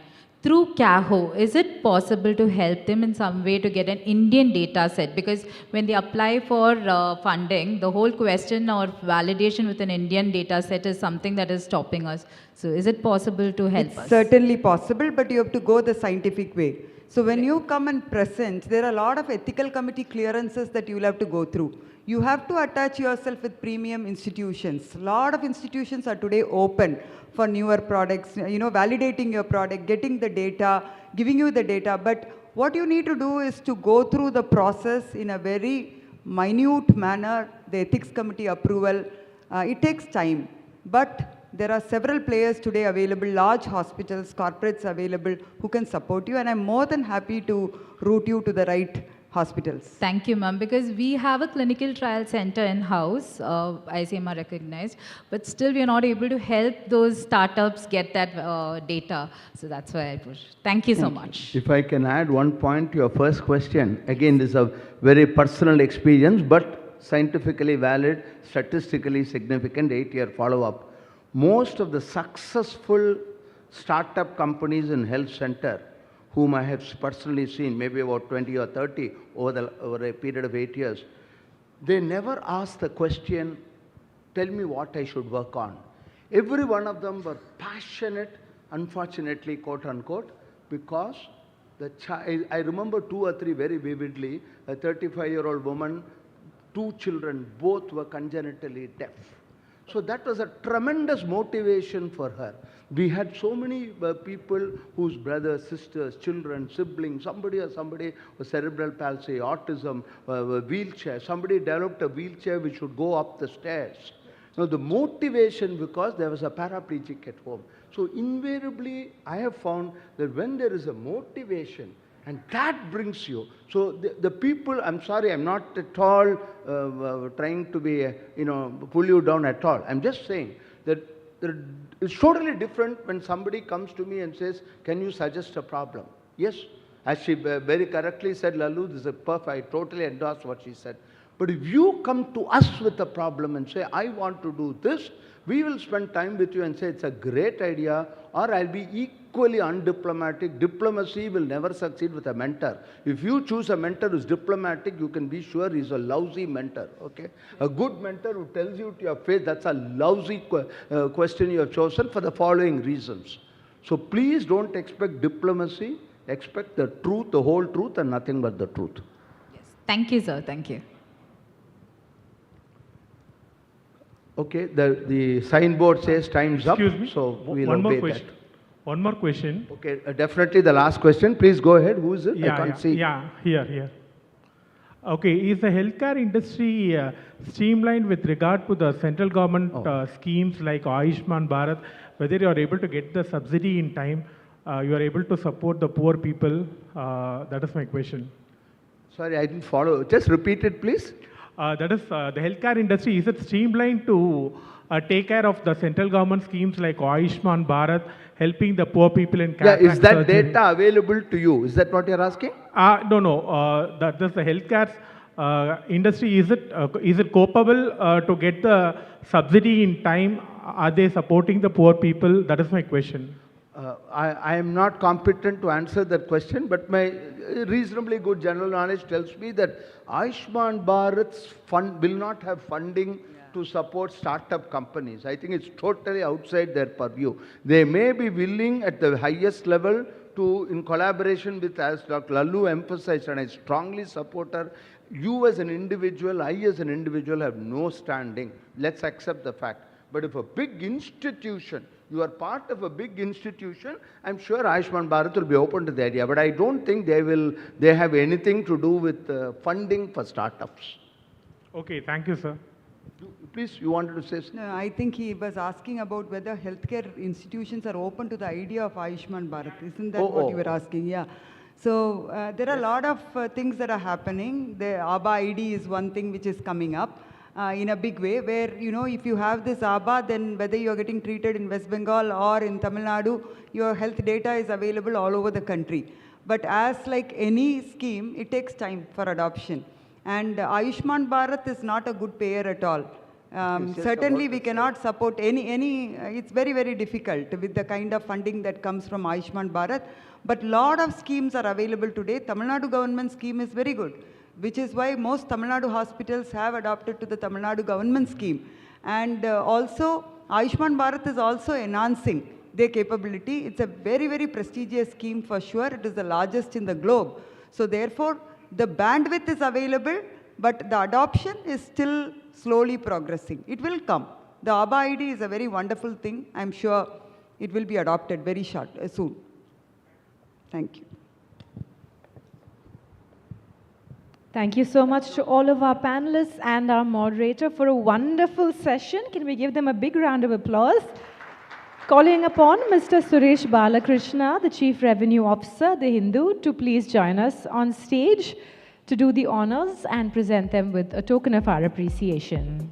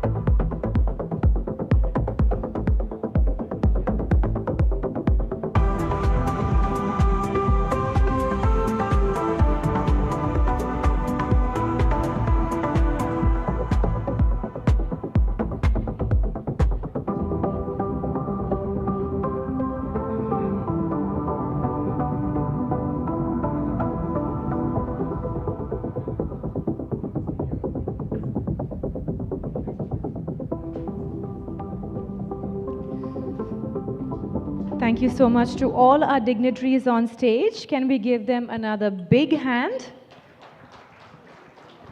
And please do give yourselves a big round of applause for being such a wonderful audience.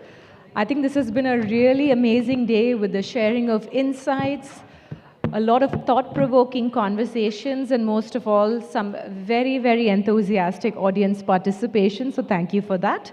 Just give us a few minutes as we set up the stage for our valedictory ceremony.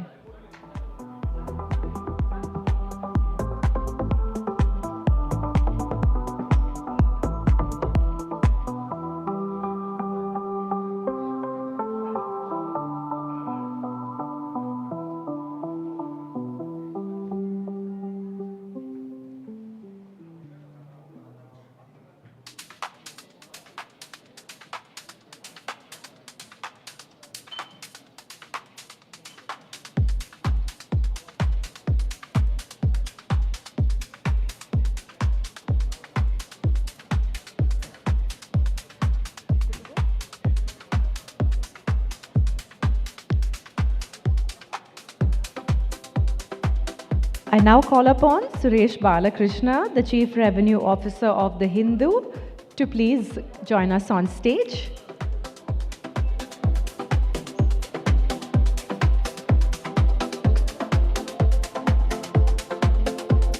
The journey began at the local level, and through dedication and unwavering commitment to public service, he steadily climbed the ranks to become a prominent minister in Tamil Nadu.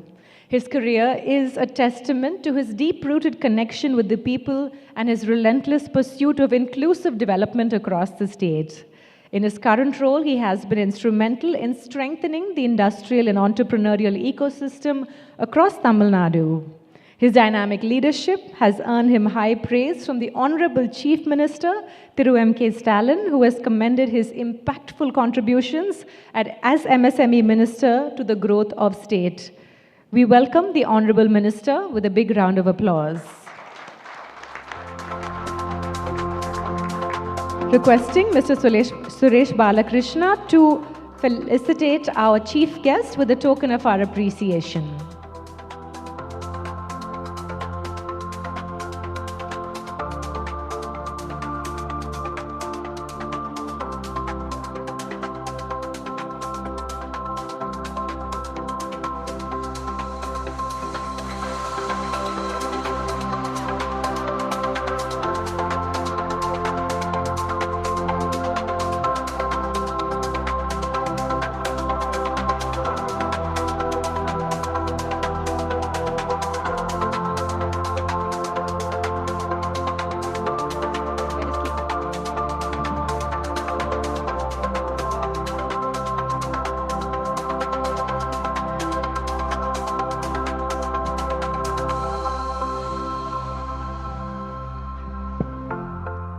I would also like to invite on stage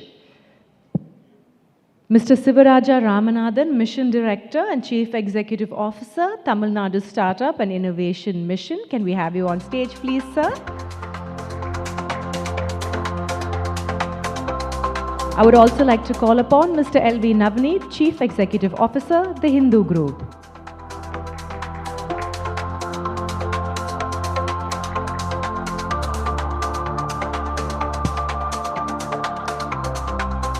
I now request Mr. Suresh Balakrishnan, the Chief Revenue Officer of The Hindu, to deliver his special address.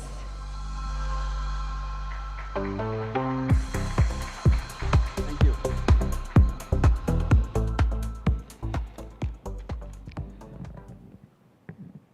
Good evening, everybody. I wonder how many of you all have been here from the morning. I see a lot of familiar faces, so I think a lot of you all have been there from the morning. I have. I landed from Bombay and came straight here and have been here right through the day, and it's been quite a day. We discussed startups across various subjects. You've been through 8 sessions, I think, of great deal of depth on various aspects of startups. We started with inclusion and gender equality, with Ramya Kannan having hosted that session. Thought it was amazing to see the kind of work that's happening on inclusion and gender equality. We saw the healthcare session just now, the kind of technology innovation that's happening on healthcare. We spoke about education and how it helps lay the foundation for good startups. We saw how AI is the buzzword now and how startups are using it or not using it. And digital transformation seems to be the name of the game. But whatever it is, one thing was common right through, and I don't know if you noticed this, is the way Tamil Nadu is at the forefront of most of these. In every session, including the healthcare session, and these are all independent people, right, running their own organization, there was at least 1 or 2 person in every panel who said that how Tamil Nadu is actually at the forefront, or how the government is helping, or how they are extending, or how they are getting funding. It was quite amazing to see how Tamil Nadu is really focusing on building up the startup ecosystem in our country. We are very proud and happy to have Thiru T.M. Anbarasan, Honorable Minister of Micro, Small and Medium Enterprises and Urban Habitat Development Board, Government of Tamil Nadu. Sir, your presence here actually gives us a lot of courage and shows the unwavering support that Tamil Nadu has to entrepreneurship and innovation across the state. In spite of his busy schedule, thank you, sir, for taking out time and being here.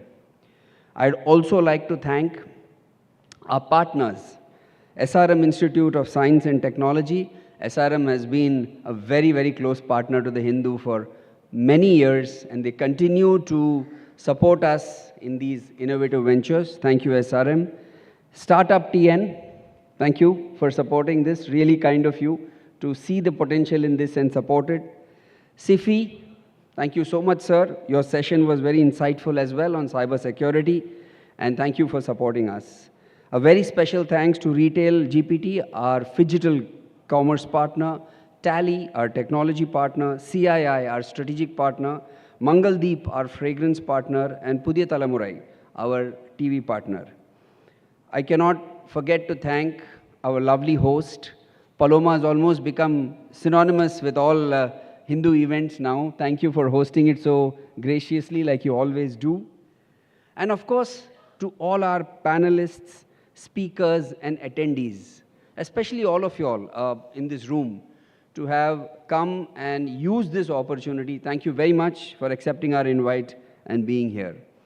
Without standing between you and the minister, who I'm sure has a very tight schedule, Thiru T.M. Anbarasan, may I request you, sir, to please come and give your valedictory address. Thank you very much.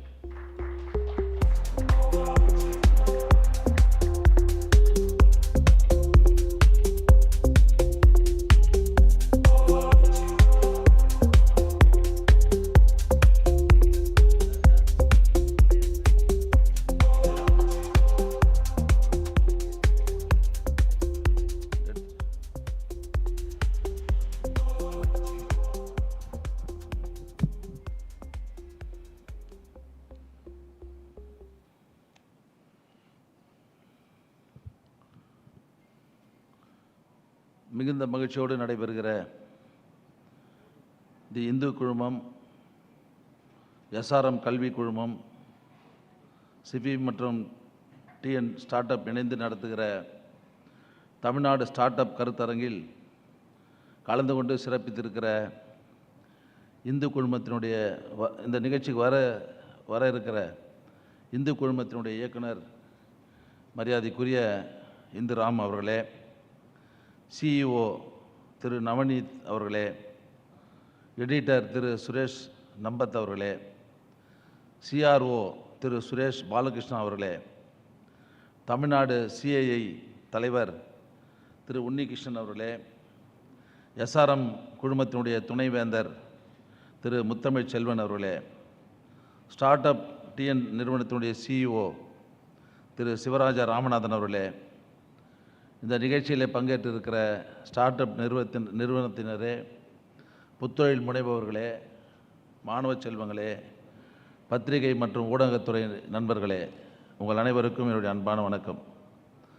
இந்த இனிய நிகழ்ச்சியிலே கலந்து கொண்டு உங்களையெல்லாம் சந்திக்கிற நல்ல வாய்ப்பை பெற்றதற்காக நான் மகிழ்ச்சி அடைகிறேன். அந்த வாய்ப்பை வழங்கியிருக்கிற இந்து குழுமத்திற்கு என்னுடைய நன்றியை இந்த நேரத்தில் நான் தெரிவித்துக் கொள்ள விரும்புகிறேன். தமிழ்நாட்டின் பொருளாதார வளர்ச்சியில் ஸ்டார்ட் அப் நிறுவனத்துடைய பங்களிப்பை உறுதிப்படுத்துவதற்காகவும் புத்தொழில் சார்ந்த வாய்ப்புகளையும் தகவல்களையும் தொழில் முனைவோருக்கு கொண்டு சேர்க்கவும் தமிழ்நாட்டில் ஸ்டார்ட் அப் நிறுவனங்களை வளர்த்தெடுக்க அரசு செயல்படுத்தும் திட்டங்களை மாணவர்கள், இளைஞர்கள், தொழில் முனைவர்களுக்கு கொண்டு செல்லவும் இந்த கருத்தரங்கம் காலையிலிருந்து மிகச் சிறப்பாக நடைபெற்றிருக்கிறது. இந்த கருத்தரங்கத்திலே கலந்து கொள்ளும் வாய்ப்பினை வழங்கிய இந்து குழுமத்திற்கும் எஸ்ஆர்எம் குழுமத்திற்கும் என்னுடைய நன்றியை இந்த நேரத்தில் நான் தெரிவித்துக் கொள்ள விரும்புகிறேன். இந்த கருத்தரங்கத்தில் ஸ்டார்ட் அப் நிறுவனங்களை அனைத்து துறைகளிலும் ஊக்குவித்தல், புதிய கண்டுபிடிப்புகளை பயன்படுத்துதல், கண்டுபிடிப்புகளில் கல்விக்கான முக்கியத்துவம், பல்கலைக்கழகங்களில் தொழில் முனைவோர்களுக்கான சூழலை உருவாக்குதல் போன்ற பல்வேறு தலைப்புகளில் பல்கலைக்கழக பேராசிரியர்கள், தொழிலதிபர்கள், துறை வல்லுநர்கள்லாம் உரையாற்றியிருக்கிறார்கள். இந்த கருத்துக்களை ஸ்டார்ட் அப் நிறுவனங்களும் தொழில் முனைவர்களும் மாணவ செல்வங்களும் நல்ல முறையில் பயன்படுத்தி கொள்ள வேண்டும் என்று உங்களையெல்லாம் நான் அன்போடு கேட்டுக்கொள்கிறேன். ஒரு நாட்டின் நிலையான வளர்ச்சிக்கு புதிய சிந்தனைகளும் புதிய கண்டுபிடிப்புகளும் மிக மிக அவசியம் என்பது உண்மை. உலக அளவில் தமிழ்நாட்டை புத்தொழில் மையமாக மாற்றவும், தொழில்நுட்ப வளர்ச்சிக்கேற்ப புதிய கண்டுபிடிப்புகளை உருவாக்கவும், தமிழகம் முழுவதும் சமச்சீரான தொழில் வளர்ச்சியை கொண்டு வர வேண்டும் என்ற நல்ல நோக்கில் நம்முடைய மாண்புமிகு தமிழ்நாடு முதலமைச்சர் அவர்கள் பல எண்ணற்ற புதிய திட்டங்களை அறிவித்து இன்றைக்கு நாம் செயல்படுத்தி வருகிறோம். குறிப்பாக ஸ்டார்ட் அப் நிறுவனங்களுக்கு தகுந்த சூழலை உருவாக்கவும், ஸ்டார்ட் அப் தொழில் முனைவர்களை ஊக்குவித்து உலக அளவில் உயர்த்துவதற்காக நம்முடைய முதல்வர் அவர்கள் ஆட்சி பொறுப்பு வந்தவுடனேயே நம்முடைய ஸ்டார்ட் அப் தமிழ்நாடு இயக்கத்திற்கான ஒரு தனி அமைப்பை ஏற்படுத்தி முதன்மை செயல் அலுவலர் CEO தலைமையில் பதவியை உருவாக்கி அவர் தலைமையில் 100க்கும் மேற்பட்ட பணியாளர்களை நியமித்து இன்றைக்கு StartupTNக்கு ஒரு புத்துணர்வை ஏற்படுத்தியவர் நம்முடைய மாண்புமிகு தமிழ்நாடு முதலமைச்சர் என்பதை இந்த நிகழ்ச்சியில் நான் பெருமையோடு சொல்லிக்கொள்ள விரும்புகிறேன். நம்முடைய அரசு பொறுப்பேற்றதிலிருந்து தமிழ்நாட்டில் அதிக எண்ணிக்கையில் ஸ்டார்ட் அப் நிறுவனங்களை உருவாக்க புத்தொழில் முனைவோர்களுக்கு ஆதார நிதி வழங்குகிற டான்சீட் திட்டம் செயல்படுத்தப்பட்டு வருகிறது. இந்த திட்டத்தின் கீழ் இதுவரை 169 நிறுவனங்களில் ரூபாய் 18,79,00,000 முதலீடும், 36 SC/ST ஸ்டார்ட் அப் நிறுவனங்களில் 51,20,00,000 முதலீடும் ஆக மொத்தம் இந்த 4 ஆண்டுகளில் 205 ஸ்டார்ட் அப் நிறுவனங்களில் ரூபாய் 69,99,00,000 தமிழக அரசு முதலீடு செய்திருக்கிறது என்பதை நான் பெருத்த மகிழ்ச்சியோடு தெரிவிக்க விரும்புகிறேன். இந்த நிதியாண்டில் 20 கோடி ரூபாய் நிதி ஒதுக்கீடு செய்யப்பட்டிருக்கிறது என்பதை நான் தெரிவித்துக் கொள்கிறேன். ஸ்டார்ட் அப் நிறுவனங்களுக்கு முதலீடு என்பது ரொம்ப ரொம்ப முக்கியம்.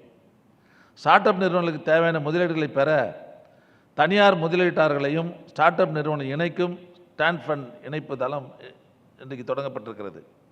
இந்த தளத்தில் 8,600 ஸ்டார்ட் அப் நிறுவனங்களும் 215 முதலீட்டாளர்களும் பதிவு செய்திருக்கிறார்கள். இதன் மூலமாக 19 ஸ்டார்ட் அப் நிறுவனங்களுக்கு இதுவரை ரூபாய் 103,25,00,000 ரூபாய் தனியாரிடமிருந்து முதலீடுகள் பெறப்பட்டிருக்கிறது என்பதையும் நான் தெரிவிக்க விரும்புகிறேன். புத்தொழில் நிறுவனங்களுடைய ஆராய்ச்சி, கண்டுபிடிப்பு, தயாரிப்புகளுக்கு இன்குபேஷன் சென்டர் ரொம்ப ரொம்ப முக்கியம். அதை வளர்த்தெடுப்பதற்காக நம்முடைய அரசு தொழில் வளர் காப்பகங்களை மேம்படுத்தவும், நவீன இயந்திரங்களை அமைக்கவும் கடந்த 4 ஆண்டுகளில் 39 இன்குபேஷன் சென்டரில் தொழில் வளர் காப்பகங்களுக்கு ரூபாய் 21 கோடி ரூபாய் நிதி வழங்கப்பட்டிருக்கிறது. இதனை பயன்படுத்தி 110 ஸ்டார்ட் அப் நிறுவனங்கள் புதியதாக தொடங்கப்பட்டுள்ளது என்பதையும் நான் பெருமையோடு தெரிவிக்க விரும்புகிறேன். புத்தொழில் நிறுவனங்கள் மாநிலத்தின் அனைத்து பகுதியிலும் தொடங்கிடப்பட வேண்டும் என்பதற்காக கடந்த 4 ஆண்டுகளில் சென்னை, மதுரை, ஈரோடு, திருநெல்வேலி, ஓசூர், சேலம், கடலூர், தஞ்சாவூர், கோவை, திருச்சி ஆகிய 10 நகரங்களில் வட்டார புத்தொழில் மையங்கள் நிறுவப்பட்டிருக்கிறது. இந்த நிதியாண்டில் தூத்துக்குடியில் புத்தொழில் மையம் நிறுவப்பட இருக்கிறது என்பதை நான் தெரிவிக்க விரும்புகிறேன். ஆக தமிழ்நாட்டினுடைய ஊரக பகுதிகளிலும் ஸ்டார்ட் அப் நிறுவனங்களை கொண்டு செல்ல கிராமந்தோறும் புத்தொழில் என்ற புதிய திட்டம் நடப்பாண்டில் பட்ஜெட்டில் அறிவிக்கப்பட்டு அதையும் இந்த ஆண்டு முதல் அதை செயல்படுத்த இருக்கிறோம் என்பதை நான் தெரிவித்துக் கொள்கிறேன். இளம் தொழில் முனைவோர்களுக்காக StartupTN இயக்கமானது பல புதிய முன்னெடுப்புகளை செய்து வருகிறது. தொழில் நயம் என்ற பெயரில் நவீன வடிவமைப்பு உதவி மையம் டிசைன் ஸ்டுடியோ தொடங்கப்பட்டிருக்கிறது. தமிழ்நாட்டினுடைய நகரங்களில் இயங்கும் கல்வி நிறுவனங்களில் தொடக்க நிலை தொழில் வளர் காப்பகங்களை பியூர் இன்குபேஷன் சென்டர்ஸ் அமைக்கப்பட்டுள்ளது. புத்தொழில் நிறுவனங்களை அறிமுகப்படுத்தும் லான்ச் பேட் நிகழ்ச்சி நடத்தப்பட்டிருக்கிறது. புத்தொழில் நிறுவனங்களுக்கு வழிகாட்ட StartupTN தளமும் தொடங்கப்பட்டிருக்கிறது. புத்தொழில் தயாரிப்புகளை சந்தைப்படுத்த பிராண்டிங் தொழில்நுட்பங்களை கற்றுத்தரும் பயிற்சி திட்டம் இப்போது அறிமுகப்படுத்தப்பட்டிருக்கிறது. ஆக இந்த 4 ஆண்டுகளில் திராவிட முன்னேற்ற கழக அரசு பொறுப்பேற்றதுக்கு பிறகு தடை அதை உடை, ஆடுகளம், ஹேக்கத்தான் போட்டிகள் என பல்வேறு நிகழ்ச்சிகள் நடத்தப்பட்டு ஆயிரக்கணக்கான இளைஞர்களுக்கு புதிய தொழில் தொடங்குவதற்கு குறித்த விழிப்புணர்வு பயிற்சி தரப்பட்டிருக்கிறது என்பதையும் நான் தெரிவித்துக் கொள்கிறேன். அது இல்லாமல் தொழில் முனைவோர் மேம்பாட்டு மற்றும் புத்தாக்க பயிற்சி நிறுவனம் EDIஐ கலைஞர் தான் அதை கொண்டு வந்தார். பள்ளி புத்தாக்க மேம்பாட்டு திட்டத்தின் கீழ் பள்ளி மற்றும் கல்லூரிகள் பயிலுகிற 31,11,000 மாணவ செல்வங்களுக்கு தொழில் முனைவு மற்றும் புத்தாக்க பயிற்சி அளிக்கப்பட்டிருக்கிறது. மாணவர்கள் மற்றும் இளைஞர்கள் புதிய கண்டுபிடிப்புகளை ஊக்கப்படுத்திட இந்த 4 ஆண்டுகளில் புத்தாக்க பற்றுச் சட்டத்தின் கீழ் 415 புதிய கண்டுபிடிப்பாளர்களுக்கு ரூபாய் 10,69,00,000 நிதி உதவி வழங்கப்பட்டிருக்கிறது என்பதையும் நான் தெரிவித்துக் கொள்கிறேன். நம்முடைய மாண்புமிகு தமிழ்நாடு முதலமைச்சர் அவர்கள் ஸ்டார்ட் அப் நிறுவனங்களின் மீது தனி கவனம் செலுத்தி ஸ்டார்ட் அப் நிறுவனங்கள் வளர்ச்சிக்கு தகுந்த சூழலை உருவாக்கியதால் தமிழ்நாட்டில் 2021ஆம் ஆண்டு மார்ச் வரை சுமார் 2032 ஸ்டார்ட் அப் நிறுவனங்கள் மட்டுமே பதிவு செய்யப்பட்டிருந்த நிலையில் தற்போது இந்த எண்ணிக்கை 10,800ஆக உயர்ந்திருக்கிறது என்பதையும் நான் தெரிவித்துக் கொள்கிறேன். இதில் 50% நிறுவனங்கள் பெண்கள் என்பது நமக்கெல்லாம் மிகப்பெரிய பெருமை என்பதையும் நான் தெரிவிக்க விரும்புகிறேன். கடந்த ஆட்சியில் ஸ்டார்ட் அப் தரவரிசை பட்டியலில் இந்திய அளவில் கடைசி வரிசையில் இருந்தது, உங்களாம் தெரியும். நம்முடைய அரசு பொறுப்பேற்ற 2021ஆம் ஆண்டு கடைசி இடத்தில் இருந்த நம்முடைய ஸ்டார்ட் அப்பு அது படிப்படியாக முன்னேறி 3ஆம் இடத்தில் 2001 கடைசியிலேயே 3ஆம் இடத்தினை லீடர் விருதினை நாம் பெற்றிருக்கிறோம். ஒன்றிய அரசு வெளியிட்ட 2022ஆம் ஆண்டிற்கான தரவரிசை பட்டியலில் StartupTN நிறுவனம் இந்திய அளவில் முதல் இடம் பிடித்து சிறந்த செயற்பாட்டாளர் விருதை இன்றைக்கு நாம் பெற்றிருக்கிறோம். அது இல்லாமல் ஒன்றிய அரசுடைய நிதி ஆயோக் அமைப்பின் சிறந்த புத்தாக்க சூழல் கொண்ட மாநிலங்கள் பட்டியலில் தமிழ்நாடு முதன்மை மாநிலமாக இடம்பெற்றிருக்கிறது என்பதையும் நான் மகிழ்ச்சியோடு தெரிவிக்க விரும்புகிறேன். புத்தொழில் சூழலில் தேசிய அளவில் முன்னணியில் வைக்கும் தமிழ்நாட்டினை உலக தரத்திற்கு உயர்த்த வேண்டும் என்ற நல்ல நோக்கில் உலக புத்தொழில் மாநாடு 2 மாதங்கள் நடத்தப்பட இருக்கிறது என்பதை நான் இந்த நிகழ்ச்சியில் நான் தெரிவிக்க விரும்புகிறேன். இந்த மாநாட்டிற்கான லோகோவை இணையதளத்தையும் மாண்புமிகு துணை முதல்வர்கள் நாளை தலைமைச் செயலகத்திலே அந்த லோகோவை அறிமுகப்படுத்த இருக்கிறார் என்பதை நான் தெரிவித்துக் கொள்கிறேன். ஸ்டார்ட் அப் நிறுவனங்கள் மட்டும் அல்லாமல் மாண்புமிகு தமிழ்நாடு முதலமைச்சர்களுடைய சீரிய திட்டங்களால் இன்றைக்கி ஆட்சி பொறுப்பேற்ற 4 ஆண்டுகளில் 2020,96,96,00,000 ரூபாய் மானியத்துடன் ரூபாய் 5,180 கோடியே 18 லட்சம் வங்கிக் கடன் வழங்கப்பட்டு இந்த 4 ஆண்டுகளில் தமிழகத்தில் 59,584 புதிய தொழில் முனைவர்களை இந்த அரசு உருவாக்கியிருக்கிறது என்ற செய்தியும் இந்த நேரத்தில் நான் தெரிவிக்க விரும்புகிறேன். எல்லோருக்கும் எல்லாம் திராவிட மாடல் அரசினுடைய கொள்கையின்படி கழக அரசின் சார்பில் உருவாக்கப்பட்ட இந்த 59,584 தொழில் முனைவர்களில் 21,281 பேர் பெண்கள். அது இல்லாமல் 9,224 பேர் பட்டியல் இனத்தவர் மற்றும் பழங்குடியினர், 2,497 பேர் சிறுபான்மையினர், 717 பேர் மாற்றுத்திறனாளிகளையும் தொழில் முனைவர்களாக உருவாக்கி சமத்துவத்தையும் சமூக நீதியையும் நிலைநாட்டி இருக்கிற முதல்வர் தான் நம்முடைய தமிழ்நாடு முதலமைச்சர் என்பதையும் பெருமையோடு நான் கூற விரும்புகிறேன். கடந்த ஆண்டு ஜனவரி மாதம் நடத்தப்பட்ட உலக முதலீட்டாளர் மாநாட்டில் MSME துறையின் மூலம் மட்டும் 5,068 புரிந்துணர்வு ஒப்பந்தங்கள் போடப்பட்டது. MSMEயில் மட்டும் இந்த ஒப்பந்தங்கள் மூலம் 91,785 நபர்களுக்கு வேலைவாய்ப்பு கிடைக்கக்கூடிய வகையில் 25,097 கோடி முதலீட்டில் 2,360 நிறுவனங்கள் இப்போது தொடங்கப்பட்டிருக்கிறது. மீதம் இருக்கிற நிறுவனங்கள் படிப்படியாக தொடங்குகிற பணியை இன்றைக்கு செய்து கொண்டிருக்கிறார்கள் என்பதையும் நான் தெரிவிக்க விரும்புகிறேன். எம்எஸ்எம்இ துறையின் கீழ் செயல்பட்டு வருகிற StartupTN மூலமாக ஏற்றுமதியை ஊக்கப்படுத்திடவும் புதிய தொழில் ஏற்றுமதியாளர்களை உருவாக்கிட வேண்டும் என்பதற்காக சென்னை மற்றும் கோவையில் வாங்குவோர் விற்போர் சந்திப்புகள் பையர் செல்லர் மீட் நடத்தப்பட்டது. இதில் 89 வெளிநாட்டு முதலீட்டாளர்கள் 947 எம்எஸ்எம்இ நிறுவனங்களிடமிருந்து 22.88 மில்லியன் அமெரிக்க டாலர் இந்திய ரூபாய் மதிப்பில் ரூபாய் 215 கோடியே 50 லட்சம் மதிப்பிற்கு கொள்முதல் ஒப்பந்தம் செய்யப்பட்டிருக்கிறார்கள் என்பதை நான் இந்த நிகழ்ச்சியில் உங்களுக்கு தெரிவிக்க விரும்புகிறேன்.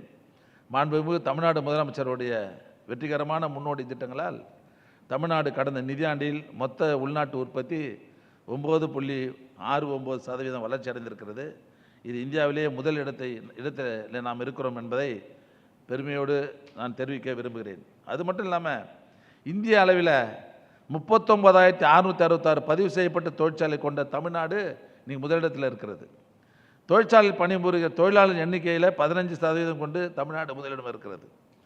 தொழிற்சாலைகள் பணிபுரியும் மகளிர் எண்ணிக்கையில் 42% உயர்ந்து இன்றைக்கி தமிழ்நாடு முதலிடத்தில் இருக்கிறது. திறன் வாய்ந்த தொழிலாளர் எண்ணிக்கையில் இன்றைக்கி தமிழ்நாடு முதலிடத்தில் இருக்கிறது. ஒன்றிய அரசின் நிதி ஆயோக் வெளியிட்ட ஏற்றுமதி தயார் நிலை குறியீட்டில் 80.89 புள்ளிகள் பெற்று இன்றைக்கி தமிழ்நாடு முதலிடத்தில் இருக்கிறது. உற்பத்தி பொருட்களை மாநிலங்கள் அளவில் கையாளுவதில் இன்றைக்கி தமிழ்நாடு முதலிடம் என்று இன்றைக்கி அனைத்திலும் தமிழ்நாடு முதலிடத்திற்கு வந்திருக்கிறது. அது மட்டும் இல்லாமல் அனைத்து துறையிலும் முதன்மையாக இருக்கிற நம்முடைய தமிழ்நாட்டில் தொழில்துறையிலும் நாம் முதன்மையான மாநிலமாக நம்ம தமிழ்நாடு விளங்கிட வேண்டும் என்பதற்காக நம்முடைய முதல்வர் அவர்கள் 2030 $1 டிரில்லியன் பொருளாதாரத்தை ஈட்டிட வேண்டும் என்று இலக்கு நிர்ணயித்திருக்கிறார். ஆக நாம் அனைவரும் ஒன்று சேர்ந்து சிறப்பாக பணியாற்றி அந்த நிலையை நம்முடைய தமிழகத்திற்கு ஏற்படுத்தி தருவோம் என்று சொல்லி இந்த நல்ல நிகழ்ச்சியில் எங்கனையும் அழைத்து பெருமைப்படுத்தி உங்கள் அனைவருக்கும் நன்றியும் வாழ்த்துக்களும் சொல்லி விடைபெறுகிறேன். நன்றி, வணக்கம்.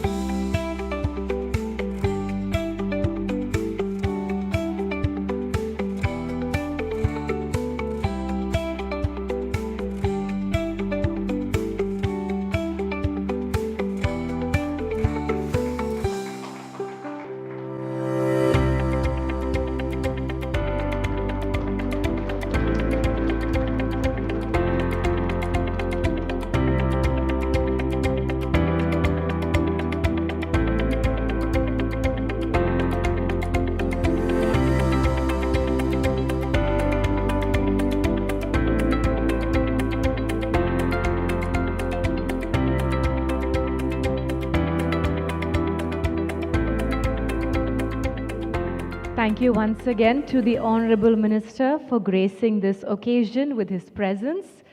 And thank you to all the dignitaries on the dais.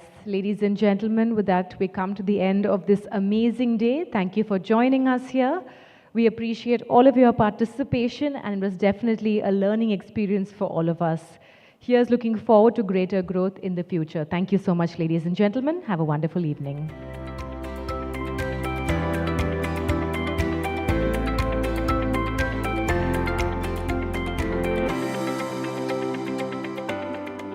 Please do stay on for more exciting conversations, networking, cocktails and dinner. Thank you so much.